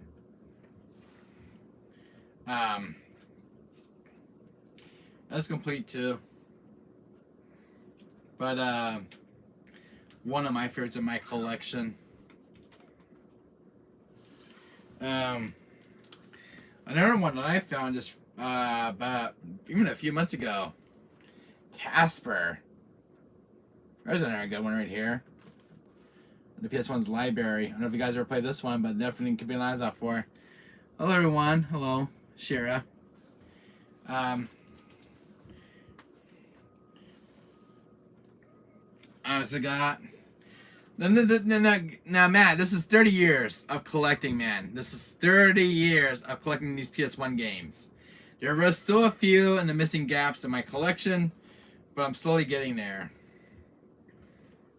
But, this is the one that I did needed. Twisted Metal 2. Older than me. Yeah, it's definitely older than you, my friend. But I found one intact. Black Label. Twisted Metal 2. I also have Twisted Metal 3. But none of the good ones in the PS1's library. I tracked this one down, guys. I remember that TM too. Really cool game. Apocalypse. I found a complete Black Label. I love the artwork in the game. So do I. First, the Black Label of Spyro the Dragon. I finally found this one at a retro store because I had the greatest hits for so long. Give me motion sickness. I agree. But I do have my Black Label of Spyro the Dragon because I got the greatest hits as well. So I'm collecting for both. This is one I had to find because I had the Black Label. Got greatest hits now. Crash Bandicoot, greatest hits. Because I have Black Label. I go through my inventory of my games. Matt, have you played this one, buddy? Nobody's even know about this game even exists. Alright, guys, are you ready? The Mummy, based on the movie. This is one of the rarest, obscurest PS1 games out there. You'll never find this one anywhere. Go look hunting this one down. But this is The Mummy. I haven't played that, bro. Really? Definitely should be in your collection. Very good game. You know that even existed? Yeah. I had to hunt this one down. I wish you streamed those. I will. But this is definitely in my PS1 collection. This one. You want to tell me how much I spent on this one for? I cannot find this in store. I had to get this on eBay. There was only 3 listings for this one. 2 copies were missing their cases. Only 1 was complete. I spent $89 on this one. It's made by Konami. If you enjoyed your Symphony of the Night stream. Oh, thank you so much, Matt Apocalypse. Thank you so much. I finally finished it. Did you know this one's made by Konami? The same publishers who made Castlevania Symphony of the Night. Konami made this one. And I just they team up with Universal making this game. It's made by Konami guys. One of the oldest studios out there who made like Silent Hill and Castlevania. Yeah, look at that. Konami. Oh, I see. Yeah, look at that. And I didn't know Konami even published this one. That's what I love about game preservation, guys. Metal Gear as well. Yeah, definitely. Metal Gear is one of the best franchises out there. Psycho as good as new. Yeah. And you know what's cool about this one, Matt Pocket? That this has never been played. It's mint and new. And it's used, but this has never been played with. Not a single scratch on this disc. And I got it from a collectible seller. When I ordered this game, the disc was actually brand new. The game's never been played with. And that's rare on an eBay listing on this game. But, yeah. I had to get it. Oh, man, Apocalypse, man, you're gonna nut your socks off seeing this game. Capcom versus S-Game Pro. I spent $109 for this one. $109 for this PS1 title. At a retro store. I had to get it. Capcom versus S-Game Pro. One of the sickest Capcom games out there. Man, you're so rich. I'm not rich, but I'm middle class. But thanks for the compliment, buddy. Just money I had saved up. But really cool artwork on this one. I didn't even know this game even existed.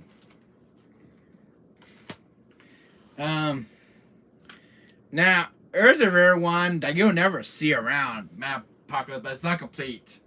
I am looking for a case for this one. Alien Trilogy.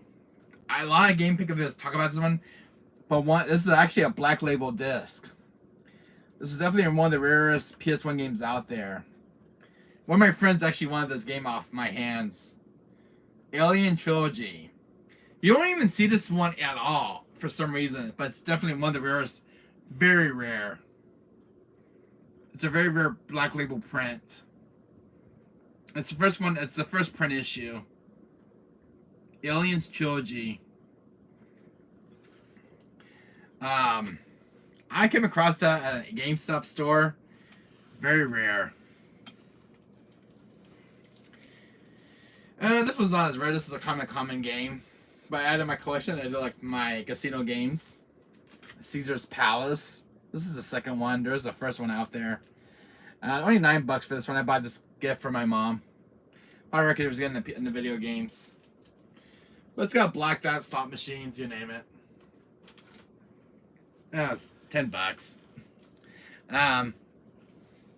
It's an end of the collection. Now, here's one I didn't even know existed. This is another Toy Story game. This is a black label. Toy Story Racer. There's no great hits of this one either, for some reason. Only a black label print. But this is Toy Story Racer. I didn't even know about this one even existed. This was a hard one to track down. But I had to look this up on Google. And fortunately, my retro store in my area had one in stock. But definitely a rare one in PS1's library. Oh, Mad Apocalypse. 30 years, I had to hunt this game down. Finally got it. Had this one, got this 3 months ago. Metal Gear Solid VR. This was not easy to find. I couldn't find eBay listings for this one. But the rare black label one. But I do got Metal Gear Solid VR. Me and my friends used to play this at school years back. We play as like Solid Snake and try to get past the guards. But really good VR game. It took me 30 years to track this one down. 30 years. And finally got it now. My friend found his at a thrift store. And there's the Metal Gear Solid VR. Now, this is a rare Konami game. Mad Apocalypse. You know about this Konami game right here? It's got the voice of Bruce Campbell. Broken Helix. This is another one published by Konami. It's another rare Konami title. Broken Helix. Black label. And it's got the voice where it got Bruce Campbell in it. Here's one I met your socks off. Another Konami title. I'm finding a lot of these uncommon Konami titles from the publisher. Definitely a rare one from the developer. I got that at the retro store about a few months back. Oh. Oh my god. Now we're getting to the heavy territory on these games. Akijuju the Heartless. Here's one by Edios. Made by Gex. Now, have you played that one, guys? That's not a rare, that's not a very uncommon PS1 game. It's kind of a rare one. Didn't see this one very often in stores. But 30 years to hunt this one down, and I finally found it at a retro store. And somebody traded this one in. Akichu the Heartless. I played a demo of this one a while back. Can never find a game of it, though. I don't know if you guys ever played this one in chat. Lion Myth. Shira. Akiju. 29 for this one, though. But definitely one that's in my PS1 collection.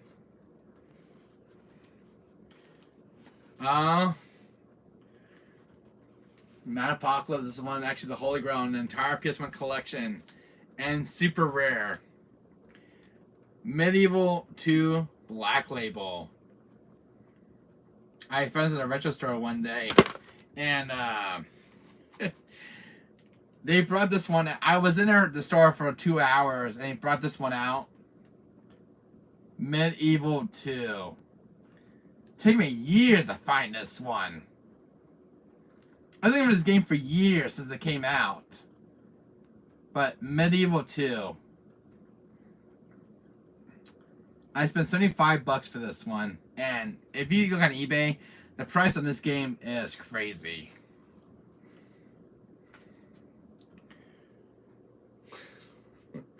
Another one that took me a while to find is the Black Label of Legacy of Kain Soul Reaver. Because I had the greatest hits for so many years.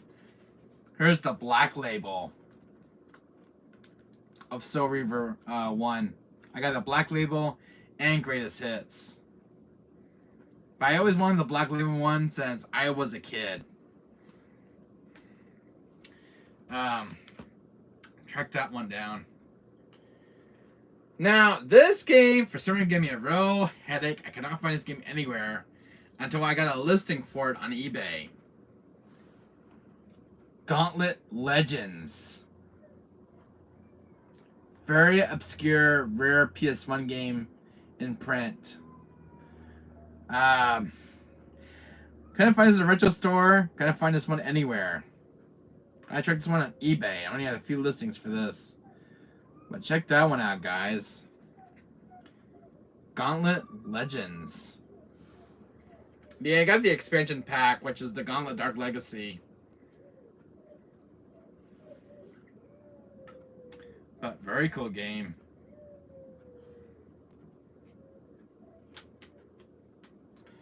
But I am still looking for a complete copy on this one though. Alien Trilogy.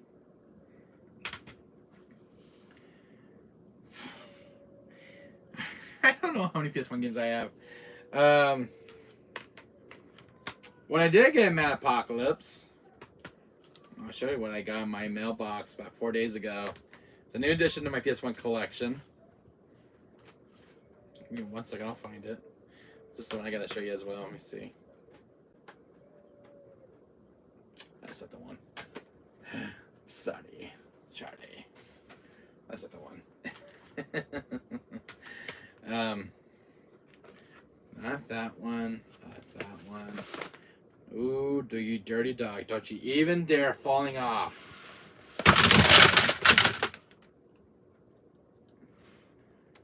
That was gonna happen eventually. Okay. PS1 games have fallen. Oh, I hate when they do this. That was a bad... You know, the thing about PS1 games, you fall... Shoot. Hold on a second. I'm gonna put it right in here. Damn it. Some of these ones had recent replacement cases. Hold on a second, guys. I hate when they fall. Oh, the CD cases are known to fall over. Hold on a second, guys. Jesus. Hold on a second, guys.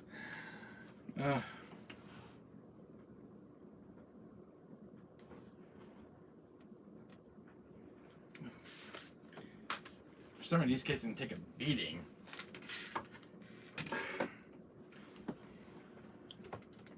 Like these are if I step on them.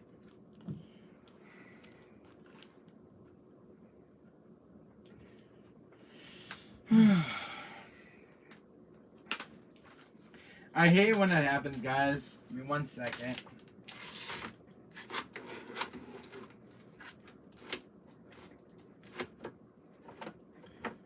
I don't know that was gonna happen. I wanted to go move a game and they all fall over. I try to be more careful with my games here. Jesus, I just already got a scratch already. These kids always scratch so easily.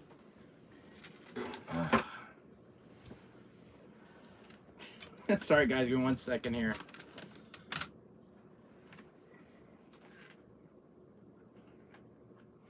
Good thing I got a protector case on this one.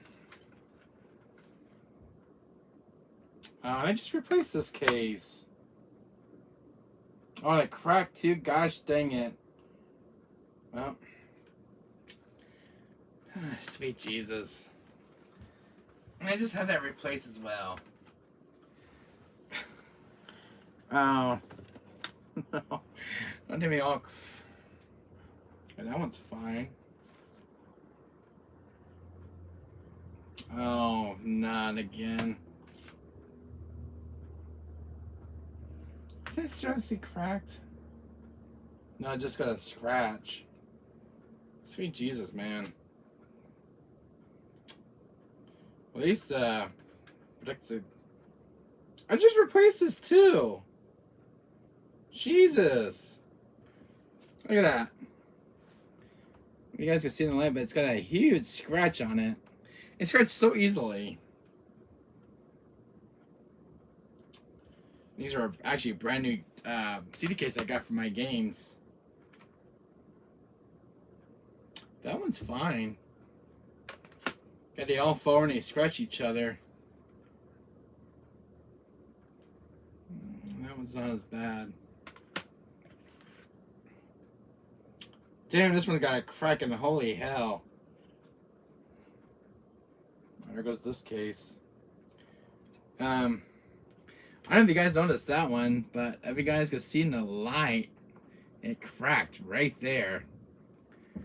I just replaced it about 2 months ago. Because one case was beat up.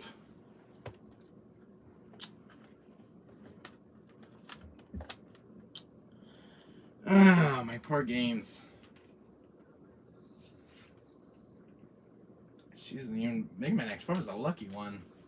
Why is it always X6 that always get the bad luck? Oh.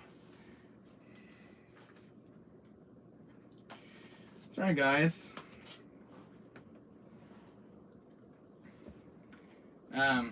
My stuff fell over. I think my camera caught that as well. Alright, I think that was the end of them, I hope. I think I got thick carpet on this floor. Sorry, guys. Man, you're rich. I just replaced my case, too. That really sucks.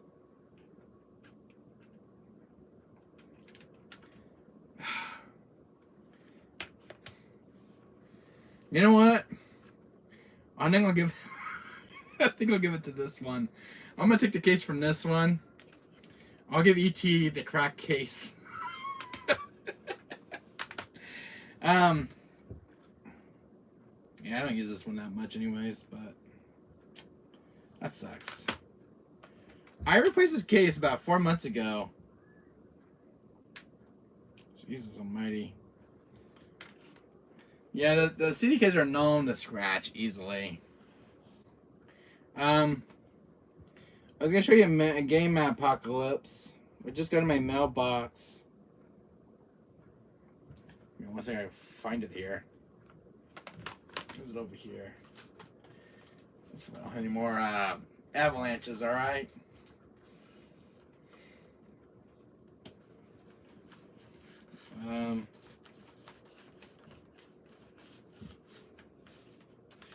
I was gonna get a game I was gonna show you.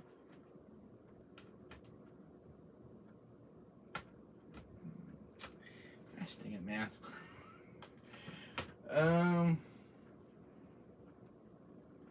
There. I was gonna show you some apocalypse. It was something I was gonna show you.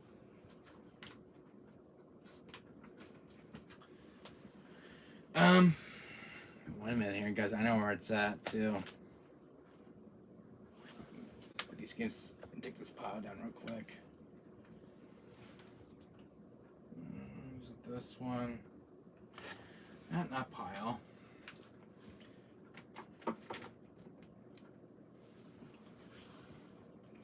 As a game I just got in my mailbox, my apocalypse, my friend. Not that one.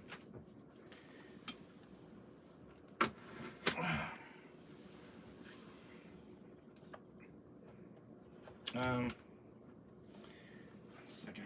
How did I deal with it? Hang on 1 second, guys. That's not it. Oh. There's one. My apocalypse, my friend. I got my RE4 remake stainless steel case, by the way. I got that in my mailbox. There's a church on the background. Got on eBay for like $50. That one I got in my mailbox. There was something else I got too. You know, I'm trying to find this guy. I was going to try to show you. Here's one. Okay, there's one. Fine, what do I do with that copy of mine? 1 second, guys. 1 second.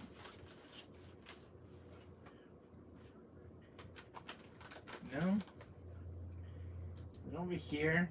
I think this is it. Is it that one? Yeah, I heard it. Oh yeah, that's a second. Is that the one? Yeah, that's the one. Alright. Alright, my apocalypse. I'm back. I'm back again. Alright, Lion Myth. My apocalypse. My friend, I don't know if you're still in chat. I got a complete copy. I'm gonna replace the CD case in about 5 minutes. Dino Crisis 2. Oh, so you get your PS4 back. Yes, I did. It's Axis. Alright. What's Martin Fletcher? Did I pronounce that right? Hey, Axis. Martin Fletcher. Alright. Okay. Cool name, by the way. Man, Apocalypse, I actually got this in my collection about 4 days ago. Dino Crisis Complete. It's got the original manual. This case is awfully busted. But Dino Crisis 2 with the original manual. $110 for this one, by the way. I had to get it. The one I did have in the collection here is my old one. But it's got a reproduction cover art. I have the case, I have the disc as well. But the one I have on the side of me is the original one. So this is the original one right here. Fully manual intact.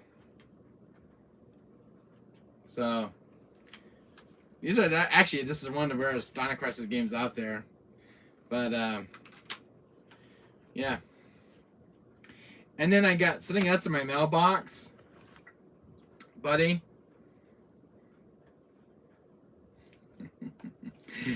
Oh boy, here is a working copy of Resident Evil 2 demo.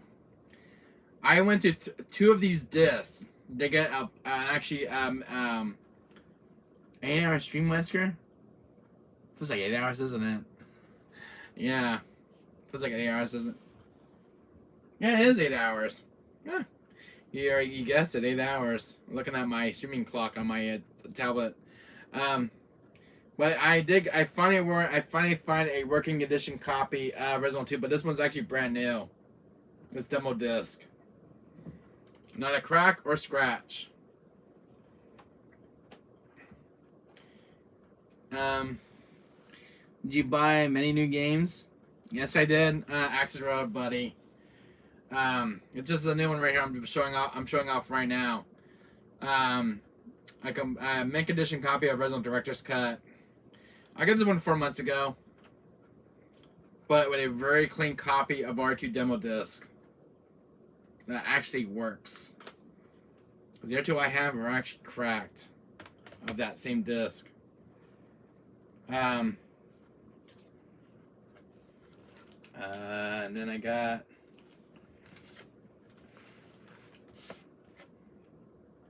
is that the one? Oh, that's the one with the wrinkled manual. I hope this was the one. No, it's not. That's not the case. And it's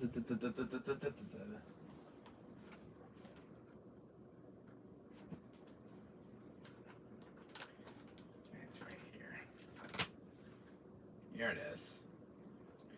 I did get another copy of this Access World, but the disc on each one are brand new. So, Resident 2, 1998. And both these are mint condition. Not a single scratch on this one. But this one I got my mailbox about 4 days ago. These are both from the same seller. These are going for I got these for like $80 each. So these are new. But what's weird, I'm gonna show you something, guys. Something really crazy. I don't know if I showed you guys earlier.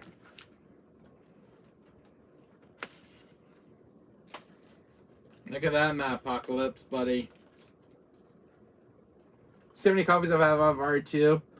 2 of the Director DualShock versions. And 2 copies of the original.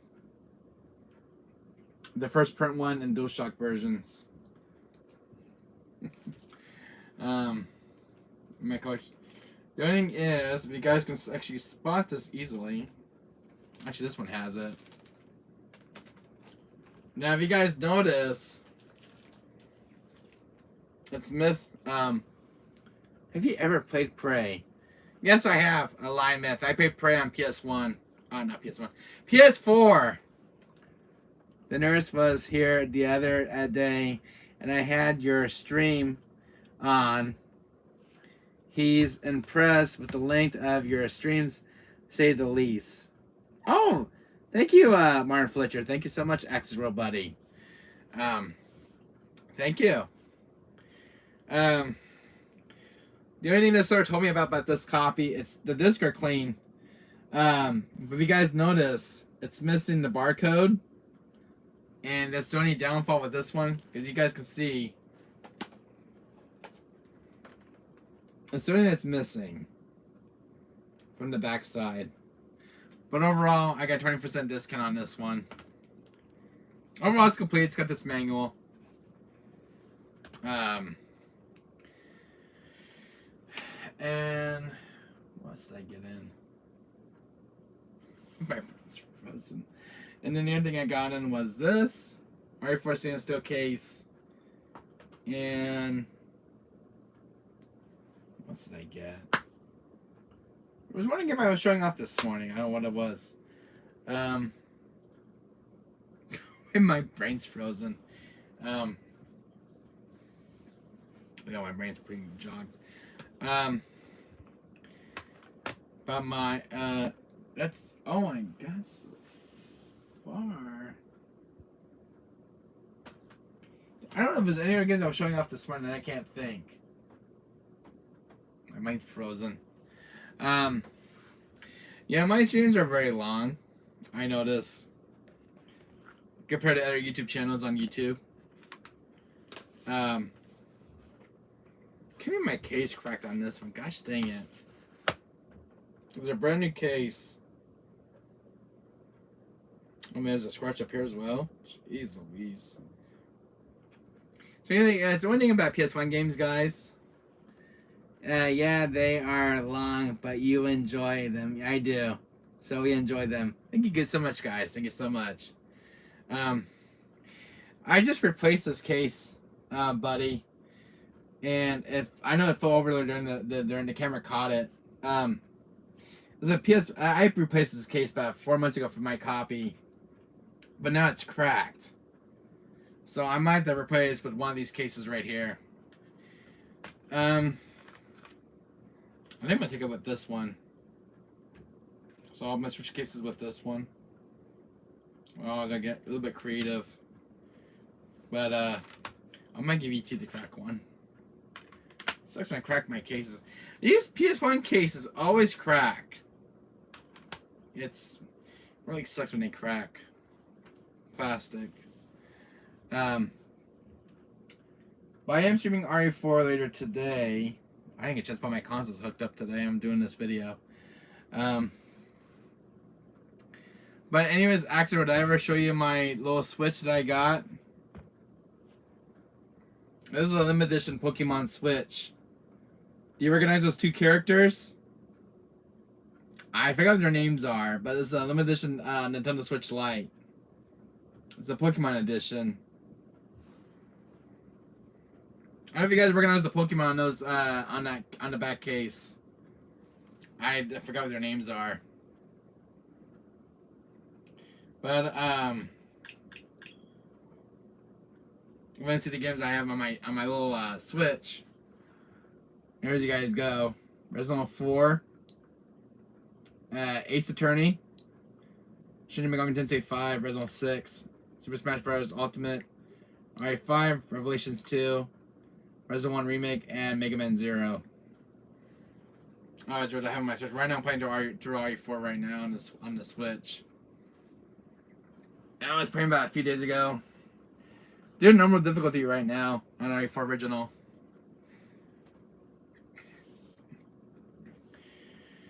But I was playing the other day. One of you guys, when we play this on the channel, you guys love my reactions on these. This one always scares me the most. Five Nights at Freddy's. I never played Sister's Location, but I never fully beat these. I was just too damn scared when I got my first jump scare. Looks like I don't get the mangas on these anymore. But if you guys want me to make one of you guys want me to make Five Nights at Freddy's into a game series, I'll definitely make this into a series. I don't know what day I should stream this one. I have these three guys. One of you guys requested to make this into and want me to make it into a game series on the channel. If you guys what you guys can let me know what day you guys want me to stream these. I will stream on my channel. But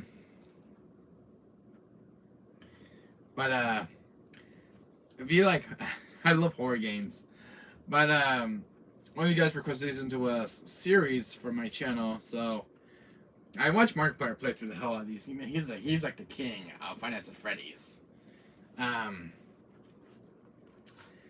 But I don't have a Five Nights at Freddy's playlist on my channel. Well, if you guys want to help me out and you guys are ready for really good jump scares with those games, let me know because I think I might play this for Halloween this year. Five Nights at Freddy's. We're working on the first one's kind of fun because you play as a security guard and you go watch for the animatronics not to eat you.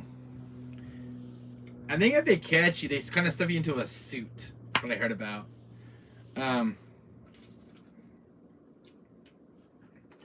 But I think I have nothing else new to my collection. Except for this in my collection that I got recently. My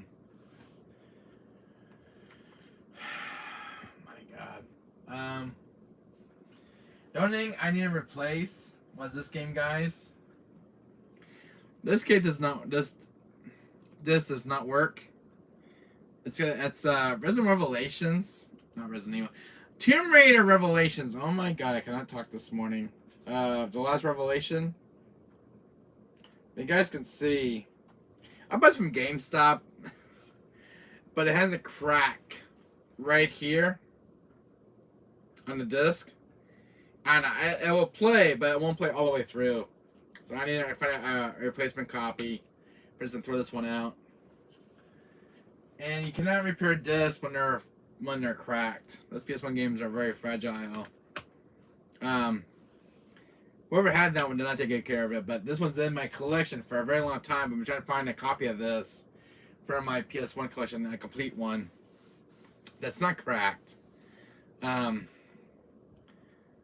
yeah, you know, I tried beating this one day. I got my butt kicked by Mr. Tyrant himself. One game I did try to stream on this channel, but I think it was an audio delay when I was streaming this.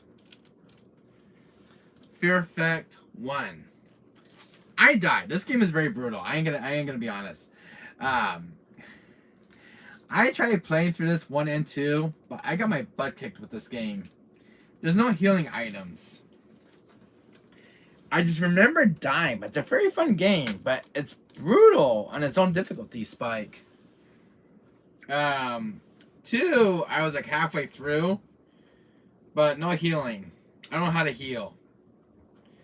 But I tried streaming this on my channel one day, and I just got very flustered because I don't know how to heal. But I love the game overall. Not an easy game to play.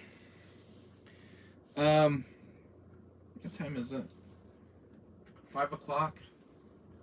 Time goes quick. Yeah, but how did you guys enjoy my big PS1 collection? It's a very impressive collection, I gotta say for sure. Let me ask you guys a question. When I was showing you guys my PS1 games, is there any ones that I did miss in my collection, the ones I do not have? I have no sports titles. Was there any heavy hitters that I did miss? I know there's the game called Lunar. What's the matter? PS1 games I do not have. I'm still trying to find for the collection. I'm not going for sports titles for my PS1 collection. I'm just going for like, you know, heavy hitters. There's probably some ones I didn't miss. But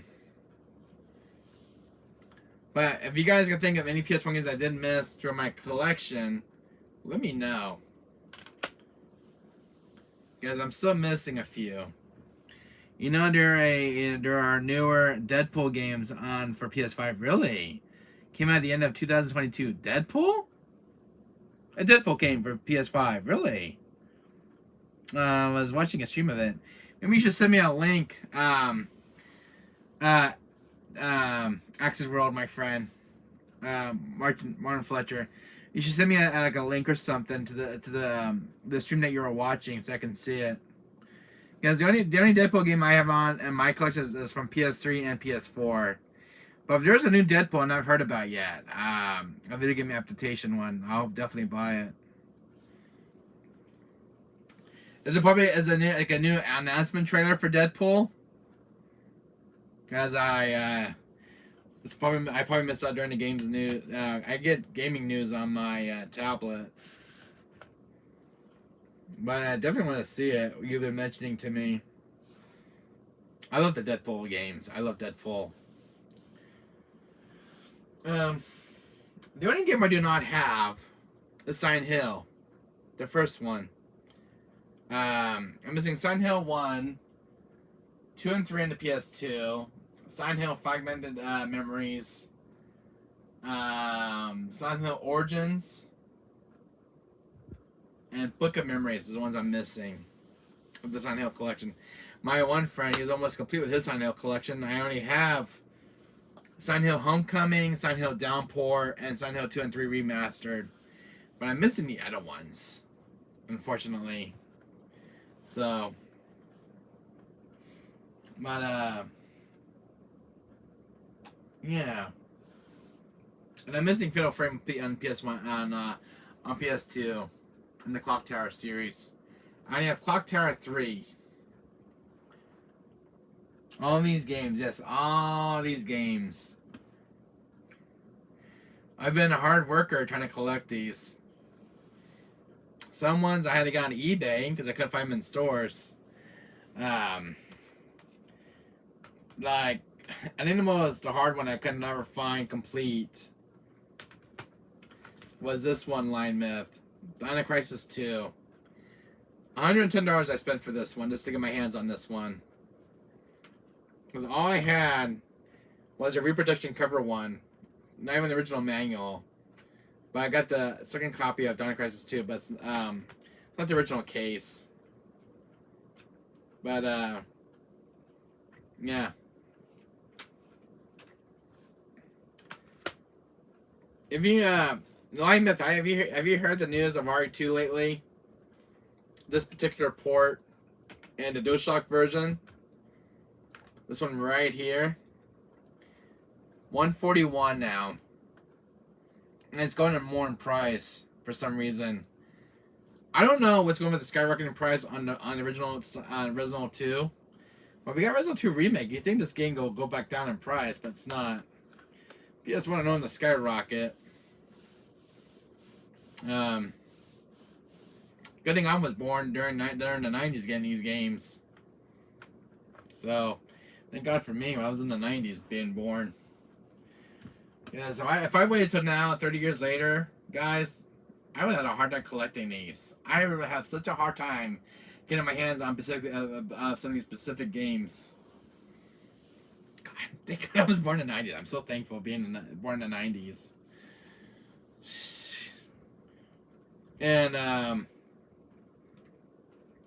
this was probably one of the holy grails in my collection because I did not have this. So, yeah. So this is something I did not have. I had waited like 30 years getting my hands on. But, do you know that, I don't know if you guys know, but a lot of gamers are getting rid of their gaming collections, like some of the old retro game stuff. I don't understand. I really don't. RGT85 on his YouTube channel. I watched a video that he posted recently. He got rid of, I don't know, all or half of his retro game collection. I mean, some of those games are probably from his childhood, but I don't understand why gamers would get rid of their retro collection. I would never get rid of mine in a million years. Never. But I don't understand certain gamers get rid of their collection of games. I really don't understand. Oh. I love retro gaming. I love retro gaming to this day. I don't understand some people get rid of their old PS1 games now. I really don't understand. Like, if you have, like, tons of PS1 games, and say you're, like, 40 years old, and all of a sudden you kind of get rid of your entire collection, and all that hard work for nothing kind of went down the drain. I don't understand. It's been happening a lot lately. Like, you worked this entire collection of collecting all these PS1 games, and somebody was just getting get rid of their entire collection. That's been happening a lot lately. Unfortunately, I'm not one of those gamers who's not going to get I'm not getting rid of my retro gaming stuff anytime soon. I'm not. I'm gonna do what they did. You're gonna regret it later. But why would somebody get rid of the retro games? I don't understand. It took me 30 years to build up my PS1 collection. It took me 30 years to build up this collection. 30 years. I collected all of the original games from my PS3, Japanese imports, PS2 games. I was collecting. Well, PS1 was my biggest collecting for it, and then it was PS2, then PS3. I was counting my games, and they all fell off the shelf. Oh, that really sucks. I had my games lying here early, and they all fell off into the floor. One of the games doesn't have a crack in its brand new case. That really does suck. Can I ask you guys a question? Do you know why people get rid of their old retro games? I mean, maybe like 30 years or 40 years of collecting? I don't understand. To me, I really don't understand that getting rid of your games. I mean, some of those games are from your childhood, and you're parting the ways off with them. That would probably break my heart in two. If I had to get rid of my most beloved game, I always feel sick to my stomach. I probably go in the bathroom and puke because I get rid of my game collection. I feel sick to my stomach. I feel depressed. Sorry, not for sale. Yeah. But why are other gamers getting rid of their collections? It's been happening a lot lately on YouTube. RGD5 the other day, he's got rid of his almost half his retro game collection. Some are worth some money. But I'm not selling mine. I just understand. If I had... Oh my god. If I got rid of my childhood collection, man, I'm gonna feel sick. I mean, is it really worth having the money of your games? No. No. Because you lost 30 years of your life collecting those games. Half of those games are from your childhood you grew up with. I want to thick to sick to my stomach. If I got rid of every single game, guys, in my room, my PS4, my PS5 games, my PS3, all the way down to PS2 to the PS1, I would feel sick. I would feel sick to my damn stomach. I lost my entire childhood of games. I would never do that. No. My friend was asking one day, are you going to sell your games? No. I'm going to regret it, though, if I do it, but I ain't going to do it. Never. But he was kind of testing me. He said, will you ever sell your games? You know, say you kind of quit gaming and you decided, you know, you didn't want anything with your gamings anymore? No. My games are not for sale, especially my childhood games. Oh, I agree. But why are some gamers on YouTube with their retro games? Why? That's part of your childhood. It's called game preservation, guys. You will never find these games ever again in the wilds. You never will. Once they're gone, they're gone. Poof. Say all the retro stores close up in California. All the retro game stores in California carry like old PS1 games. You won't find them ever again. You get rid of the entire collection, it's going to bite you right back in the ass. I'm sorry. But it's going to haunt you to the rest of your life. RGD5, his channel, he puts the video one day, he covers almost half his entire retro game collection. I'm like, that really breaks my heart in two. I always talk about game preservation. So I collect physical games. I don't really part away with my old games. They're not for sale. I love my games. That's what I like. I mean, it wasn't for video games. I probably never have a gaming room. And the one system that got me into gaming in my life was a PS1 console. I mean, I didn't know anything about PS1. I'm like, was this gonna be a thing for me? Of course it was. And the only game that started my childhood. I can't believe I'm saying this right now. But that one dates back. A game I was at daycare with. This is the game that started my childhood off. Of a random game that got me into my gaming career. I finally get Doom for 1993. Oh, that's awesome. That's awesome, Line Myth. Congratulations, man. Yeah, that's probably one I will never see in my collection. But for what system? By the way. What system did you get it for, Doom? Doom for 1993. What system? PS1? You got my curiosity going. There was a Doom game for PS1. I've never seen it. But there was a Doom game made for PS1. I never able to find a copy of it. But I'm kind of curious what system you got your Doom game for. I love Doom.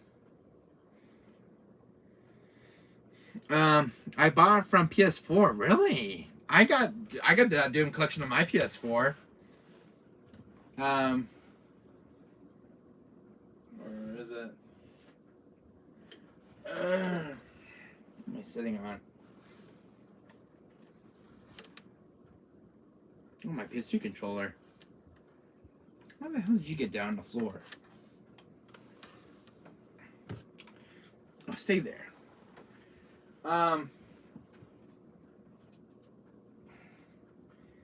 Is this the one that you got? Lion Myth? Buddy? I also got the Doom collection on my PS4. 1, 2, and 3. On disc. With the manual. An 8-hour stream. That's amazing. Good job, man. Thank you so much, Lion Myth. Here's my Doom collection on disc with the original manual. On PS4. You don't see manuals on PS4 games, but this one does have its manual. This is made by Limited Runs, by the way, guys. A lot of games don't have manuals, but it's amazing when you find a manual. I need to play Doom 64. You know, I saw that on Switch the other day at my retro store, and I've not played Doom 64, but it's one I've been wanting to play on the Switch. I don't know if Doom 64 is on PS4 yet. I think they released it. I don't know. There's one called Final Doom, which I never played, but I heard it's freaking awesome. Final Doom on PS1. That's the one I'm gonna want to find.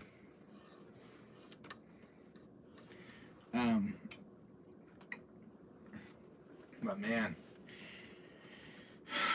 you know, guys, game collecting is amazing. But if you guys are getting PS1 games, keep your PS1 games, guys. Won't find them ever again. I'm serious. Take it from my experience as a gamer. You know what I did, guys? I'll admit one thing in my collection. And I'll be honest with you guys. Don't ever do what I did, guys. Don't ever do what I did. When I had... Guys, listen, this is going to break my heart saying this. But when I had my original fat PS2, my PS2 died on me. And the thing was, it came with a consequence. Is, I don't know that you can fix your PS2. And what I did was, guys, I got rid of my PS2 games. And it took me about 25 years to get those PS2 games back. Yeah, but it's ones I had since my childhood. And it bit me right back in the ass. It really did. I had my original fat PS2. It died, and I got rid of half my PS2 collection out with it. Not the PS2 games. Yes, not the PS2 games, my friend. And it took me about 25 years to get them all back. Thank God. They were so cheap, though. And now I got my PS2 games back now. For 25 years, I got all my PS2 games back. But my God, my friend, I got rid of my entire PS2 collection. And there were some rare ones I had in my collection I still cannot find. And it still haunts me. But I'm only missing a few more PS2 games I had, like Tournament of Dawn of Fate, and Orphan for the PS2, which is a fun JRPG game. I had some other rare ones in the PS2 my dad bought me, and 20. I'm still missing a few in my collection. But don't ever do what I did, guys. Don't ever do what I did. I was 14 years old. I don't know what I was thinking. I didn't know things back then, alright? I screwed up. I made bad choices in my life. I admit it. But I ain't gonna make the same mistakes again. I can kick myself for going with the most awesome PS2 games I had in my collection. Some very rare ones that I had. Man, said 14, man. 14 years old. I was still in high school, man. I was in between junior high and high school. What the hell was I thinking?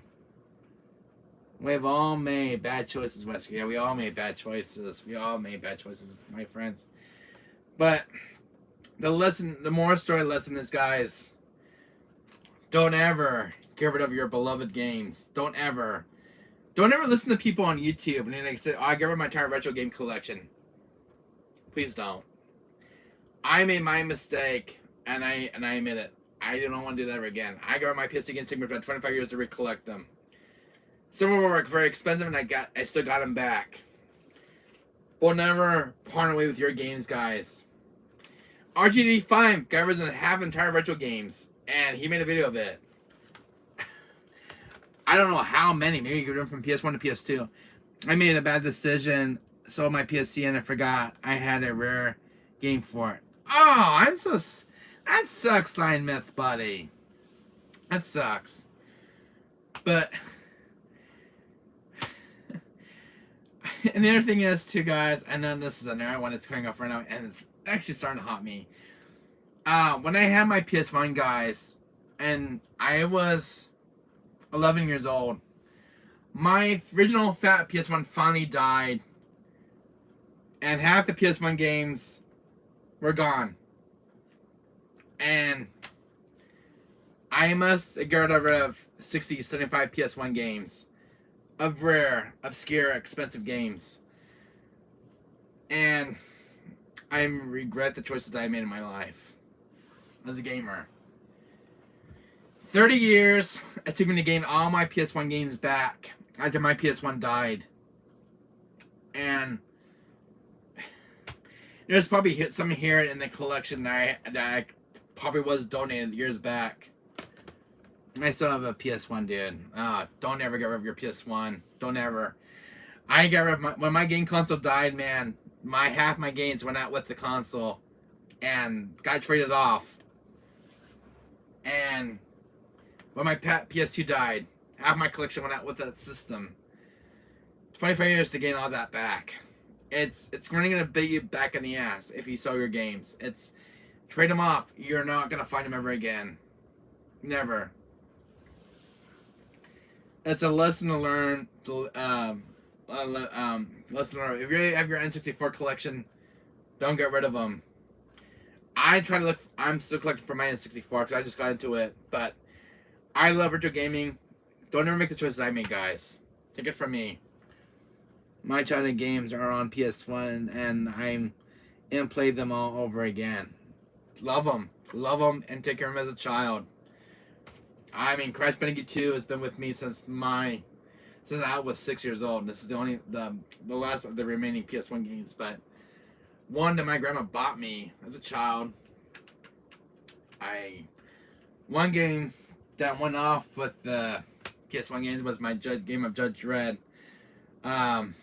I didn't get a sealed copy of that one, but I ain't gonna open it up. But man, I had some very awesome games. Spend good money on them too. You know what PS2 game went out with the PS2 game, guys? And I just remember which game it was. Tekken Tag for PS2. And it was a Black Label one that I had, and damn, it's worth some money now. I wish I got rid of it. My PS2 died, and that's the one game I got ended up with the collection. I hate when you get rid of games. I really hate it. It's up my soul inside. But if you guys notice my collection now, It's definitely grown back. 30 years of gaming, collecting them, getting all my old Lost Retro games. You know, I have all my PS3 games, my PS1. My PS2 games are in the back room, over there with the GameCube games, because I don't have enough room in this room. But they're on another bookcase out there in my mom's room, because I have another gaming room set up. But don't ever get rid of your retro games, guys. I'm serious. Oh my god, it still haunts me today. What did they make choices I made in my life? Sid and Lester, gonna own every game made. Same here, buddy. Same here. I'm still looking for Clock Tower 1 and 2, and the first Persona game on PS1 is what I'm still looking for. But guys, you can go to thrift stores, you can still go find a PS1 game, but somebody's drinking somebody's treasure. I love video games to this day. Best game in my life. But, owning multiple copies of RE2, I'm not regretting it. If one of my discs wears out, I have a back one for a backup. My friend says, can you just have one copy? No, I don't want like one copy. I mean, I like to have one as a backup. You guys get what I'm saying? Like, I have multiple copies of RE2. Like right here, look, I have multiple copies right here. If one of the discs were out, I have a backup copy. I go to retro stores all the time. But it's called wear and tear. These discs are known to have common scratches over the while, but just, you know, be gentle with your PS1 discs. Keep them around for a long time, and they will last you a long time. But if you're going to be roughhousing with them, they won't last you. Do you know I got to tell you a story, guys? When I went to go rent a video game one day at a video store, somebody took a PS1 game. I think this kid was 4 or 3 years old. R2 Remake was a scarier than the ROG. It definitely was. It definitely was. You know what somebody did one day? Well, I met. Now tell me you would be very furious if this was your kid. So, this kid must have been 3 or 4 years old. Takes a PS1 disc, throws it like a frisbee, hits the wall, breaks right in half. And I was gonna rent it too that day. Kid gets the game, throws it. You're not for throwing. But when the disc, he threw it so hard, hit against the wall, the disc broke right in half. This is why you don't buy games for kids when they're younger. Why? I don't know why. And you know which game it was? It was Bugs Bunny Lost in Time. It was a game I was going to rent. And my collection. You take a PS1 game, he threw it. I don't understand. I seriously don't understand kids. He seriously took it out of the case. I was gonna rent it. Throws it. Throws it so hard it caused a huge crack, and then this broke right in half. My friend told me this who worked at the video store. The kid must have been 3 years old. He was little. I don't know where his parents were, but it definitely the manager kicked him out. That's not how you treat games. Games aren't cheap. They're not cheap. The most I spent on some of my games right here in the collection, guys. This one right here. Was it this one? I copied the Giant Crisis 2. I spent $110 for one PS1 game. These are not cheap. They're not cheap. This one right here, Resident 1986. I spent $130 on this one on Amazon. This thing in my hands is a nice clean copy. $130. That's how crazy PS1 games are now these days. I mean, they're not cheap as they were back in the 90s. No. They're $75, $60, depends on the game title itself.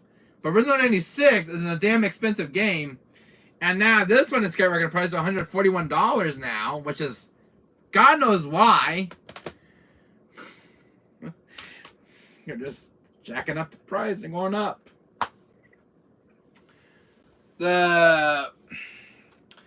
The one PS2 game, the one PS1 game I have. Don't ask me why this game is so high in price. I have a copy of Persona 2 on PS1, complete. It's missing the manual, but it's still complete. $600 for Persona 2 on PS1, complete. Look on price listings, and that one's going for $600 complete, with manual, without manual. I'm like, shit. Why is that game so damn expensive? I have no why. But not cheap. Why is that one the highest of all the Persona games? I don't understand why some of these games go on more price. Some of them are not worth anything, but some are worth more than others. It's crazy. The Black Label on Crash. The Black Label one I'm trying to find because I don't have it yet. I saw one go for $95 and up. My God. Crash 1 has gone up a little bit more now. The only one I saw, my friend said he saw a recent price hike in this one. It was $100 at price charting. It started $40 more. $41 more on this one. For some weird reason, this one's going to more in price. The Dreamcast version I have was about $175 when I bought it. Now it's between $200 to $300. RE2 is skyrocketing lately. It's mind blowing. Why these games are so expensive? You're not buying a pot of gold. I can understand the legacy of these titles. I understand the love of these games. Because I know they're, they don't make them in print anymore. But it's like, it's ridiculous.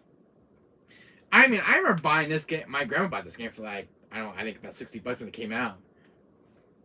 Now it's just like $75, $95, $100. I'm like, God, I remember the games being this high, but good thing I was born in the 90s. But it's like, I don't know. GameCube has been a different story lately. GameCube has been skyrocketing in price. I don't understand about GameCube lately. GameCube is like PS1, but just a lot higher. You know what I saw at Lost? You know what I saw at my retro store, guys?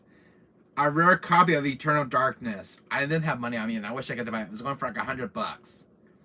Eternal Darkness. One of the best horror games on GameCube.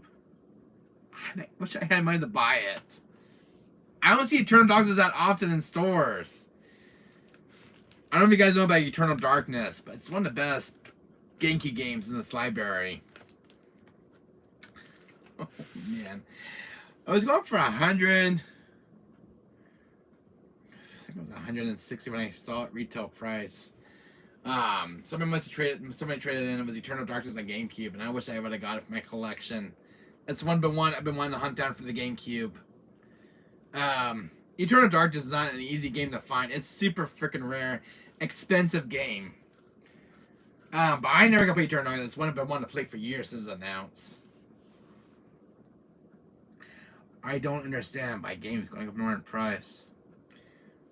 What was a game I saw high in price lately? Persona 1 on PS1. I saw that game going for like $200. I think it was like $200, $500 for Persona 1 on PS1. Sweet Jesus, man. 500 Mukarunus. The dough. You gotta have the dough. The moolah. There's no word for money.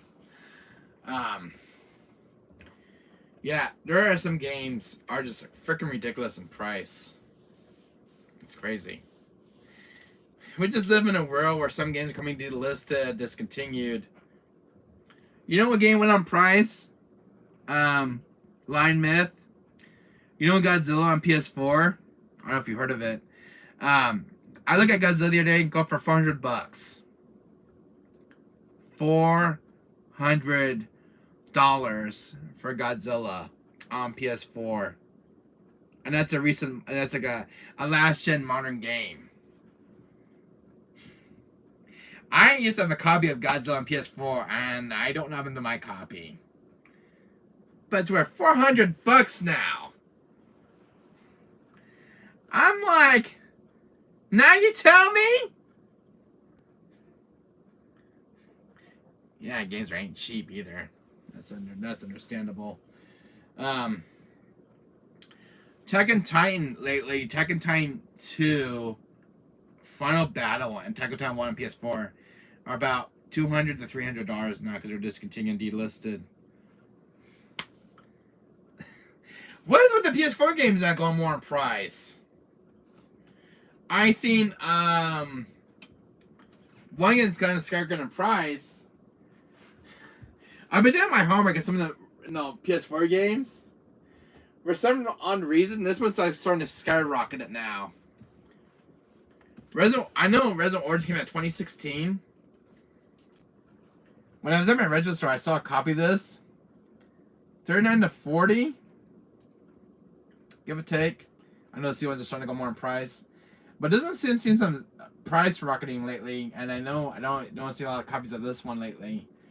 But I've seen this one skyrocketed lately for some reason. I think a lot of the old Resident games on PS4 are starting to skyrocket in price. Because they're starting to become more out of print. But from one of my gaming experience, I go in like the retro stores and I see some games going more in price. Like I would look at the retail, when the game first came out, and then the price has doubled. I don't know what it is. I don't know what it is, but games. Do you know like these PS4 units? This one in particular. When I bought this one line myth, this last was part 2, PS4 Pro. I got it for $560. Looking at the price again, $2,000. I bought this one with I bought this one with brand new from Amazon. I spent $560 for mine. Now it's skyrocketed to $2,000. If you have, with the original box and everything else. But brand new ones are starting to skyrocket. A lot of limited edition PS4 Pros are starting to skyrocket in price.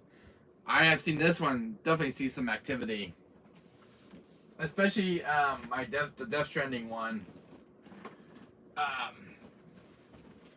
It's very, very crazy. If you guys go to like eBay or look on price charting, you notice like some of the stuff is skyrocketing in price. But it's just, I don't know what is going on with certain stuff now these days. But from what I can see, a lot of the old gaming systems are starting to become very expensive. So, like some of the consoles, like the original PS2, GameCube, is starting to go more in price for a working one. From what I can see on eBay, for the listings for them, I'm kind of shocked. I think the games were more expensive, but it seems like the old retro game consoles are starting to go more in price as well. So, anyway, I do have a stream in the bin anyway, so.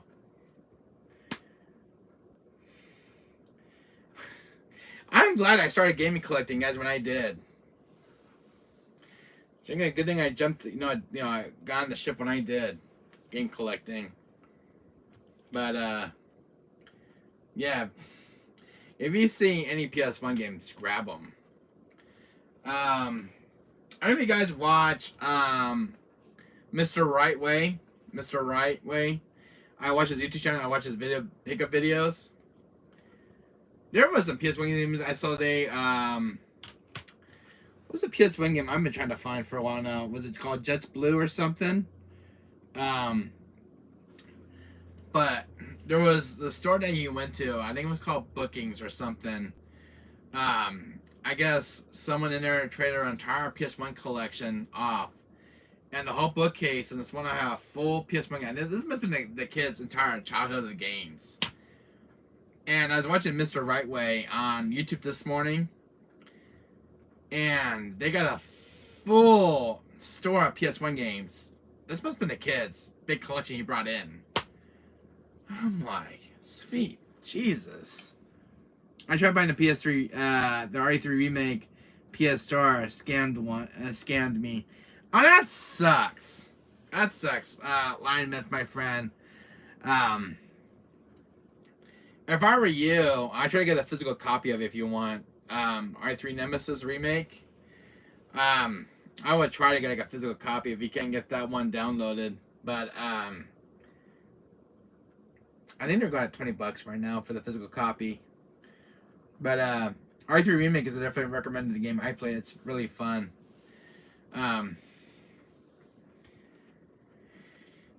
I've seen a lot of PS1 games popping up everywhere now, like games for people. I saw a guy one day. It's in my store, and he brings. I go to a retro store in Fullerton over here where I live. This kid, I think it was about 20, 25, has a full box of PS1 games. Must have been his entire childhood collection. And I'm like, I think I asked the kid one day, why do you get rid of your game collection? He says, I kind of stopped gaming. I'm like, what? You lost me there first. And you mean you stopped gaming? And I think he had over 100, I think it was like 100 PS1 games in the box. But trade off to the my register over here. And I think two of them was I don't even recognize straight on the top there was like Persei 1 and 2 and Medieval 2. I think the rest were just commons. But I even seen people over here at my register bringing like PS1 games in bulks, in boxes. I'm like, what is going on? Ever since COVID-19, people have been bringing PS1 games into my retro, the retro store I go to. One day, I guess someone must have brought in their copy of Castlevania Symphony of the Night Black Label. Traded off. I'm like, am I on the same ship here? What is going on? People getting rid of their PS1 games. I mean, I walk in the store one day, I see another kid. PS2 games. One of them was on the top was Clock Tower 3, which is a rare one. And I got it at the store for $89. I bought Clock Tower 3 and I missed right off his entire collection. But every time I go to my game store here, I always see someone bring boxes of their childhood games. I don't know what's going on anymore. I mean, these are, gamers who've been collecting the games since their childhood. But every time I go to my store, I see someone bringing a box of games in there. What is everybody's partnering with their childhood games? I don't understand. You're going to rip your entire collection. I mean, you spent all that hard work, lots of money in these games, and you're already giving them away already? I think some of these guys were like in their 30s and 40s. Real gamers keep their games. Real gamers keep their games. Yeah, I agree. I'm in that boat. I kept my games since I was a child, and I still have them. You're not going anywhere. They're staying with me. I mean, I don't understand people. Lyman, I really don't. I understand. I mean, if you're a real gamer, you would keep your games. If you're not a gamer, you get rid of your games. You're not a gamer. You're not a real gamer. You would get rid of your games. You're not a real gamer. You spend all that time collecting your games, and you're parting off with them right now. Well, they saw you coming. I've been a gamer since the 90s, and that's going to stay with me to the day I get old. If it wasn't for my games, guys, I would never start my YouTube channel. If I wasn't the gaming guys, I would never I never started my YouTube channel. But thank God I grew up with PS1. I started my whole career in gaming. I got from PS2 to PS3, PS4, PS5, N64, Super Nintendo. Dreamcast now, which is a new console for me right now. I'm enjoying right lately. But it wasn't for the PS1 console, guys, and for Crash Bandicoot, this game right here to start my childhood. These two, what was it? The two games I was mentioning. I guess I gotta find it. I have a collection. How we go? I must go off somewhere else. But I had my R2 demo. I had R2 director's cut somewhere around here. But Crash Bandicoot and Crash Bandicoot was a rare random game. I was at the daycare, guys. I go to. This started with this one random game I picked out when I was at my daycare. I'm like, am I gonna love it or hate it? Is this gaming gonna be a thing for me? And I popped this game in the PS1 machine.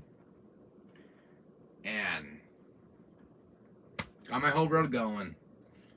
And I think it was about 5 or 4. I didn't know anything about PS1. Crash Bandicoot 2. I asked my dad for a PS1 for Christmas, and from there, my collection just kind of skyrocketed. I just stopped playing Fatal Frame 4. It was too much for tonight.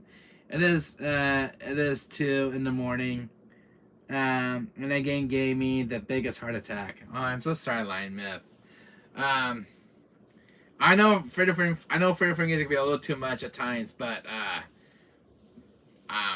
take a rest and then go back to it. But I feel like I handled it the same way when I played Made in the Blackwater. That was my first Fatal Frame game, and my God, that game did never on me as well. And I feel ya. I didn't get to play Fatal Frame 4. I saw my friend Spooky playing it, a little bit of it. It's an intense game. It really is. It's not like Fatal Frame 5 Man in a Blackwater, because Fatal Frame 5 is more like out in the open, but Fatal Frame 4 is like more of like a motel. But man, sorry to hear that, my friend. But man, thank God I got into gaming when I did. I mean, this is gonna be like a thing for me. I'm like a love or hate kind of thing. But thank God I got into PS1 when I did. Thank God I jumped in the ship and joined the gamer world. Because my teacher really, when I used to go to daycare, what she really had was, she had a big game room. I mean, this was an impressive game room. At a daycare I used to go to. It's called Safely from Church, but she had a game room. She had an NES, Super Nintendo. It's a really good, though. Thank you for recommending it to me. It's really good. You're very welcome. You're very welcome, Lion Myth. You're very welcome, my friend. But what she had, Lion Myth, the daycare I used to go to, she had a big game room. She was a gamer herself. She had NES, Super Nintendo, PS1, and a Dreamcast. The one when I went with as a kid was the PS1. The PS1 is the one that fascinated me the most. I know I was between Dreamcast and PS1, but PS is the one that won me over, and it was this game. But she had, it was either a Super Nintendo. I'm trying to get my first gaming console, and I didn't want to miss out on the PS1's life cycle, during its lifespan of all the generation of games it had. But it was this game, Lion Myth. This random game from my childhood. I didn't know about gaming. I didn't know about PS1. This game, Crash. And the other game she had, when I had to say this, I put this at my daycare, was Spyro. These two games started my childhood in the PS1. Because when I was playing Spyro, or when I was playing Crash, and so I beat it at my daycare. Next game she had Crash, she got it in. I'm like, can my day just get any better with PS1 over here? And I played Spyro, and I loved it. I started gaming when I was 6. When I was 5. Same here. I was 5 when I started collecting.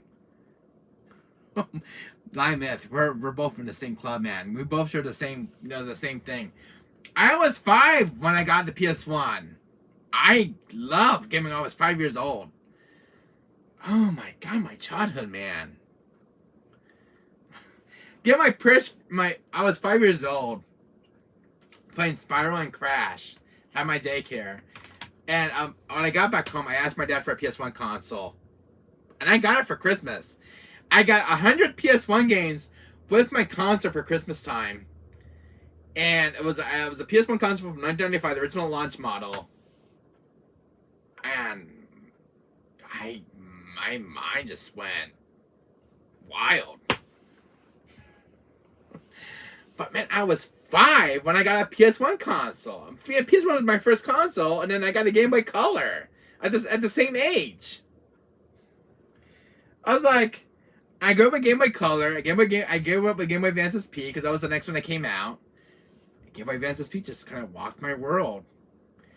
I'm like, game after game, and my roads, the only game I missed during my child was, Resident Gaiden, but it's the only game I missed on Game Boy Color, but I had Street Fighter, I had Spyro, Crash, Resident Evil, Dino Crisis. The list just goes on. But man, every single game was part of my childhood. Spyro, Reptile's Rage. Another game, I was about 7 when I played this one. I can go on, and I'm just gonna start about this game. I was 8 when I played original Dino Crisis when it came out. I got the PS1 when I was 6, and R2 scared me as a kid. You were 6? Wow, I think I was 6 or 7 or 8 when I got Dino Crisis. I think I was 6. I remember walking to Sam's Club, and I asked my dad to get me this game. I just bugged him, and I had to get. This is the one I got for my PS1. I played, to play during the night. I got the same night I picked it up. I opened the seal. Scared the living daylights out of me playing Dino Crisis. I had to turn this game off. Line myth. I could not finish it. I could not finish this game because this game was so damn horrifying. Dinosaurs open. I'm watching Jurassic Park as a kid, for God's sake. I was watching Jurassic Park from 1993. And he made Dino Crisis. And I just got done watching Jurassic Park. Like, there can't be any dinosaurs games out there in the wild. Oh, this game comes along and there's Dino Crisis. Dino Crisis was so good to me. Dino Crisis right here. This game scared the living childhood out of me. I'm like, I played Resident Evil Director's Cut, and there couldn't be any more scary game than Resident Evil. Oh, no. Dino Crisis comes along. Replaces zombies with dinosaurs. And a big freaking T-Rex. This big boy. The main antagonist in this game is the T-Rex. I mean, T-Rex is not that scary in PS1. The visuals and the graphics at the time? Yes, they were. And then a year later, Resident Evil 3 Nemesis gets announced. I'm like, the scarier the better, yeah. And then a year later, after Dino Crisis, was Resident Evil 3 Nemesis. And I'm like, no, this cannot be happening. We're going back to Raccoon City again. Because I just get down playing RE2, and then RE3 Nemesis comes along. And scares the crap out of my childhood. And we got freaking Nemesis. Big boy! That guy pursuer dude. And Nemesis was way scarier than Mr. X from the original game. Nemesis was a big pursuer. And when I saw Nemesis at the police station, I turned the game off. I was so I'll play for a minute. Maybe Nemesis won't come to the police station. I'll get the lockpick and everything else. And all of a sudden, the theme song plays. Mr. Nemesis is coming. And the first glimpse I get as a child, he breaks through the damn window with the rocket launcher. I am back. Hello, Shira, my dear. Veronica Wesker. Resident 3 comes along. And then we get Nemesis. I had nightmares for weeks about Nemesis when I first saw him in the game, because he looked so horrifying because of the graphic visuals. Nemesis. Big, tall, dull, and gruesome. You know which one I'm talking about, don't you? I got the OG R3 for I got the OG R3 for Christmas on day one, and I was so scared as hell. I was like 8. I think I was 9 or 8. And this game comes along. Scared the living daylights out of me. Scared me the hell. When I got the PlayStation, I seen him sitting out the window. I turned the game off. I had to wait for years to go back to this game because I was so damn scared. This, of all the Capcom games they made, these two right here, the most scariest game came from the mind genius of Shinji Mikami, the godfather of Resident Evil. Makes the most 2 of the scariest games. Mr. X was a pursuer because he was a non-scripted pursuer enemy. And Dino Crisis, when the dinosaurs can actually open doors and chase you to the next room, and I'm like, well, Dino Crisis is not that scary. When they announced Right to Remake, I bought it as soon as it came out and got it. I'm not gonna lie.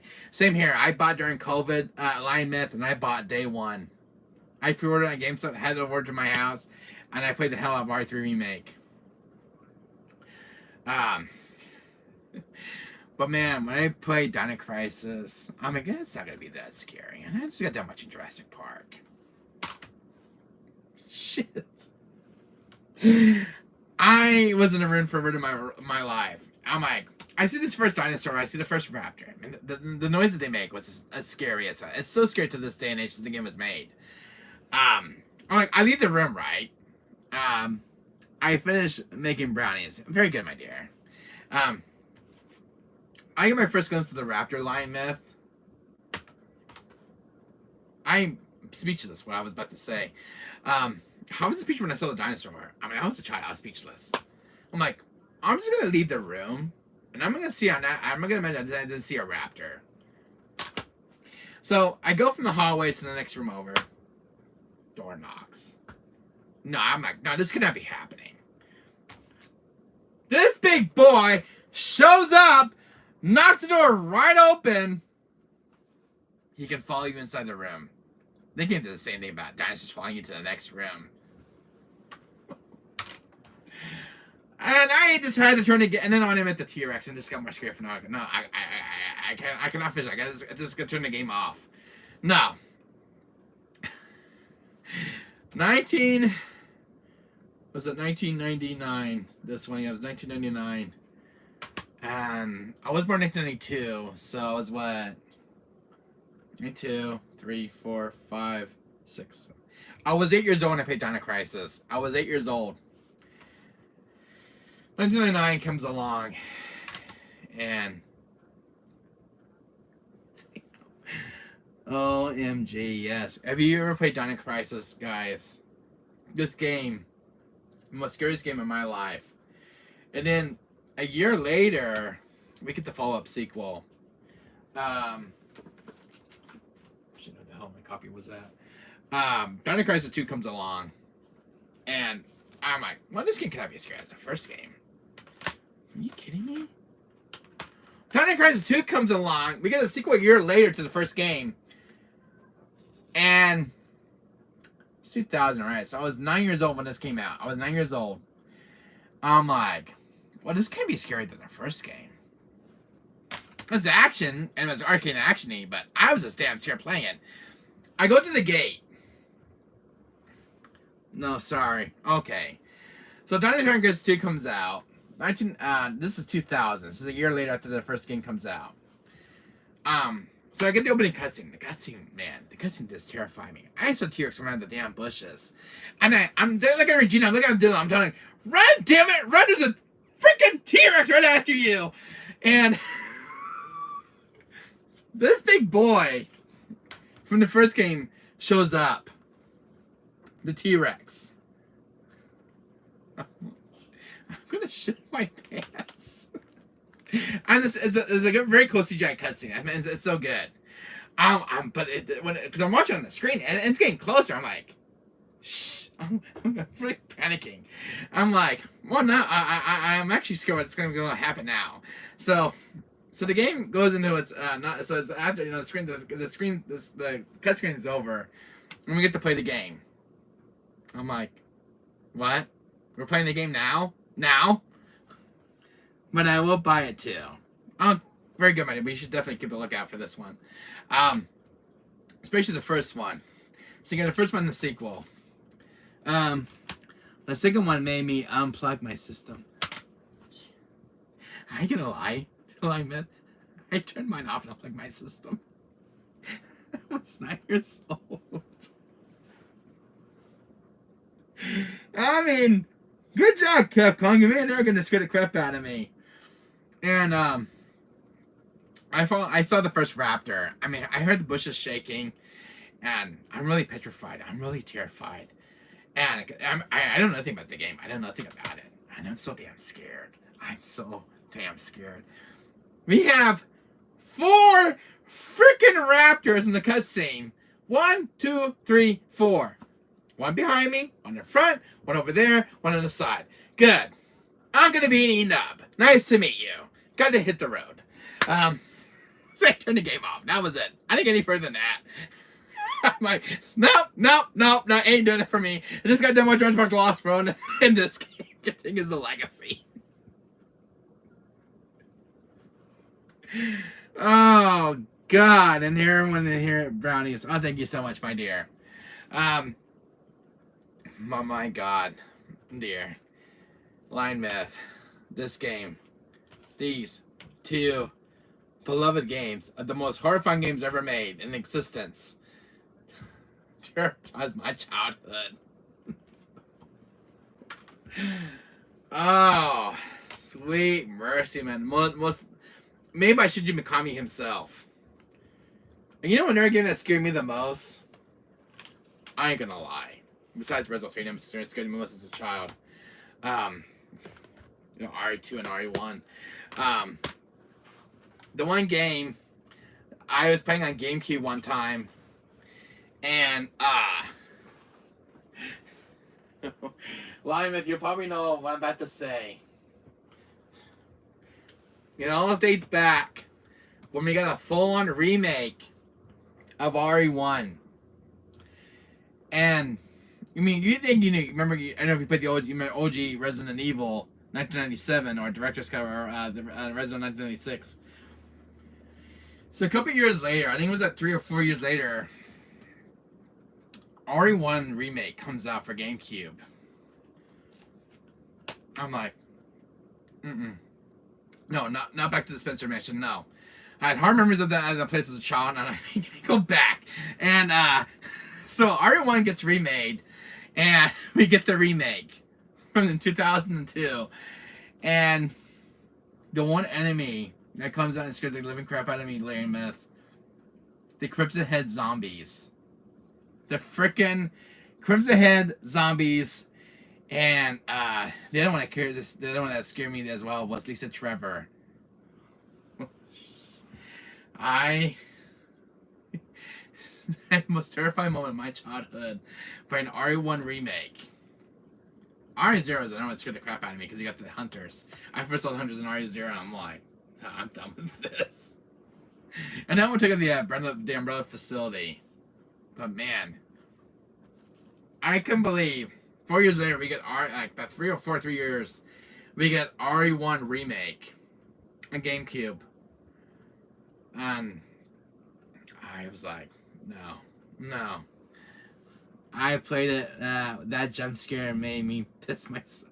I actually shit myself as a kid. I had to go change. I should have worn a diaper. I'm like, I mean, this game cannot be bad.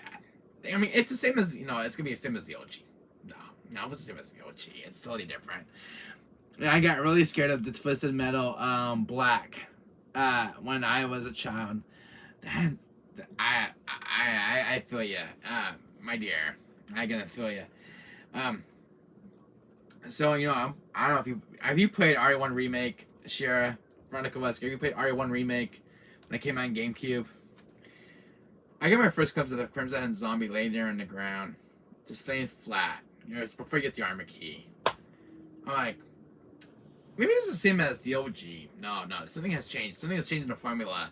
Something has changed with the damn zombies. They're dying, but they're getting back up. Why? And I'm like, wait a minute. This isn't the OG. This is totally different. The zombies are turning. They're getting back up.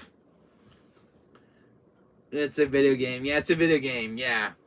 But we were kids. No. But we were kids, you know, playing these games. My dear. We were just kids.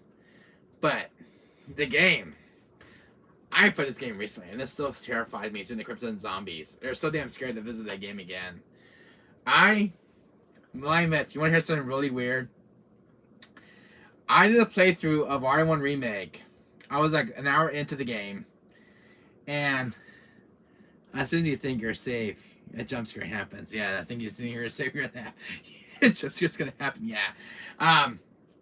So what happened to me, lying that I was playing R1 Remake on PS3 because I got the physical copy, and I didn't burn the zombies. I did not burn any zombies. I forgot to burn them. And you know what happened? Every single room of this Benjamin had Crimson Head zombies everywhere. They're all active. Some were laying down, playing dead. I'm like, what the shit is happening? They're all turning. Oh, God. But I will buy There Isn't One Remake. You definitely should, my dear. But what I did was I didn't burn any zombies playing R1 Remake.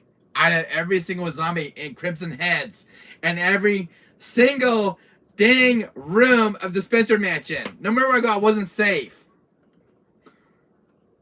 Well, I admit, don't ever do what I did, man. On that playthrough. You can see it on one of my videos. Those are my pickup videos. I played one of those Record R1 Remake, and I played on the PS3. And I didn't burn any zombies, and I have every single room filled with Crimson Head zombies. Most terrific thing in my life. I'm like, well, why just burn them? No, I don't want to burn them. I want to see what happened if you left every single zombie untouched with no flames. Man, what was I wrong? Was I wrong?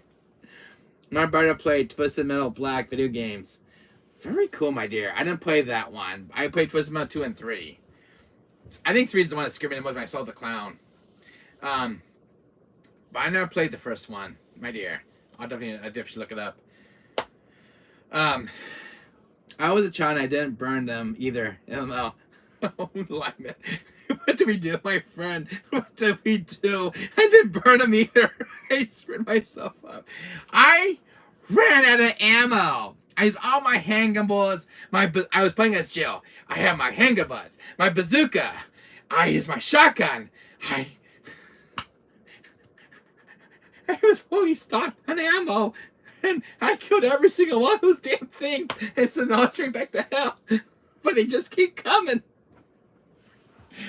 And then I go around the room, right? There's one Crimson Zombie in the art room.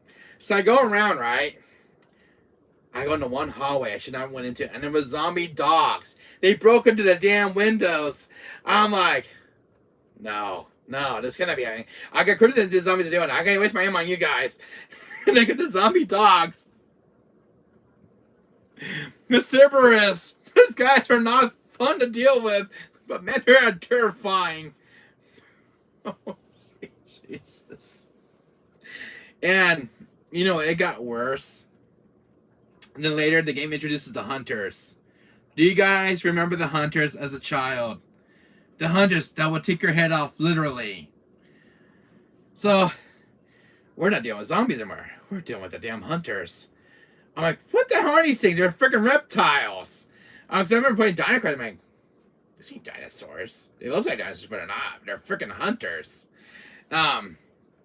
These things, they have ginormous claws. And crows too, yes, the crows. They would pick you to death. This guy is the one that gave me nightmares as a child. I'll show you guys. Sorry, I set it off. This hunter. these guys so much. Oh God, not the. Do you remember these guys, Lyman? Do you have a clear memory as a child seeing these guys in person? This is my action figure of one of them. These, look at the nails of these guys. The frick hunters.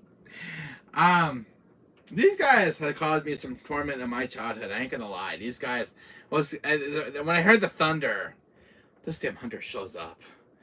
I'm like, I'm getting the frick out of here. Where's Barry?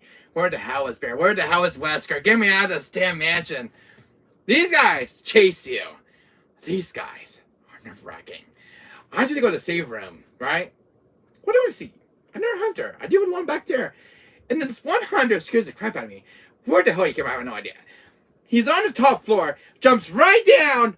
I'm like, oh, the save room's just right there. The save room's right there. I didn't need to get through. Oh, no. He was charging up for attack. He gets his claws like this. And what's he do? My health was in danger. He takes my head off. Oh God, my nightmares are returning from hell. I was almost close to the same room, and this son of a gun shows up, gets his claws, ready for attack. I had to go save! And I was almost there, right? As I was from caution, I went to danger. Guess who's behind me? He calls for backup, right? Lyman, don't get me wrong. He calls for backup, right? So the one that's in front of me gets knocked out for a little bit. One guy gets back up, and he's charging again. I'm trying to get the door right. I'm running to the door. I'm running to the door. Gets his claws. Die! And I was on danger, and I'm done. I am done. This son of a gun gave me nightmares as a child. Getting my head cut off was not fun. These guys suck. But horrifying. Hey, Punch Hunter, good one, my dear. And then what was the other enemies that scared me the most? The Lickers. Do you remember the Lickers, Line Myth, from RE2? Their remake was not joking around when the remake came along. The Lickers are back. They're ferocious. They're aggressive. Oh my God, the frickin' Lickers. The one with the long tongues. Look at my first glimpse in the CGI cutscene. I see the Lickers. I don't know. 2019? Lickers are far worse than the original. They're back and they're aggressive as hell. They're pissed. I'm like, no. I'm a cop in the first day as a police officer. This cannot be happening. The damn Lickers are back. I'm having flashbacks of the OG RE2. But Wesker die. Oh God, the Lickers, man. I don't know who's worse. And then, oh God, oh, and then when we heard about R2 remake in development, they were showing off that trailer for Mr. X. Lickers. Oh God, no. Mr. X. Do you guys remember Mr. X? The big balded man with the head, with the new hat he had on in R2 remake. I'm like, excuse me, this is A scenario. What the hell does Mr. X shows up in A scenario? This ain't no. He needs to push up to B scenario. Again, this thing has changed with the formula. Mr. X, should not be here. This we're in A scenario. You're not supposed to come to B scenario. No, the remake ain't screwing around. They introduced Mr. X early, and God, he is back. He is back, and I can hear his footsteps going like this. Mr. X. That son of a gun. Oh my God. I'm like, no, not Mr. X.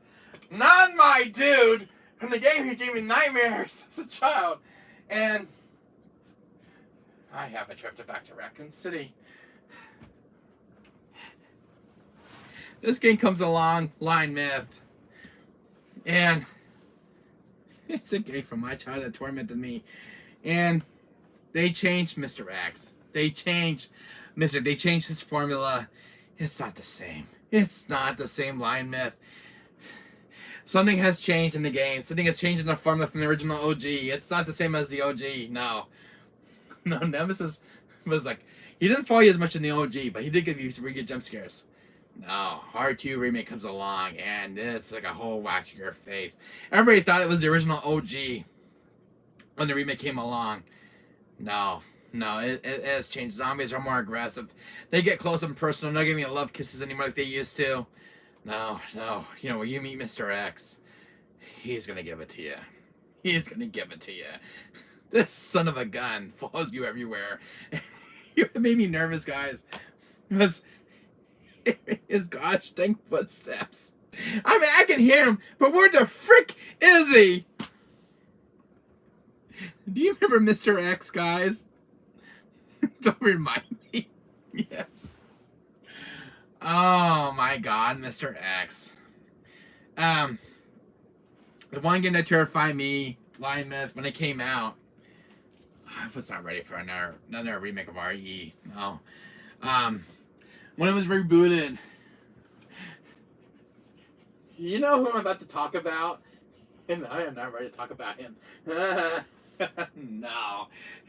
Do you know who I'm about to talk about from RE7? Brian Irons? No, not Brian Irons. Do you know that's the first guy that chases you? Line Myth. I had to turn the game off. I cannot take it anymore. Yeah, you can keep that mad following you.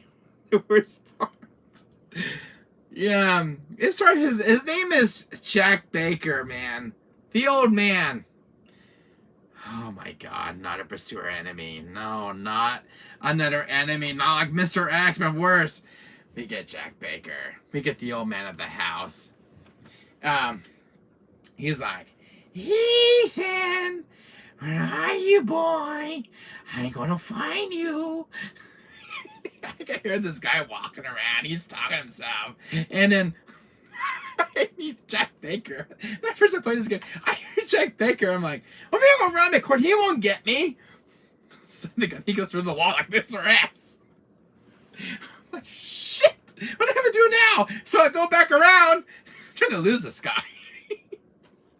And I'm into the kitchen, right? He breaks the damn table. He's like, how the hell am I supposed to fix this?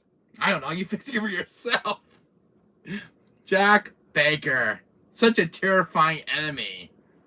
My God, he was like a Mr. X, but a lot worse.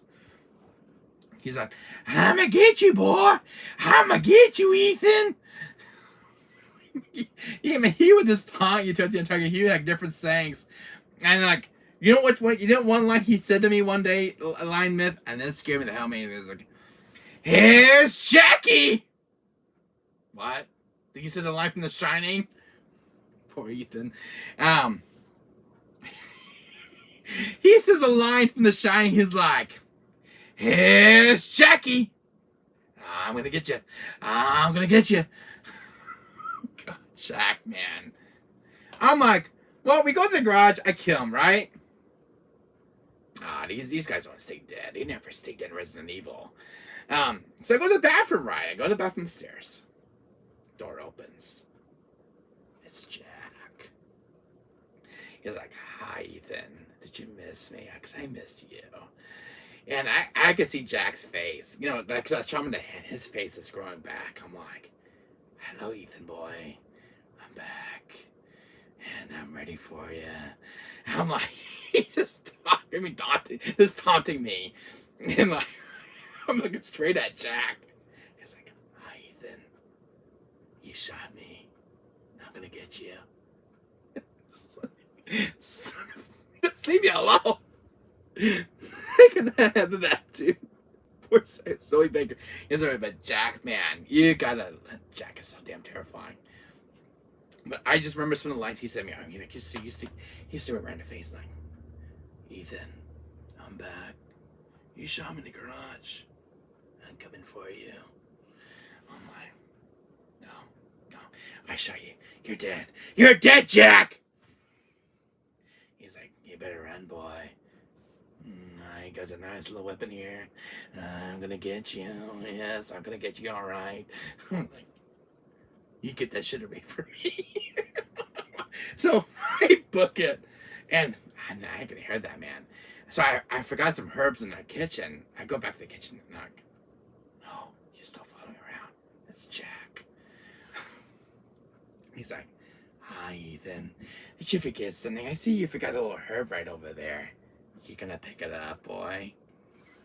Jack Baker was the worst in ever West. Oh man, Jack Baker was the worst in ever West. I so meant. So I go in the kitchen. And I see Jack talking. He's walked down the hall. He's like, hey Ethan, you got some handgun ammo there. You gonna pick it up, boy? I'm right here. Don't mind me. I'm just gonna come right after and kill you. And oh yeah, for one thing, Ethan, you got little herbs right there. You're gonna pick them up as well. And he's talking shit to me, man. He's talking shit to me like. Jack, just go away. I can pick up my stuff, go down to the safe. I can put my stuff in the iron chest. It's going on, boy, but I'm gonna catch up with you. I'm gonna catch up with you, boy. You better be ready. So, Jack walks off, right? I'm like, oh, good, he walks off. No, he doesn't walk off. So I go around. I'm like, I'm gonna put some stuff in that chest. I go back to the chest. I come back out this way. Jack goes right to the damn wall. I was like, hi, Ethan. I'm back. Boom. I scare you. Son of a gun, he comes right back.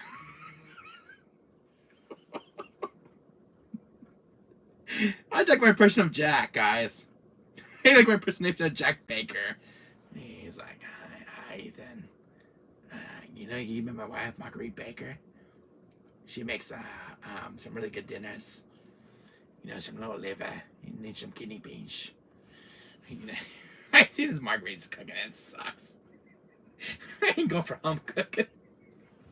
Oh my God, Marguerite Baker, man. And I remember eating at the table with Jack. I remember eating at the table alignment. I ain't gonna kid. This is the grossest thing in RE7. So I wake up. I'm like, what the hell? Why am I tied up? And I seen Jack, Marguerite, Lucas. They're eating the disgusting food. I'm like, get me the frickin' out of this crap. Jack comes around. He gets a spoon. Eat it, boy. Eat it. It's good for you. And then he's talking crap to his wife. Get the hell out, Marguerite! Get the hell out of here! Boy's gotta eat. Boy's gotta have his supper. I'm like, Jack, you get that crappy shit away from me. And then he gets a freaking knife.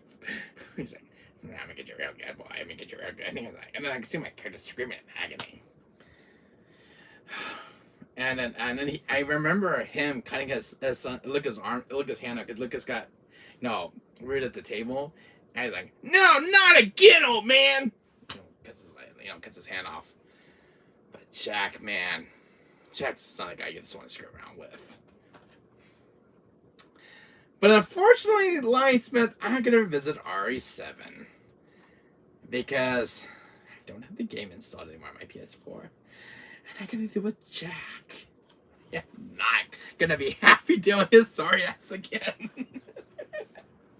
And then one game that comes along and terrifies the hell out of me. I'm like, Capcom's got to be ringing ideas for RE games. RE Village comes along. Remember Miss Mia Winters? Oh, I remember Mia Winters. I was like, hi, Ethan. Hi. I'm like, wait a minute, there's something wrong with her. This ain't good. I remember going down in the basement, and she's doing this thing.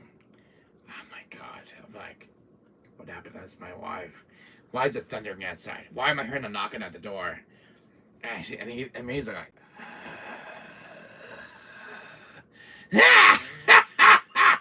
she's like, gonna throw me away. And then she gets the knife. I'm like, Mia, put that down. You're not yourself anymore.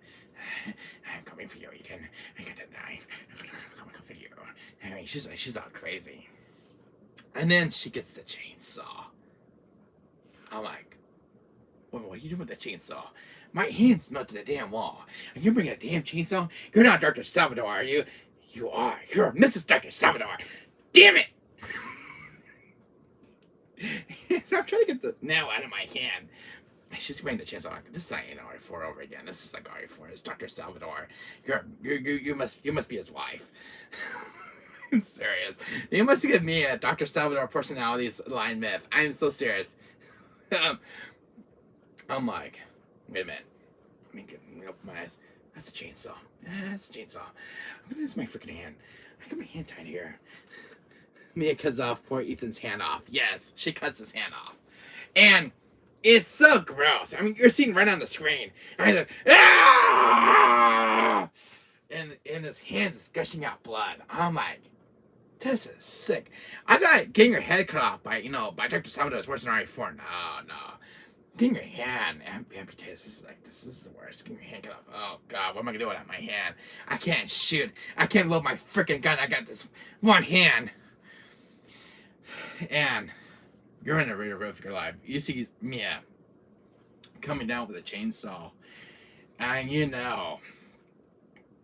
it's gonna get ugly. It's gonna get ugly so soon. I panic. I mean, I just run out the doors, and like, oh, she can't find me out here. She gets a chainsaw. She cuts through the door. Oh God, she's coming in. She's coming. I'll go to the next room. Make sure she won't follow me there. Oh, she cuts it again. She cuts it again. She breaks to the damn wall like Mr. Rex.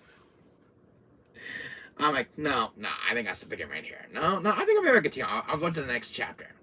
It just gets worse, man. I mean, Jack Baker. Why Jack? God, I think Ethan should stay away from his wife. Don't you think? I'm thinking, well, RE7's over with, right? I'm like, Kevin's gonna be running ideas for RE franchise.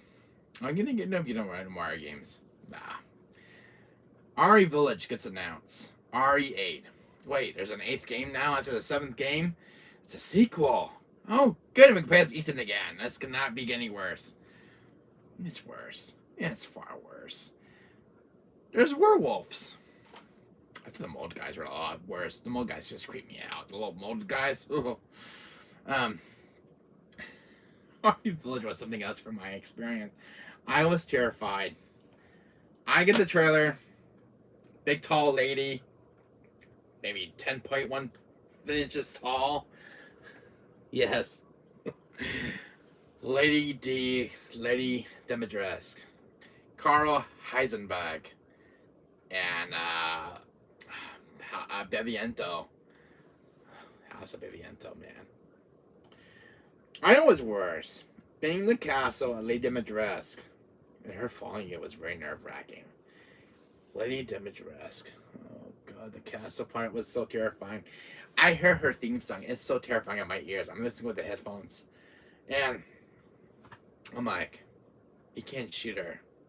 She's not dying. She's got daughters. 1, 2, 3. 3 vampire daughters. This cannot get any worse. And my hands, right? My hands. Ethan's poor hands, man. I know what Ethan's hands in that game. The one werewolf takes his 2 fingers off and bits it right off. And then his same hand gets cut off. I'm missing Ever Wesker in Resident Evil video games. I miss him too, my dear. Do you guys remember that one scene where Lady Dimitrescu, she has a claws like Freddy Krueger. She's like a claws like Freddy freaking Krueger. And the same hand, the same hand that Mia cuts off in the 7th game, it gets cut off again. Damn it. And I'm gonna run around like Lady D. And Ethan gets the herb medicine. Dribble it on. I'm like, Ethan, I don't think hands is going on that way. And I mean, this must be magic. My hand just goes back in after you just get your hand cut off. Bella, Cassandra, and Danelle, right? Yeah, that's their names, my dear. Bella, Cassandra, and Danella. Oh, my God. And Ethan gets his hand cut off. His hands complete cut off. He gets that herb mess. I don't know what it is. I don't think hands work that way. Hands going back together in your arm. Ethan gets that herb stuff, pours it on. Good as new. I'm like, Ethan, your hand doesn't work like that when you get it amputated. It doesn't work like magic, baby. Well, I guess it does in video game logic. Oh yeah, I got my hand card. Just put some herb stuff on. Oh yeah, blah, blah, blah, blah. Yeah, it's all good, isn't it? Yeah, my hand's working again. Game logic. Remember Ethan and Mia's daughter? Yes, yes, Rose. Ari doll looking thing freaked me out. Oh my god, it freaked me out. The fake Mia mannequin. I remember playing Gold Edition. Ari Village Gold Edition. And I ain't gonna lie about this one, but damn, we gotta get this one. It's just Ari Village did the Gold Edition against Right Out, right? Shadows of Rose DLC is announced. I'm like, what is gonna be? No, bad as the main game. Oh, play as Rose. That's good. I mean, we'll play as Ethan's daughter. You can get to play as Maria and get to see her since she was a baby. Shadows of Rose is a very, very dark chapter in Ari Village. House Beviento is the most scariest houses in Ari Village. The baby. What could be worse than the baby? Mannequins! Mia. The fake Mia mannequin. The lights go off. She's got glowing eyes. Playing Rose Winters. Yes, playing Rose Winters. We see the most scariest thing in the video game. I'm like, Capcom cannot come any more new enemies for Ari Village. No. What is with the damn mannequins in Ari Village? This wasn't your average mannequin. I'm like, because we first saw on the table, I'm like, just something really wrong with this mannequin. I'm like, maybe the first part of the game is fine. You know, this is fine. Poor Rose. Yeah, the poor Rose. The mannequin sequence, my dear, was freaking terrifying. House Beviento, the lights go off. Why the lights go off? There's no baby this time around. There's no baby. There's no damn baby. I hate the baby from Ethan's campaign. But no, the mannequin comes along. I'm like, the game says, watch her. What? Watch her. Yeah, watch her. This is kind of typical mannequin to me.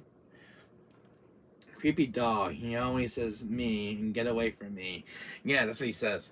But Mike, it's just an average doll. It's not an average doll. I mean, a few times you'll see it pop up. Like why is she following you a few times? The first part, the lights goes out. And it's terrifying. I mean, I go into one room. We see the glowing eyes of the mannequin. She's alive. And it's this watcher.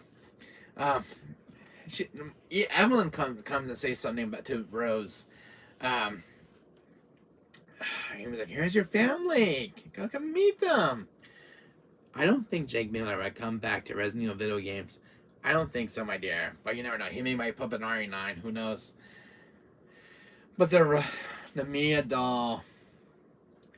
I almost had to turn the game off during a stream. I streamed it on my channel, guys. The Shadows of Rose DLC. The House of Beviento and Shadows of Rose was not an easy chapter for me to play. I hated that level. The House of Beviento is terrifying. I hated it. The reason why I hated it because I had the walking mannequins. They follow you. I mean, if you're not watching them, they stick about you. That stage creeped me the hell out. I'm like, there's no baby. No. It's the mannequins. I hate mannequins from... When I saw the mannequins RE7, I'm like, they can't borrow ideas from this game. There's no idea to get ideas from a mannequin. Well, fortunately, they got some good ideas with a mannequin. They had to make it more creepy. They had to make it walk around. But they had to have 4 of them. 4 walking mannequins. I'm like, get me out of this game. Get me out. I'm done. I'm getting Rose out of here. I'm booking and calling my father and tell me to pick her up. I'm out of this. House Beviento is the most scariest damn house in the original village ever in original history. I don't know what's worse. The baby or that stinking mannequin of Mia. You guys can tell me in chat. What was most creepier? The baby with the umbilical cord or that walking mannequin in the new DLC chapter? especially when we were small, and she got a lot bigger. I thought that was scary. The baby, man. The baby making the horrifying noises as a baby. And you see the way it looked? I'm like, there's an bug caught on the floor. That's not good. What the hell is that? It's a big giant ass baby. That's not a baby. It's a big monster baby. Yeah, I think it's coming right towards us. You know, just walking back around this way. Hungry baby. I think Piers Nevin is dead. He is definitely dead, my dear. He won't be coming back anytime soon, unfortunately. The baby man in our village. I don't know what's worse, but Kevin's been thinking of lately. The baby. You know the baby from RE Village? Leon's campaign? Ethan's campaign? The baby, man. House Baviento. It's quiet. I mean, you got dolls. I mean, there's no zombies. There's no werewolves in this damn house. It's nice and clean. I mean, see dolls. I mean, it's creepy enough. But when you get low into the grain, you know, lower in the basement area, you got this carriage, the little baby thing walking back and forth, and you get to the end and the thing breaks and you hear the baby. It's not that bad. It's just a baby. It's just an audio thing and the noise. Just turn into this audio. You need to get upstairs. Lights turn off. There's blood.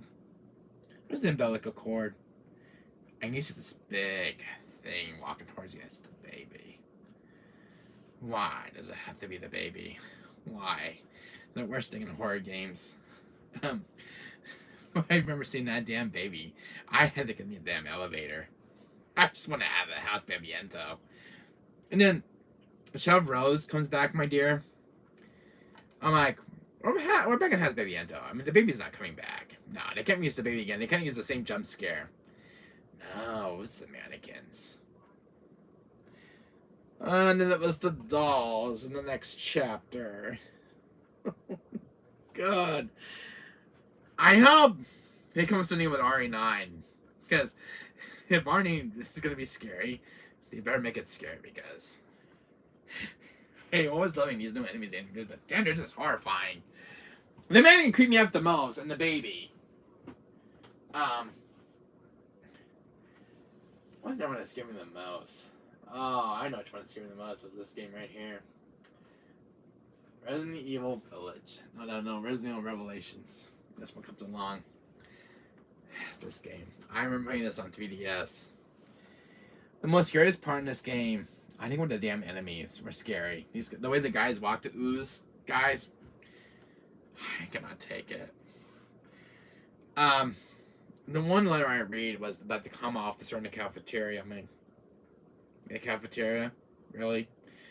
I'm like, and I heard a guy calling for help. The comm officer in Resident Village, not Resident Revelations. Sorry, I can't talk. I'm like, there's anything good in the cafeteria. I mean, we already got Rachel bad enough. I mean, she's all mutated and everything else. We can get the comms officer, but he's not human. What do you call that big thing? He had like big saw on his arm. Are you still going to stream RE4 tonight? Yes, I am, Line Myth. I am. I'm just talking about RE. I am gonna stream, but I was just talking about some stuff that was just terrifying me. I'm gonna stream RE4. I got my console plugged in.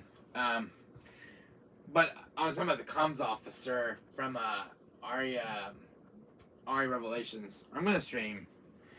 I'm gonna go eat some and put my stuff away.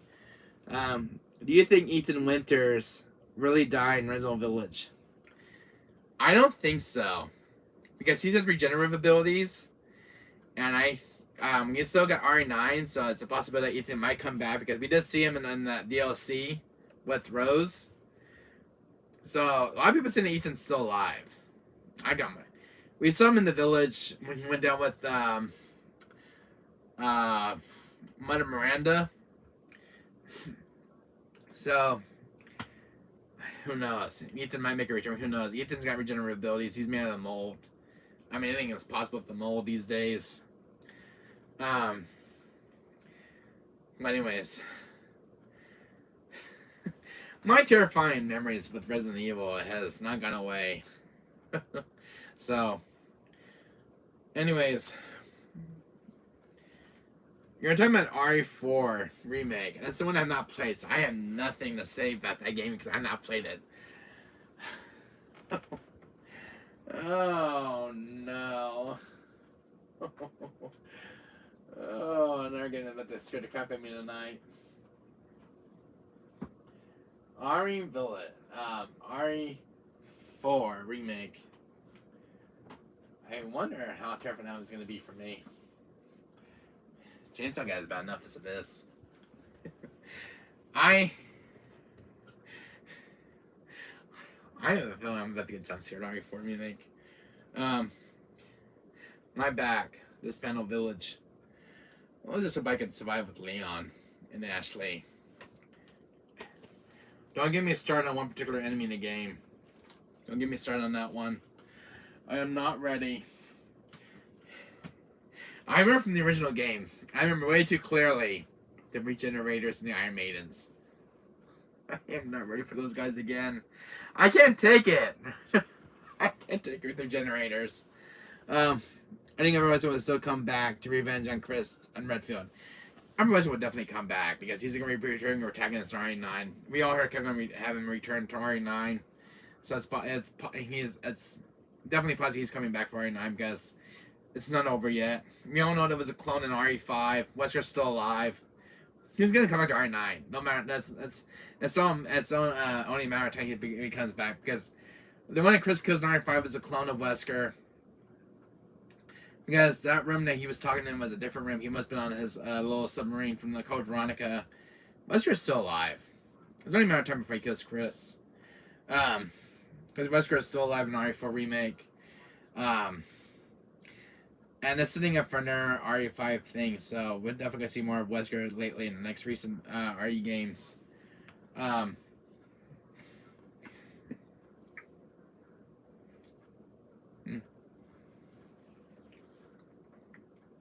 Yeah. The only enemies I remember terrifying me with the Regenerators. I hope they're not in the next game. Oh God. I am not gonna spoil, but I just hope they're not in that next game. I really don't want to miss with the Regenerators. There was one enemy that scared the hell out of me. Vertigo. Verdugo? Salazar's right-hand man? I hope I don't have another encounter with that guy in the sewer because that guy is scary. I'm not ready. Am I going to relive my tormented childhood RE4 again? Because the ones that scare me were the Bella Sisters, Dr. Salvador, the fish monster who gave me nightmares as a kid, El Gigante. Well, I know that's inevitable. Because Edward Wesker, more clever than Chris Redfield. Edward Wesker's always one step ahead of Chris Redfield. He's always is. Oh. I don't know what's waiting for me for a remake tonight for my stream. If I scream, guys, I can't help it. If I say shit, I can't help it. I don't know what's waiting for me in RE4. I really don't know. I remember it was the little gameplay they showed in that one last trailer. It was very short. I don't know what I'm gonna expect. I have a feeling I'm gonna scream a lot. I'm gonna listen with the headphones this time. So that's gonna be tonight, guys. We got a horror game tonight, and that's gonna be for this whole week. No other game that's planned out for this week until I beat it. But you guys are gonna get a huge reaction out of me. You guys really are. I hope you guys are in for a nice, good reaction with me because I'm gonna scream like a little sassy girl. I'm not ready. Well, I'm gonna play it tonight, but I'm not ready. What's gonna be coming for me? I am not ready. I am definitely not ready. Oh, but man, it's gonna be a nice trip back to Spain. Oh. I know a lot of people have been playing art for me and I missed out on it, but I don't know what's waiting for me. Who knows? I'm not ready. Oh, sweet Jesus, I'm gonna keep Leon alive. I hope I'm gonna get my head cut off this time around. Lost my head too many times in the last in the OG. That terrified me. I still would like Albert Wesker as father. Ah, very good, my dear. And I was always being a loving father. Papa Wesker. Yeah. So, this is tonight, guys, for the stream. And, later tonight, I'm gonna be streaming. I get my stuff cleaned up right now. I gotta go eat. So in a little while, guys, I'm gonna go eat. I'm gonna get my stuff cleaned up, and we're gonna stream after this. I'm actually terrified of RE4. I really am. Can't wait to play the Mercenaries though, but I've been playing the campaign for quite a while. All right, guys. Stream for 6 hours. All right, guys. I gotta clean up, and I get ready for the stream and get my stuff unpacked. And Papa Whiskey. Yes, Papa Whiskey, my dear. Alright, guys. I gotta skedaddle. I gotta go get to eat. Get my stuff hooked up. Get PS4 ready for the stream. And I gotta get out of its box. Veronica Whiskey. La la la. Thanks, Lion Myth, for showing up. Veronica Wesker. Shira. All my friends in chat, thanks guys for showing up. Bye guys. RE4 remake is tonight, guys. Don't forget. I will be streaming out for the next 5 hours, 6 hours. I make long streams, so I'll get a few chapters in. Bye, man. Bye, Lyman. Thank you guys for coming. Leave a like, guys. Smash it. Tell your friends about my YouTube channel. Trying to get to 1,000 subscribers. I want this channel to grow so much. I joined last year, but I wanted to get this channel to grow. So tell your friends about my channel, spread the word, guys, about my channel. Follow me on YouTube, guys. And I'll see you guys around. Bye-bye. And I'm going to pick up my mess. So, see you guys later. Peace of a like, guys. Smash it. Subscribe if you guys are new to my channel. And, peace. Captain Wesker out. See you later, guys.